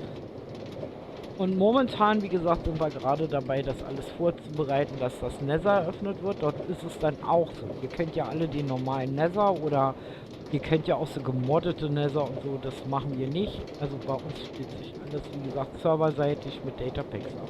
Damit eure Medien nicht belastet werden. Also was ihr letztendlich zusätzlich nutzt, die Texture Packs und weiß ich was und Invoice und hast du nicht gesehen oder eine Map oder sonst was, das bleibt euch selber überlassen.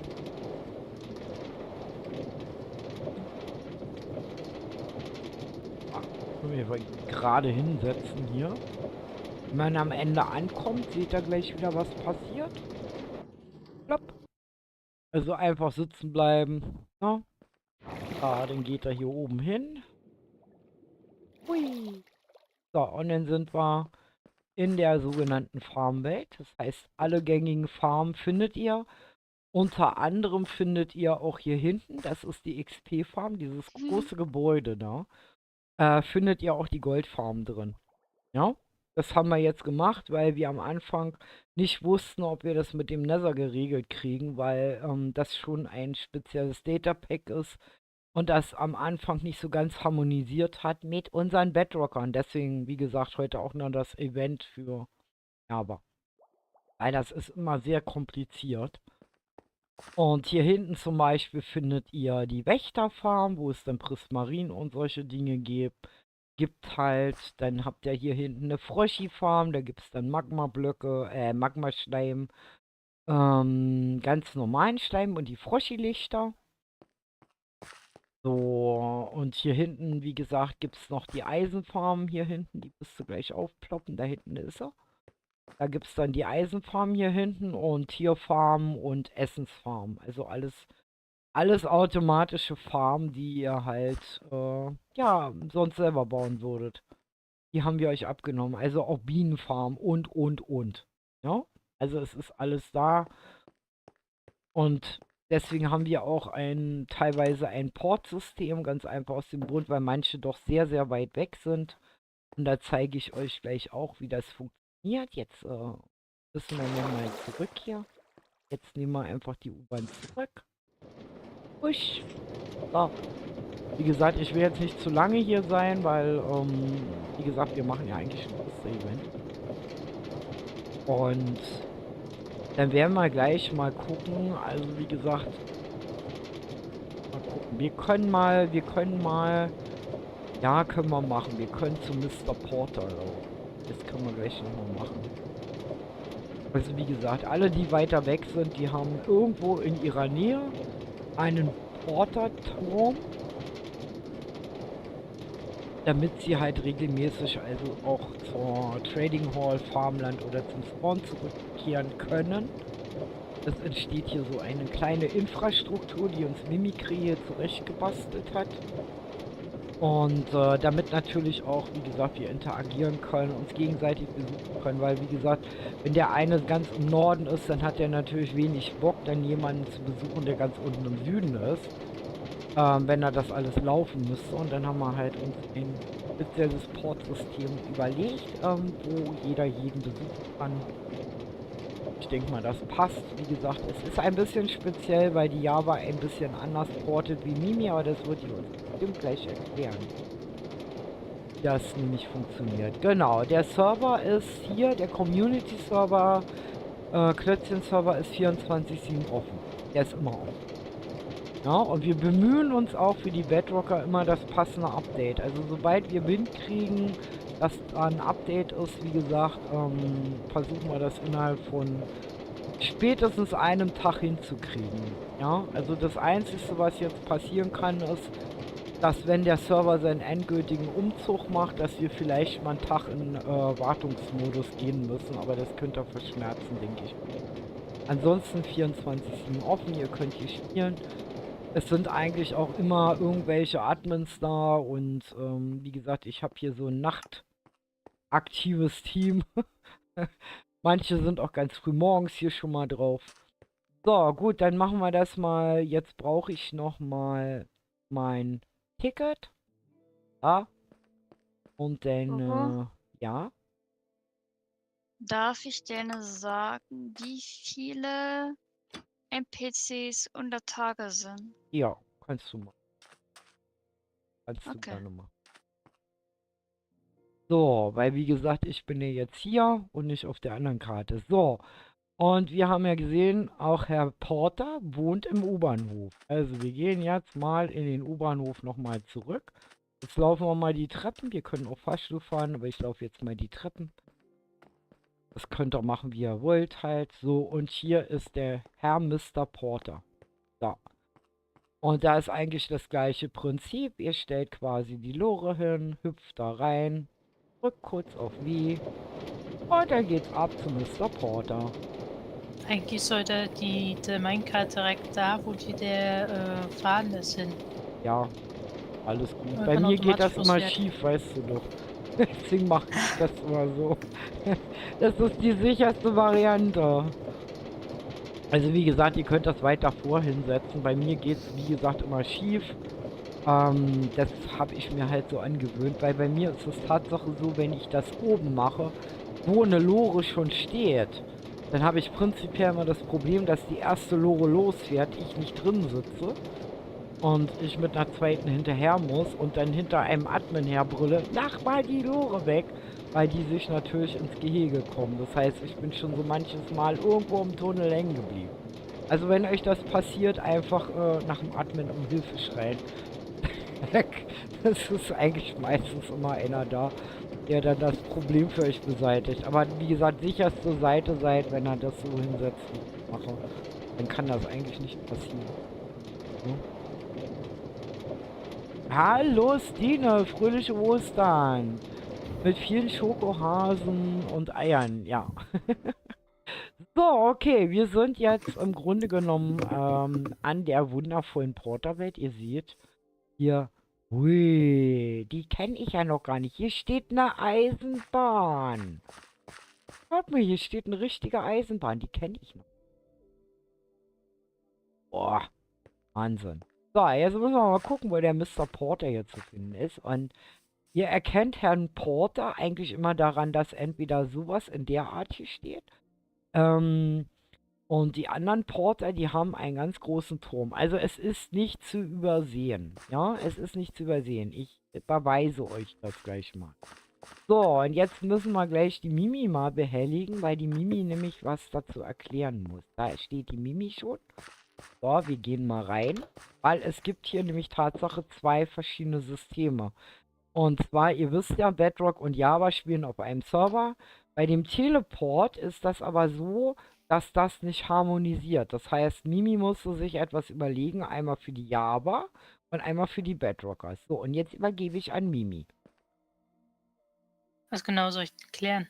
Ja, das, was man hier macht. Also, bei den Java ist das ja hier so, da steht alles dran. Also Rechtsklick auf NPC mit, Ja, hast du unten im ja, Chat dann könnt ihr hier hoch und Dialog. runter, im Norden, im Süden, im Osten, im Westen. Den Ich macht wohne man im mit Osten. WS steuern, mit Genau. Leertaste bestätigen. Ich kann es mit meinem Mausrand steuern.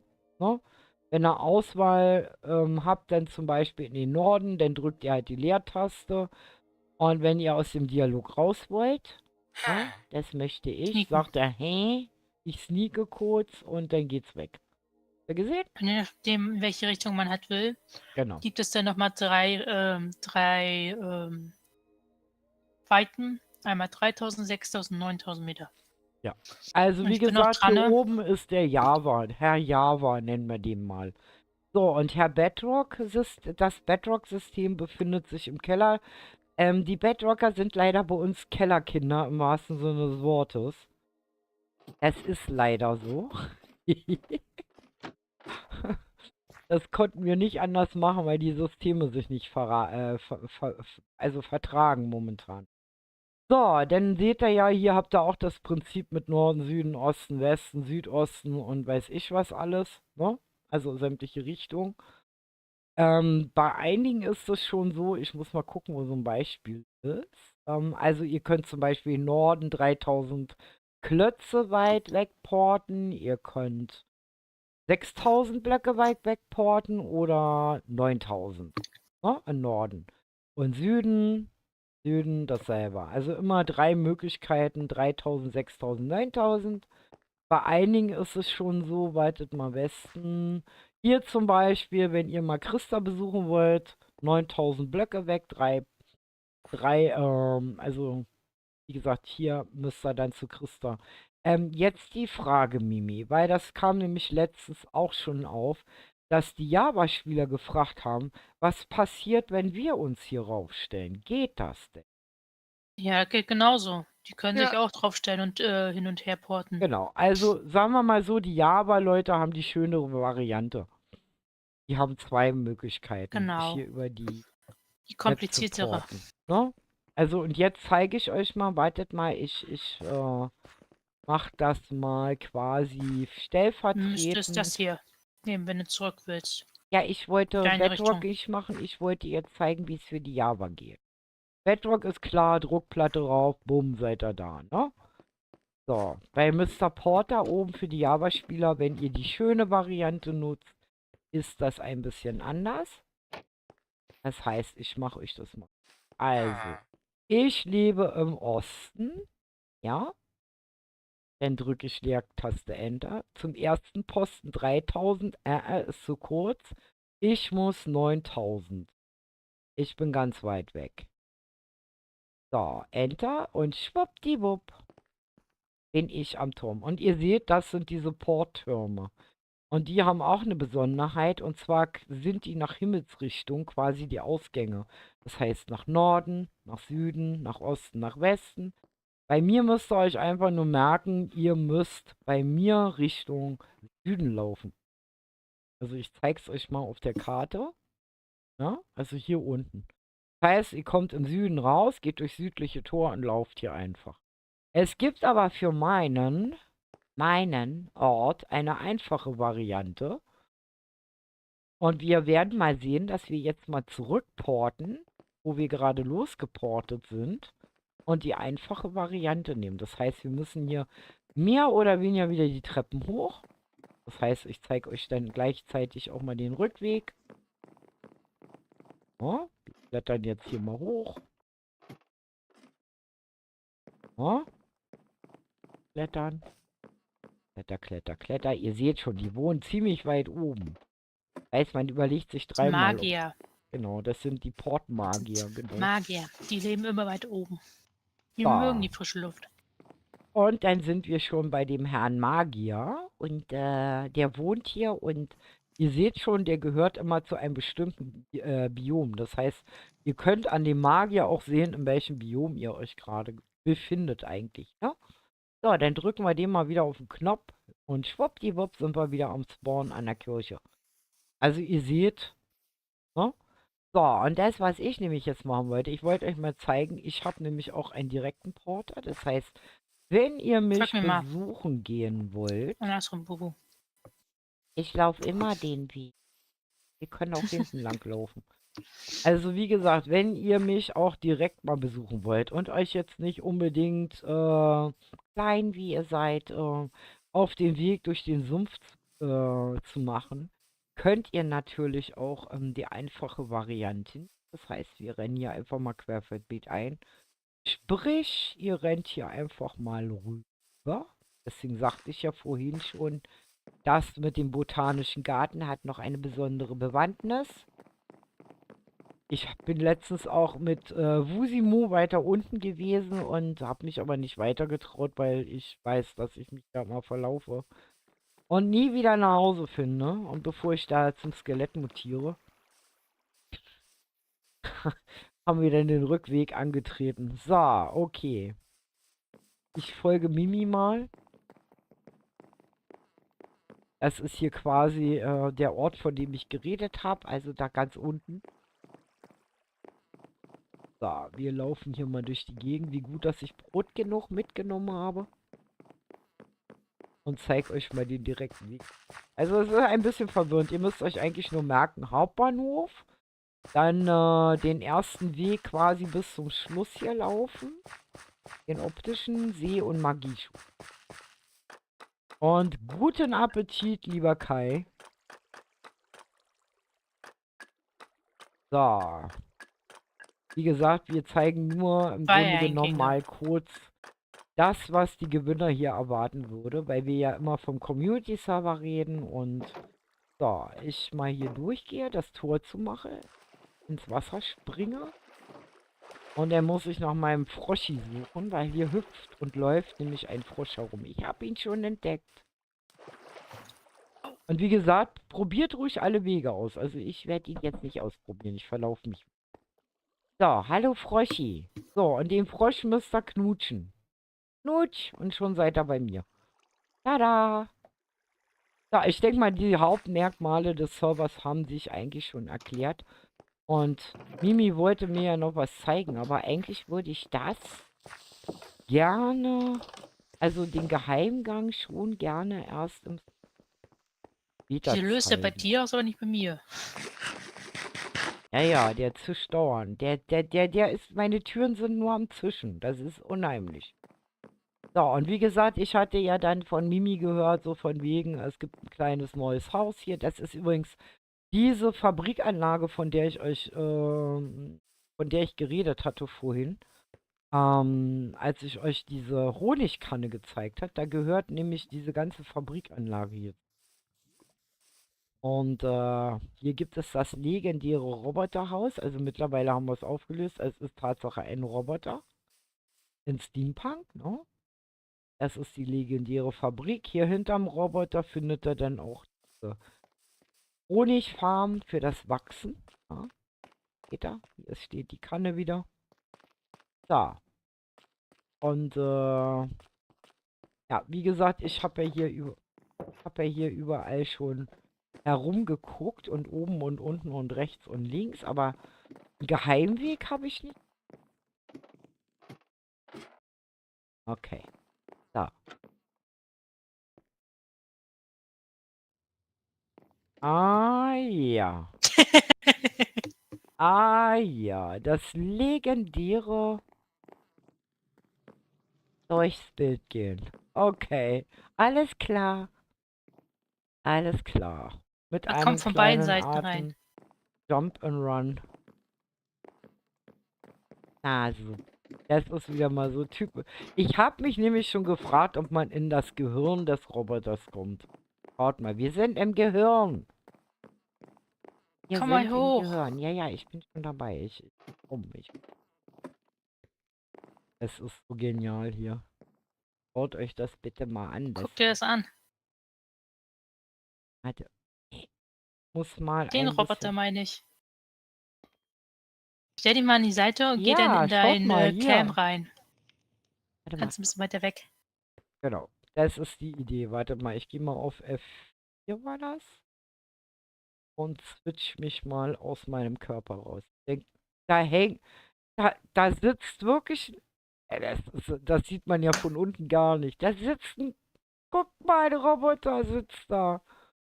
Der ist ja niedlich. Ist das süß? Den Roboter meine ich. Ja, ich dachte so, wie gesagt, jetzt können wir das mal richtig angucken. Schaut mal, hier ist der Uhrenturm. Ich habe erst gedacht, dass du das hier Danke. meintest als Roboter halt, weil das sah ja auch so aus. Aber den habe ich gar nicht entdeckt. Der ist ja wohl mega niedlich. Guck mal, richtig mit Händchen und Füßchen. Der ist ja der Hammer. Schaut mal. Der ist ja. Wie gesagt, und die ist halt diese Windanlage halt. Und das hatte ich so gedacht halt, ne? Und dann gucken hier die Zahnräder raus. Also das ist wirklich Steampunk pur. Aber der Roboter, der ist ja wohl Oberhammer. Das setzt ja hier nochmal so das ist die Kirsche auf dem Kuchen, würde ich mal sagen hier. Das ist ja wohl mega niedlich. Süß. Okay, wir switchen mal wieder meinen Körper. Das ist süß. Okay, dann würde ich mal sagen, ich werde mich mal hier oben jetzt ausloggen. Ganz einfach. Und wieder auf die andere Map rüber switchen. Wie gesagt, so habt ihr ein bisschen den Eindruck, wie gesagt, von eurem Gewinn, der auf euch wartet, hier mal einen Monat quasi kostenlos zu spielen. Und wie gesagt, Java und Bedrock. Leider, wie gesagt, haben wir momentan das Event nur für die Java-Leute in der 20.4 hingekriegt. Weil das war relativ kurz die Zeit. Aber wie gesagt, morgen gibt es nochmal 5 Mitgliedschaften, die verlost werden. Und da kann es gut sein, dass es den einen oder anderen Bedrocker dann trifft, der dann hier auch natürlich auf den Server für einen Monat auf. So, okay, ich werde mich jetzt hier erstmal ausloggen. Danke Mimi für die Führung und werde mich jetzt hier unten wieder auf die Map quasi einloggen, auf unsere Oster-Event-Map. Und mal gucken, wie der Score für die Eier jetzt steht. Ich bin gespannt. So, jetzt Anna bin ich hier 14. wieder auf dem Melli holt ganz schön auf. So, Ja. Phil ist auch wieder da. Melli hat aufgeholt. Die hat sich ums Doppelte gesteigert. Die Hanna, wie gesagt, steht bei 14. Der einzigste, der bis jetzt Tatsache 20 zusammengekriegt hat, ist der liebe Kai. Und ja, das wäre nicht schlecht. Wie gesagt, also morgen auf jeden Fall wird es 5 Mitgliedschaften wieder geben. Morgen ist der erste. Und morgen könnt ihr hier aber auch noch rauf. Und ich muss, wie gesagt, mal schauen, was wir hier so machen können. Marco, ich mache hin.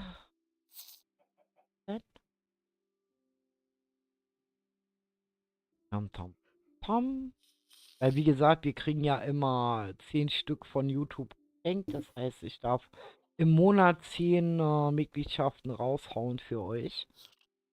Kostenlose. Aber wie gesagt, das geht leider erst ab morgen. Das ist ein bisschen doof. Oh, vielen, vielen lieben Dank, Stine. Vielen, vielen lieben Dank. Und die Silvana darf sich freuen. Die hat Tatsache die Mitgliedschaft von der Stine gewonnen. Das passt ja. Dann würde ich mal sagen, wie gesagt, ja, freu dich. Also ich werde jetzt nochmal den Discord-Link reinposten, weil das ist nämlich ganz wichtig, dass die Gewinner das wissen. Und zwar auf den Community-Server kommt man nur, wenn man auf den Discord dann kommt. Das heißt also Serverregeln akzeptieren, ne? Und dann geht der Mitgliederbereich auf, dort nochmal die Serverregeln durchlesen, die halt für den Mitgliederbereich sind. Die sind ganz wichtig, weil, wie gesagt, da ist das auch relativ klar geregelt, also also welche Regeln ihr beachten müsstet. Und ansonsten, wie gesagt, dann in der beim Ingame-Namen, wenn ihr den dann angebt, ja, immer ein B oder J davor, damit wir wissen, ob ihr ein Java- oder Bedrock-Spieler seid, damit wir euch der passenden Abteilung sozusagen zuordnen könnt. Und die IP, wie gesagt, findet ihr auch dann halt im Mitgliederbereich. Also unter Server-Info halt, ne? Also, wie gesagt, also ist auch immer einer da, der euch da durch den Prozess begleitet. Wichtig ist halt die Haupt-Discord-Regeln akzeptieren, damit ihr eure Rolle kriegt. In dem Moment, wenn ihr halt eine Mitgliedschaft habt, tut sich der Member-Bereich auf. Dort auch nochmal die Serverregeln akzeptieren. Ingame-Namen, B oder J davor, je nachdem, wo er hingehört. Und dann die IP findet ihr und dann werdet ihr gewitelistet. Ihr seht, wenn es bereit ist, wenn ein grüner Haken unter eurem Ingame-Namen ist. Dann wisst ihr halt, okay, die haben mich gesehen. Ich darf jetzt rauf. Und da ist die Stine. Stine geht auch auf die Suche. Ich bin gespannt. Ich bin gespannt. Auf jeden Fall freut es mich, liebe Savannah, dass dich das getroffen hat. Und vielen, vielen lieben Dank an Stine nochmal. Das ist sehr, sehr lieb. Und ja, so kann es gehen. Also wie gesagt, es kommt immer zwischendurch doch mal einer und schmeißt eine Mitgliedschaft raus. Das ist immer sehr, sehr lieb. Danke dir, liebe Stine. Wir sind übrigens im Discord-Chat, wenn du rein möchtest. Und da kommt auch die Meldung rein. Wie gesagt, jetzt ist offiziell, Silvana hat eine Mitgliedschaft. Yay! Und hallo Einerfels. Wie funktioniert das Suchen? Pass auf. Gib dir mal ein Ich Buch. war echt auf Chinesisch geschrieben. Ah, Buch. Du kannst auch in Discord, warte mal. Ich kann auch die Voice, hat die Invoice drin? Ne? Hast du Invoice, Stine? Äh, Stine? Stine? Stine? kannst du. Stine? Stine? Stine? Ja? Oh, ey, Kann aber sein, dass sie die falsch hat. Also wie gesagt, Stine wird es schon rauskriegen. Also, so, wir schauen mal. Ja, Stine weiß schon, wie es geht. Genau so geht's. Genau so geht's.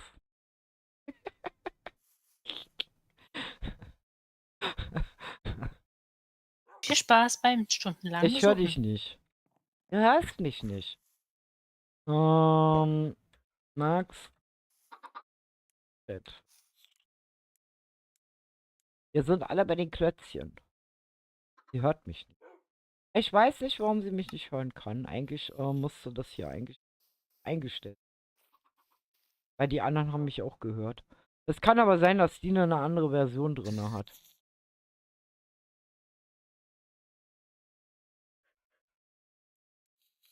Ah, ich warte mal. Bin im DC. Okay, ich muss Dina ziehen. Dina ziehen. Warte mal, das ist immer ein Akt hier für sich. So.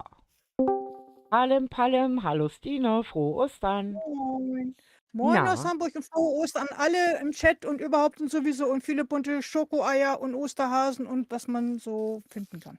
und vielen, vielen Dank im Namen von Silvana, die eine Mitgliedschaft von dir gewonnen hat. Toll. Ich habe es gesehen, ich habe ihr auch gratuliert, ja. Dankeschön, Dankeschön. Das freut mich. Du hast gefragt, wie das hier geht. Du hast es Ja, eigentlich ich habe es dann rausgefunden. Mir wurde, Genau. glaube ich, ein Buch zugeschmissen und Ja, dem dann genau. drin steht, dass man NPCs finden muss, die Ei heißen, also Genau, Egg. genau. Genau. Also, wie gesagt, die sind über die ganze 500 mal 500 Blöcke verteilt in dieser Okay. kleinen Welt und man muss ein bisschen weiter denken. Also NPCs heißt ja nicht nur Villager oder Tiere oder so, sondern ihr müsst mal so zwischendurch auch mal um 5 Ecken denken. Was nicht gemeint sind zum Beispiel Truhen. Also wir reden von Entitäten, aber Truhen zum Beispiel sind nicht gemeint. Also ihr müsst keine Truhen durchgucken oder Fässer oder Falltüren aufmachen, sondern ich sag mal alles, was kreucht und fleucht, manchmal auch ein bisschen dumm herumsteht. Jetzt habe ich sie Okay. ganz verwirrt. Und deine grüne Gummizelle befindet sich ja auch auf dem Server. Also wenn du es gar nicht mehr du aushältst, meine kannst du Güte. gerne in deine Gummizelle zurück. Die haben wir dir extra hier aufgestellt. Hei, hei, hei, Ob du den hei, Weg hei. allerdings nach oben noch hinfindest, ist eine andere Frage. Ja, das ist eine andere Frage, genau. Ich meine, ich bin da ja hingeschleppt worden von der Security, ne? Ja, genau. Also wie gesagt, die Welt ist wie gesagt relativ simpel und einfach gestaltet. Also, aber wie gesagt, die Eier haben es in sich. Ja, ich sehe das Haus schon, das Haus, das Verrückte macht. Ja. Wie ist das mit, Monstern?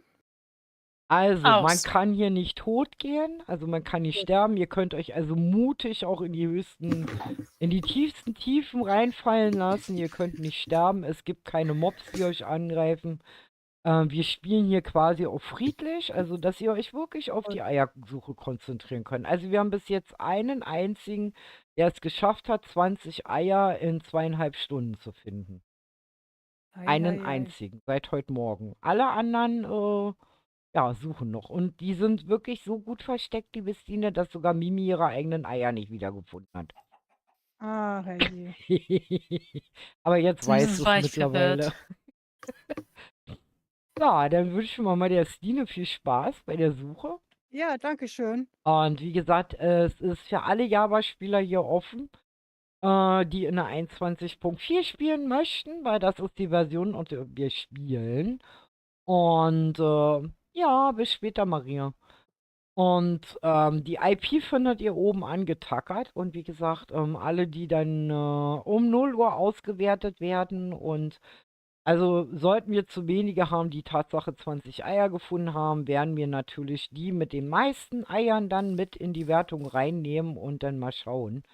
Und solltet ihr gewonnen haben, ist ganz wichtig, dann in den Discord zu kommen, weil wie gesagt, es geht ja um den Zugang zum Community-Server und der funktioniert nur über Discord.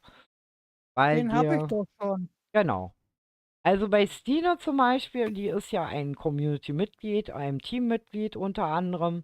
Bei Stine ist es so, wenn Stine gewinnt zum Beispiel, kriegt sie auf dem Community-Server einmal ein besonderes Wunsch-Item. Und da sie den Wettbewerb hier mitgemacht hat, kriegt sie auch einen extra speziellen Osterrucksack auf dem Community-Server. Oh. Ja. Mhm. Den Rucksack habe ich übrigens schon eingefügt. Sehr schön. Und bei den Bedrockern, die bereits Mitglieder auf dem Community-Server sind oder für alle, die heute quasi über eine Mitgliedschaft quasi das Recht bekommen, auf dem Community-Server zu spielen, wie gesagt, die werden auch einen wundervollen Osterrucksack bekommen als Dankeschön und die Bedrocker sozusagen als Entschädigung, weil wir leider nur für die Java was machen konnten in der Kürze der Zeit. Aber ich denke mal, der Rucksack, der entschädigt euch für vieles, weil ich weiß, dass die Rucksäcke bei uns heiß begehrt sind, da eben halt das eine Entdecker- und Abenteuer-Map ist und ihr da so viel Loot zusammenkriegt, also da, dass also alle Leute über jegliche Stau-Dinge, die sie haben können, wo sie Sachen verstauen können, heilfroh immer sind. Weil es ist echt der Wahnsinn. Also wenn ich Ja, überlege, Wahnsinn.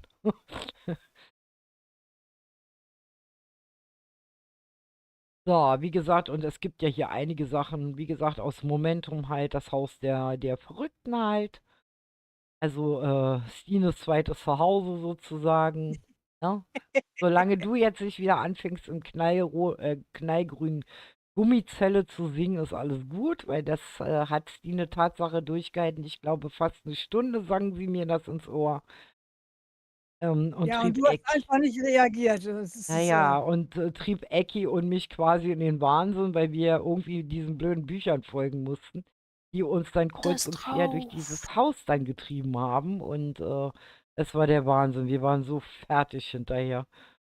Und dann gibt es natürlich auch, wie gesagt, solche Dinge wie auf dem Community-Server, wie gesagt, wie ähm, die Honigkanne, ne? Also wie gesagt, wenn ihr euch untereinander helft, wie gesagt, ist nicht unsere Sache, ne? Also das sage ich nichts zu. Ihr könnt halt nur nicht gegenseitig euch Punkte zuschustern, aber wie gesagt, das überlassen wir euch, das ist euer Ding halt, ne? Also wie ihr das macht, ihr könnt natürlich auch im Team suchen oder so.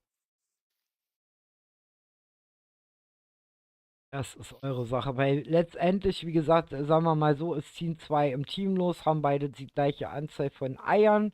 Dann kann es immer noch sein, dass der eine im Counter vor dem anderen steht und somit vielleicht nur einer gewonnen hat. Also das kann passieren. Also, ne, also, ja. Von daher, wie gesagt, ihr könnt euch helfen. Ob es so viel bringt, weiß ich nicht. Keine Ahnung.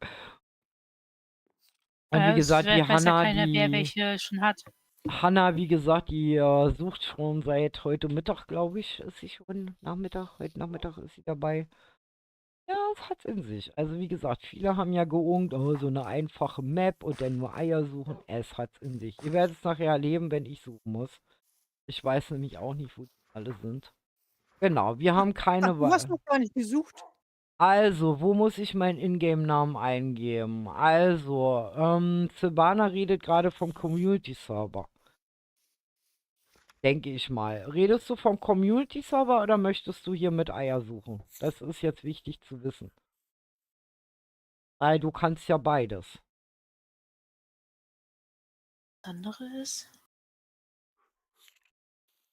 Und Alexa ist auch hier. Hallo Alexa und Hannah ist hier, ja, wie gesagt. Hallo Alexa. Hallöchen. So, wie gesagt, auch die können alle, die hier auf dem Server sind oder so, können hier natürlich mit in Discord. Ihr könnt natürlich auch, wie gesagt, den Discord da benutzen, um euch untereinander zu bereden. Also wenn ihr zum Beispiel Sine sagt, sie möchte mit Alexa und weiß ich, Hannah in einen anderen Raum gehen. Wir haben genügend Chaträume. Ihr könnt also auch den Discord, wie gesagt, nebenbei machen. Wie gesagt, weil die Invoice hat nicht jeder hier drauf und vor allen Dingen, wie gesagt, ist hier eine andere drauf, als wir sie zum Beispiel auf dem Community-Server benutzen. Die meinen Und du Com-Server. meinst den Com-Server. Okay, da musst du einfach, warte mal, ich sag dir mal kurz, wo du dahin musst. Und zwar ist das die Abteilung Serveranmeldung. Da muss dein Ingame-Raum rein.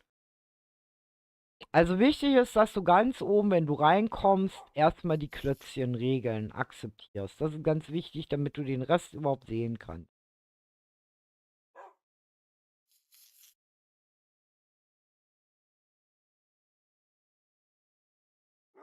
Das ist, wie gesagt, ganz wichtig.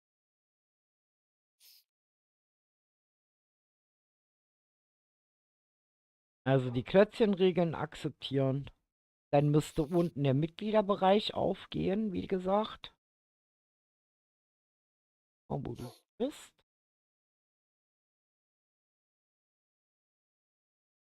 Dann kann ich nämlich auch sehen, Discord-Namen ob hat du sie denn? schon...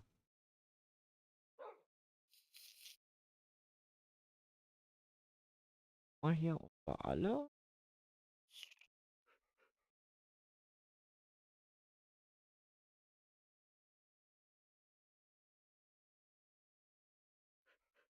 Sie sagt, sie hat alle Regeln akzeptiert. Müsste sie dann den, Ja, ich guck gerade, wo sie ist.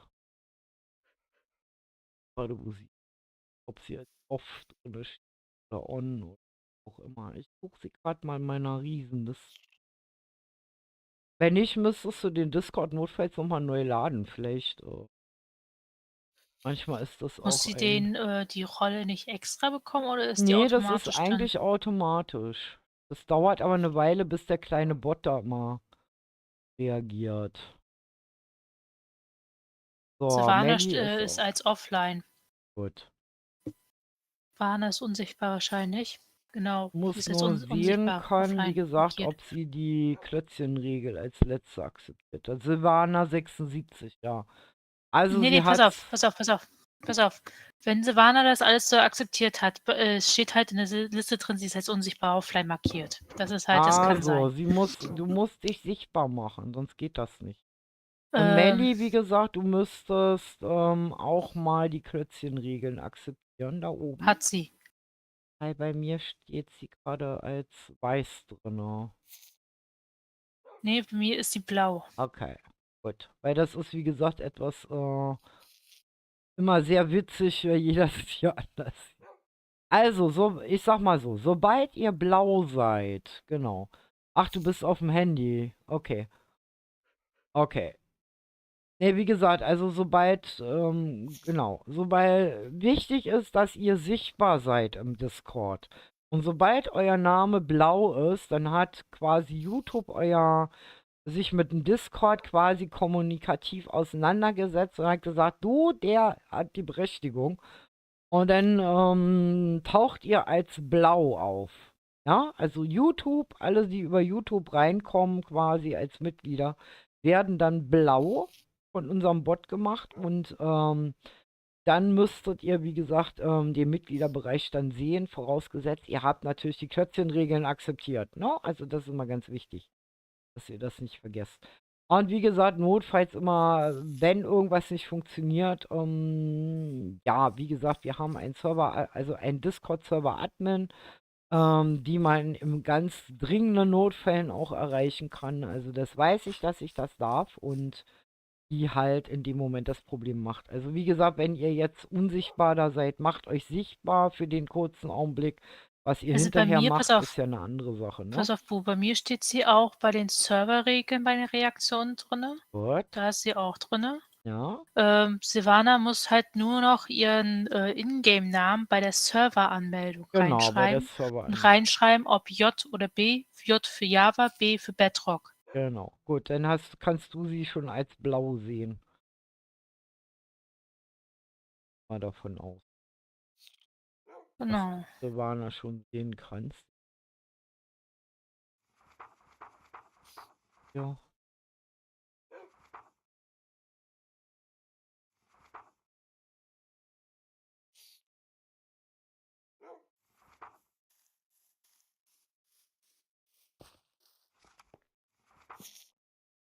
Also wie gesagt, wichtig ist halt das, was Mimi gerade gesagt hat, weil ich kann sie nicht. Aber ist egal. Wenn sie sagt, sie kann mich sehen, dann wird es schon stimmen. Wie gesagt, unter Serveranmeldung, wie gesagt, gehört euer Ingame-Name rein mit J oder B davor. Je nachdem, was ihr spielt, Java oder Bedrock. So, okay. Hallöchen. Ui, er hat ja einen anderen Skin an. Oh, sieht ja niedlich aus. Guck mal. Ja, klar. Ja, ja, ja, ja, ja. Da, klar. Ja, klar. Jeder Gerne weitersuchen. darf. Ja.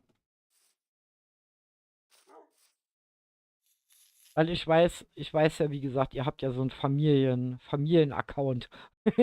Und anhand des Skins dürfen wir dann immer raten, ist jetzt Papa, Mama oder Kind unterwegs. Aber alles gut, alles gut. Ja. Ja, Molly. Molly. Viel Glück. Vielleicht Alexa mehr schlau. die Mama. Ich sitze in einer knallgrünen Gummizelle. Och nee. nö. Ja, bis später, Bin oben Silvana. angekommen. Und wir sehen uns dann auf dem Community-Server. Wie gesagt, also alle, die halt eine geschenkte Mitgliedschaft haben oder hier halt eine gewinnen oder so, haben 4 Wochen lang die Berechtigung, auf den Server zu kommen. Wie gesagt, nutzt die Chance, kann ich euch nur sagen. Also, wie gesagt, hier kann jeder rauf, der Java hat und die 21.4 nutzt kann und weiß, wie es geht. Und mehr braucht er nicht mitbringen. Die IP ist oben angetackert. Den Discord, wie gesagt, schicke ich zwischendurch immer mal. Allerdings, wie gesagt, der Server hier, der Event-Server, ist ohne weiteres einfach, wie gesagt, 21.4 Server-IP rein und loggt euch ein und legt los. Und ich wünsche euch wundervoll und viel Spaß, weil ich muss nämlich gleich mit meinen Hundis raus. Die Wurzel da unten, die sind nämlich abgefüttert und müssen jetzt mal dringend raus.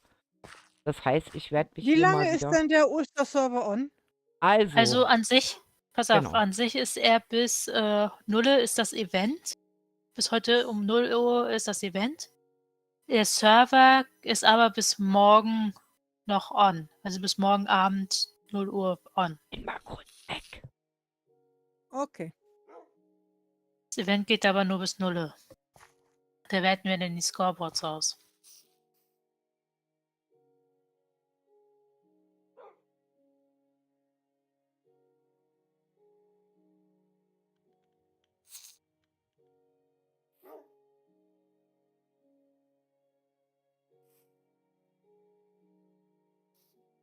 Ich sehe Hannah schon vom Verzweifeln.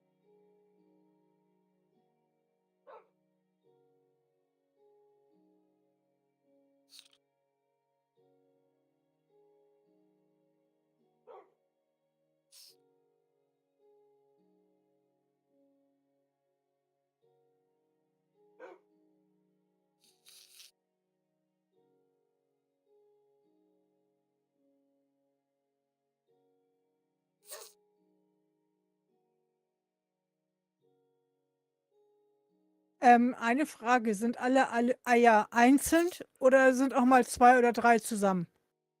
Es gibt einen, der doppelt ist. Also einer, der für Wo also 2 2, an der für einem einen. Ort sind? Ach so, meinst du, es gibt einige Orte, wo mehrere an einem Ort sind. Also an Okay. dem Ort verteilt. Oder teilweise in dem Radius da.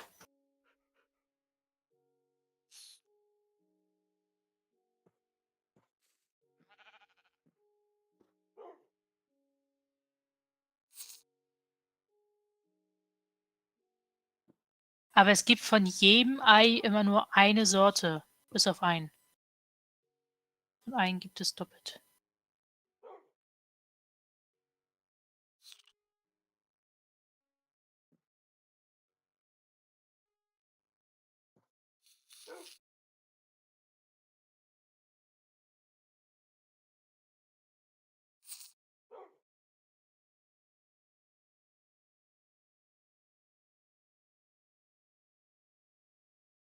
Texas im Irrenhaus.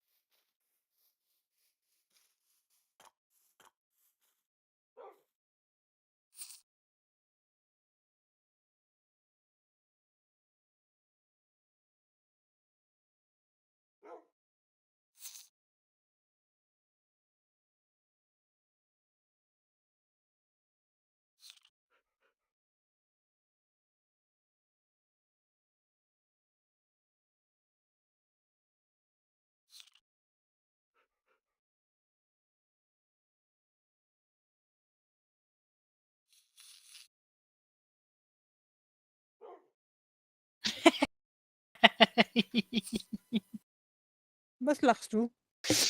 Alexa hat im Chat geschrieben. In-game.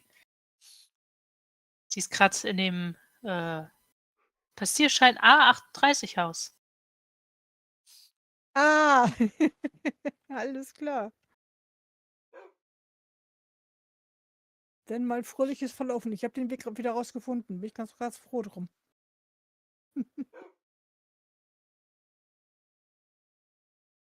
So, mal gucken.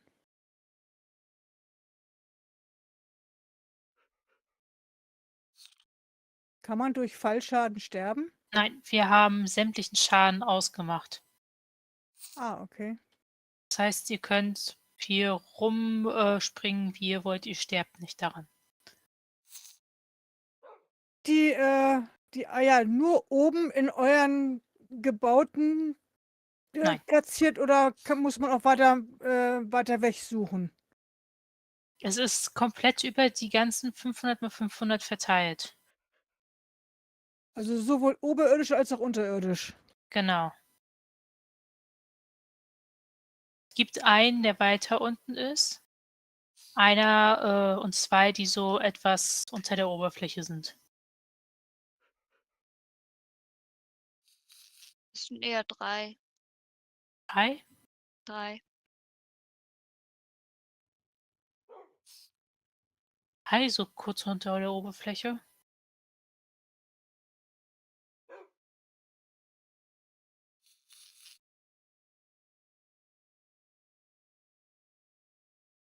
Wenn ich mich irgendwo fürchterlich verlaufen habe, wie kann ich wieder zurückkommen? Gibt es den Im Befehl Chat, /spawn? genau, mit Ja. /spawn kommst du wieder zurück zu dem, wo du gespawnt bist. Prima. Also zum Haupthaus. Sehr Und von schön. da aus kannst du wieder gehen. Oh, ich sehe Dias. Kann ich die abbauen? Nein. Du findest dich im Abenteuermodus. Ah, okay.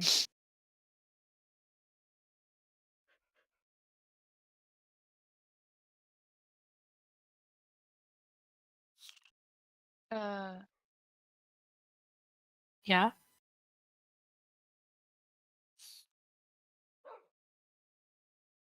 Ah, da. Ich habe noch jemanden gesucht. Und welches? Autsch. Ach, beobachtest du mich gerade?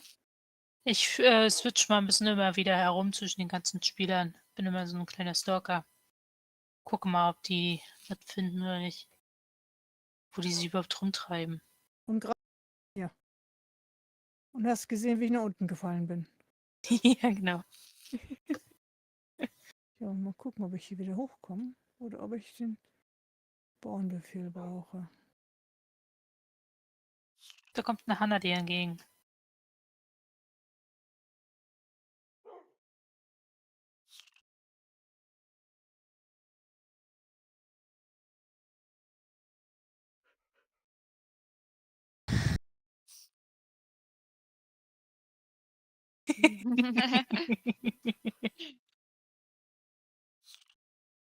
Nicht nur sie.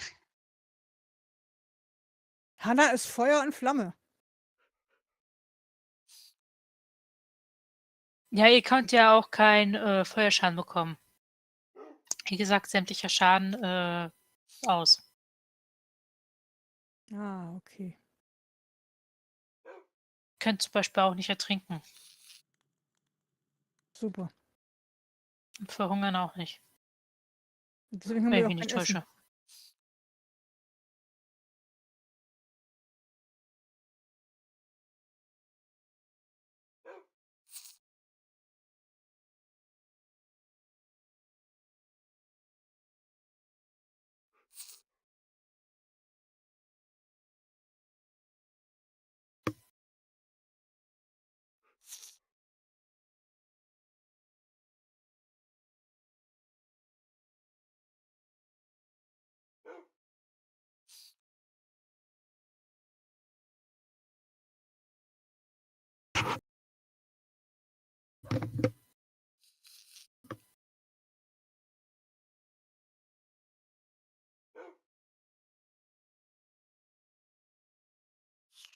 Hast du die Erfolge resettet gehabt?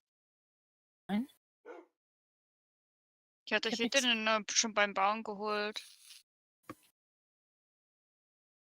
Kann sein, dass die vielleicht Cooper irgendwie resettet hat. Bitte, Cooper.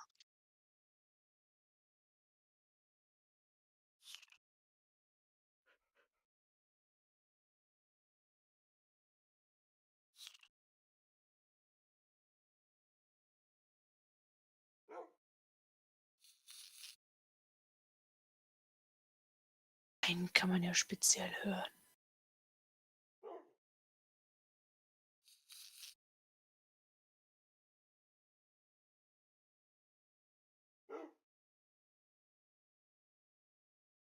Ich sehe nur, wie ein Fusi bei ihr vorbeiläuft.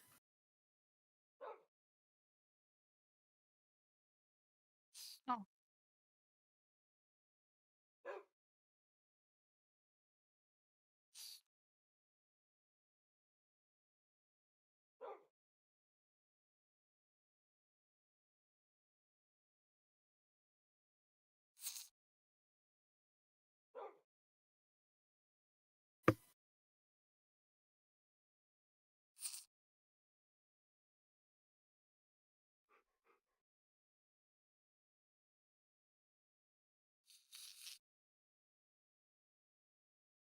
Äh. Woher? Ach ja, wir haben nicht alle Dings erwischt.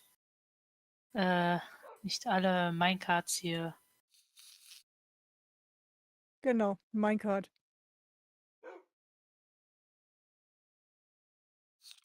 Mal wieder.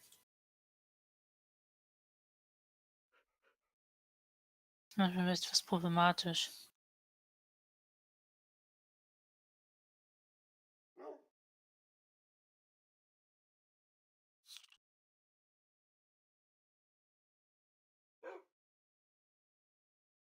Das hatten wir im ganzen Bau nicht im Kopf gehabt.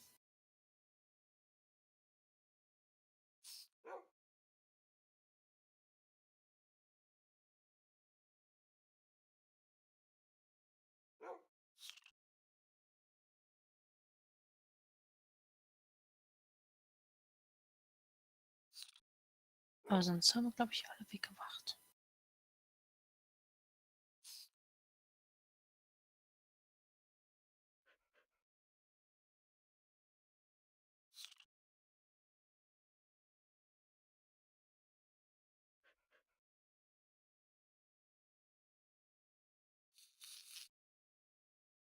So, da bin ich wieder. Hunde alle verarztet.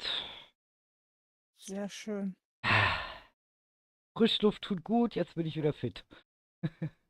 Weil die so lange sitzen, wie gesagt, ihr wisst ja, ich bin ja normalerweise kein Fan von 12-Stunden-Streams.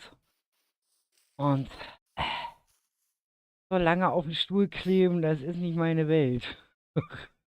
Aber heute haben wir das gesagt, machen wir das mal ausnahmsweise. Huch. So, dann schauen wir noch mal, was sich hier getan hat. Also, Phil steht bei 9. Alexa hat schon 2 gefunden. Molly. Molly, also alias Dirk van Dijk, ihr wisst, Mama, Papa, Kind, sind jetzt bei 11. Hannah steht immer noch bei 14. Melly hat aufgeholt wie eine Irre auf 13. Tina hat schon 4 und Wusi steht immer noch bei 10. Also, wie gesagt, ich bin gespannt, weil ich werde ja ab einer bestimmten Uhrzeit, ich denke mal so um 10, mache ich mich dann auf die Eiersuche. Also in knappen 2 Stunden.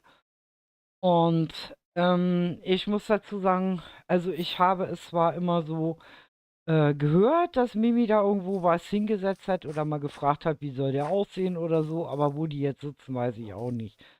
Also die 3, die ich habe, sind eigentlich nur deswegen entstanden, weil ich einen durch Zufall mehr oder weniger durch einen Unfall bekommen habe und 2 Unfall. andere, weil ich vorhin mit einer Fetz, also mit der Mama quasi unterwegs war. Also Dirk van Dijk. Und einmal durch Wusimu, der ein Ei gefunden hatte, auch mehr eigentlich durch Zufall. Also wie gesagt, die 3 Eier durfte er nicht ernst nehmen, die habe ich Tatsache nicht selber gefunden. Ja, aber wie gesagt, ich stehe ja so ein bisschen außer der Konkurrenz. Cooper hat auch alle 20, Rio hat glaube ich 19. Wie gesagt, durchs Ja, das 20. hole Austesten, ich nicht. genau, Zumindest noch nicht. durch das Austesten halt, ne? Und deswegen, wie gesagt, fliege ich hier halt ein bisschen herum, gucke ein bisschen, was die anderen machen. Ich finde die 6 letzten Eier nicht. Ich denke mal, sie hat alle unter der Erde und auf der Oberfläche gefunden, wenn ich Hm. mir das so überlege, wo sie unterwegs war. Also ich weiß, dass sie den ganz unten hat. Also der weiter unten. Okay.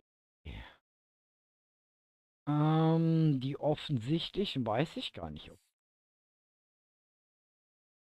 Weil ich will jetzt auch nicht, wie gesagt, zu viel spoilern. Wenn Ich nicht, habe muss einen Hannah sich Kühlschrank gedulden und dann kommt sie halt mit mir mit dann. Und wir suchen gemeinsam. Also wie gesagt, manche sind ganz offensichtlich. Ganz offensichtlich. Bei Einstein war das ja so, dass da ein bisschen Problematik mit den Namen gab. Ja. Dass die da nicht wirklich angezeigt bekommen. Also Bei wie einem habe ich gesagt, das ausgestellt, aber die anderen beiden sind auf ja, jeden Fall gebe ich euch mal einen Tipp. Wenn ihr euch zum Beispiel so einem Tier nähert, ne, das zählt ja, wie gesagt, da können natürlich auch NPCs versteckt sein, sage ich jetzt mal als Tipp. Wenn ihr euch einem Tier nähert, macht es langsam. Und wenn da jetzt zum Beispiel das Wörtchen Egg erscheint, dann wisst ihr, das ist ein NPC und nicht keine echte Kuh. Ja? Und dann geht ihr ganz nah ran und dann macht es Pling. Und dann wird ein unsichtbares Ei quasi dem Counter zu geordnet. Also wie gesagt, macht es langsam. Es nützt, also ich sag mal, es nützt nichts, wenn man hier über die Map rennt. Ja, weil dann kann es passieren, dass das so wie bei mir vorhin war. Ich bin auch dran vorbeigerannt und habe plötzlich einen Pling gehabt und wusste gar nicht, wo kommt's her. Ja, also ist zwar schön und gut, aber wie gesagt, es kann auch mal nicht Pling machen. Ne, dass ihr halt nur einen Block entfernt, zu weit entfernt seid, rennt an dem NPC vorbei und es tut sich nichts. Und ihr denkt dann die ganze Zeit, oh, da war ich schon. Ja, also macht es Zwei sind ja langsam. so gesehen am Dauerlaufen hin und her. Genau. Weil, wie gesagt, die stehen halt, also wie gesagt, es gibt auch NPCs, die halt nicht einfach fest am Platz stehen, sondern die laufen rum oder fliegen rum oder.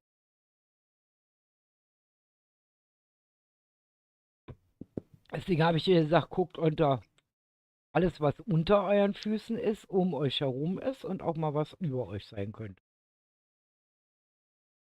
Weil nicht jeder NPC läuft zum Beispiel, ne? Ihr müsst ein bisschen, wie gesagt, wie in Minecraft denken. Hallo, Pferdchen. Das zum Beispiel ist kein NPC. Das ist ein ganz normales Pferd, auf dem ich herumreiten kann. Da, da, da, da, da. Interessiert mich jetzt ein Pferdchen. Komm her hier. Komm her hier. Na, na, na, na. Komm, hat mich lieb. Das mag mich. Ja, ich habe einen besten Freund, aber ich habe keinen Sattel. Egal. Ich brauche jetzt auch keinen. Also wie gesagt, es ist 500 mal 500 Blöcke. Wir hatten es am Anfang ein bisschen kleiner. Wir hatten es 400, 400. Aber das sieht doof aus, wenn ihr dann nur so ein halbes Dorf halt habt drinne. Also wenn, dann wollten wir euch schon das ganze Dorf hier zeigen. Wir haben 2 insgesamt. Ich fliege jetzt mal oben rüber. Dann seht ihr das. Und bei dem Dorf zum Beispiel ist die Red Border schon wieder. Ist sie? Also ihr seht, es ist machbar. Es ist machbar. Ich bin nur gespannt, ob ich finden werde. Ich habe ja auch so meine Bedenken. Ich glaube, ich werde wahrscheinlich genauso verrückt über die Map rennen und gucken und an mir hadern. Und vor allem, ich finde das immer irritierend. Wie gesagt, es gibt ja auch einen geheimen Raum, was wir festgestellt haben. Also, es ist so ein kleines Osterzusatz-Gimmick. Und ja, wie gesagt, ich bin gespannt. Und vor allen Dingen, was ganz Eine wichtig Gummizelle. ist, wenn ihr mal nicht weiter wisst, dann könnt ihr /Spawn eingeben und landet dann wieder hier. Und ich würde euch noch einen Tipp geben wollen. Ihr solltet auch am Spawn suchen. Ja, sag ich jetzt. Weil am Spawn weiß ich wo. Das weiß ich. Da habe ich einen Vorteil. Da bin ich ehrlich. So, und was wir jetzt machen können, ist ja ganz einfach mal. Gucken mal. Beton. Wir können ja mal gucken, was der.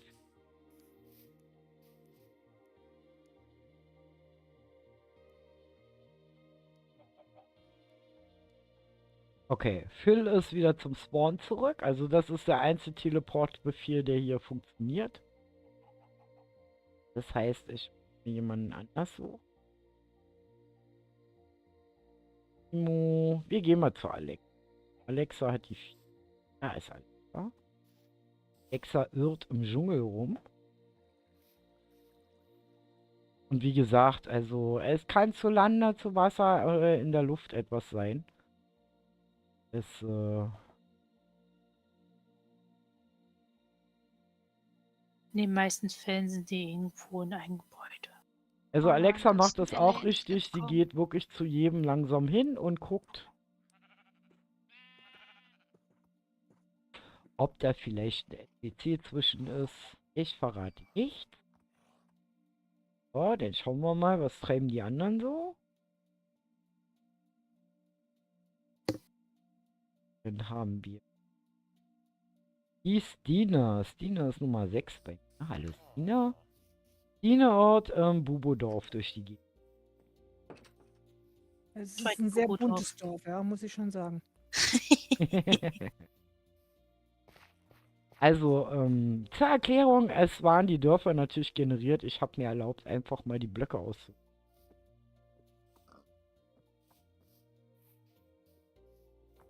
Habe ich. Mal. Phil steht bei 9, Alexa bei 4, Molly bei 11, Hannah immer noch bei 14, Melly hat aufgeholt auf 14, Stina hat schon 6, Fusimon immer noch 10. Fusi ist irgendwo eine Lava. Wieder mal. Ich versuche Und jeden Tatsache Ort. ist, es hat bis jetzt ein einziger geschafft, alle 20 zu finden in 2,5 Stunden. Ja, der letzte war für ihn aber sehr, sehr gemein, meinte Ja. er auch.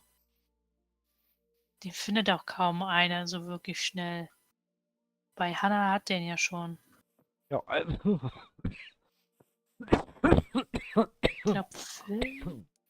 Also manche Irgendeiner hatte sind den recht noch. findig im Empfinden von den ganz schweren und tun sich dann aber schwer mit denen, die offensichtlich sind. Das ist echt witzig zu beobachten. Also auch Also ich wie glaube, verschieden die rangehen, ne?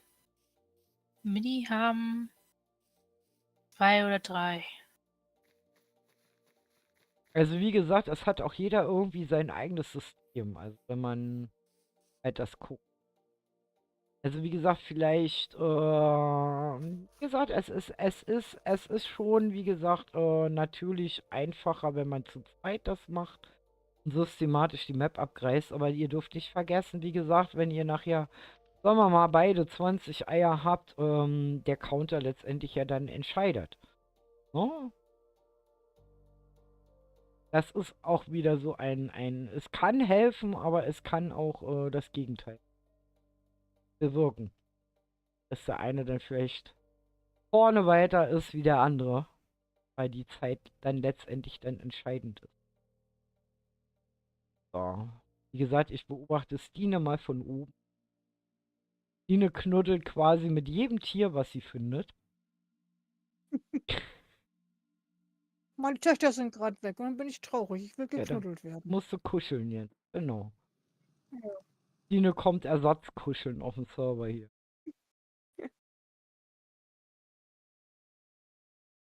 So, dann schauen wir mal hier rum. Hier oben. Geister. Wie gesagt, ihr könnt also auch in die Höhlen hier reingehen, passiert gar nichts. Ne? Also Stimmt. es ist alles friedlich, ihr könnt euch hier reinfallen lassen. Und wenn ihr wirklich mal irgendwo nicht rauskommt, wie gesagt, slash spawn und dann seid ihr wieder draußen am Spawn und also es kann auch, wie gesagt, also wir hatten es eigentlich noch nicht, dass irgendwo einer wirklich hängen geblieben ist im Map. Bisher nicht, nee. Nicht, dass wir dann eingreifen mussten. Also bis jetzt funktioniert alles so wie. Und wie gesagt, es mag eine erst einfach erscheinende Map sein, simpel gemacht, aber die Eier haben es in. Und wie gesagt, es ist kostenlos. Alle Java-Spieler in der 21.4 können rauf. Die IP ist oben angetackert. Wir warten auf euch. Traut euch. Es kann sich hier keiner blamieren. Wie gesagt, es hat erst einer 20 Eier gefunden. Und die anderen sind alle so um die 10, 15 Eier. Also es ist machbar. Ihr habt alle Chancen noch offen. Ja, als Gewinner hervorzuheben. So, bis Mitternacht. Ist jetzt mit Hannah mit Rio? Hallo, Matze. Läufst du jetzt mit Hannah mit? Ja. Also ihr seht, so Stück für Stück trudeln alle von den Großeltern wieder zurück nach Hause ein. Und wie gesagt, also, und für alle, die jetzt hier nicht, wie gesagt, mitspielen wollen, oder heute noch nicht so die Lust haben, wie gesagt, an dem Event teilzumachen, die Map ist morgen auch noch bis Mitternacht on, allerdings ohne Event. Ihr könnt hier rauf, könnt das Gleiche machen, wie wir es jetzt im Event machen, euch alles ganz in Ruhe angucken, eure persönlichen Rekord aufstellen. Und ansonsten, wie gesagt, morgen werde ich sicherheitshalber, sicherlich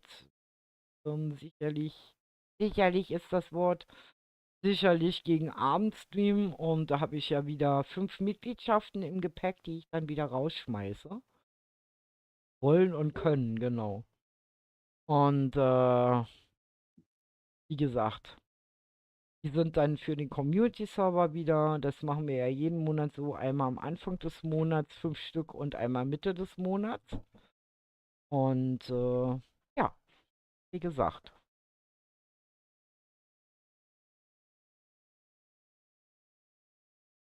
Ja, die habe ich aber noch nicht gefunden. Ich darf erst ab 22 Uhr suchen. Wie gesagt, es gibt hier 2 Dörfer. Es gibt mal dieses und dann gibt es noch ein anderes. Weiter hinten. Das ist halt da, wo die Stine war, an den Fichten. Und hier gibt es noch eins. Wie gesagt, zwischen den Azaleen. Alexa hat jetzt 6. Ja, Alexa, die ist fit. Bin gespannt, weil bei Hannah fing es ja auch gut an. Und bei Wusi fing es auch gut an. Ja, und dann am Ende, wenn man langsam wirklich keine Lust mehr hat, dann panikt man und übersieht dann die. Calimero mit Sombrero. Oder läuft oftmals im Kreis über eine Ecke, wo man nicht so oft war, nicht. Vielleicht solltet ihr im Raster absuchen. Wie gesagt, also die Map dürft ihr benutzen. Allerdings, wie gesagt, kann ich euch nur empfehlen, nutzt die Fairplay, weil die andere bringt euch nichts, weil ihr würdet die Karte vor lauter Entitäten nicht mehr sehen, sage ich mal so. Es wäre auch nicht wesentlich einfacher, dann etwas zu finden. Also es macht keinen Sinn. Wer jetzt meint, ganz schlau zu sein und die dann zu nutzen. Ich habe meine jetzt aus, meine Minimap. Und auf der großen, wie gesagt, seht ihr nur die Gebäude halt, aber ihr seht keine Entität. Das habe ich alles aus, damit ich natürlich nichts spoilern kann. Sagt, steht ein legendäres Haus für die Ellis. Kleine Flatterteile, gibt es hier etwas. Dann gibt es das Haus der Verrückte. War unsere Hannah Susi denn ist schon immer mal noch bei im den Ellis? Untergrund. Hast du denn schon mal ein Ellie, Hannah? Eckiges Ei. Es. Genau. So. Ich habe das Gefühl, dass Hannah nämlich noch bei den Ellie. Und wieder weg. Da rennt Calimero, genau. So, wir lassen Hannah mal bei den Ellis suchen. Haus.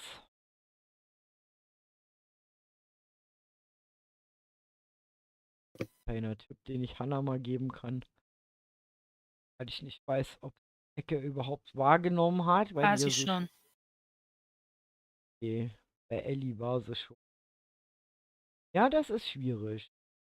Ist sie denn schon auf Bäumen rumgeklettert? Ja. Beispiel. Dann kann es sein, dass paar offensichtlich hier noch ins Auge gekommen. Das kann sein. Ich vermute mal, sie hat den ganz Bösen auch noch nicht. Sein, ja. Das kann gut. Die ganz böse, ganz kleine. Ah, ja. Der ist aber auch, wie gesagt, da muss man auch erst.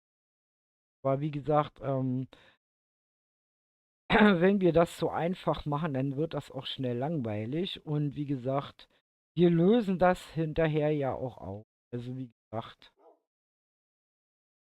Hey, hier am Zuschauermodus. Ich habe mich gerade gewundert, warum kann ich mich nicht setzen? Bumm, bin ich unten gelandet. Hui. Und der kleine Endermite ist hier vollkommen alleine gelassen.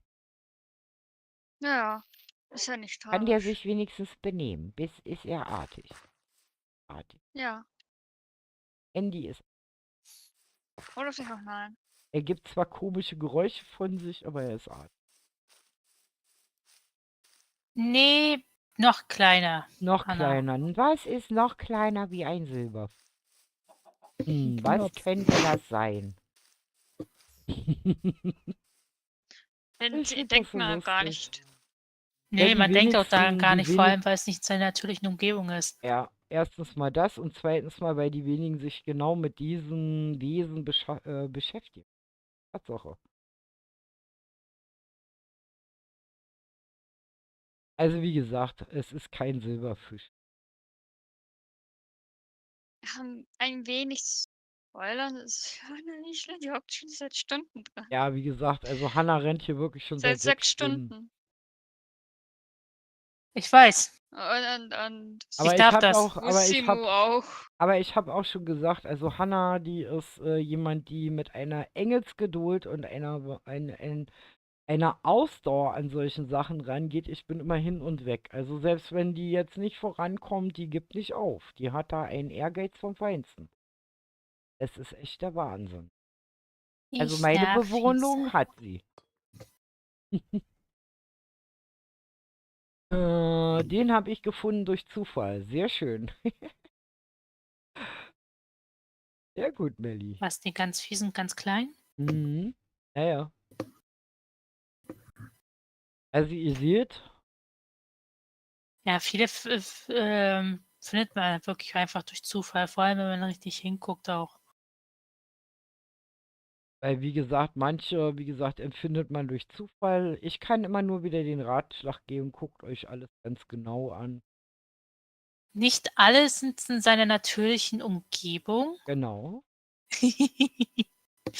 Einige nicht. Einige laufen Laufen auch laufen herum. auf der Map herum. Mhm. Die würde man auch eigentlich gar nicht so wirklich denken dran. Ja, weil Äh, man einfach dran vorbeiläuft und sagt so, hallo Kuh, tschüss Kuh zum Beispiel. Ne? Das ist so, genau. Einer ist zum Beispiel vollkommen aus dem Raster, also hm? der passt eigentlich gar nicht rein. Einer ist an seinem natürlichen Ort. Zwei sind an ihrem natürlichen Ort.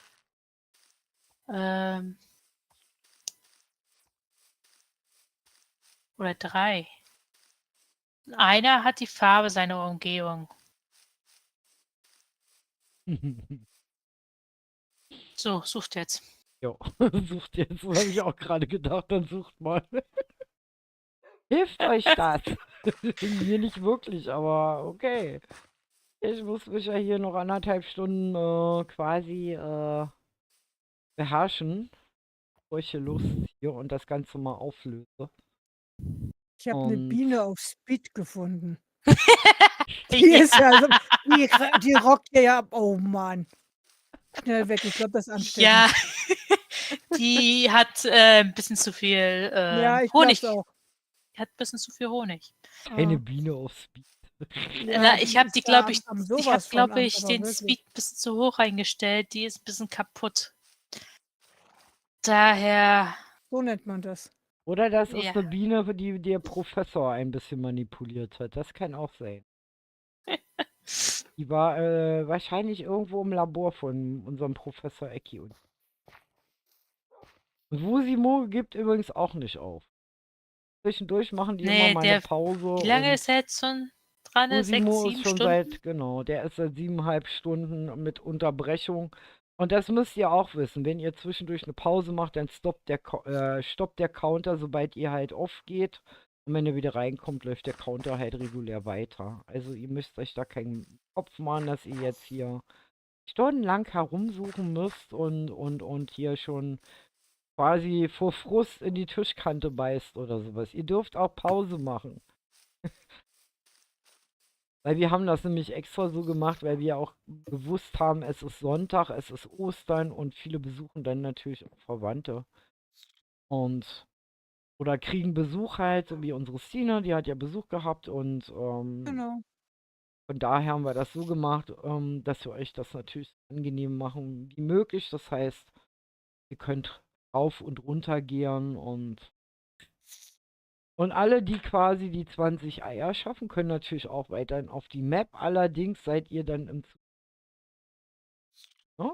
Und ihr könnt nicht mit anderen Spielern reden. Also, wenn ihr im Zuschauermodus dann on kommt, damit ihr natürlich nicht unfairerweise anderen Spielern helfen könnt. Deswegen haben wir uns auch für das Punktesystem entschieden, damit also keiner dem anderen da irgendwelche Eier unterschummeln kann oder so halt, ne? Ah Das ist ja, und einer alles. ist übrigens zu Besuch. Und einer ist zu Besuch, genau. Also normalerweise müsste gerade, sagen wir mal, alle die. Ach, ich denke mal, dass diejenigen das auch erkennen. Also was hier absolut überhaupt ganz fremd ist. Der hat hier eigentlich überhaupt nichts verloren. Nee. Und ich weiß auch gar nicht, wieso der hier ist und was er hier macht und überhaupt will und.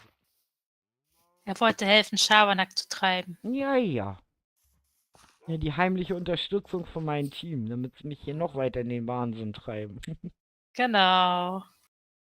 Ich glaube, der hat eher uns in den Wahnsinn getrieben. Ja. Das so oder so. Ups. Dabei habe ich ja schon das Das war nicht passende geplant. Haus hier, damit ich wahnsinnig werden kann. Wie gut, dass Nee, die ich möchte Bücher da jetzt keine nicht drin Stunden. sind. Was, Dine? Stell dir mal vor, Ja, wir hätten das ja auf die Spitze treiben können und hätten sagen können, okay, ihr findet dann nur was drin, wenn ihr den Büchern folgt. ach du meine Scheiße. Ich glaube, dann hätten wir uns 19 Eier sparen können. Ja, das wäre eins schon zu viel Jo. gewesen. Da wäre das eine schon so schwierig zu finden, im Grunde genommen wie jetzt die 20. Deswegen haben wir da eigentlich drauf verzichtet. Toll, ich habe die Mute-Taste die ganze Zeit nicht aktiv gehabt. Ah. Was auch noch der Hammer wäre, wenn Stines Gesang die ganze Zeit laufen über dem Ehrenhaus. Jo. Oh, nee. Und die Wenn ganze was? Zeit dann singt, im Grunde genommen in dem Haus der Verrückten in einer knallgrünen Gummizelle. Genau. Das kann ich auch singen, ohne dass ich da drin sitze. Genau, das kann die Stine auch so machen. Die hat nämlich öfters mal die Anwandlung im Stream zu singen bei uns. Und ich glaube, bei dir machst du das auch immer so relativ gerne. Was ich so mitgekriegt habe, dass sie zwischendurch und mal zu mal irgendwelche vor, ja. Lieder singt. Oh Mann. Ich entsinne mich noch, ein Loch ist im Eimer. Der Oh legendäre ja. Stream. Das konnten wir auch gut. Mit Gucci zusammen. Da ist die Rio dann schon ausgewandert. Kotzt nicht mehr ab. Ja, das ist ja auch so ein Endloslied, was man ja immer und immer wieder von vorne anfangen kann. Ja. Richtig. Das war nicht ein Loch ist im Eimer, sondern ein Loch ist im Boden. Christine und Stine, ne? Genau. Das war in der Netter-Zeit. Genau. Oder irgendwie versehentlich ein Loch im Boden dann war. Das war schon lustig. Richtig. Ja, wir haben ja viele neue Fans dazu gewonnen, die also zum Beispiel Wusimu, der guckt sich momentan ja die ganze Momentum-Reihe quasi von Anfang an. Und ja, ich finde das immer lustig halt, so weil er dann auch so immer so zwischendurch einen Kommentar ablässt und bei mir dann so ein Flashback kommt halt. Also wirklich, wo ich dann auch wirklich den Stream nochmal anmache und ihn nochmal gucke. Und feststelle, also wirklich, wir haben so viele lustige und alberne Momente in Momentum. Also wo man hinterher, wenn man das sieht, auch schon eigentlich immer wieder mitlachen muss. Das geht gar nicht an, weil es einfach zu komisch ist.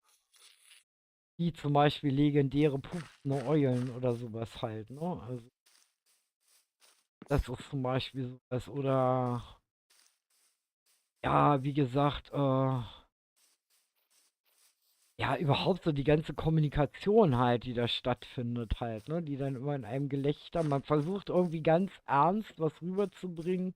Das beste Beispiel dafür ist ja unsere Weihnachtsgeschichte halt. Wir haben versucht, möglichst zwar mit einem zwinkernden Auge euch das rüberzubringen, aber zwischendurch haben wir wirklich so eine Lachfläche geschoben. Das war echt nicht mehr normal. Wir wollten seriös und ernst rüberkommen. Wir haben es nicht fertig gebracht. Es ging nicht. Ja. Also, weil vor allen Dingen viele Improvisationen plötzlich da auftauchten, die überhaupt nicht abgesprochen waren und wo natürlich dann der Lachflash schon vorprogrammiert war halt, ne? Also, wie gesagt, guckt's euch an. Ist egal, ob ihr Ostern habt, jetzt guckt's euch an. Es ist einfach zu komisch. Weiß ich noch vom Gucci die Outtakes noch. Ja, oder bei unserem, oder wie gesagt, unser Pompeii. Das ist Ja, das Hammer. haben wir auch gemacht. Genau. Also wie gesagt, das ist echt ein Team zum Wegschmeißen. Also im wahrsten Sinne des Wortes vor Lachen wegschmeißen. Also es endet eigentlich immer, wenn wir unsere Momentum-Geschichten machen. Jetzt im Kreativ ist es ruhiger momentan, aber ansonsten, wie gesagt, endet es grundsätzlich damit, dass ich regelmäßig Muskelkater in meinen Lachmuskeln habe oder Bauchschmerzen vor Lachen. Oder teilweise Alexa, hört echt auf. Tränen heule vor Lachen, dass ich nicht mehr sehe, wo ich hinlaufe. Aber das ist halt das Schöne. Also gerade wenn man lange mit so einem Team halt was zusammen macht. Sonst würden solche Sachen, die wir kurzfristig machen, auch nicht klappen. Da weiß ich auch mal, dass es eigentlich immer ein paar Leute gibt, die dann sich die Zeit nehmen, das für euch auf die Beine zu stellen. Ich finde, das ist ein Abo und ein Like wert. Und vor Auf allen jeden Fall. Dingen, jetzt muss ich doch noch mal Werbung machen. Tut mir leid, aber ist so. Und zwar dieses ganze Ding hier, also liegt ja auf dem Server. Und dieser Server wurde gesponsert, Tatsache von utopiagaming.de. Ja, die Ja, hosten mega. Alexa, war kleine nah dran. Server für kleines Geld und sind ein super Team, weil die nämlich Wert auf persönliche Beratungen legen. Das heißt, auch Anfänger, die noch nicht ganz genau wissen, wie man sowas macht oder so, bekommen dort ihre Hilfe angeboten. Und das Schöne ist, wir haben den Vorteil, dass einige aus dem Team auch das Steckenpferd Minecraft haben. Das heißt, die wissen genau, was sie tun halt. Ne? Und Stine, du hast ja auch deine Erfahrung mit denen schon sehr lange. Du bist ja schon Ja, viel, ich bin viel länger Partner bei von denen, denen, ne? genau. Ich bin Partner, ja. Genau, wir sind jetzt auch mittlerweile, wie gesagt, wir warten noch drauf, dass unser Community-Server umzieht. Momentum liegt schon. Und wie gesagt, also wenn ihr mal wirklich fachkundige Hostpartner haben wollen, die wirklich wissen, was sie tun. Die mögen im ersten Augenblick euch sehr jung erscheinen, die wissen aber wirklich sehr genau, was sie tun. Und das kann ich auch im Namen von unserem Server-Admin, von unserem Kirito sagen, der eigentlich das nur bestätigen kann. Das darf ich auch so an euch alle weitergeben. Also sagt auch der Kirito ist sehr begeistert von diesem jungen Team. Und wie gesagt, wenn ihr mal etwas wirklich bezahlbares, gut organisiertes, persönlich betreutes haben möchtet, guckt bei mir auf der Videobeschreibung nach. Da habe ich euch den Link ihrer Webseite, wie gesagt, gepostet. Es gibt auch einen Discord, der steht auch auf der Webseite drauf. Wie gesagt, auch Ups. Kanal und alles. Und ja, Ende der Werbung. Alexa, hört auf. Sie hat 9. Ja, ja. Hannah muss noch 5 suchen. Oh, Hannah hat wieder eins gefunden. Yay! Und Wusimu steht immer noch bei 10. Oh, Wusimu. Und Molly hat schon Drehwurm.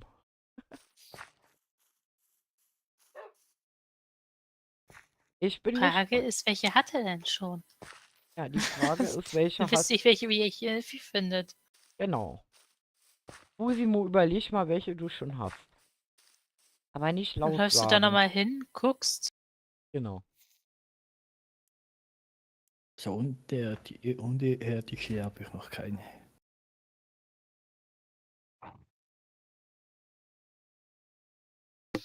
Ich wüsste gar nicht mehr, ich könnte gar nicht aufzählen, was ich schon gefunden habe und was nicht.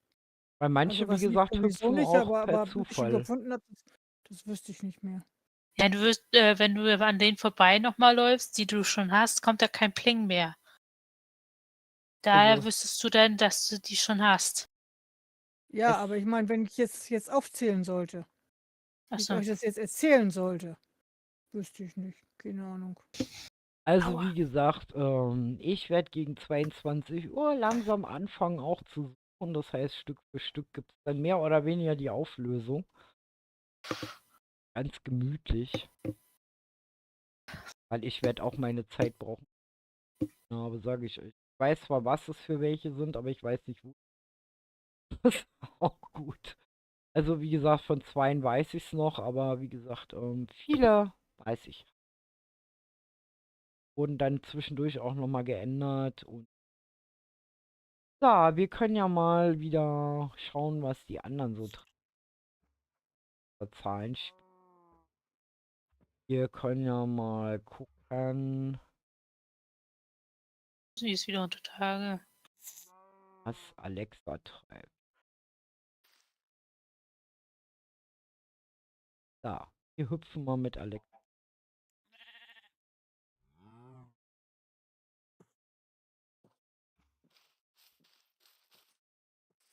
Da.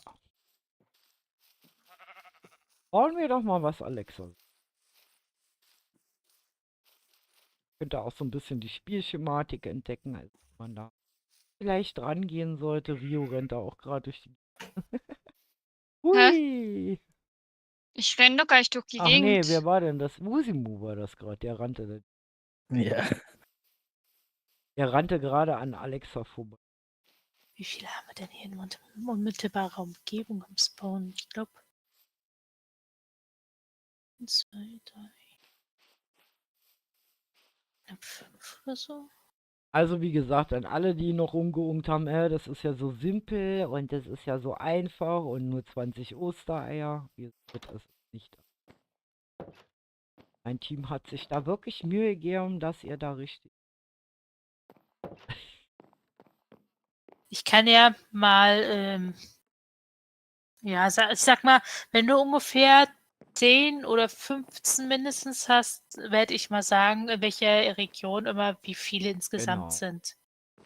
Das kann ich dann Also machen. ich sag mal, ab 22 Uhr werden wir da so langsam euch ein bisschen unterstützen. Also die jetzt schon so lange da am Suchen sind.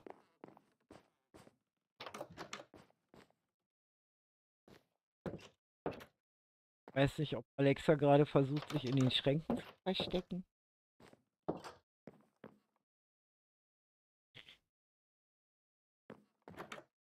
Genau. Mimi sagt euch nachher die Regionen an, wie viele pro Region ihr findet. Das ist schon mal der erste Spoiler, den ihr dann bekommt. Wie gesagt, und ich mache mich dann ab 22 Uhr ganz langsam auf die Suche. Ganz gemütlich mit euch.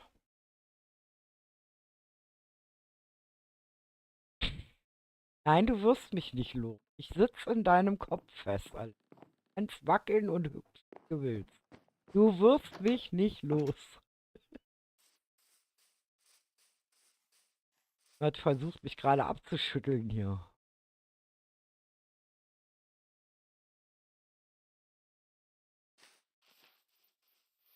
Ja, die Aspekte klettern hier alle auf irgendwelchen Bäumen rum. Ich finde herrlich.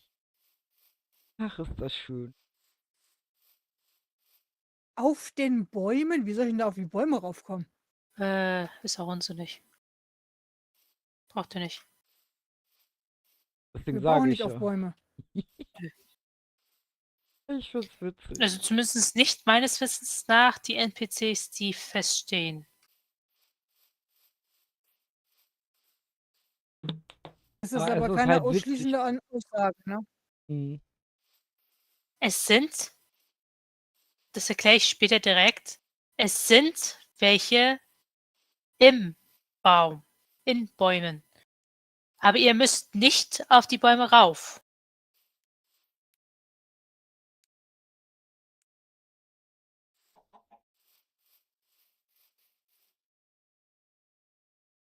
Wie gesagt, ihr könnt alle, die halt auf der Map sind, die können natürlich zu uns in den Discord kommen. Alles möglich. Heißt also, ihr seid nicht gezwungen, im Grunde genommen zu spielen und dabei zum Beispiel den Chat von YouTube aufzuhaben. Könnt also auch so spielen kommen. Du kannst runterspringen, Hanna, trau dich. Passiert nichts. Die steht da und zögert. Das ist der Überlebensmodus, den wir alle drin haben. Wir sind erstmal, wie gesagt, vorsichtig halt, ne? Man könnte ja doch tot.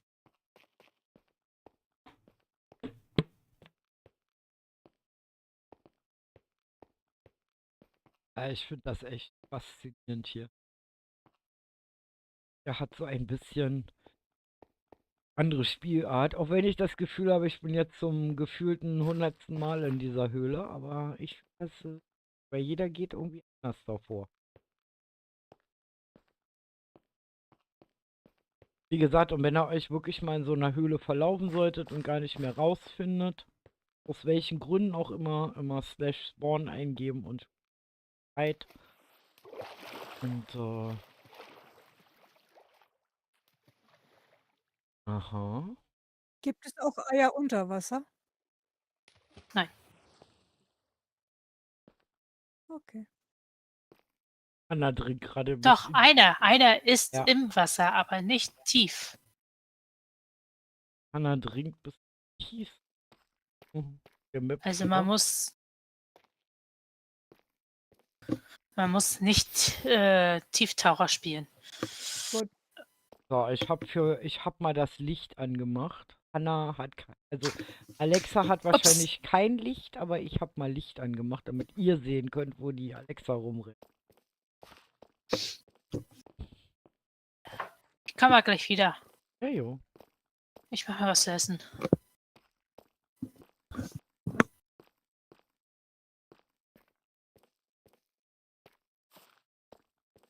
Ich finde das ja. Wie gesagt, ihr könnt alle mit der 1.20.4, ihr könnt auch nichts abbauen, wie Alexa gerade festgestellt hat. Mit der 1.20.4 Java drauf joinen. IP findet ihr oben angetackert. Wie gesagt, einfach die 1.20. Genau, du leuchtest selber als Fackel durch die Gegend. Wie gesagt, einfach die 1.20 hier einstellen im Launcher, die IP eingeben und ab auf den Server und ja, versucht es mal selber. Wie, was, wo? Ich hab Namensverwirrung. Ja, ja, ich schmeiß schon wieder Hannah und Alexa in denselben Topf. Das passiert mir öfters. Das ist so wie bei Sky und Niki. Das kennt ihr ja schon, ne?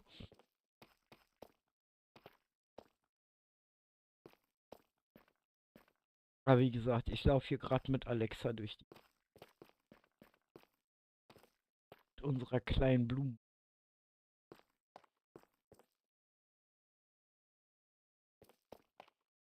Ja, so viele schöne Diamanten und man kann sie nicht abbauen, wa, Alexa? Ja, das ist gemein. Dann nix. Was?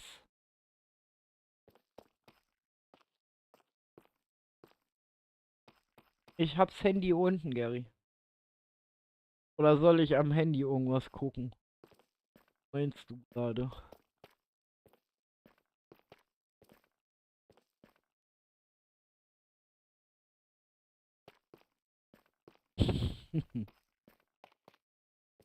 So, ich geh mal kurz an mein Handy gucken. Das liegt gleich wieder da.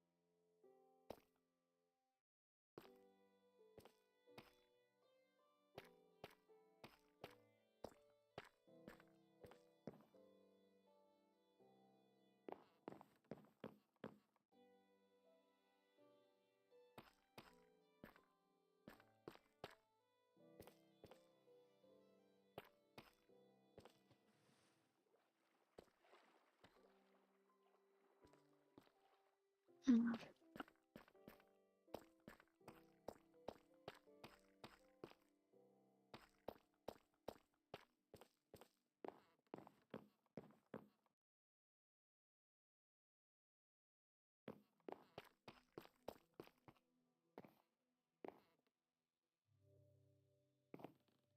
So. Okay. Hab gerade das abgeklärt, was er meinte. Okay, weil dazu muss man ja das Spiel Minecraft haben. Logisch, oder?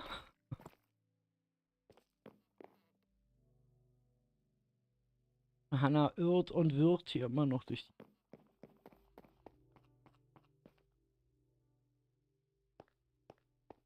Du meinst Alexa. Alexa, ja.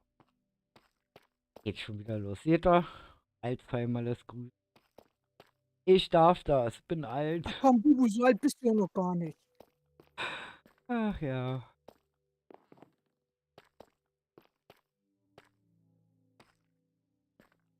Ich habe mir schon überlegt, im Grunde müsste ich ja jetzt schon anfangen, etwas zu planen für nächstes Jahr Januar. Nee, Alexa ist Alexa.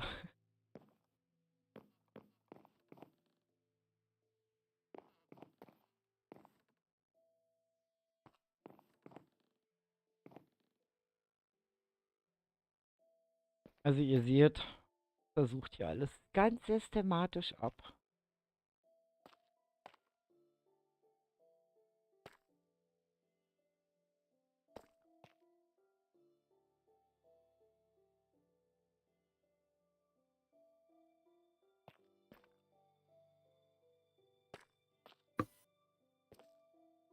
Und sie hat ein Problem, sie kommt nämlich da nicht raus.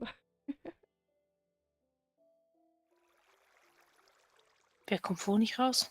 Alexa kommt aus der Höhle gerade da, aus dem... Doch nicht. Sie können jetzt Slash Spawn machen. Ja. Hallo Alexa, hast du ein Problem? Soll ich dir mal helfen? Warte mal, ich mach dir mal den Block weg. So, bitteschön. Bitte. Hab ihr mal einen Block entfernt. Also wenn sowas ist und ich gerade in der Nähe ist.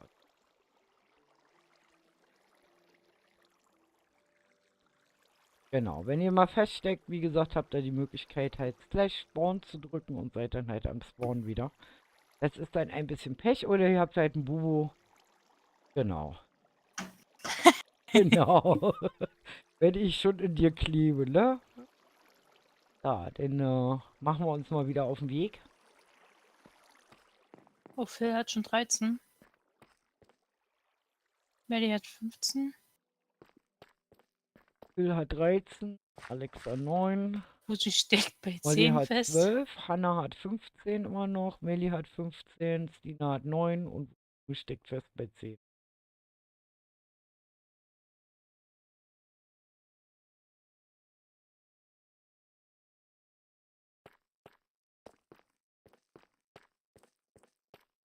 So. So. Du gucken. Alexa durch die Höhlen irrt.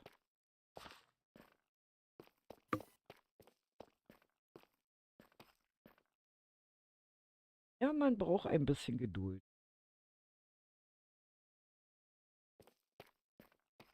Ach, das kann jeder mitspielen, der Java hat. 21.4. IP findet ihr oben in dem angepinnten Bereich, in dem blauen im Chat. Und wenn ihr zusätzlich mit euch unterhalten wollt, dann müsst ihr in den Discord kommen. Den Link werde ich euch reinposten.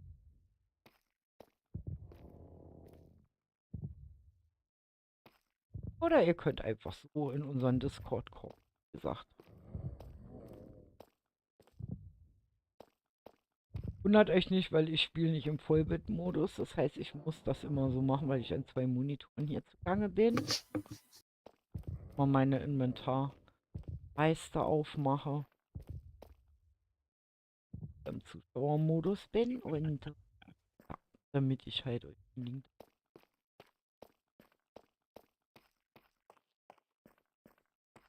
Und bis jetzt, wie gesagt, haben wir einen einzigen, der alle 20 Eier bisher gefunden hat. Das ist Ei. Und die Zeit, die er gebraucht hat, waren 2,5 Stunden. Also, ihr seht, es ist machbar.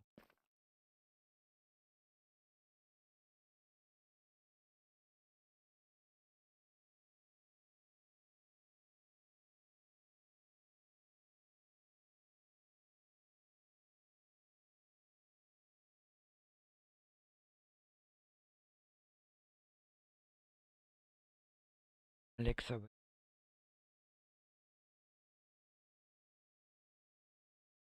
vielleicht auch mal eine andere Höhle versuchen. Wenn nicht nur die. 4 Stück noch, keine Ahnung, wo die sein sollen. Wie gesagt, ab 22 Uhr wird Mimi Stück für Stück das ein bisschen auf. Und ich werde mich auch Stück für Stück auf die Suche nach diesen legendären Eier-NPC machen. Weil auch ich, wie gesagt, habe keine Ahnung. Ich weiß nur, was das für welche sind. Und Ich habe aber schon wo wieder einen die, Spawner gefunden. Ja, damit hast du doch schon einen Vorteil. aber wo die Ja, aber stehen, sie weiß ja weiß ich. nicht wo. Ich hab's immer nur am Rande, weil ich war ja mit dem Bauen beschäftigt und hab eigentlich immer nur, wenn Mimi gefragt hat, soll ich das und das nehmen, habe ich nur entweder ja oder nein gesagt. Aber wo letztendlich die stehen, habe ich keine Ahnung. Also ich weiß, am Spawn weiß ich ungefähr, auf was ich achten muss, aber dahinter hört alles auf. Also da weiß ich gar nichts, wo was ist. Am Spawn selber habe ich nur einen einzigen gefunden. Nee, das sind mehrere. Sind da mehr? Ja, Spawner und Umgebung. ja.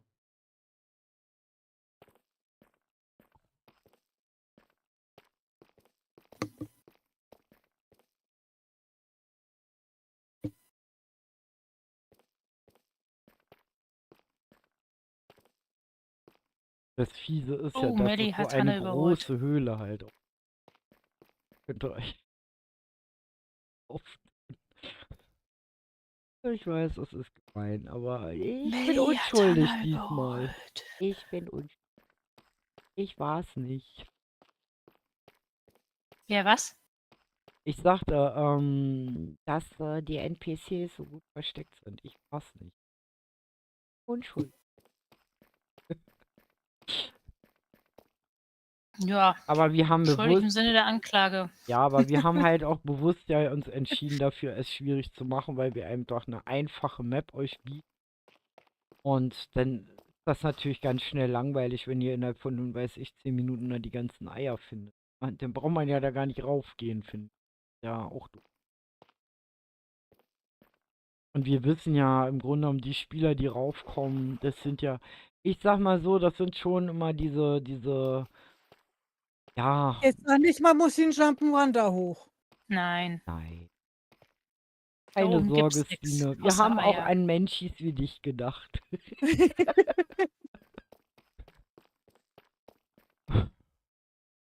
Bin ja auch kein Jump-and-Run-Mensch. Ach ja, alles.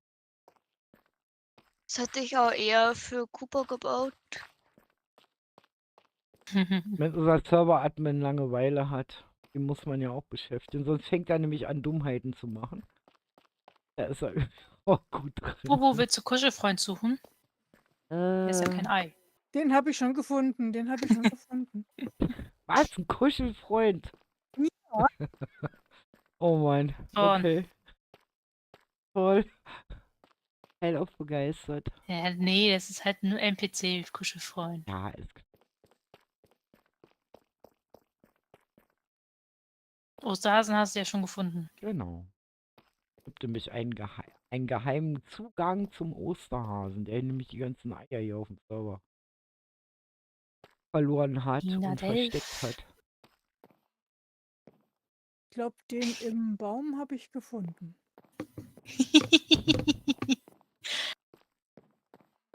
Molly kuschelt mit dem Kuschelfreund. Ja, Stine rückt langsam in die Nähe auf. Schaut mal. Das geht doch relativ flott.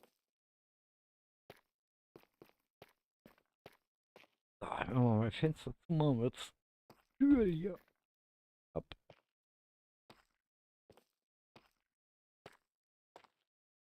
Wenn es zu kalt werden sollte, dann werde ich noch mal kurz mich vom PC wegbewegen und mal mein Holz in die schmeißen.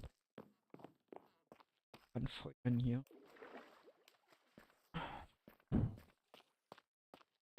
Weil wenn man hier die ganze Zeit sitzt oder so, dann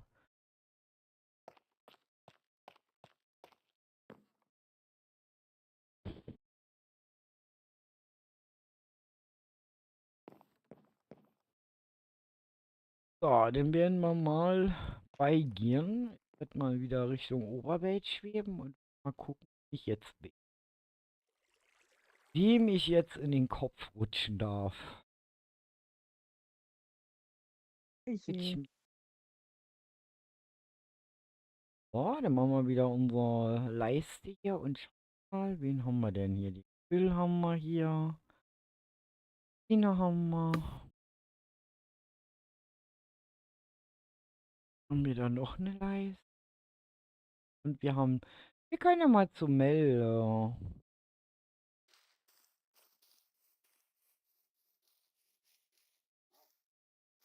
Fliegen hier. So. Die rennt immer so schnell, dass sie noch gar nicht in ihren Kopf kommt.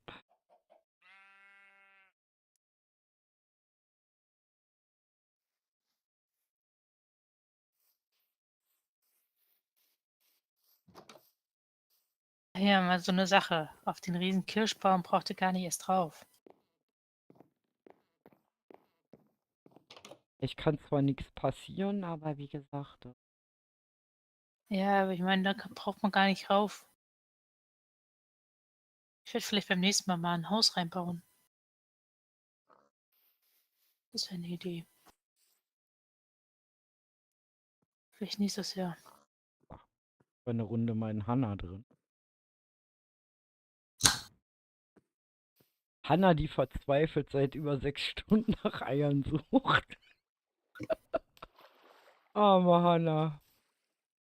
Aber das zeigt halt ihre Ausdauer an, ne? Also so wie wir Hanna kennen, Hanna hat Ehrgeiz und Ausdauer. Das ist echt immer wieder faszinierend, dass man mit ihr sowas machen kann. Ich finde das richtig. Naja, hat sie mich aus sich rausgeschmissen. Nee, die ist im Spawn teleportiert. Ja, ja. Die beste Art, mich dann loszuwerden. Nehm dich.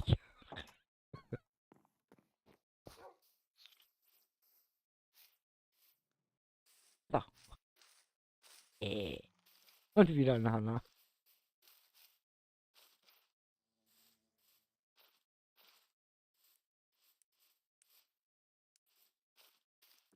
Und Hanna überlegt bestimmt die ganze Zeit, wo sie noch nicht war.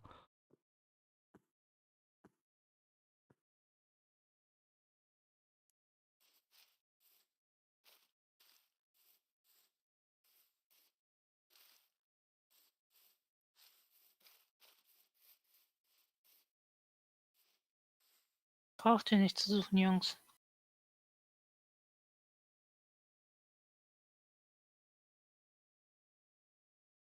Und meinst du, hängt hinterher, ey. Bin da immer noch mit Alexa unten in der Höhle.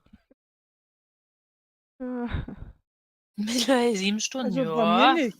Ja, Bei mir 7 nicht. Bei mir Stunden, bist du arme Hanna. Nee, nee, der Timer beginnt dann, wenn du den Server das erste Mal joinst. Dann beginnt der Timer. Und wird jedes Mal gepaust, also unterbrochen, wenn du off gehst und wird weitergeführt, wenn du wieder on kommst. Und Und Hanna ist seit 7 Stunden hier auf dem Server. Ja, weil die hat zwischendurch zwar eine Pause gemacht, aber die ist auch mehr oder weniger, wie gesagt, jetzt seit 7 Stunden am Suchen hier. Mit Unterbrechung. Wie gesagt, wir haben halt dieses Start and Go bei dem Counter eingeführt, bei dem Zeit-Counter, damit, wie gesagt, ihr zwischendurch natürlich auch vom PC weg könnt. Man weiß ja nie, es kann Telefon klingeln, es kann Besuch vor der Tür stehen oder was auch immer. Oder ihr müsst auch Pipi machen oder was essen. Ne? Also jeder hat seinen speziellen einzelnen Counter halt, der sich genau nach eurer Anwesenheit anpasst.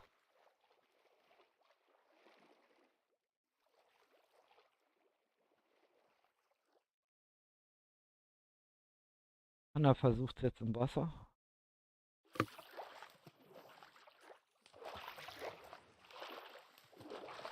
Ich glaube, Hanna macht jetzt die Wordburger-Tour. Hast schon wieder ein Ei extra gefunden.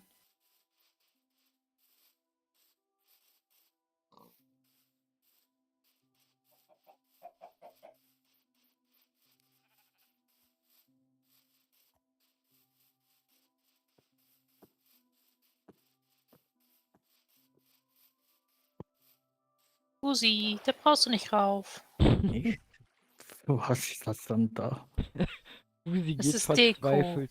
verzweifelt in die Luft schon. Also auf den riesigen Kirschbaum findet ihr nichts. Also da, wo ihr nicht raufkommt, sowieso schon mal nie. Abo. Doch, da kommt Naja, man man kommt rauf. darauf. Also wie gesagt, ja, der Kirschbaum, wie gesagt, auf dem riesigen kommt man rauf, aber der ist. Aber da findet Okay. ihr nichts. Vielleicht nächstes Jahr, wenn ich Lust und Laune habe. Aber gut versteckt. Genau. Weil das ist ja hier als Projekt ausbaufähig. Oh, ich habe ein 4. Ei. Wo kommt das her? Guten Abend, lieber Gucci. Dann hat sie eins gefunden, oder? Ja, ich weiß Ja, aber sie nicht hatte wo. Ich habe ja- gerade nicht drauf geachtet. Kommen wir Nee. gleich wieder, mein Essen ist fertig. Hanna hat Tatsache. Ja, Melli ist jetzt bei 16 Eiern. Also Melli führt momentan. Tina ist bei 11, Hanna bei 15, Molly bei 13 und Phil auch bei 13 und Alexa bei 9.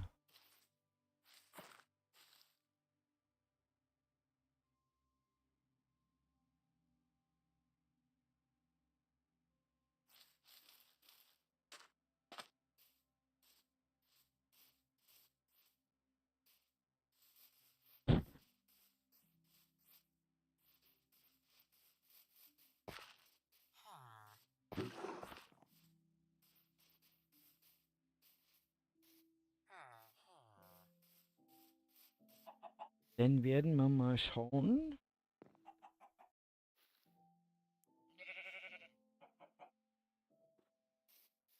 Ist die? Oh je. Ui. Okay. Ich hab nichts gemacht. Ich bin unschuldig. War ein Unfall. Sorry. Wie gut, dass sie mich nicht gesehen hat, wo ich bin. So kann man natürlich die Eier auch finden. Das Problem ist nur, ich glaube, man kann nicht separat die Ostereier auf 0 setzen, glaube ich, für die einzelnen Spieler, oder? Doch, Geht das? kann man. Kann man? Gut, dann könnt ihr meine Ja. nachher auf 0 setzen. Ja? Weil ich habe jetzt durch Zufall das 5. gerade gefunden. Wollte eigentlich nur der Stina hinterher.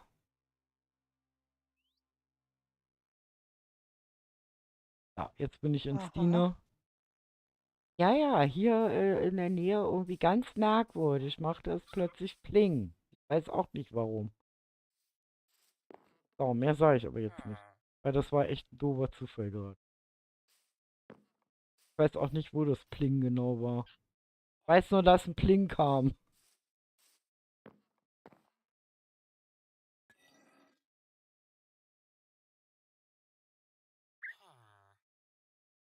Ich höre hier einen Papagei.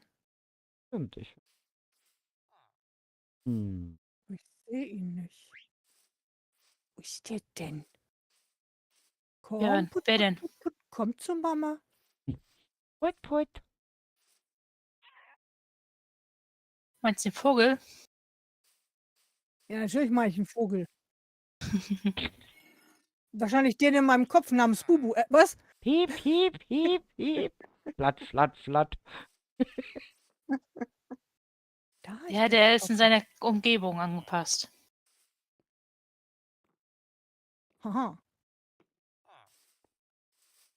Das sieht man aber ganz gut, wenn man an einer bestimmten Stelle steht. Einfach den Geräuschen hinterher.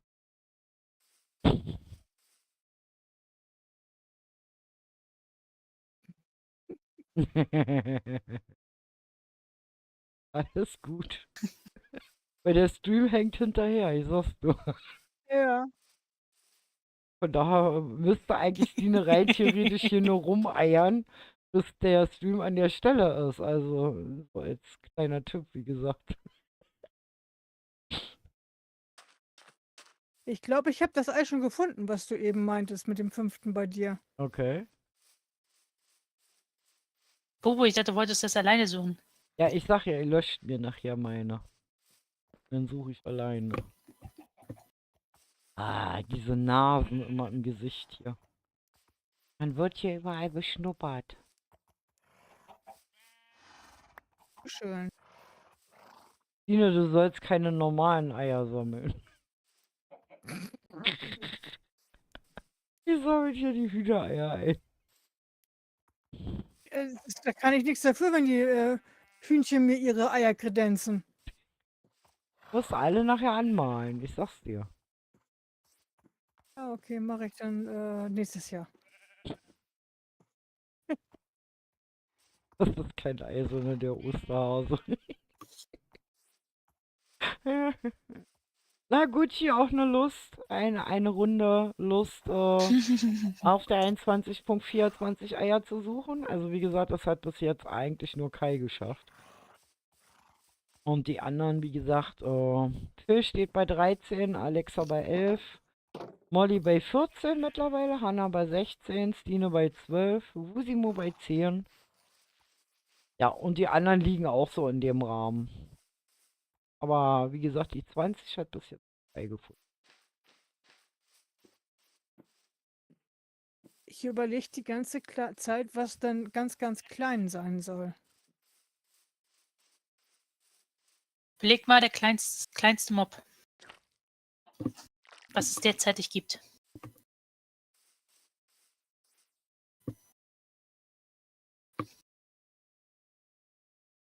Tropenfisch? Denk doch mal an mein Lieblingstier, mein Axt.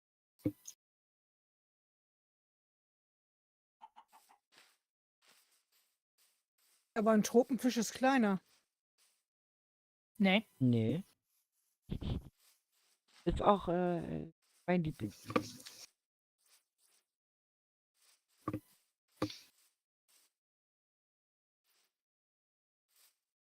Ich weiß nicht, was dein Lieblingstier ist. Der Fuchs. Auch. Neben dem Fuchs gibt es Neben dem noch einen. Fuchs gibt es noch ein Lieblingstier. Ich sag nur Hartkern. Da fing das eigentlich an. Habe ich was ganz Spezielles gebaut. Dann musste ich immer ganz weit laufen, um an die Schlüpflinge dafür ranzukommen. Musste ich immer quer über die Map rüber. Kaulquappen? Ding, ding. Ding, ding. Ding, ding. Ding, ding. Okay, wo war denn? Oh, Map. Wo war das denn noch? Die ist nicht in seiner natürlichen Umgebung und ganz gemein versteckt. Bei einem anderen Ei. An sich direkt daneben.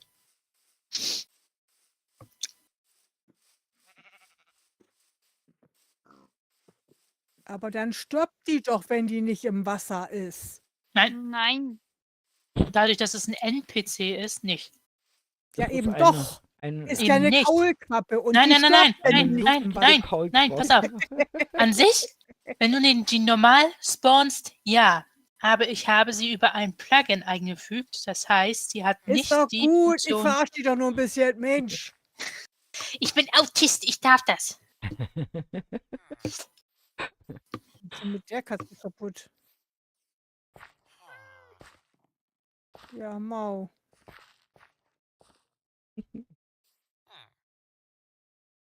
Ach, das ist deine Katze. Jo. Ja, dann kümmere dich doch mal drum. Fütter sie doch mal. Die ist ganz abgemagert. Er rennt da einfach weg. Das ist ja Genau, wunderbar. man knutscht die Kaulquappe und dann kommt ein Prinz davor. Ach nee, das war ja der Frosch. Den Frosch habe ich schon geknutscht. Was? Warte mal, wo muss ich noch mal hin? Wo war das noch? Arme Katze. Ja, sag ich doch.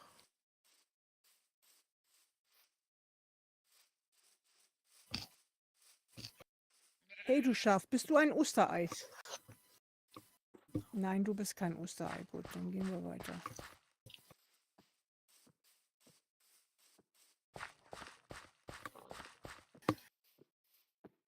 Herr Schwein ist auch kein Osterei.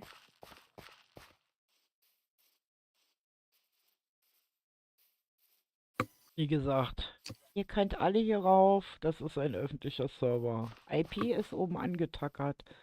Die einzigen Bedingungen sind Java-Spieler und die 21.4 braucht ihr dafür nur.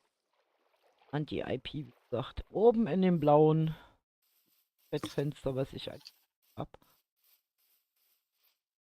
ist das etwas Slime. Ja, Stine ist da. Ich bin gerade in Stine drin.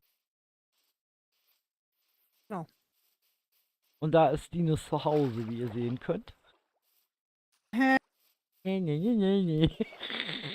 Ich sitze in einer knallgrünen So. Gummizelle.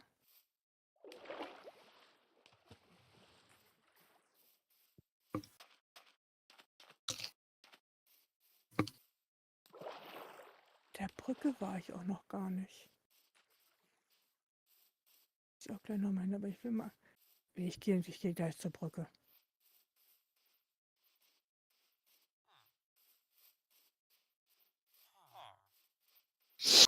Ja, es ist eine Brücke.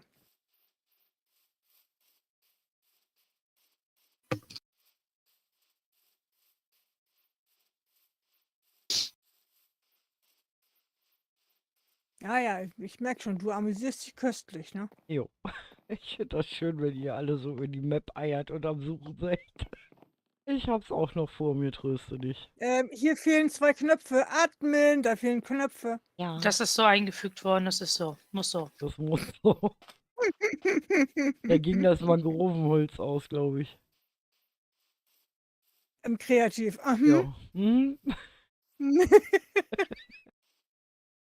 So, wo fehlen 2 Knöpfe? Ich sehe keine. Auf der Brücke. Nö, da sind alle da. Ich glaube, Stine hat die Brille vergessen.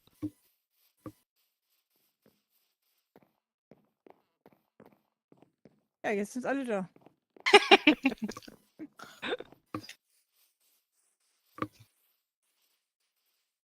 Du meinst, ich habe meine Brille nicht geputzt? Jo. Ist an der Brücke was? Ich habe meine Brille nicht mal auf. Ja, das ist ja nicht mein Problem. Kai.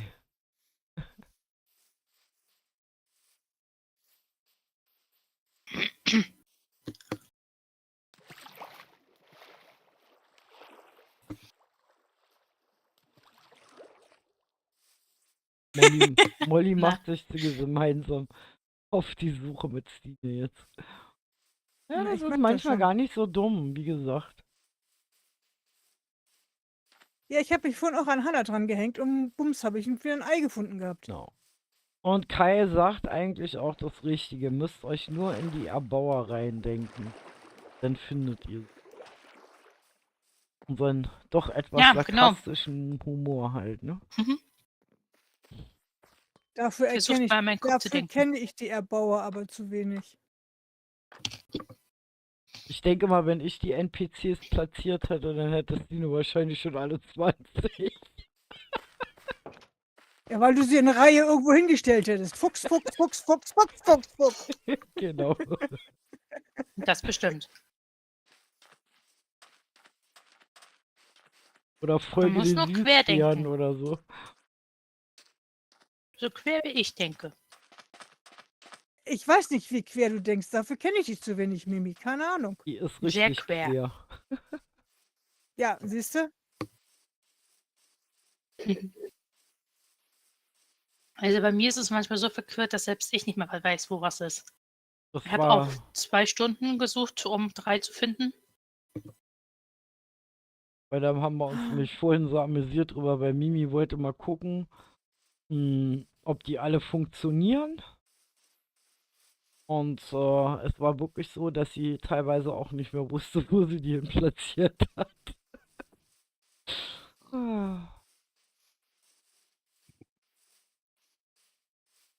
Aber so muss das halt sein. Ich würde sogar sagen, ich bin ein bisschen beknackter als mit Wordmaker. So, dann werde ich mal wieder eine Runde schauen, was die anderen so treiben. Das mal. Ihn jetzt mal weitersuchen. Und schauen wir mal. Hanna, wir können ja mal zu Phil. Phil ist wieder unterirdisch. Oh, ist das fies. Wie soll man da denn hinkommen? Wo was? Ich habe Phil irrt besagtes jetzt hier durch die gefunden. Höhle, okay. Ach Aber so, ich weiß nicht, wie man da hinkommt. den Mini. Ja, ja. Guck mal, du kannst, ja, sind Wurzeln. War ja gut, dass ich im richtigen Augenblick weggegangen bin. Wie siehst du den? So, Hanna irrt auch immer noch unten rum. Und Alexa vielmehr. Ja mal. Reicht das, wenn man die Wurzel hochkommt?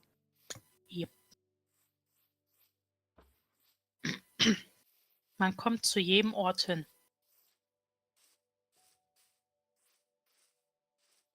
Ah, jetzt. Ja. Aber wie hast du den gesehen? Den sieht man von da hinten nicht, Wieso hinten? wo du warst.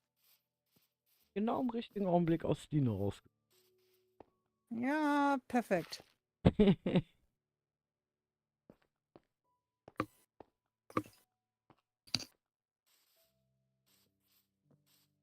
Sie jetzt auch da hochgeht. Hat sie Dirk van wahrscheinlich auch noch Dijk nicht. Hat mich beobachtet. Wir haben nur 2 oder 3 Leute Mhm. bisher gehabt.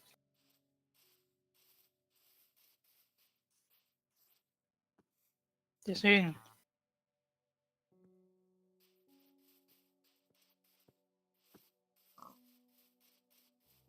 Ich glaube, So Alex hat den. Auch nicht? Gar nicht nix, Bin ne? ich sicher. Mhm.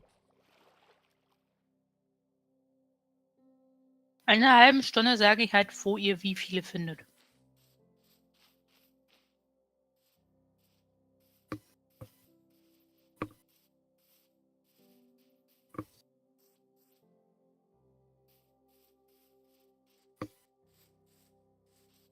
Danach Noch käme ziemlich er auf Joes Server und suchen da alle Eier. Genau. Ist da auch welche?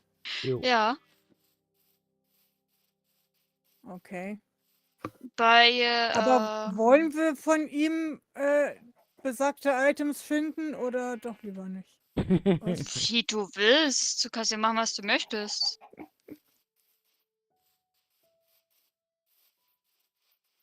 Bei Hypixel habe ich es auch immer gemacht gehabt. Immer wieder bei Hanna ist den wieder an einem Ort, Festen die Sachen gesucht. der unsinnig ist. Ja, Hypixel habe ich ja Auch das wenn ich Problem, ein- dass ich da leider nicht raufkomme, aus welchen Gründen auch immer. Keine Hast du die Ahnung. Map währenddessen offen gehabt? Nee, auch nicht. Okay. Nee, Die du sagen darfst die Mod einfach, gar nicht die drin haben. haben ein Problem mit meinem Namen. Es gibt wohl angeblich noch jemanden, der den Namen benutzt. Okay. Ich krieg immer die. Ja, wie gesagt, also Kroko hatte die ja auch schon angeschrieben und da hatten wir es dann geschafft. Für ein Event kam ich dann rauf und beim nächsten, wie gesagt, wollten wir Bed Wars spielen. War wieder nichts zu machen, also. Das ist dann irgendwann auch zu blöd. Also wenn du dann immer dauernd liest, Parlament bannen oder so und weißt definitiv, du hast nichts gemacht. Also was. Wird denn sonst noch mit ihrem Kram glücklich werden, oder nicht?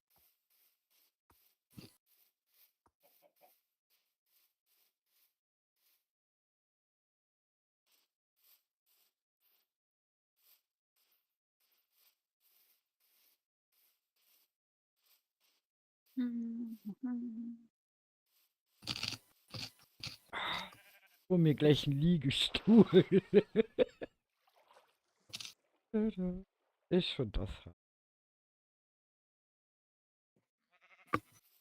Du bist wieder mit Alexa unterwegs. Sehe dich gerade an der Tür anklopfen. Ja, aber Alexa sieht mich nicht.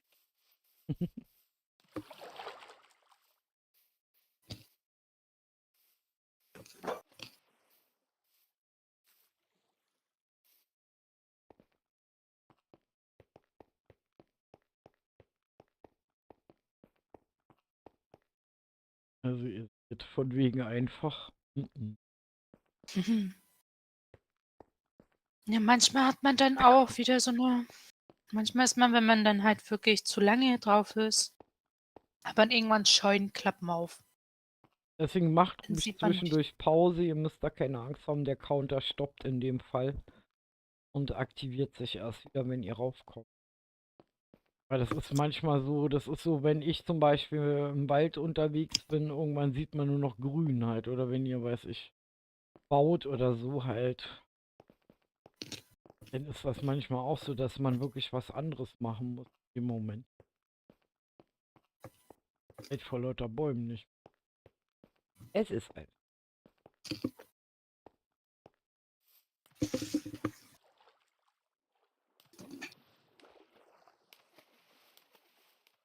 Aber es ist, wie gesagt, machbar. Das beste Beispiel ist Kai, wie gesagt, innerhalb von 2,5 Stunden die.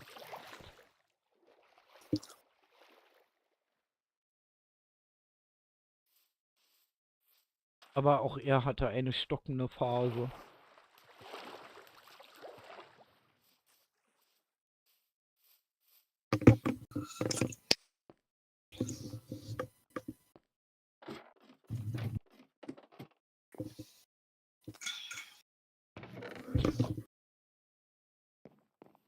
Ich finde das so lustig, weil das manchmal so Orte sind, die so augenscheinlich sich dafür anbieten würden, es aber nicht tun. Und dann gibt es Orte, die eben nicht so eindeutig sind.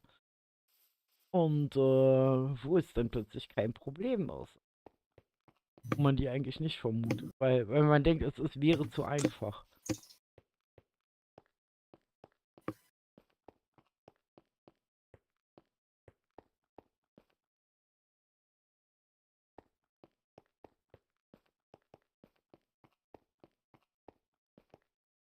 Wird sie das schaffen, das nächste Ei? Was meinst Das hat sich gerade angehört wie so ein Seriending. Wird sie es schaffen, das nächste Ei in den nächsten Stunden zu finden, bis zum Ende des Countdowns? du? Ja, bis Das 0 und Uhr. vieles mehr in der nächsten Folge.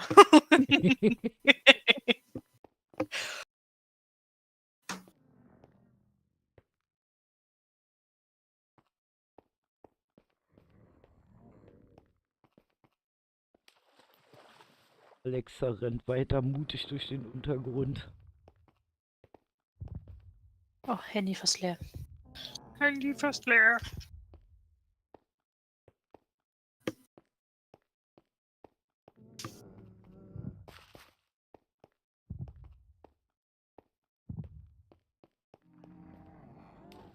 Da läuft Miss Stine. Nee, ich laufe nicht, ich stehe. Es ist ein relatives Kopf-an-Kopf-Rennen zwischen Molly, Hannah und Melly. Dicht gefolgt von Phil und Stina. Und dann Alexa und Wusimu.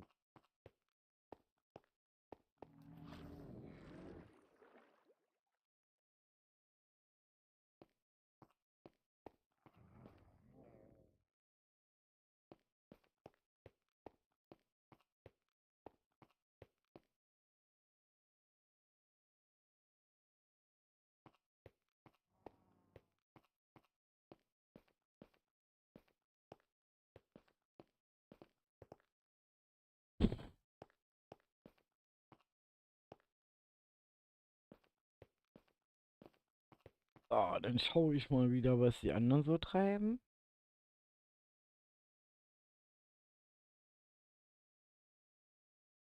Oh, bei mir gehen die TPS ständig hoch und runter.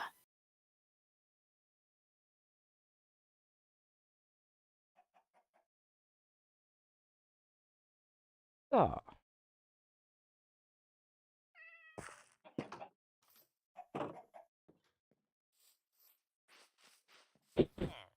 Unser nächstes Was Opfer. hat denn jetzt Kai gemacht? Worldmaker fiel Äh. aus der Welt. Hä?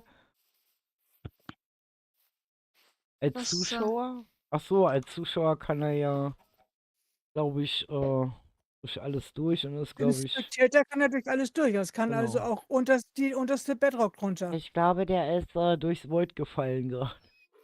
Ja.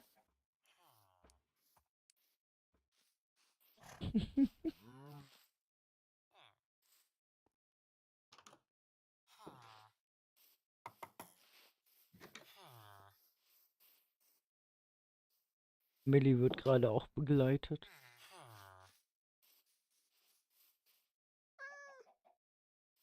Hallo Rio. Hä? Ich Du bin, verwechselst mich gerade wieder, oder? ich bin in Hannah. Ach so, du siehst mich? Jo, hab dich gerade gesehen. Ja, aber weil ich halt auch im ich Mimi seid. Was? Ich sehe eure Namen. Weil ich bin ja im Zuschauermodus. In Hannah. Dadurch kann ich eure Namen dann sehen. Aha. Ich bin ein Geist. Hannah Bravo. Vergeister gibt's auch da auf dem Server. So. Weil lustige. Also wie gesagt, sollten die das schaffen, im Laufe der Zeit natürlich meine 20 Eier hier reinzumachen. Also ich habe schon gesagt, löscht die mir nachher und dann laufe ich selber mal eine Runde rum, um Ja, das aufzulösen. Aber dann werde ich das später machen. Jetzt am Anfang, wie gesagt, laufe ich noch ein bisschen mit. Ich glaube, das ist für euch auch ganz lustig. Bevor ich wieder in meinem Stuhl halt sitze, weil ich noch nichts machen darf, zu beobachten, was die anderen hier so treiben. Und ihr kriegt das ja eigentlich auch nicht, wie gesagt, von jedem mit. Und manchmal nützt es euch auch nicht zu sehen, Pling, dass es Pling macht, weil ich dann kurz vorher komme und ihr eigentlich auch nicht wisst, wo ich gerade mich mit der entsprechenden Person aufhalte.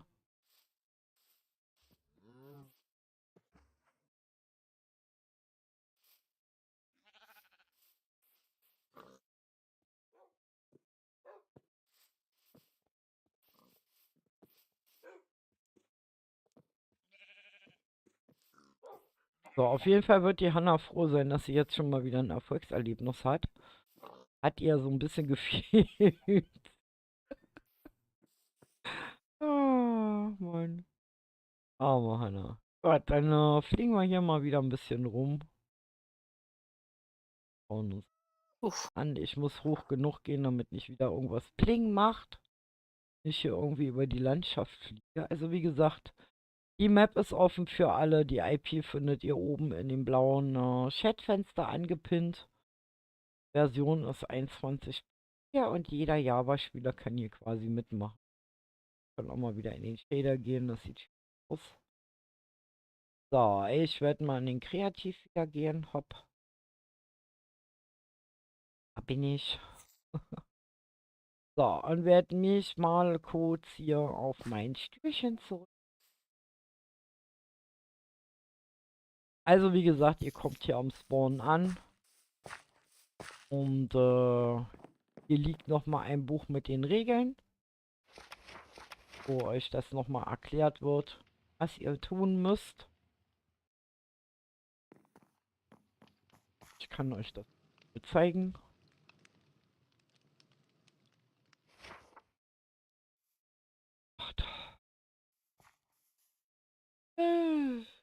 Oh, jetzt fange ich an, so langsam müde zu werden. Wie lange streamst du jetzt schon? Seit heute Mittag um 12. es sind jetzt über 9 Stunden. 8 Stunden 45 Minuten bin ich jetzt. Und Ja, habe auf dem schon Server, weil du Blasen am schon Puppes. drüben noch auf dem Server warst. Genau, ich war zwischendurch halt noch auf dem Community-Server, einfach mal um zu zeigen, was dann auch der Gewinn ist.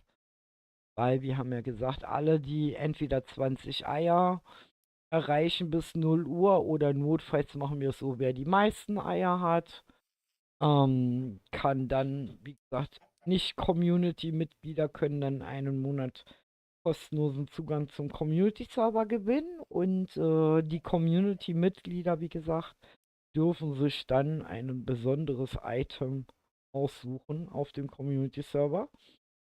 Natürlich kein Drachenei. Besonderes Item.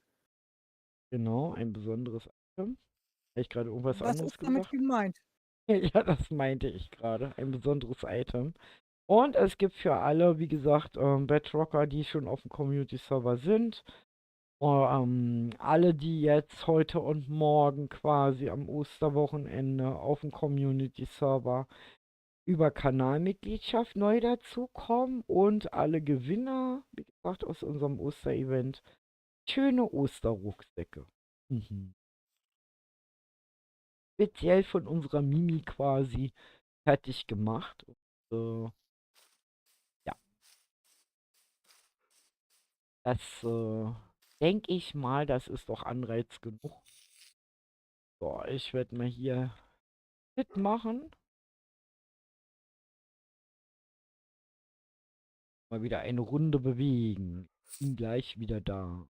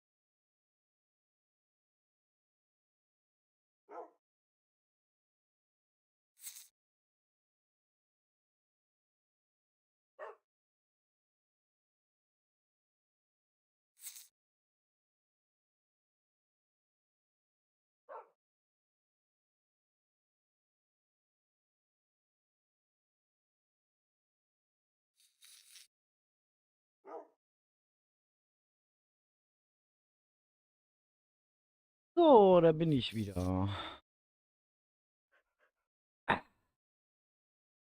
Und wir haben es fast 22 Uhr. Yay, ich darf bald suchen gehen. Doch. Molly ist da voll am Abspacken. So, hat sich denn schon was getan? Ui, Hanna hat 17. Molly hat 16, Maddie hat 16, Stina hat 14, sie nähert sich langsam mit Was darf noch? Riesenschritten. Und dann kommt Alexa und Wusimu. Ich denke mal, Wusimu geht mit mir dann auf Suche. Ich gucke hier in Ja, seit fast 8,5 Stunden hier rum. Wie gesagt, es ist nicht einfach. Es ist nicht einfach.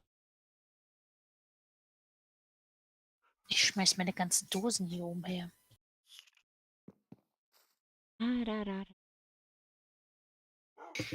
Warte, ich mal mit dir auf Reisen gehen. Ich kann ja auch mal in unsere Molly rein. Bitte mal. Nur meine Perspektive mal ändern, dann muss ich das machen.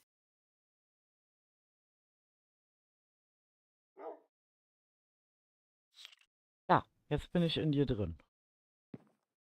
Dann lauf mal los.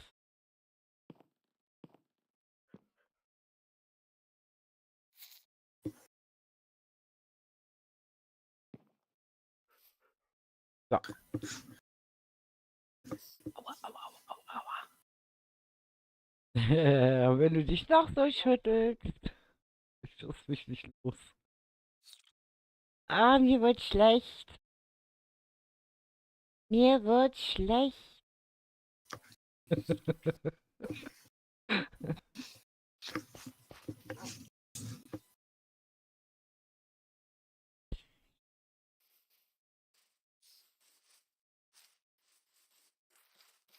So.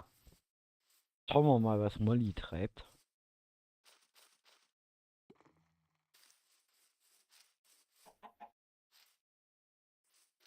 Ah, ich habe eine Hühnerschnute im Gesicht gehabt.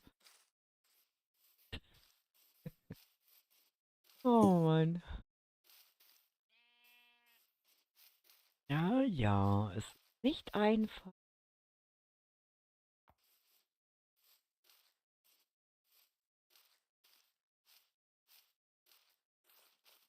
Also so einige haben jetzt mittlerweile schon sich die Zähne ausgebissen dran. Ja, ja, ja, alles. Und das. Wie gesagt, wir haben ja gedacht, dass es schwierig wird, aber dass einige da wirklich so eine Ausdauer beweisen müssen, das ist schon ungewöhnlich. Aber das spricht im Grunde genommen für den Schwierigkeitsgrad.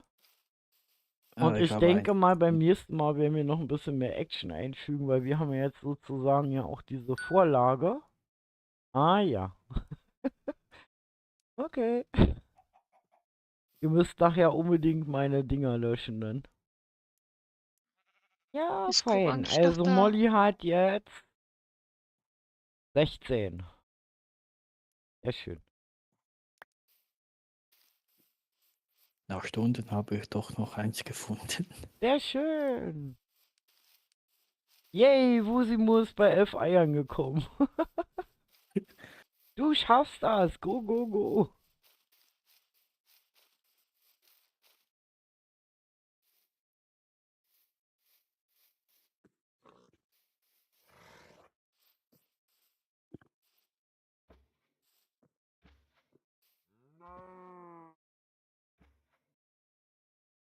Ah, okay. Sie hat mich abgeworfen.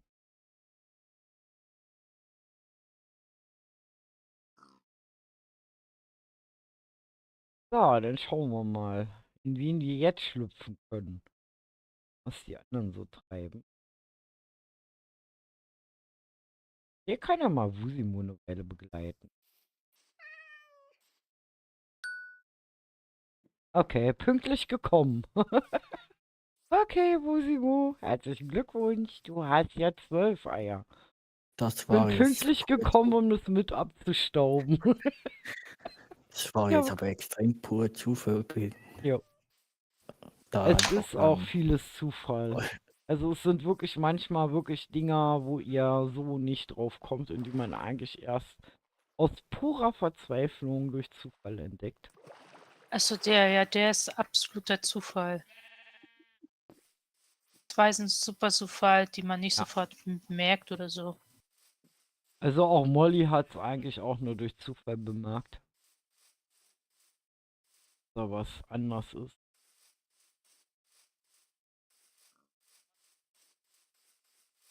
Dann machen wir das so, dass ich nachher im Grunde genommen euch eher die Auflösung dann biete des Ganzen. Also alle, die dann nachher noch zugucken, aber morgen spielen wollen und das selber mal ausprobieren wollen, sollten dann tunlichst die Augen zumachen. Willst du denn, dass ich vorlaufe oder willst du es alleine dann? Ne, ich denke mal, wir laufen gemeinsam dann. Okay. Ist halt die Frage, wird dann halt das Event geschlossen, weil Ja, deswegen habe ich ja gesagt, ich mache es dann später. Wir machen das dann gegen 23 Uhr, weil das dauert eine ganze Weile, bis wir die gefunden haben. Wir machen das ganz gemütlich. Und um 0 Uhr, wie gesagt, ist ja das Event dann eh beendet. es gibt auch Leute, die ja viel später dazu kamen. Genau. Wir müssen mal gucken. Ich laufe jetzt erstmal eine Weile mit Wusimo rum und so.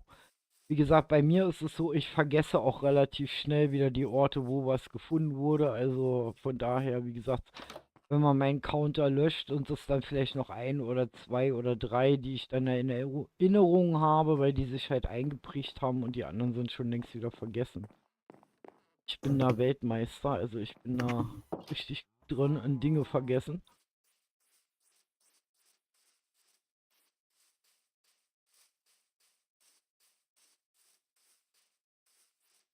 Weil, wie gesagt, jetzt für die Eventschließung ist es okay, weil, wie gesagt, 0 Uhr macht der Server ja also nicht zu, sondern der Event ist damit beendet. Das heißt, wir können es auflösen, weil ich sag mal so, selbst die Zuschauer, die es dann gucken und sagen wir mal nach Mitternacht dann ausprobieren wollen, es ist immer noch mal etwas anderes im Stream es zu sehen, als es dann selber tatsächlich zu machen. Weil man muss ja die Orte auch erstmal finden, also wo das dann ist. Das ist ja auch nochmal eine Geschichte für sich, ne? Das heißt ja nicht, weil ich ins Stream gucke, weiß ich jetzt, aha, wo ich langlaufen muss.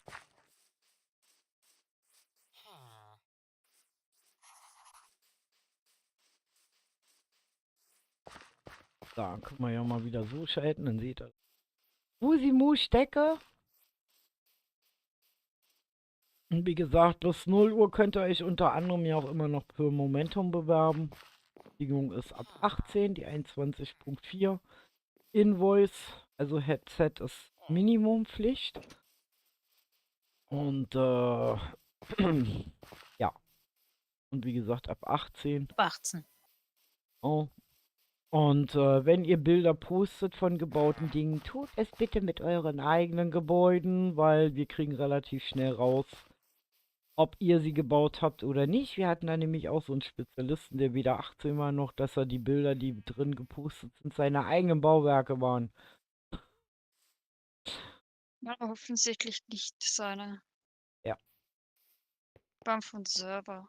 Weil, wie gesagt, dazu ist mein Team auch zu groß. Die spielen ja auch teilweise woanders und haben Kontakte woanders hin. Das heißt, es ist für uns relativ schnell rauszufinden, ob etwas ist. Genau, Kai.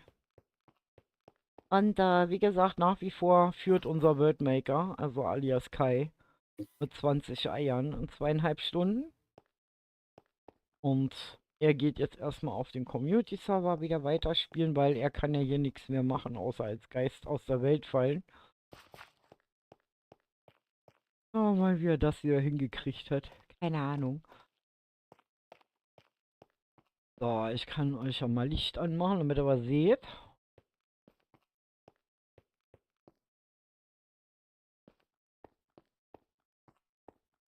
Der aktuelle Stand, Alexa 12, Molly 16, Hannah 17, Melli hat 16, Sina hat aufgeholt mit 15 und Wusimu holt jetzt auch Stück auf. Er ist jetzt auf.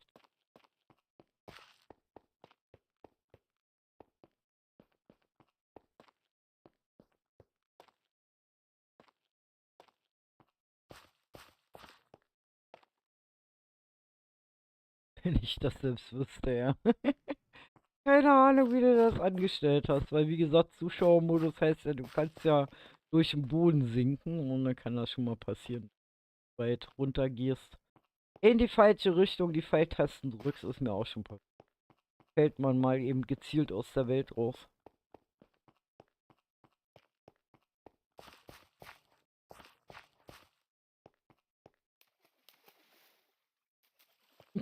Der Fusi probiert jetzt alle Wasserlöcher in der Höhle. Hat man keine Ahnung, irgendwie hin.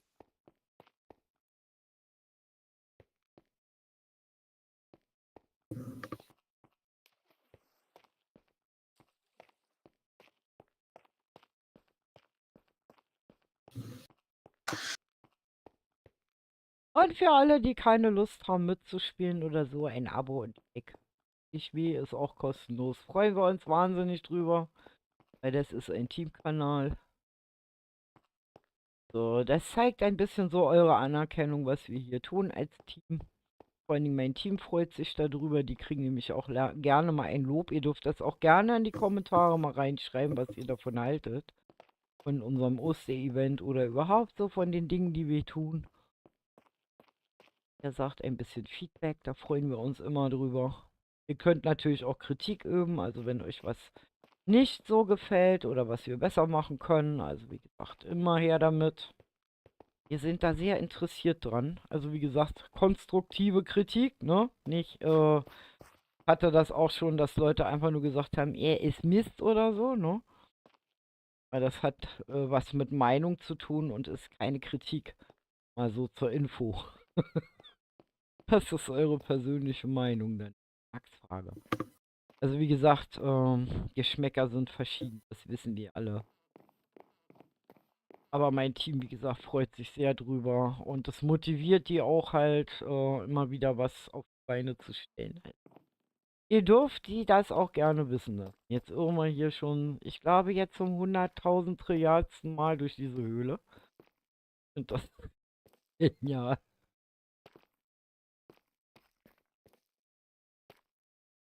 So, okay.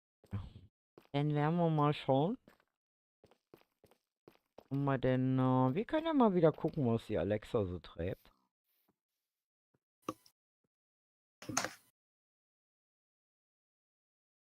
Perspektive ändern. Usi ist mal wieder Feuer und Flamme. Ah ja. So, begleiten wir Alexa meine wieder eine Runde. Was sie so treibt. Sie rennt noch voll motiviert über die Map. Meine Stimme bleibt lang.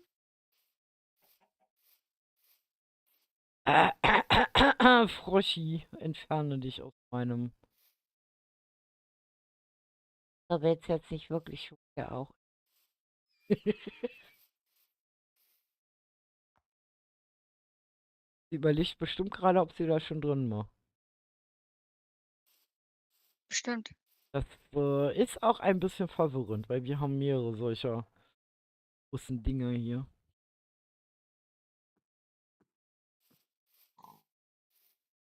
Wie gut, dass ich meine Gamma-Einstellung von dir gekriegt habe, Rio. Ich bin da immer wieder happy drüber. Ich habe gerade gesehen, wo Simo in die Höhle reingegangen ist. Es ist extrem dunkel. Und so können die Zuschauer halt was sehen. Also vielen, vielen lieben Dank nochmal für die Mod.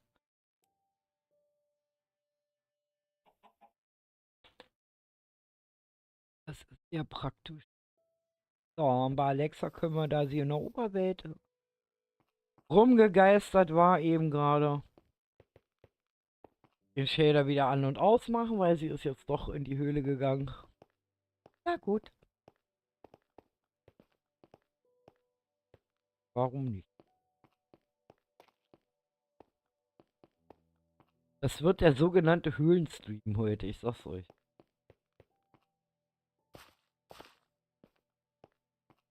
Aber ich glaube, in der Höhle war sie noch. Glaube ich dir.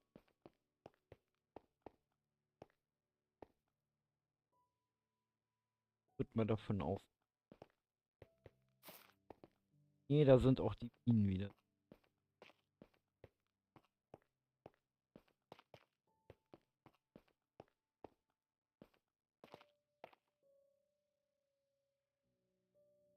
Weil ich weiß, wie gesagt, definitiv, hat ja Mimi vorhin schon verraten, gibt es 3 in der Unterwelt. Oh, was waren 3? Naja, einer tiefer, der ist Hm? halt wirklich so ein bisschen tiefer. Mit dem kommt man aber mit einem Custom-Eingang hin. Mhm. Ähm, Also haltet Ausschau und nach nicht natürlich generierten Dingen in der Höhle.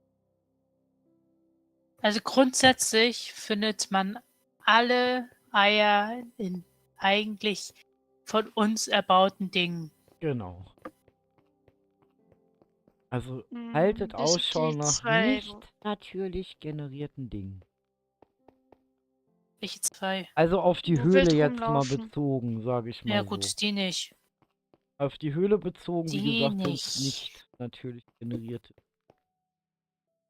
2 laufen ja wild herum. Die kann man so.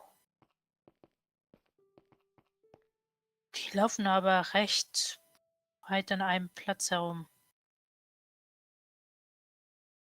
Zumindest die letzten Stunden jetzt. Die kann man so finden. Ich bin nur ein wenig schon K.O. durch das ganze Gesuche, arme Hanna. Mhm. Die 2 tun mir irgendwie leid.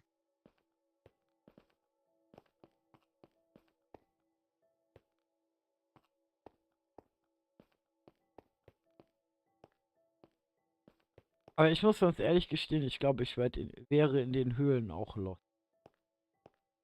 Weil das ist, ja, so viel nach unten, nach oben, nach rechts, nach links und so, dass ich mal total verloren wäre.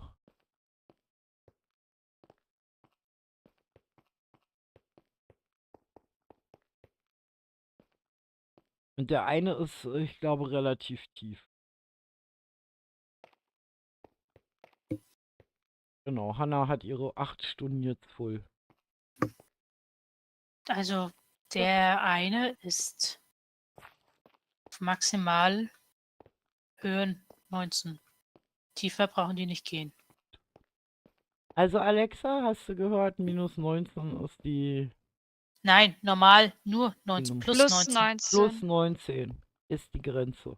Weiter unten.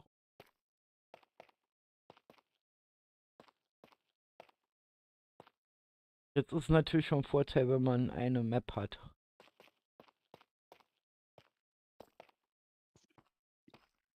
Ja, die können ja mit F3 gucken, auf welche Höhe die sind. Oder mit F3 gucken. Java-Spieler. Ich bin immer noch so mit Bedrock im Schild. Angewohnheit mittlerweile schon.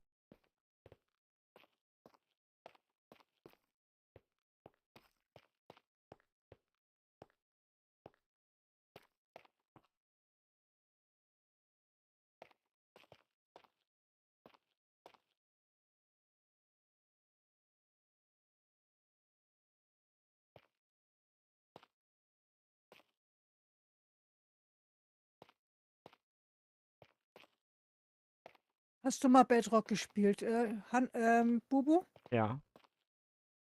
Ich habe in der Tat einen Bedrock-Zugang und ich habe auch mal eine Zeit lang ein Let's Play im Bedrock gemacht. Okay. Also ich könnte rein theoretisch auch auf dem Community-Server mit der Bedrock rauf, aber ich bin halt, muss ich dazu sagen, kein Fan von der Bedrock. Sie schränkt mich zu sehr ein. Also ich bin ja jemand, sagen wir mal so, der es liebt, immer wieder neue Dinge auszuprobieren. Und bei der Bedrock stört mich einfach massiv, dass ich für jede zusätzliche Sache, die ich da machen möchte oder ausprobieren möchte, dafür Geld bezahlen muss. Deswegen bin ich Java-Spieler. Java ist einfach, ich sag mal, Java ist unendlich. Ja, also wenn ich gucke immer zwischendurch immer, was so Neues zukommt an Mods, an Maps, an weiß ich was.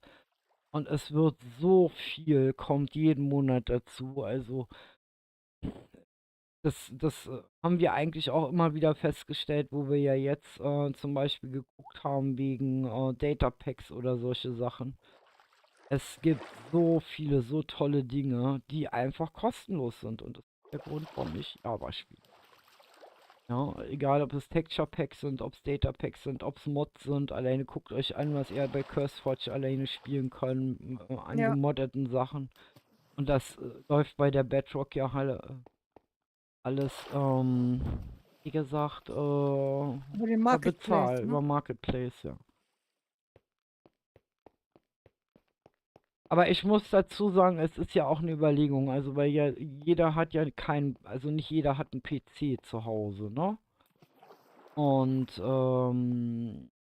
also ich habe zum Beispiel die Erfahrung gemacht, ich habe ja auch so ein altes Notebook gehabt und dass ich witzigerweise Java nicht drauf spielen konnte.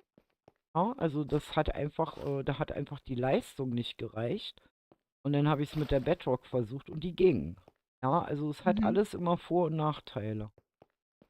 Ja, aber ich könnte zum Beispiel nicht mit meinem Handy spielen, also da würde ich gar nicht mit raufkommen.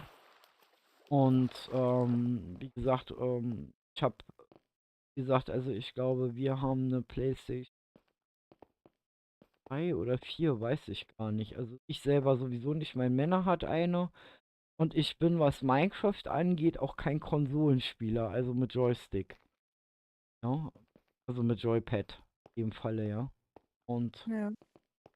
das ist eher so, also solche Dinge, da spiele ich eher so, ja, ich sag mal so, ich bin Fan zum Beispiel, wenn ich PlayStation spiele, eher so von Spielen wie Tomb Raider oder weiß ich, Spyro, Mario und solche Geschichten halt oder Tony Hawk. Ich bin ein absoluter Tony Hawk oder ich habe früher auch immer Tekken gespielt halt mit meinen Kindern. Das ist für mich so Konsole halt, ne? Da kommt man besser zurecht, wenn man so ein Joypad in der Hand hat, also wenn es um ganz schnelle Bewegungen geht. Aber bauen ohne Tastatur ist für mich gar nicht vorstellbar. Also da hätte ich auch die Geduld nicht, muss ich ganz ehrlich sagen. Und wie gesagt, das, was mich da halt immer so ein bisschen aufregt, ist halt diese Geldmacherei bei der Bedrock. Dass man für jeden Pups. Und dann, wie gesagt, haben wir ja durch Lars LP, der ja mal eine ganze Zeit lang die Bedrock-Maps durchgetestet haben, die viele Spieler erstellt haben. Was mich immer so ein bisschen geärgert hat, auf der einen Seite, man bezahlt die Dinge und die sind einfach nicht ausgereift. Also man hat immer das Gefühl gehabt, so, die haben mittendrin keinen Bock mehr gehabt. Und und dafür Geld auszugeben, sorry. Ja. Aber Ja, findet mal gute Maps oder Möglichkeiten auf dem Marketplace. Es steht ja nicht dran, ne? Also selbst wenn die Dinge Sterne haben, hat das überhaupt nichts zu sagen. richtig. Ja, und seitdem ist bei mir eigentlich so Bedrock. Ich kann's machen, aber ich brauch's nicht.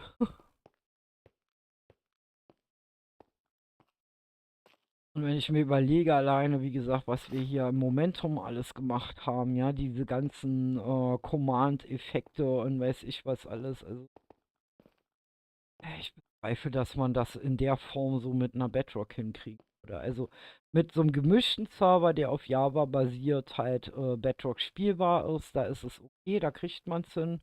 Aber auch nicht alles, weil wie gesagt, Bedrock macht zwischendurch immer wirklich massiv Probleme mit kompatiblen Dingen halt. Und wie gesagt, wir kommen da halt auch an die Grenzen. Also wir haben jetzt durch Zufall rausgefunden, wie wir das mit dem Nether zum Beispiel fixen können, dass die Bedrocker da halt das auch nutzen können. Aber mit dem End, wie gesagt, ist Java tauglich, aber für Bedrock, wie gesagt, haben wir noch keine Lösung gefunden. Das heißt, es kann sogar so weit gehen, dass ich mich mit dem Entwickler dann in Verbindung setzen muss und ihn fragen muss, ob er da irgendwas machen kann, damit wir das nutzen können. Und das Problem haben nicht nur wir, sondern das haben mittlerweile etliche auch englischsprachige Server, die halt auch wie wir auf Java und Bedrock gehen halt, ne? Also die haben ja auch schon gemeckert, weil sie das halt nicht nutzen können. Und das ist schade, weil das eigentlich sehr schön ist. Datapack.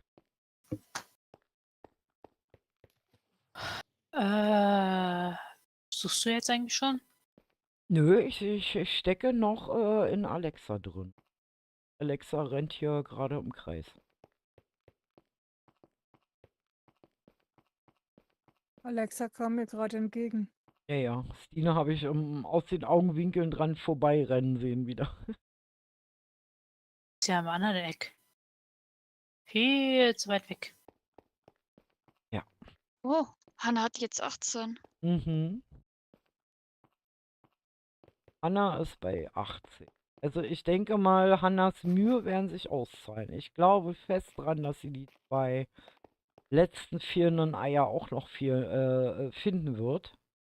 Und dann kann man ihr wirklich applaudieren, auch wenn sie wirklich ewig gebraucht hat. Aber sie wäre dann wirklich die zweite, nur die zweite, die alle 20 hat.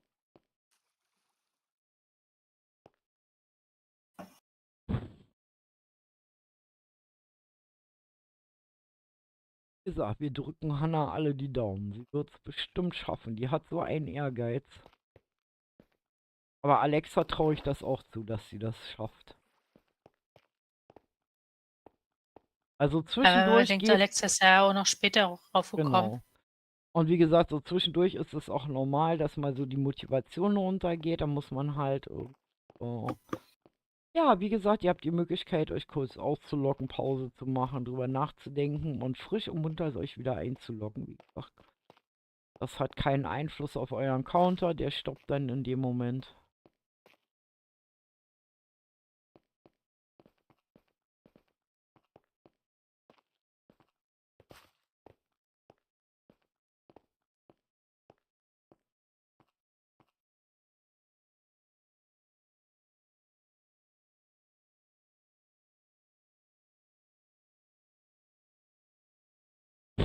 Da Oh. kommt Wusimu.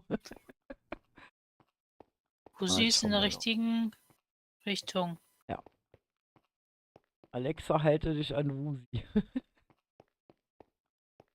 Also zumindest ist er gerade in der richtigen Richtung gegangen. Okay, das ist gut zu wissen. Aber nicht nach unten. Ich weiß, rüberspringen bringt nichts hier. Und da kommt Stine. Alter, die suchen um die Wette. Ja, ich weiß nur nicht, ob ihr von hier aus dahin kommt. Das ist die Frage. Nee. Glaube ich auch Dann nicht. müsstest ihr wieder an die Oberfläche. Glaube ich auch. Obwohl, dann müssen. Nein, Schwierig. Mhm. Glaube ich nicht. Hab's gerade auch gesehen. sehr schwierig, wenn dann.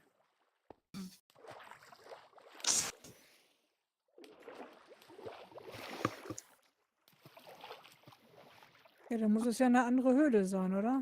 Mhm. Sozusagen die Nachbarhöhle.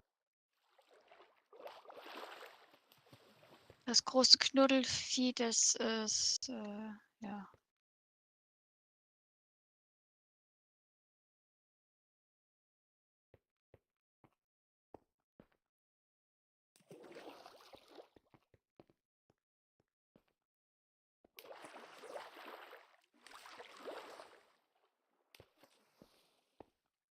Kann man überhaupt von der Höhle in die andere? Nee, ne? Nur über die Oberfläche, glaube ich. Was? In die andere Höhle. Also zumindest ist das effizienter, dahin zu kommen.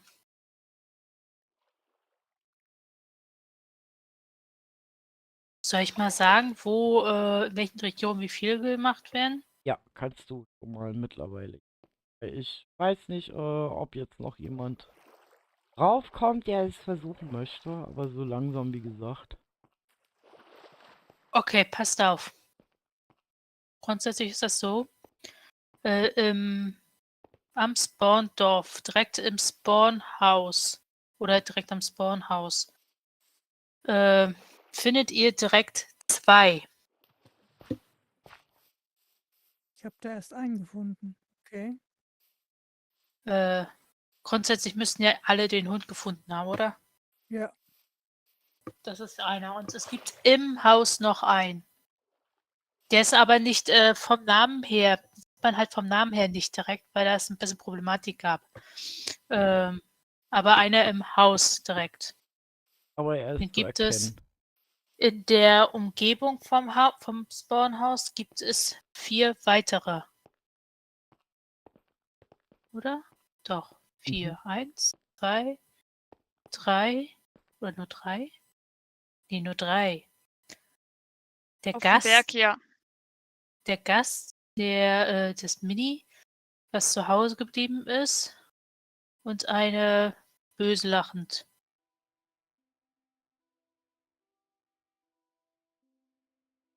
Und vom Spawn aus gibt es einen Weg runter zum der euch mit einem Schlag töten kann. Den man nur mit roten Betten bekämpfen kann, bis er keine Lust. Wenn man Momentum kennt, ja. Aber das geht nur mit einer Eule zusammen. So, okay. Ähm, So, ich löse Dann gibt mich mal es von den Spielern und in den Dörfern, in dem nördlichen Dorf gibt es 2, bei der Kanne 1 und bei dem südlichen Dorf gibt es 4. In der Nähe des südlichen Dorfes gibt es jeweils Westen 1 und einmal im Osten beim Kirschbaum gibt es einen. Die beiden jeweils außerhalb des Dorfes laufen herum. Die müsst ihr im Vorbeilaufen finden. der Rio vertritt sich gerade die Pfoten. Nicht wirklich. Ich hocke immer noch auf dem Stuhl. Im Spiel zumindest. Und die anderen beiden haben die ja großteils. Mhm. Eine ist halt eine. Pass mal Ja, auf, Mini. Ihr könnt das ja eigentlich bei mir den Counter löschen, ne? Ist das es macht drin? Cooper. Oder kann das nur Cooper? Cooper. Ja, dann müssen wir mal sehen, dass wir unseren Cooper kriegen.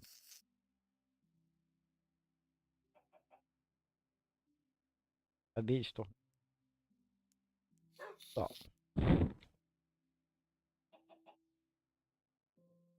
So.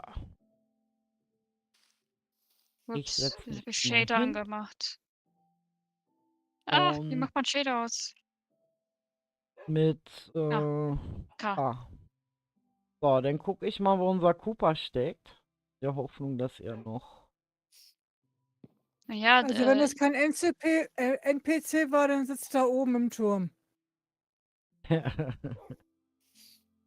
Ah, Nee, die oben im Turm sind beide NPCs. Okay. Die haben da ihr Date. Indy, Ah. komm mit.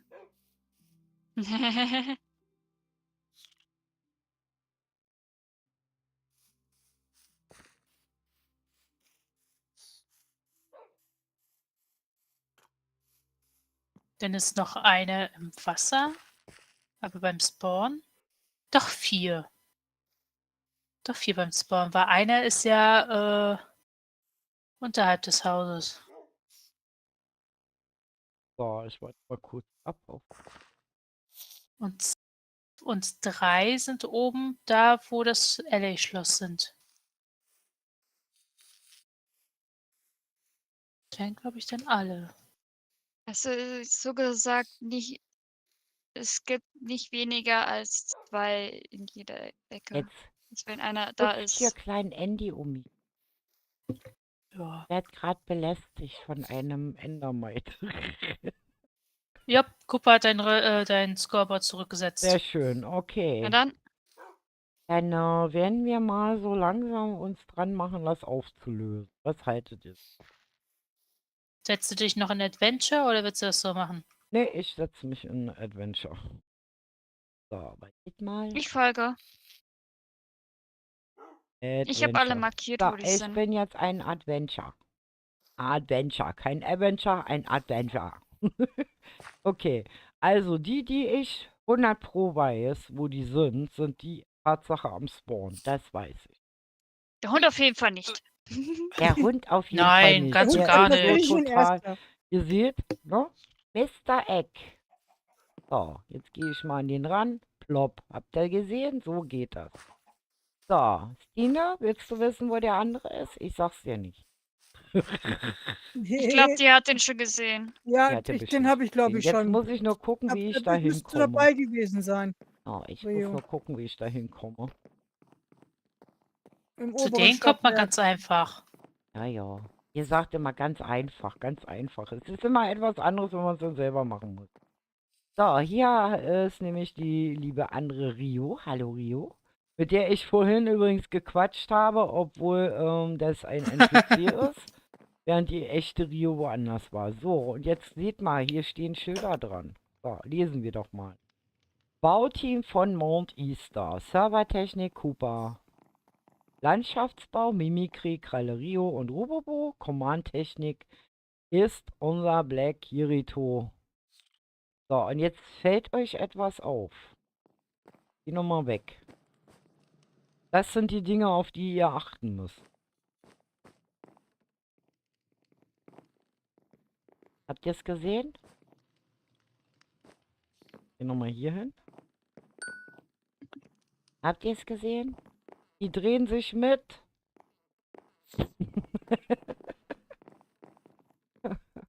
Die sind fies, ich weiß. Aber das sind die einzigsten, wo ich genau weiß, dass die hier stehen. Weil da haben Dass wir sie nämlich noch hinterherlaufen. Aber überlegt. nur einer davon ist ein Easter Egg. Genau. Nur Nee, eine. an sich beide. Es wird Nein. aber trotz Aber alledem nur ein ein Punkt Ei vom einen gezählt. kriegen. Genau. Weil das Achso, ich ist... hätte also, bei dem hätte ich das dann quasi auch gekriegt. Ja, genau. Einen von beiden kriegst du Einen den von Punkt, weil ich habe Alles ich habe den einen kopiert, dadurch sind die halt beide gleich und dadurch kriegt man bei beiden den Punkt. Genau. Und das Für Problem den. war nämlich, dass ich deswegen Bescheid wusste, weil wir nämlich genau dieses Problem hatten, dass die natürlich nicht mit einem Eck oben bezeichnet werden können. Und wir überlegt haben, wie kriegen wir das hin? Ja. Das ist das zweite geheimnisvolle Ei. Ja, das habe ich schon. Danke. Gut, okay, dann machen wir uns mal auf die Suche. Oh Mann. Jetzt muss ich erstmal den Ausgang hier mehr wieder weißt finden. du auch nicht. Nö. Einiges habe Gut, ich dann bin ich jetzt vielleicht noch noch so weiter. halb in meinem Kopf drin. Da. Also man kann natürlich hier auch noch weiter nach oben laufen, wie ihr gesehen habt. Das können wir mal machen. Ich zeige euch jetzt. Und hier sitzen tatsächlich unsere beiden Kaffeetanten, Kirito und Koopa herum. Hallo ihr zwei. Ja, also unser quasi Servertechniker und unser Command-Spezialist, unser lieber Black Kirito. Vielen Dank, dass du dir so spät und kurzfristig die Zeit genommen hast, uns hier zu unterstützen. Weil das war nicht selbstverständlich, weil er hatte eigentlich kräftigst was anderes zu tun. So, dann gehen wir mal wieder runter. Und wie gesagt, wir nehmen uns Zeit, weil, wie gesagt, also dieses Insekt macht mich ja fertig. So. Wir schauen uns einfach jetzt alles an, ganz in Ruhe. Wie eine Art Servertour. So. Guck mal im Schrank rein. Und jetzt ist die Überlegung, wo gehe ich als erstes? Jetzt. Popo, Was?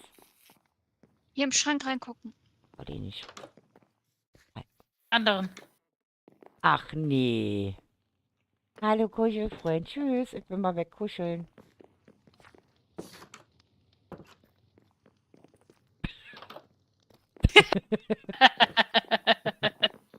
Oh Mann.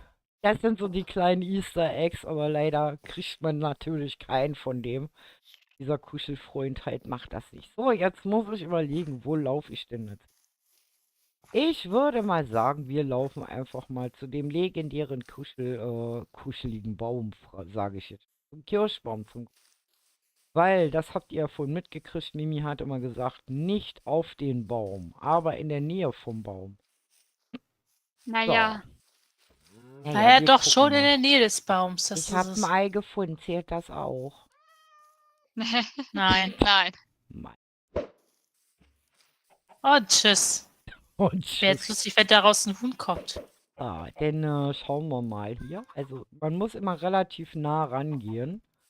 Und es kann wirklich alles hier sein. Also es kann ein Huhn sein, ja. Es kann ein Schaf sein. Es kann ein Pferd sein. Es kann Es kann so vieles sein. Also ihr müsst wirklich euch die Mühe machen, im Grunde genommen jedes Tier hier abzuklappern. Da. Denn da vorne ist dieser wunderschöne Baum. Er ist so.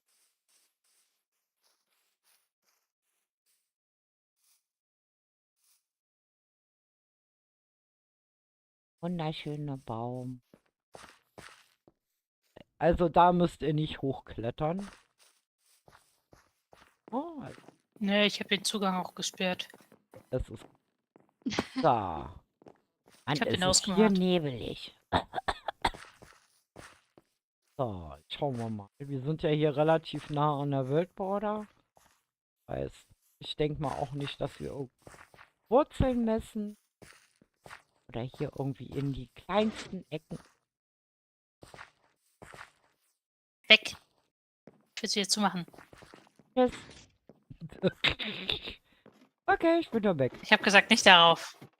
Ich bin weg.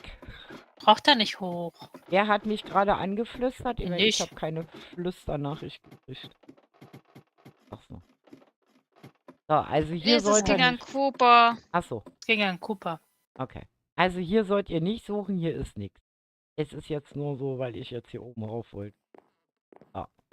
Heißt, ich kann mich jetzt wagemutig wieder nach unten stürzen, weil, schaut mal, es passiert nichts. Ja, warte, ich mach die Tür wieder auf. Ich bin ja schon links unten. Oder auch nicht. Wir sind schon längst wieder unten. Sind einfach mal gesprungen. So, dann schauen wir mal weiter. Also hier steht ein Huhn, hier steht ein Schweinchen. Da ist eine Kuh. Auch nix. Noch ein Schaf, auch nix. Mimi beim Unkrautjäten auch nix. Okay, also hier in der Nähe glaube ich nicht, dass hier oben. Dann schauen wir mal weiter. Gehen wir doch einfach mal nach unten. Wir machen es mal systematisch. Falsches Und runter. da ist der große Counter.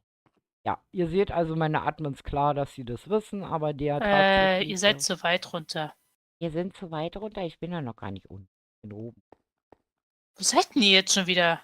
Beim Baum? Immer noch. Beim Baum. Beim Baum Richtung Osterhase unterwegs.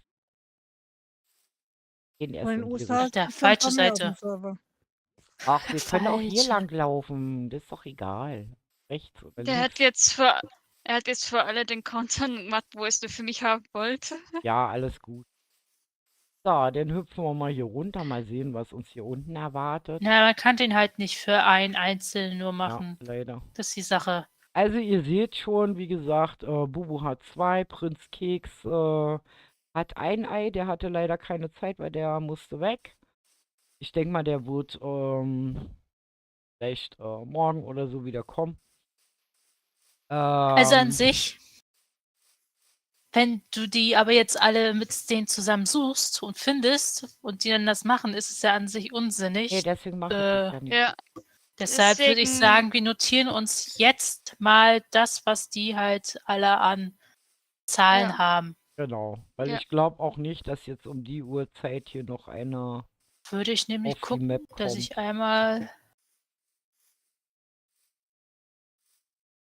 So, also bis Ja, jetzt hab die führt Zahlen kopiert. Worldmaker, Anna mit 18, Molly mit 17, Melly mit 17, Stine mit 17. Ich habe einen Screenshot gemacht. Da habe ich die Extra, jetzt. genau. Also Punkt Das heißt, halb. wenn ich jetzt noch eins finde, obwohl ihr nicht dabei seid, zählt es nicht mehr. Wenn ich nicht dabei bin, dann doch Zählt das noch, doch. zählt das noch. Gut, okay. Genau. Also es geht jetzt für vor alle, allem die für jetzt nicht begleiten, sozusagen. genau für Wusi und für Dirk van Dijk, also Molly. Für die beiden. Aber ich habe es halt trotz alledem jetzt erstmal einmal gescreenshottet, damit ich halt Genau, da eine Absicherung für das habe. genau. So. Denn, weil, wie gesagt, es ist ja auch nicht sicher, ob ich alle finde und wahrscheinlich werde ich auch erstmal hauptsächlich die finden, die die anderen auch schon haben. Imi, Ja, kurz, wie teleportiert man NPC? Ja, ist Äh, nix. du musst den NPC selektieren Ja, ist ein mit NPC, welchen willst du denn moven? Meinen. Wohin? Dann Auf die schauen Bank wir hier. mal. Ja, Ui. Moment, dann mache ich das Der ist kurz. nackig. Weil den habe ich jetzt unterwegs verloren. Okay, bist du ein NPC? Krieg ich ein Ei von dir, Wusi? Nein, hab keine. Oh, langweilig. Wo Okay. genau hin? Dann gehe ich mal hier hoch. Okay, hier ist nix. Da irgendwo, wo du stehst. Okay.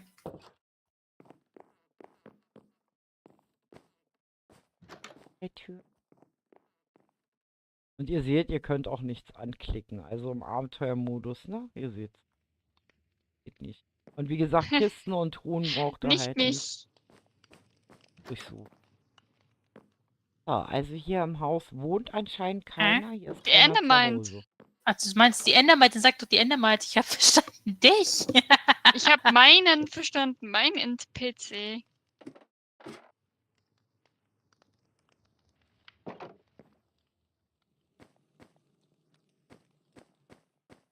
Dachboden. Das Wo ist denn die? Ja. Gute Frage. Nächste Frage. ein Endermind, ich hab sie nicht. Bin unschuldig. Irgendwo da. Hab genug selber und Ungeziefer Da an. läuft's rum. Na, bleib stehen. Okay, suchen wir mal weiter. Hallo Froschi. So, folgt mir nicht mehr. Wie gesagt, wir müssen halt auch auf Dinge achten, die ganz koscher hier sind. Okay, Froschi. Also, wir schwimmen mal rüber, mal sehen. Tada. Hallo, Danke. großer Bitteschön. Frosch. Hast du ja irgendwas versteckt, von dem ich weiß, ob du es hast? Bobo, du bist schon an welche vorbeigelaufen. Ich bin schon an welchen vorbeigelaufen. Ja. Ich bin doch nur bei dem Haus gewesen, bei dem Ei und dem Hasen. Bin jetzt am Ja. Frosch. Und dann habe ich schon was übersehen. Ja. Quasi. Okay. Sie war ja noch nicht da bei den beiden. Sie ist an sich auf der falschen Seite runtergegangen einmal. Sonst geht Ich sie ja bin geradezu jetzt auf drauf. dem Weg zum nächsten Ei. Ich mache das im Zickzack. Ich laufe jetzt hier um Zickzack. Ich habe meine eigene Taktik. So. Da sind irgendwelche Hügel. Nein. Da brauchst du Nicht nicht. rein. Da ist Nein. nix. Okay, dann rennen wir mal ums Ei rum. Irgendwas seltsam? Ei normal. Okay, dann gehen wir mal zu diesem Magierturm, denke ich mal, ist Magier. Au. Das Loch hast du selbst gebuddelt. Die machen wir wieder. Ja, deswegen. Gucken wir mal. Okay. Die beiden Dinge hat sie selbst gebaut und sie erinnert sich nicht dran. Nee, den Teich habe ich gebaut. Ach so? Dann laufen Ja. wir mal hoch. Ich Okay. wollte eigentlich ursprünglich eine große Seerose machen, aber ich habe es nicht gepackt und ja, wurde hässlich. Es ist ein Weg nach oben. Okay. Okay, hier ist auch nichts. Fehlanzeige Wo bist denn du? im Turm. Ah, Im Turm. Magierturm. Im Magierturm. Hier geht doch. Weiter hoch. Hab ich das? Ich sag dazu jetzt nichts. Da kommt Ich auch man nicht. gar nicht hoch. Geht.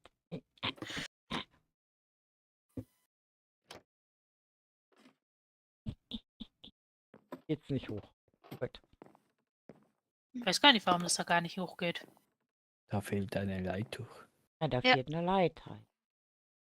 Komme ich da nicht hoch. Brauche ich gar nicht Ach versuchen. so. Stimmt. Ja. Aber an sich so braucht man ja auch gar nicht hoch. Und hier braucht man auch nicht.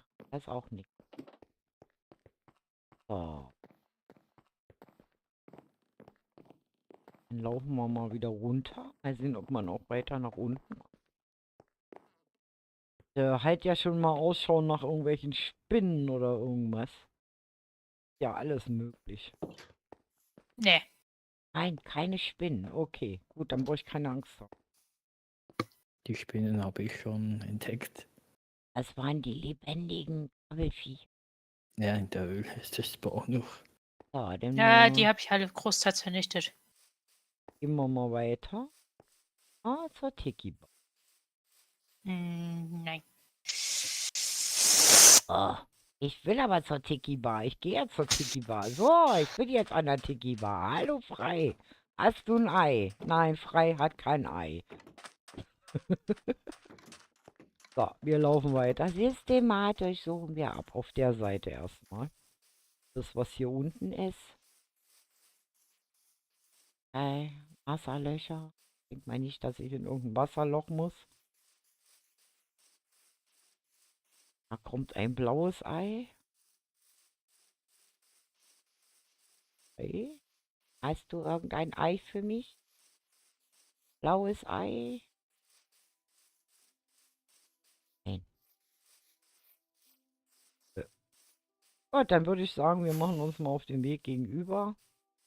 Von einem habe ich eine Ahnung, wo einer sein könnte. Ja, du kannst das Scoreboard ausblenden. War ja nur wichtig, dass Mimi sich da das notiert halt. Hier ist auch sogar so ein Ei. Ein Bei den Steinei. Eiern brauchst du gar nicht gucken. Ein Steinei. Okay, bei Eiern brauchen wir nicht gucken. Dann gucken wir da oben. Da ist noch so. Ich denke mal bei den Osterhasen auch nicht. Gehe ich mal davon Nee, aus. die habe ich alle Das ist danach die eingefügt zur Deko. Genau. Das heißt, hier gibt es etwas. Mal gucken. Ob da sich drin was versteckt. Wie gesagt, ich bin auch total nicht ahnt. Manche habe ich so eine Ahnung, wo die sein könnten, weil ich so, wie gesagt, also ein bisschen die Denkweise von Mimi kenne. Aber ich habe es wirklich nur am Rande mitgekriegt. Hab keine Ahnung, wo die. Okay, voll. Ah! Okay. Das ist das erste Mal, dass das Ding nicht kabum macht. Dann pling. Ja, warte mal auf den Com-Server. Da macht's dann eher bumm, glaube ich. Oh Mann. Okay, wieder eins gefunden. Yay, ich habe schon 3 Eier. Stopp. Halt, stopp. Wieso? Gibt hier noch eins. Es gibt noch ein Ei. Ja. Ja, aber du hättest auch runtergehen können und das einfach. Ei. Muss ich da?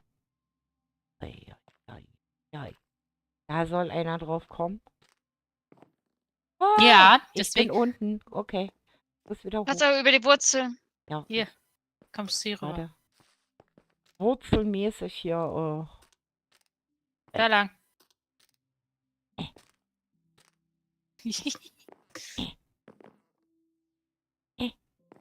Noch weiter. Und nach unten. Ei, guck mal, wer ist denn da im Baum? So, Wer ja, ist denn da? Winzling. Das ist aber im falschen Biom. Ich weiß ja nicht, das muss ein Hochsprungfrosch gewesen sein, der das Ei gelegt hat. Was jetzt eine Kaulquappe ist. Oh Mann. Wahnsinn. Da muss man erstmal drauf kommen. Das ist für mich eigentlich das Fieseste hier an dem ganzen Eiergedöns. Das, Gern geschehen. Bitte. das hier habe ich Danke. auch per Zufall gefunden, aber die Oben Kaulquappe den. habe ich gesehen. Ja, deswegen sage ich ja, man muss sich langsam, genau, langsam nähern an diesen Dingen halt, ne? Also es bringt nichts hier über den Server zu rennen. Also ihr seht, ich muss ja auch langsam laufen. Also hier war quasi für mich das fieseste Ei versteckt. Was macht eine Kaulquappe auf dem Baum? Ja, das ist die Denkweise von meinem Team. Mhm. Jo. Rechnet mit dem, was nicht geht. So, jetzt, wie gesagt, da habe ich eine Ahnung, wie gesagt, aber da weiß ich halt nicht, wo der ist. Also ich weiß ja, wer hier lebt, aber ich weiß nicht. Weil es ist blau, es ist klein und es trägt kleine Items hin. So, dann schauen wir doch. Das Ding ist nicht groß. Den haben viele gefunden. Den haben viele. Okay. Oh, Hallöchen. Was sind die denn? Denkt dran, mal Tür zu machen. So. Hallo, Eck. Wieder ein Ei gefunden. Seht ihr, das ist gar nicht so schlimm. Hab noch eins gefunden, sagt Melli gerade.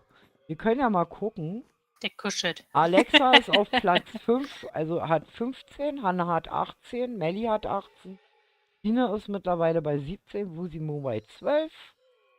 Ja, und wie gesagt, die restlichen dürft ich sehen und ich zähle sowieso nicht. Ich mache jetzt einfach nur euch den Beweis quasi, dass es möglich ist, zu finden. Natürlich ein bisschen, ich habe den Vorteil, ich habe ein bisschen Hilfe. Also, da wo keiner drin ist, und da bin ich mir hundertprozentig sicher, ist in dem Irrenhaus.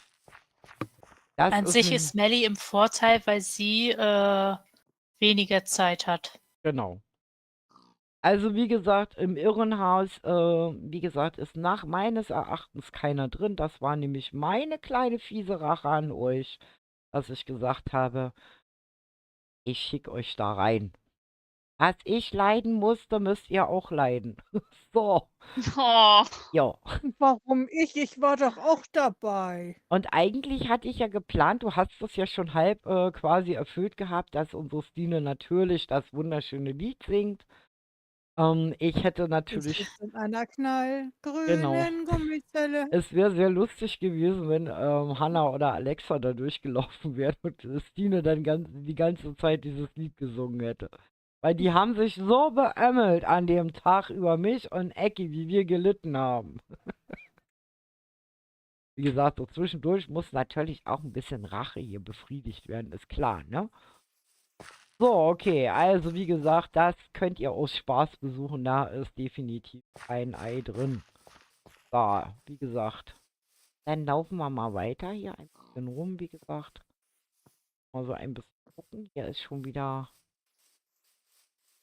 den Weg hier drüber finden.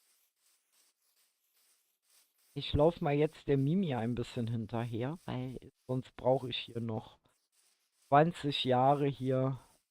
Ja, ja, ach was, tolles Haus, genau. Du hast Was dich für ein doch tolles Haus.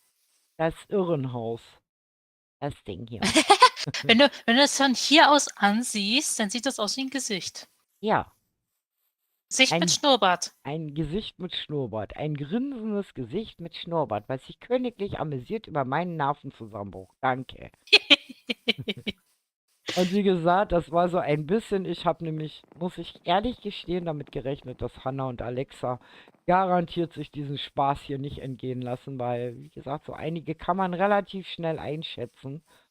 Und mein Plan war es eigentlich, so ein kleiner Racheakt, die beiden da durch die Gegend irren zu lassen. Und Stine habe ich mir eigentlich auch gewünscht, dass sie noch kommt. Und ich finde schön, dass sie es geschafft haben. Aber in dem Moment, wenn die beiden da durchgeirrt wären, hätte, wie gesagt, ich den beiden das gegönnt, dass ihnen Stine auch mal so ins Ohr singt.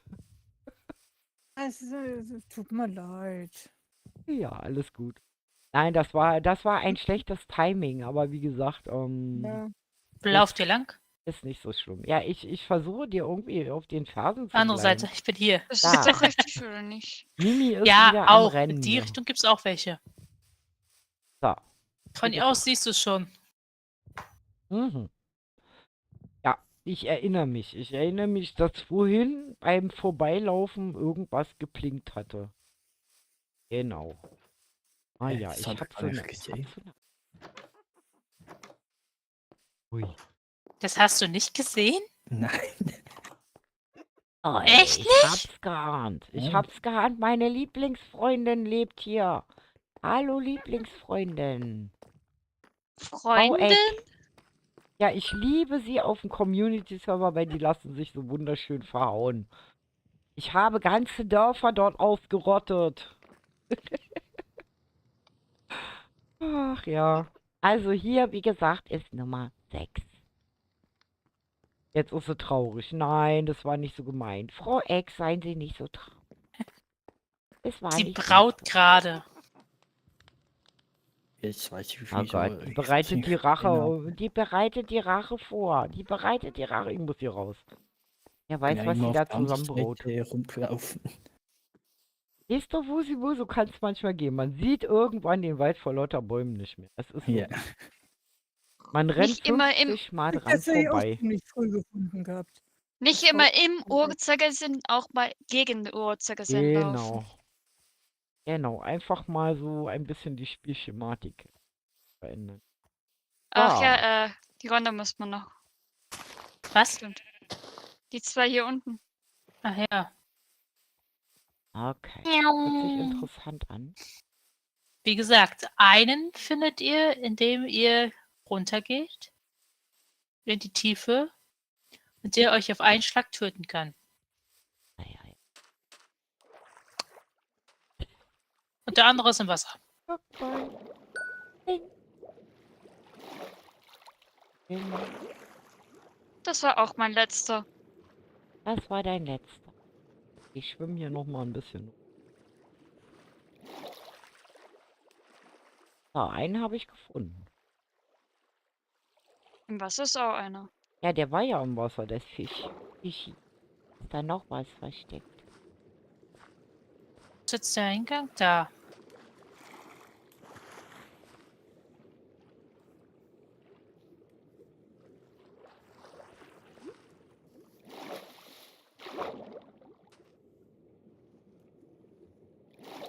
Sind alle im Wasser. Ja, es aber sind nicht alles mehr, aber Fische. nicht nicht das zweite Ei. Okay. Dieses Loch hast du selber gebaut. Auch habe ich. Und zudem der Wald. Zu dem der nach unten führt. Ach so, okay. Okay, jetzt muss ich überlegen. Ich habe es nämlich Tatsache vergessen.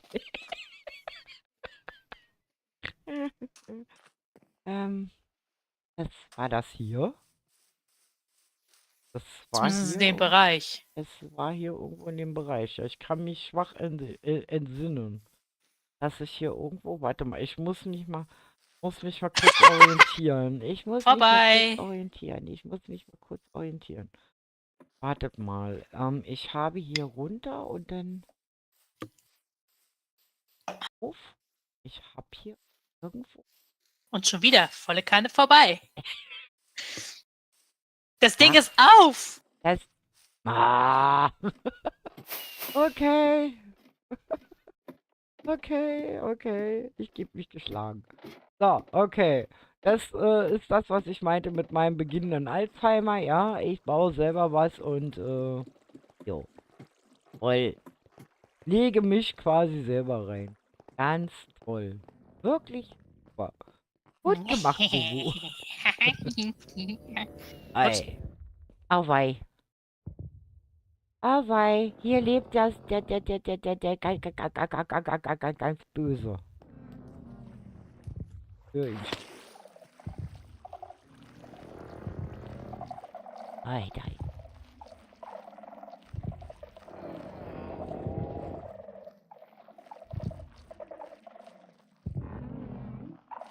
Hallo. Hast du was für mich? Oh Gott. Hilfe. Mimi hat ihr wieder ihren Spaß. Oh. Hast du Punkt bekommen? Also ihr seht, es ist Was wirklich bekommen? ganz dicht kuscheln Ah, gehen. doch. Ja, du musst ganz dicht kuscheln Was ist gehen. Kuschelfreund? Dir fehlt das rote Bett zum drauf rumhüpfen. Da bin ich ja nicht dabei gewesen. Kann ich Ja. nicht beurteilen. Das war mega Großer lustig. Kuschelfreund. Ich hätte sowieso nur lila Betten dabei. Ja. Da, jetzt muss man sehen. Ich glaube, hier unten war, glaube ich, nur der eine. Ja. Hier unten gibt es keine mehr. Recht im Sinne. Hier gibt's keine mehr. Die Da, dann anderen müssen wir alle mal sind hier soweit wieder- alle mehr und kurz unter der Oberfläche. Da. Ich klemme wieder. Ups. Das heißt, allesamt an die Oberfläche einmal, bitte. Allesamt an die Uhr. Okay. Bist du eigentlich... Bist du reif für das Heim für alte Leute? Ja, ich glaube schon. Du könntest mir ja aus dem Krankenhaus einen Rollator schmammeln.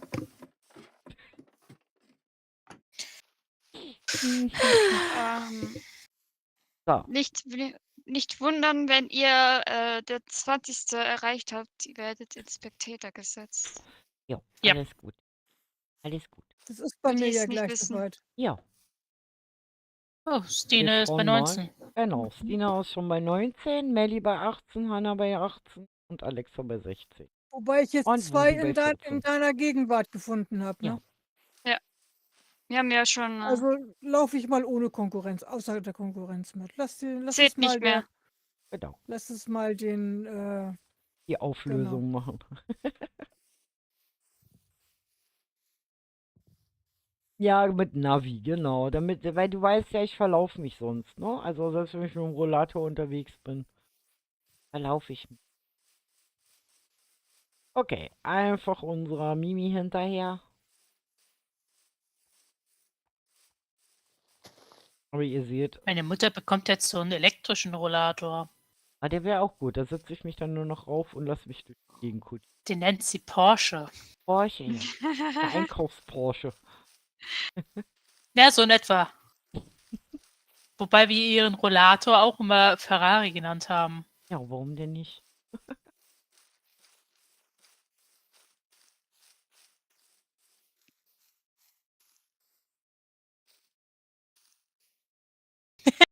Ah ja, das war das, wo ich vorhin. Oh, guck mal, wer da ist. So, ein kleines Ding. Häschen.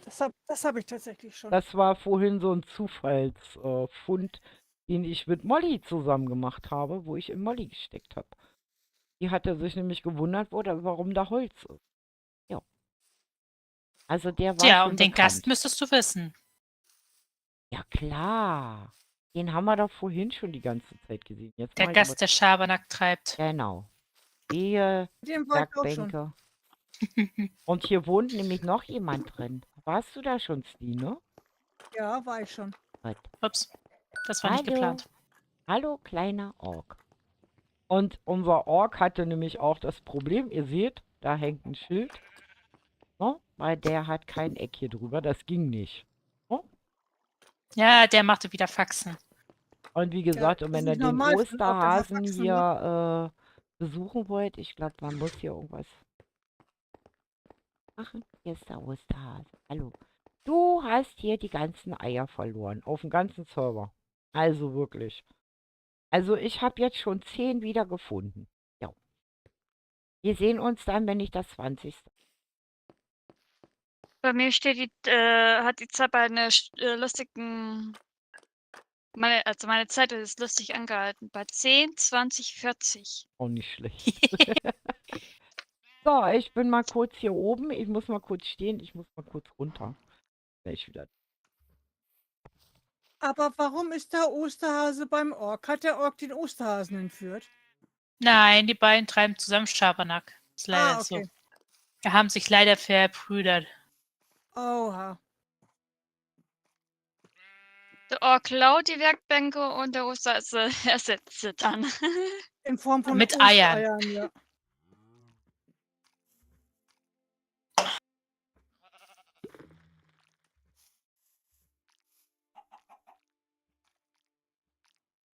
Hab ich schon.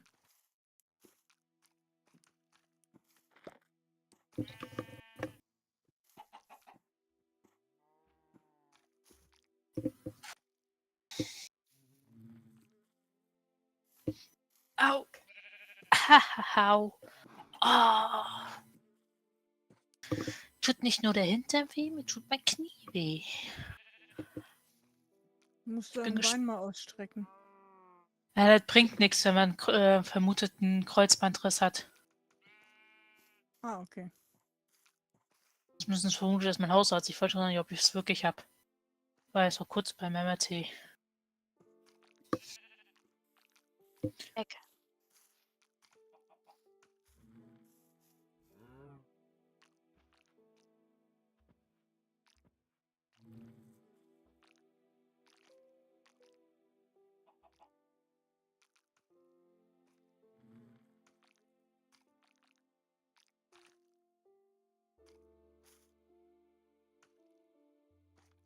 So, So, da bin ich wieder. Sorry, ich musste mal für kleine Königstiger.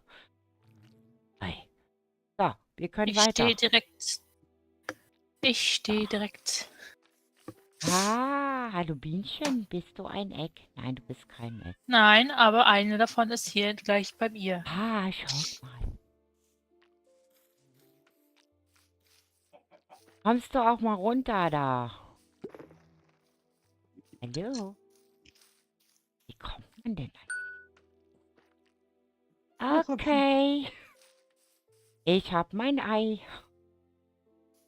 So, das haben alle gefunden. Das Bienchen da oben. Ich glaube, Ja. das ist das, wo die meisten zufällig gefunden Ja, haben. sind unten drunter, genau. Ich hab Wenn ihr auch alle Hunger habt, dann geht was essen. Anna hat jetzt schon so lange durchgehalten, die wir jetzt unbedingt wissen, wo die Hm. letzten sind. Habt ihr den Hasen schon? Den kleinen Ja, Hasen im gut. Hasenstall unter der Erde haben wir schon. Genau. Auch meine Idee. So. Okay. Dann machen wir uns weiter auf die. Mal sehen. Ich bin ja mal gespannt, ob wir gleich jemanden sich an die Stirn klatschen hören, der Hanna heißt. Weil die dann 50 Mal dran vorbeigelaufen ist und es nicht gefunden hat. Würde so lachen. So. Dann gehen wir mal weiter. Bella hat 14.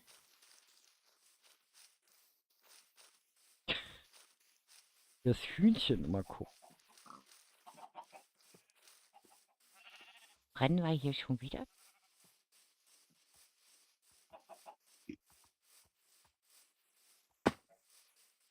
Das Schöne ist, im Abenteuermodus könnt ihr ja hier rumrennen, ohne dass ihr euch wehtut.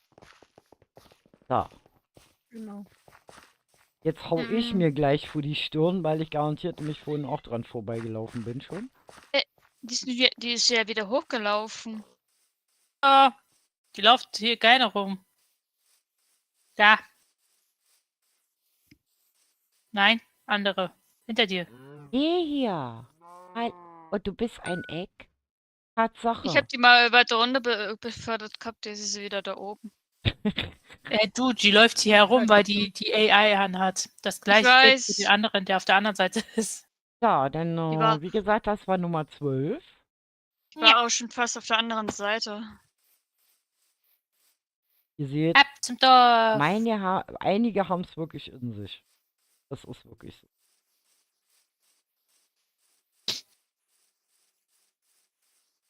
Wo ist Tine? Hinter euch, hinter euch. Da kommt sie. Den Berg runtergerannt. Ich hatte euch kurzfristig eben verloren. Ich wusste nicht, wo ihr hingelaufen seid. Kann passieren. Aber die Kuh hast du entdeckt. Die hatte ich schon Gut. vorher, ja.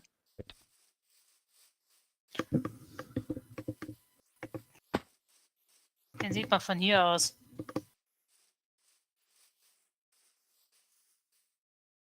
Den Mama-Guy. Komm her, Bubu, dann siehst du Der es. Eckguy. Ja, genau, ein Eckguy. Du guckst so weit hoch und ein Stück nach rechts.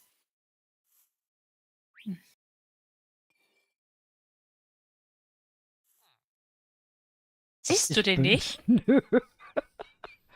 Ich bin blind. Genau hier. Ah. Oh. Bubu braucht eine Seid- Brille. Seid ihr fies. Ja. Ich hab gesagt. Und wie gibst du mir jetzt das Ei von dir? Hast du doch, oder nicht? Nö. Hab's Nee, noch nicht. Ich weiß nicht Camping genau, gemacht? irgendwie so in dem Bereich musst du da herumspringen. Wie so. Hä? Ich habe nichts an dem Vogel gemacht, also. Ja, ich habe Also das ich doch hab auch vorhin da bekommen, gekriegt. Und als der ich Durch saß so da. Zufall rein. hatte. Ja, jetzt, ihr müsst hier rumhüpfen. Dann geht's. Sag Okay. ich doch. Hüpf, hüpf, Ist der Hä? Marker ein bisschen Hä? merkwürdig Hä? belegt worden. hüpf. So, Ja. danke fürs Ei. Ei, ei. Ich mach hier was So. mit. So, Dum, tidum, tidum, tidum, tidum, tidum. Na, wo ist da das drüben ist Mimi. Mimikry? Da Mimikry ist da oben. Okay. Okay, den nächsten Tag da wieder hochklettern. Ich mag hohes Gras nicht.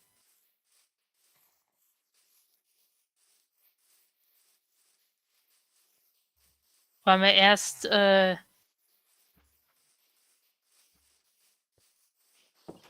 Wir rennen ja einfach das oder die hinterher. anderen beiden? Wir rennen Ist ja euch einfach das hier? hinterher. Heißt zuerst das hier. Miau. Miau? Gibt's hier Miau? Miau. Ah, hallo Miau. Kling. Kling. Und 14. Yay. 14 mit Ansage. Okay. Füllkraft, da Gibt's zählt hier das im aber Dorf dann noch auch nicht mehr? mehr. Nein.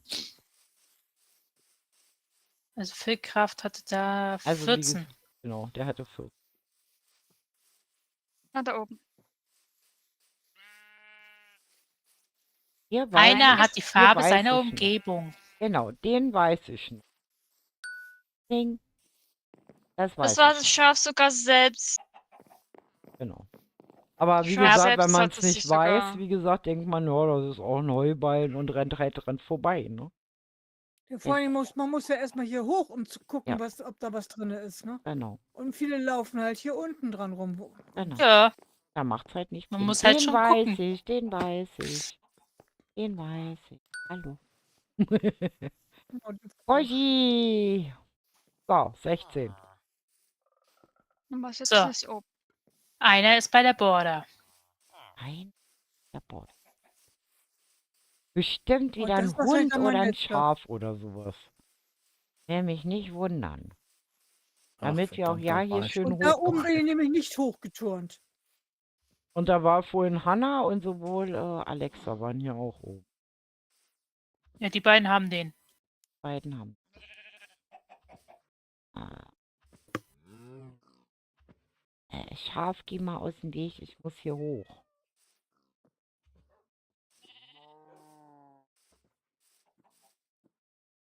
Hui. Hm. Ah. Schon wieder in hinterste Eck gelaufen. Das Eck ist wieder weggelaufen.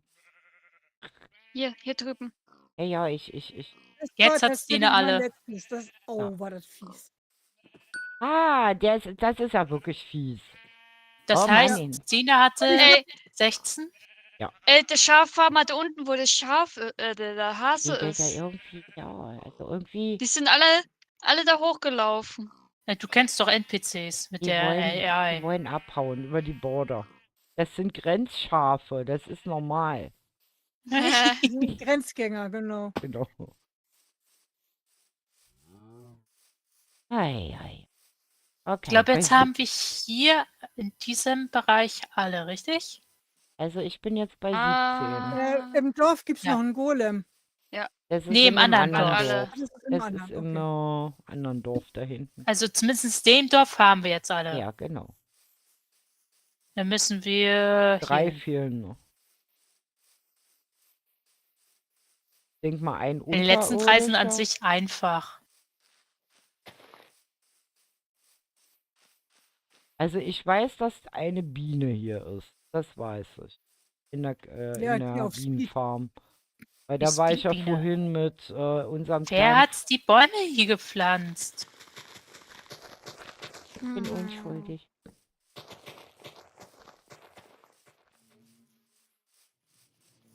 Ryu? nein, das war Bobo. Wo hat den hier hingepflanzt? Da sind viele nämlich... Das ist die auf Speedbiene hier. Das ist die, Ja, von der genau. Stine Ja, vorhin ich geredet hatte hat. den Komm her, Speed etwas ja. erhöht. Oi.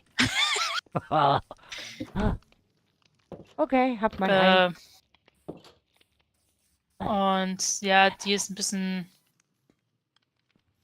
Nein, guck mal, ich habe hier nämlich noch ganz viele Setzlinge zu stehen und da waren gestern noch nicht alle aufgegangen und manche ploppen jetzt erst auf. Deswegen stehen hier Bäume, wo keine standen vorher. Das war mein Fehler. Faszinierend. Die ploppen auf, um dich im Grunde ein bisschen zu triggern. So, es fehlen noch 2 Eier. Okay, auf ins nächste Dorf. Die letzten 2 müsstest du aber auch wissen. Ja, also einen weiß Die sind ja ich. hier. Da hüpft irgendwo so ein Golem durch die. Aber welcher von den vielen Golems ist das? Hier sind mittlerweile mehrere angekommen. Ich glaube, der Herr Nee, da hier sind vorne. nur 2.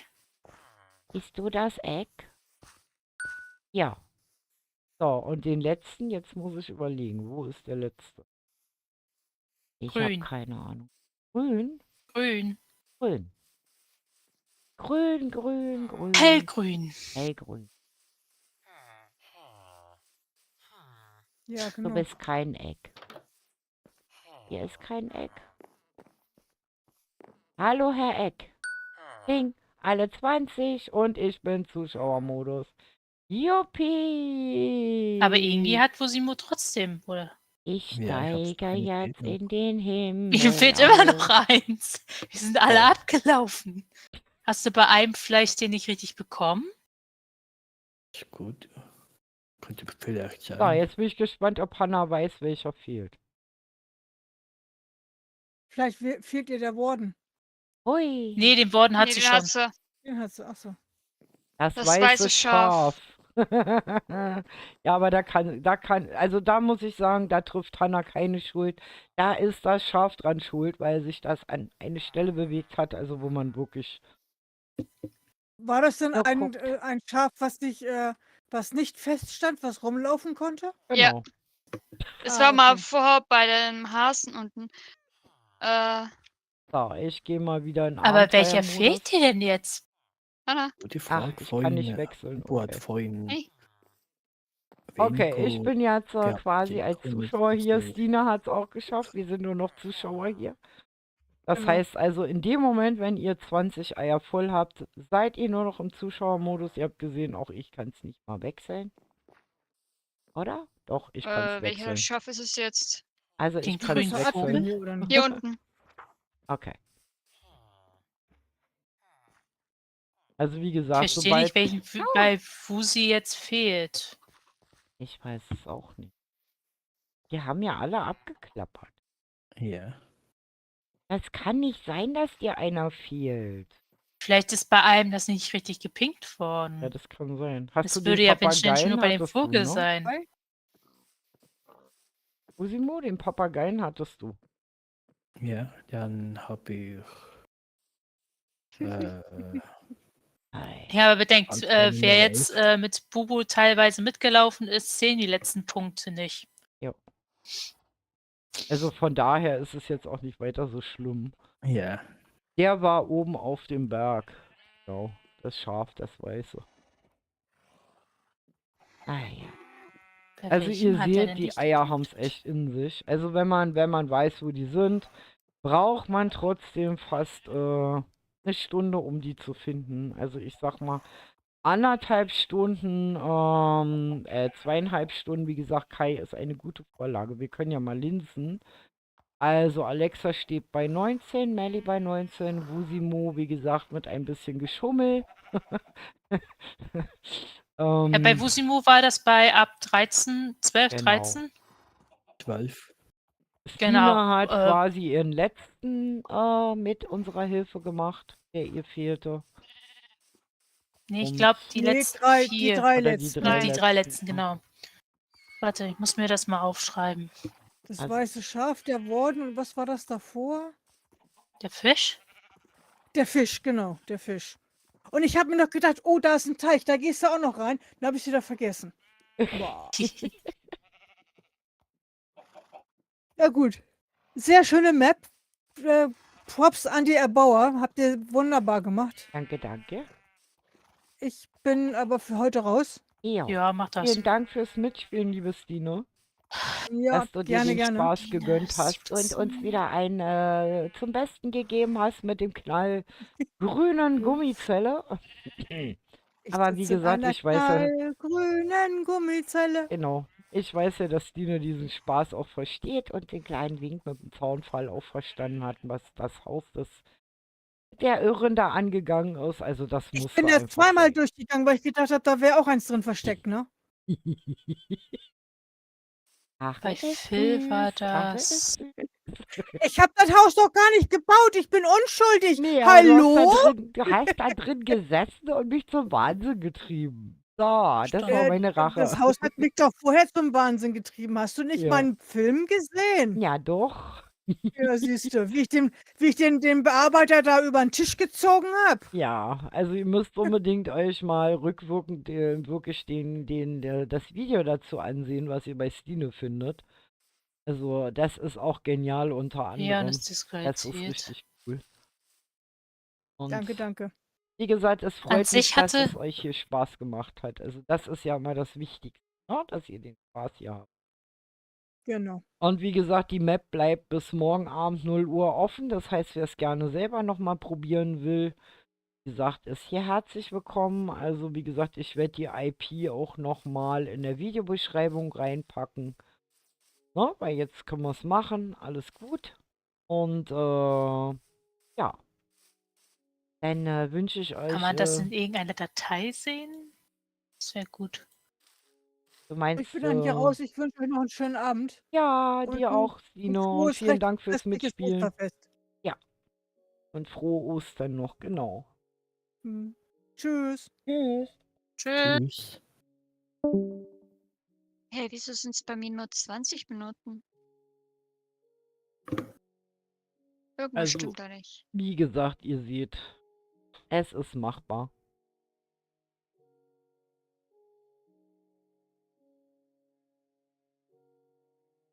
Und Oh, das probiert zu lange.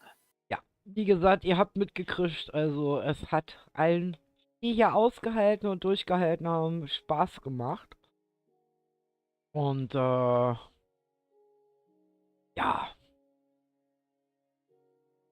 Wie gesagt, Mimi macht sozusagen die Auswertung und wir haben ja gesagt, alle Nichtmitglieder, wie gesagt, haben einen Monat frei auf dem Community-Server, das ist deren Gewinn und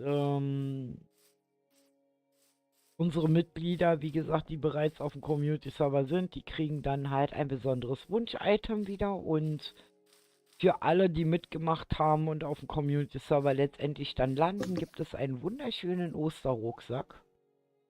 Bräuchte noch Danke mal dir, die liebe Minuten. Melli. Das freut mich.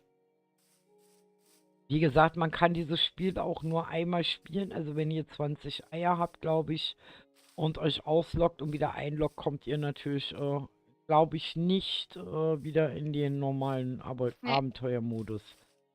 Ja, also das sage ich euch im Voraus. Ihr könnt, wie gesagt, hier noch einen ganzen Tag den Ostermontag verbringen. Morgen Abend um 0 Uhr geht der Server hier off.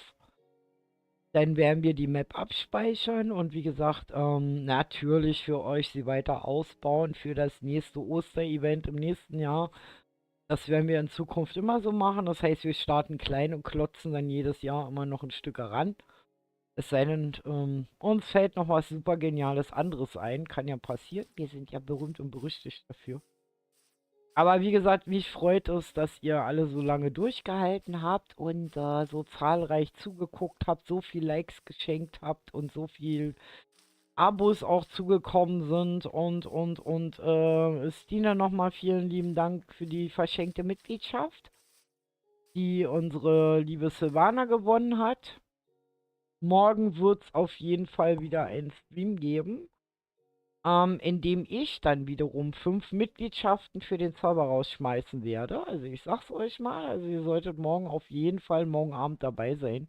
Und ich werde morgen Abend definitiv vom Community-Server streamen, weil es ist Montag und Montag ist immer Community-Server, Dienstag ist ja Sword Pixel und immer im Wechsel. Und sondern am Sonntag geht es ganz regulär mit Momentum halt weiter. Weil, wie gesagt, dann sind ja die Feiertage vorbei und alle wieder insofern da, zumindest die meisten, von denen ich weiß. Ja, und ansonsten, wie gesagt, können wir jetzt ganz in Ruhe hier noch ein bisschen auf dem Server uns rumtreiben. Und die Alexa hat Tatsache auch noch eine Mitgliedschaft rausgeschmissen und getroffen hat es einer Fitz. Herzlichen Glückwunsch. Herzlichen Glückwunsch. Es wird gleich wieder die Meldung kommen. Das dauert immer eine Weile, bis mein Tippi reagiert und bis der Stream hinterherkommt. Aber wie gesagt, es freut mich, dass es euch wirklich so einen Spaß gemacht hat. Und wie gesagt, also schaut auf jeden Fall morgen halt vorbei, ganz einfach. Genau, es trifft die richtige, genau. Wie gesagt, also schaut morgen unbedingt morgen Abend wieder vorbei. Wie gesagt, ich schmeiß dann wieder 5 Mitgliedschaften, also Probeabos quasi für Nicht-Mitglieder raus. Bedrock, Java, ne? Ihr wisst, beide sind dann.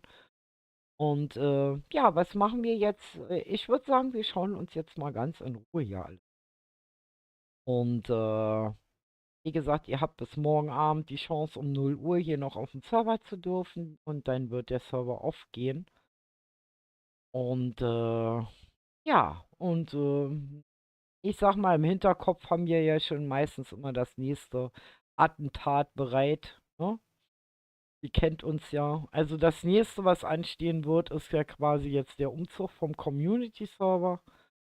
Und sobald der umgezogen ist, wie gesagt, kommt dann das nächste Event, nämlich unsere Nether-Eröffnung.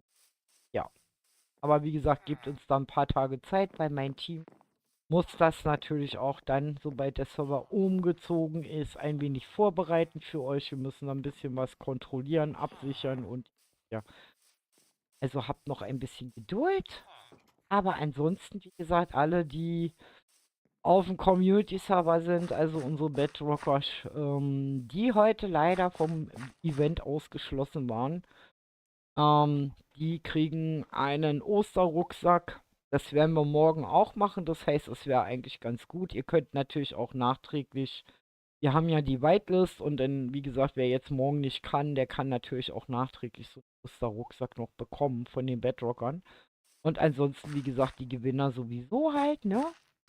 Also alle, die jetzt mehr oder weniger hier was gewonnen haben. Und ja, ich freue mich auf jeden Fall. Und genau, Alexa loben, genau. Alexa und Stine loben, weil, wie gesagt, beide haben halt, jetzt kommt erst. Und Kai, vielen, vielen, vielen lieben Dank für die Spende. Dankeschön, Dankeschön, lieber Kai. Wie gesagt, du bist der ungekrönte Gewinner hier von dem Ganzen, weil du bist Tatsache der Einzigste, der es geschafft hat, 20 Eier selbstständig in 2,5 Stunden zu gewinnen. Ja, also, Wie viele hatte Hannah, bevor sie 18. 18. 18? Jo. Also wie Ähm, gesagt, Kai ist der ungekrönte König hier von dem Osterevent und herzlichen Glückwunsch nochmal, Kai. Und du bist ja, wie gesagt, sowieso schon auf dem Community-Server. Das heißt, du darfst dir ein wunderschönes Wunsch-Item aussuchen. Ihr wisst, das Einzige, was absolut tabu ist, ist halt unser Drachenei. Weil das Oder wollen wir Elytra. natürlich. Und ein Elytra halt, ne? Also das sind so die 2 Wunsch-Items, die wir jetzt erstmal ausklammern. Alles andere, wie gesagt, dürfte euch was. Ja. Da. Aussuchen. Ich denke mal, Kai wird bestimmt irgendwas einfallen. Bitte, bitte. Verdient, Kai, verdient. Also hätte ich nicht gedacht. Hätte ich nicht gedacht. Und wie gesagt, die Nächstplatzierten, wie gesagt, wird uns Mimi dann preisgeben. Ja, die Frage ist jetzt, wie wir das auswerten, weil die letzten, an sich ist das ein bisschen alles jetzt verschoben, Soll ich dir mal was weil verraten? wir halt die letzten Soll ich dir zusammen mal was gemacht hatten. verraten? Soll ich dir mal was verraten? Na, Es sind alles ja, an sich das Nein. ja. sind alles Wir haben, Äh, also ich sag mal so, dafür, wenn ihr euch mal überlegt, wie lange die alle ausgehalten haben, finde ich, haben das. Ja. Also ganz ehrlich, also wie gesagt, das heißt im Grunde Nicht genommen, alle. ja, es gibt eine spezielle Person, die wir ja aus dieser Liste entfernen müssen, und zwar betrifft das den Leon. Zu kurzer Erklärung, der Leon war der Meinung hier, relativ Schabernack zu treiben. Also Meine Nerven zu strapazieren. und Mimis Nerven arg zu strapazieren, was damit endete im Grunde genommen, wie junge Menschen nun mal so sind, unbedarft und unüberlegt, irgendwelche Dinge dann abzulassen, die dann einen Admin beleidigt haben. Und das ist für uns ein absoluter Banngrund. Das heißt, der wurde vom Spiel entfernt. So, und wie gesagt, und für mich haben eigentlich alle gewonnen. Auch, ich finde auch, unser Prinz Keks ist ein Gewinner, weil ihr müsst wissen, der Prinz Keks ist ein ganz spezieller Unterstützer von uns und das weiß er auch. Und wie gesagt, da überlege ich mir noch was. Wie gesagt, weil ich weiß, dass er, was den Community-Server angeht, rauf darf. Er ist da Mitglied, er ist Ehrenmitglied und da, wie gesagt, überlegen wir uns noch was, da ich weiß, dass der zum Spielen eher nicht die Zeit hat. Ja, ich sag's mal, wie es ist. Das heißt, da werde ich mir was Spezielles nochmal überlegen. Ich bin ja am Basteln von gewissen Dingen momentan und ich denke mal, er wird dann der Erste sein, der das dann von mir bekommen wird als Dankeschön. Und ja, weil wie gesagt, Prinz Keks, immer wieder Hut ab. Ja, ich muss ganz ehrlich sagen, ohne Prinz Keks wäre das hier auch alles nicht so möglich gewesen. Also wir hätten auch nicht mehr oder weniger 1,5 Jahre durchhalten können. Vielen, vielen lieben Dank, lieber Prinz Keks. Und ja, wie gesagt. Ansonsten, wie gesagt, hat gewonnen unser Kai auf dem ersten Platz. Natürlich unsere Alexa, die Hanna, unsere Melli hat gewonnen, unsere Stina hat Nee, gewonnen. warte mal.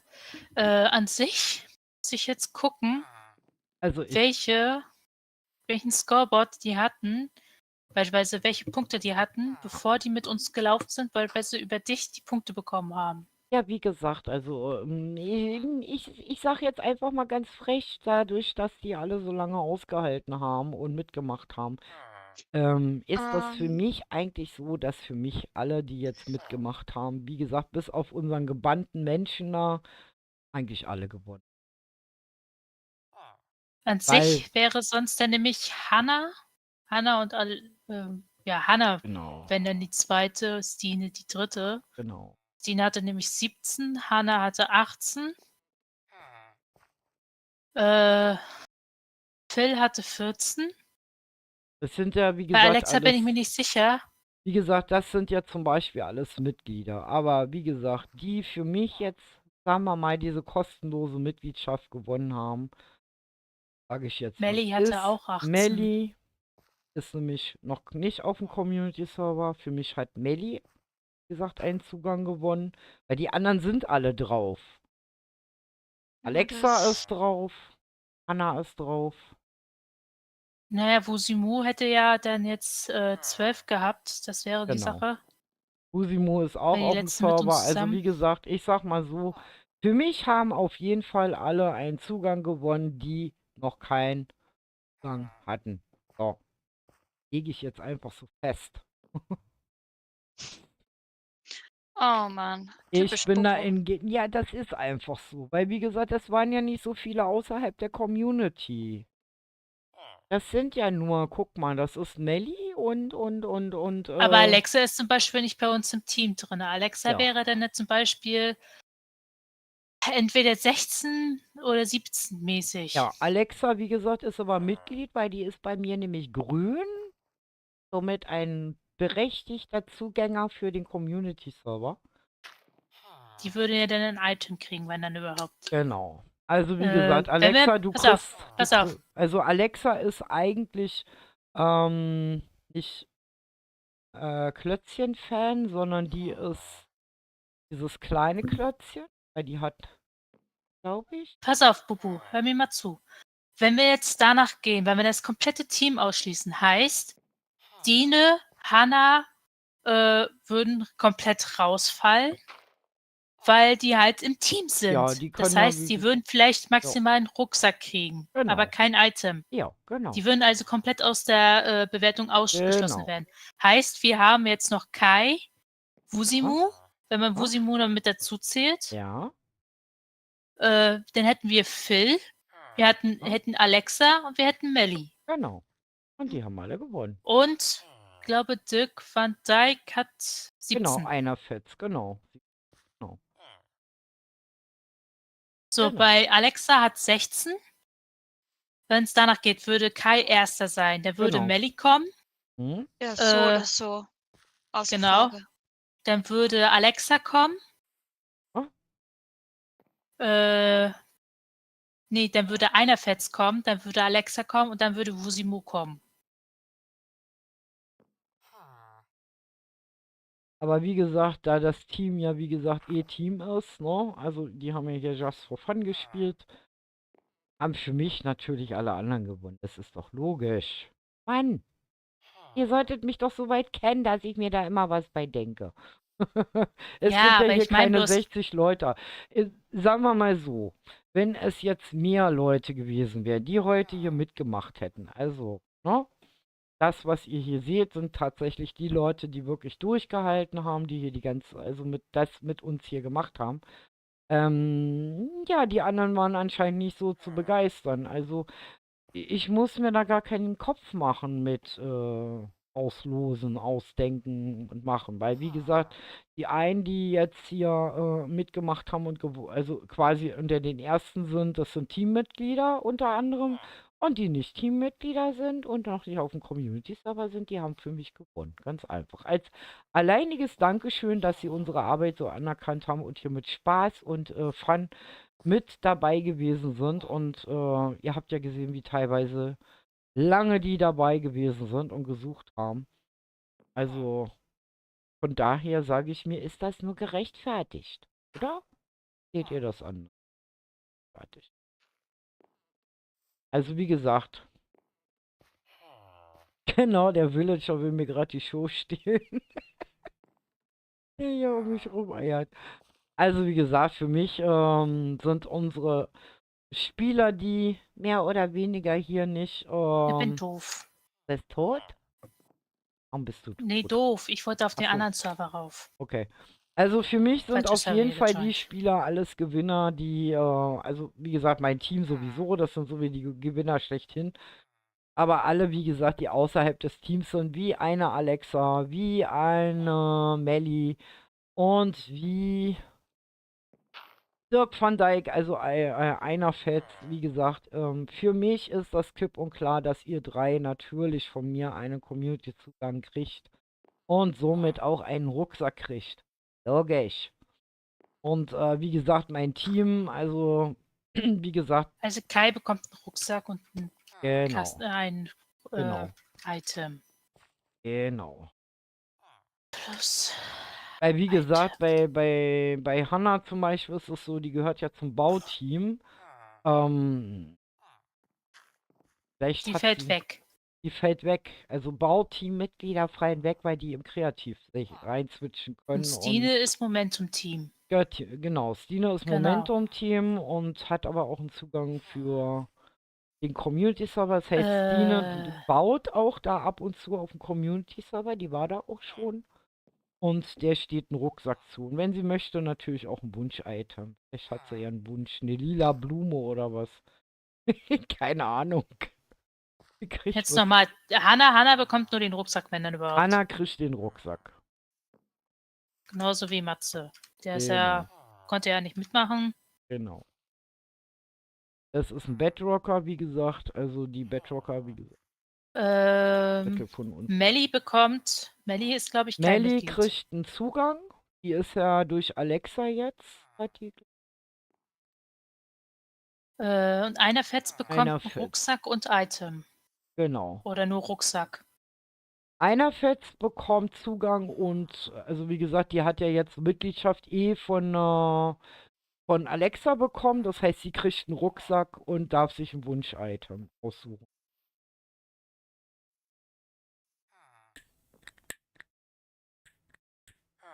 Melly kriegt Zugang. Weil die hat noch ja einen weiter Zugang weg. jetzt von Alexa bekommen. Alexa würde, wenn sie mit, also sie wäre die vierte. Genau. Alexa würde Willst du jetzt bis Fusimu gehen oder willst du nur die ersten 3? Nein, wir können bis. Also Alexa würde, weil sie ja Zugang hat, einen Rucksack kriegen. Hat Alexa eigentlich einen Zugang? Da bin ich mir gar nicht so sicher. Weil Hat eigentlich sie die nicht noch? blauen Sternchen. Ich glaube, Alexa. Muss ich mal Alexa gucken. ist grün. Alexa ist Also grün. zumindest Alexa hier im bekommt Chat. von mir, ja, Alexa Ähm. bekommt von mir einen Zugang. Sollte sie keinen haben, zwar, ich glaube, die ist Klötzchen, kleines Klötzchen.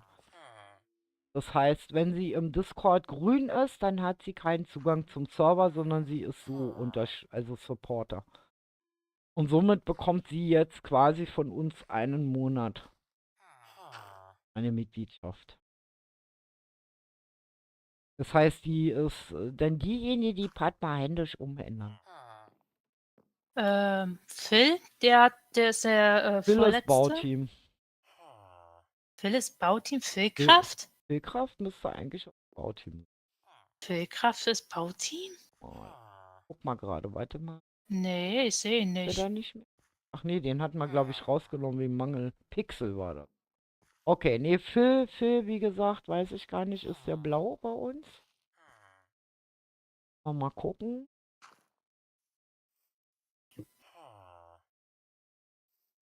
Philkraft hatte, glaube ich, Zugang. Philkraft Also ist der hat blau. schon Blau, Zugang. ja, Philkraft hat Zugang. Der ist Spieler Das aus dem heißt, der würde einen Community. Rucksack und ein Item kriegen, oder? Genau. Rucksack und Item. Hast ja ein Gedrösel und ausgewählt, aber ich habe euch gewarnt, dass das passieren wird. Es dauert. Und Fusimu? Der hat ja derzeitig auch. Warte. So. Alexa spielt auch auf dem Com-Server. Das heißt, Alexa müsste eigentlich auch blau sein. Warte mal, ich guck mal. Ich kann das ja überprüfen. Bei mir war Alexa auch ist so, dass blau. Alexa Wenn, dann blau würde ist. würde Alexa keinen Zugang kriegen, sondern eigentlich Rucksack Genau, und du Item. kriegst einen Rucksack und ein Item. Genau, Alexa. So rum. Sorry, das hat mich gerade etwas irritiert hier. War nämlich auch ein bisschen verwirrt. Ey, wir kriegen das aufgedröselt. Genau. Und Fusimu würde Auch auch ein Rucksack und Rucksack Item und kriegen. ein Item. Genau. Ich müsste dann nämlich dafür, für den Rucksack, müsste ich nämlich einmal den Server nachher neu starten, wenn Jo. da keine mehr drauf ist. Dann kann ich die Rucksäcke einmal verteilen. Hm. An die Orte, wo ich weiß. Ups. So. Da habe ich jetzt soweit das alles soweit aufgeschrieben. Auf jeden Fall, wie gesagt, seid ihr für mich alle Gewinner, weil ihr, wie gesagt, den Spaß hier mitgemacht habt. Und teilweise, wie gesagt, auch wie eine Hanna stundenlang über die Map gerannt seid. Und ja, wie gesagt, einfach so, ich sag mal so, ich bin halt immer so geben und nehmen halt. Ne? Das ist halt. Und ich freue mich halt. Ich freue mich halt, dass ihr hier mega Spaß gehabt habt. Ich freue mich auch, dass wir so viele Zuschauer hatten. Wie schon lange nicht mehr, dass das so gut bei euch angekommen ist. Und ich freue mich morgen schon tierisch mit euch im Grunde auf dem Community-Server wieder zu spielen und zu streamen und dann nochmal 5 Mitgliedschaften rauszuhauen, weil, wie gesagt, Werbung ist alles. Und anders kriegen wir euch ja nicht, ja. Das ist nun mal so. Werbung ist alles. Jo. Weil wir freuen uns. Der fällt mir hier langsam auf den Keks hier. Was machst du denn die ganze Zeit hier mit mir? Der umtanzt dich. Ja, der schmeißt Du bist in dauernd. seinem Weg. Du bist an dem, Ja, der bist an dem schmeißt. Platz, wo er eigentlich immer steht. Ist das? So, mal sehen, was passiert, wenn ich mich jetzt hier hinstelle. Guckt er mich böse an. Okay. Auf jeden Fall, wie gesagt, Bobo liest ihren Chat nicht richtig. freut mich das wahnsinnig. Also wie gesagt, der Timer und also der Counter und der Eier-Counter, die werden auch morgen laufen noch. Und dann bin ich mal gespannt, wenn wir morgen Abend mal gucken, bevor wir den aufnehmen, können wir ja mal rüber switchen und mal gucken, wie viele Leute noch versucht haben, die 20 Eier zu kriegen. Ja, ihr könnt ja zwischendurch dann mal rüberhüpfen. kann ja zwischen den Servern switchen, das ist ja alles kein Problem. Gute Nacht, lieber Leo. Schlaf schön. Ich hoffe, du hattest auch Spaß beim Zuschauen. Ich habe mich bemüht, im Grunde genommen euch so ein bisschen den Reporterfuchs hier zu machen. Ist nicht einfach, wie gesagt, wenn man halt von morgens bis spät abends warten muss, bis man selber suchen kann.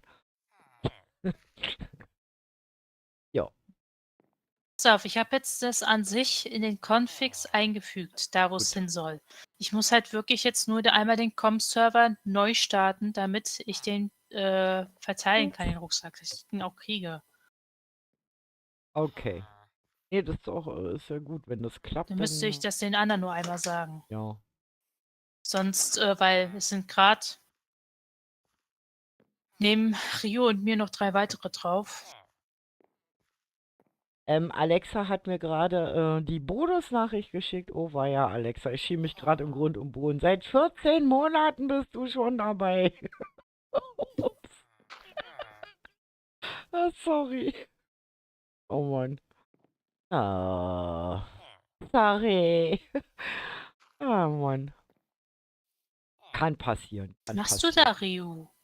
Kann Gehst du tauchen? So, auf jeden Unter Fall, Wasserkopfstand. wie gesagt, bleibt dieser Server noch bis morgen Abend um 0 Uhr. Ihr könnt also versuchen, ob ihr die Rekorde hier brechen könnt, die die anderen hier aufgestellt haben. Und ja, ich bin gespannt, wenn wir morgen Abend hier mal rüber switchen, wie viele da noch zugekommen sind, die dann es Tatsache geschafft haben, das hier zu machen. Also genügend Leute haben es ja mitgekriegt, was hier im Grunde genommen ist. Und ich werde es dann nochmal morgen quasi für euch posten. Und wir werden zwischendurch natürlich auch mal hier rüber switchen.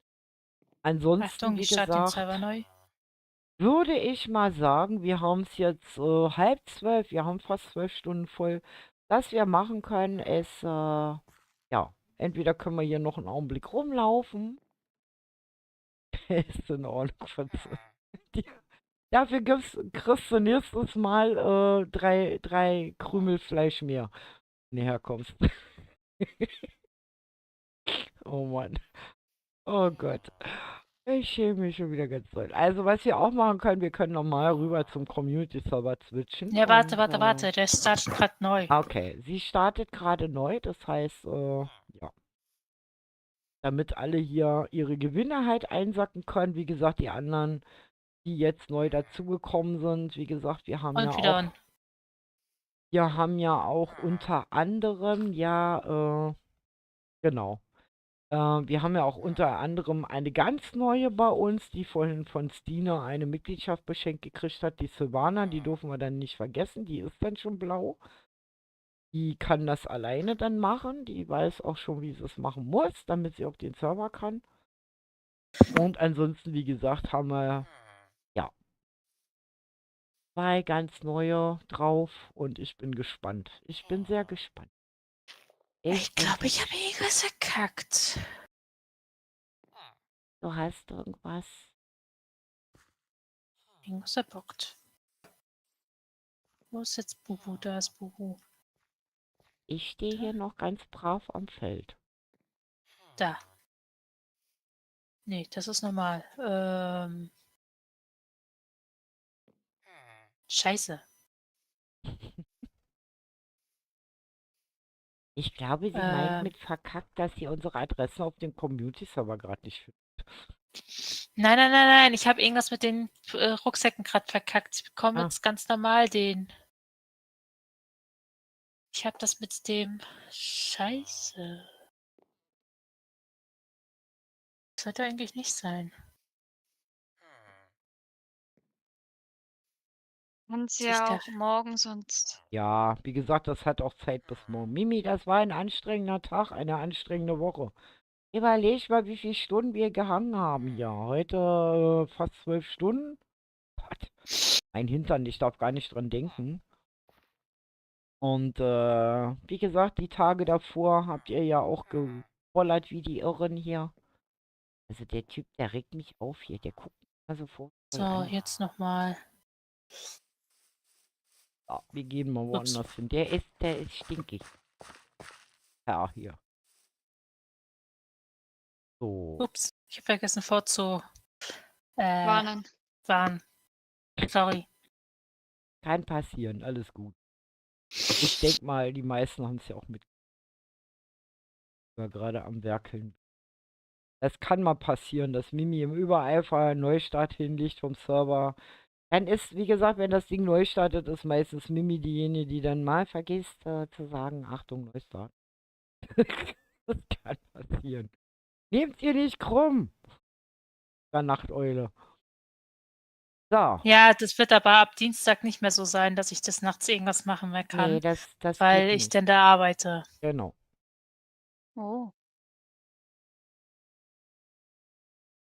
So, ich ja, warte eigentlich auf das Go, dass ich noch mal kurz einen Abstecher auf dem Community-Server machen kann.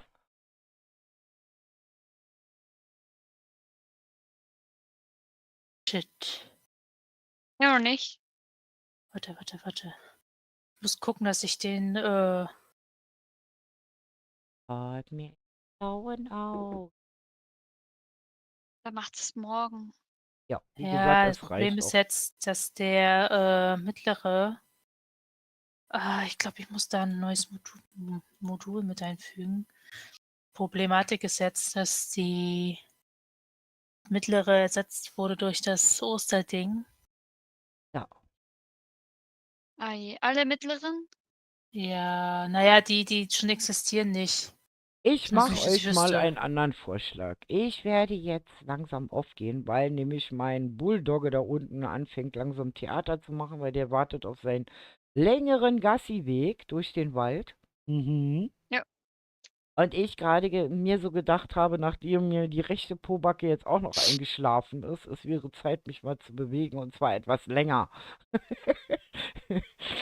Also, ich würde sagen, ich danke euch allen für Zuschauen, für alle Abos, für alle Likes, für alle Unterstützung und Spenden und herzlichen Glückwunsch nochmal an alle Gewinner, auch die, die nebenbei an Mitgliedschaften geschenkt bekommen haben.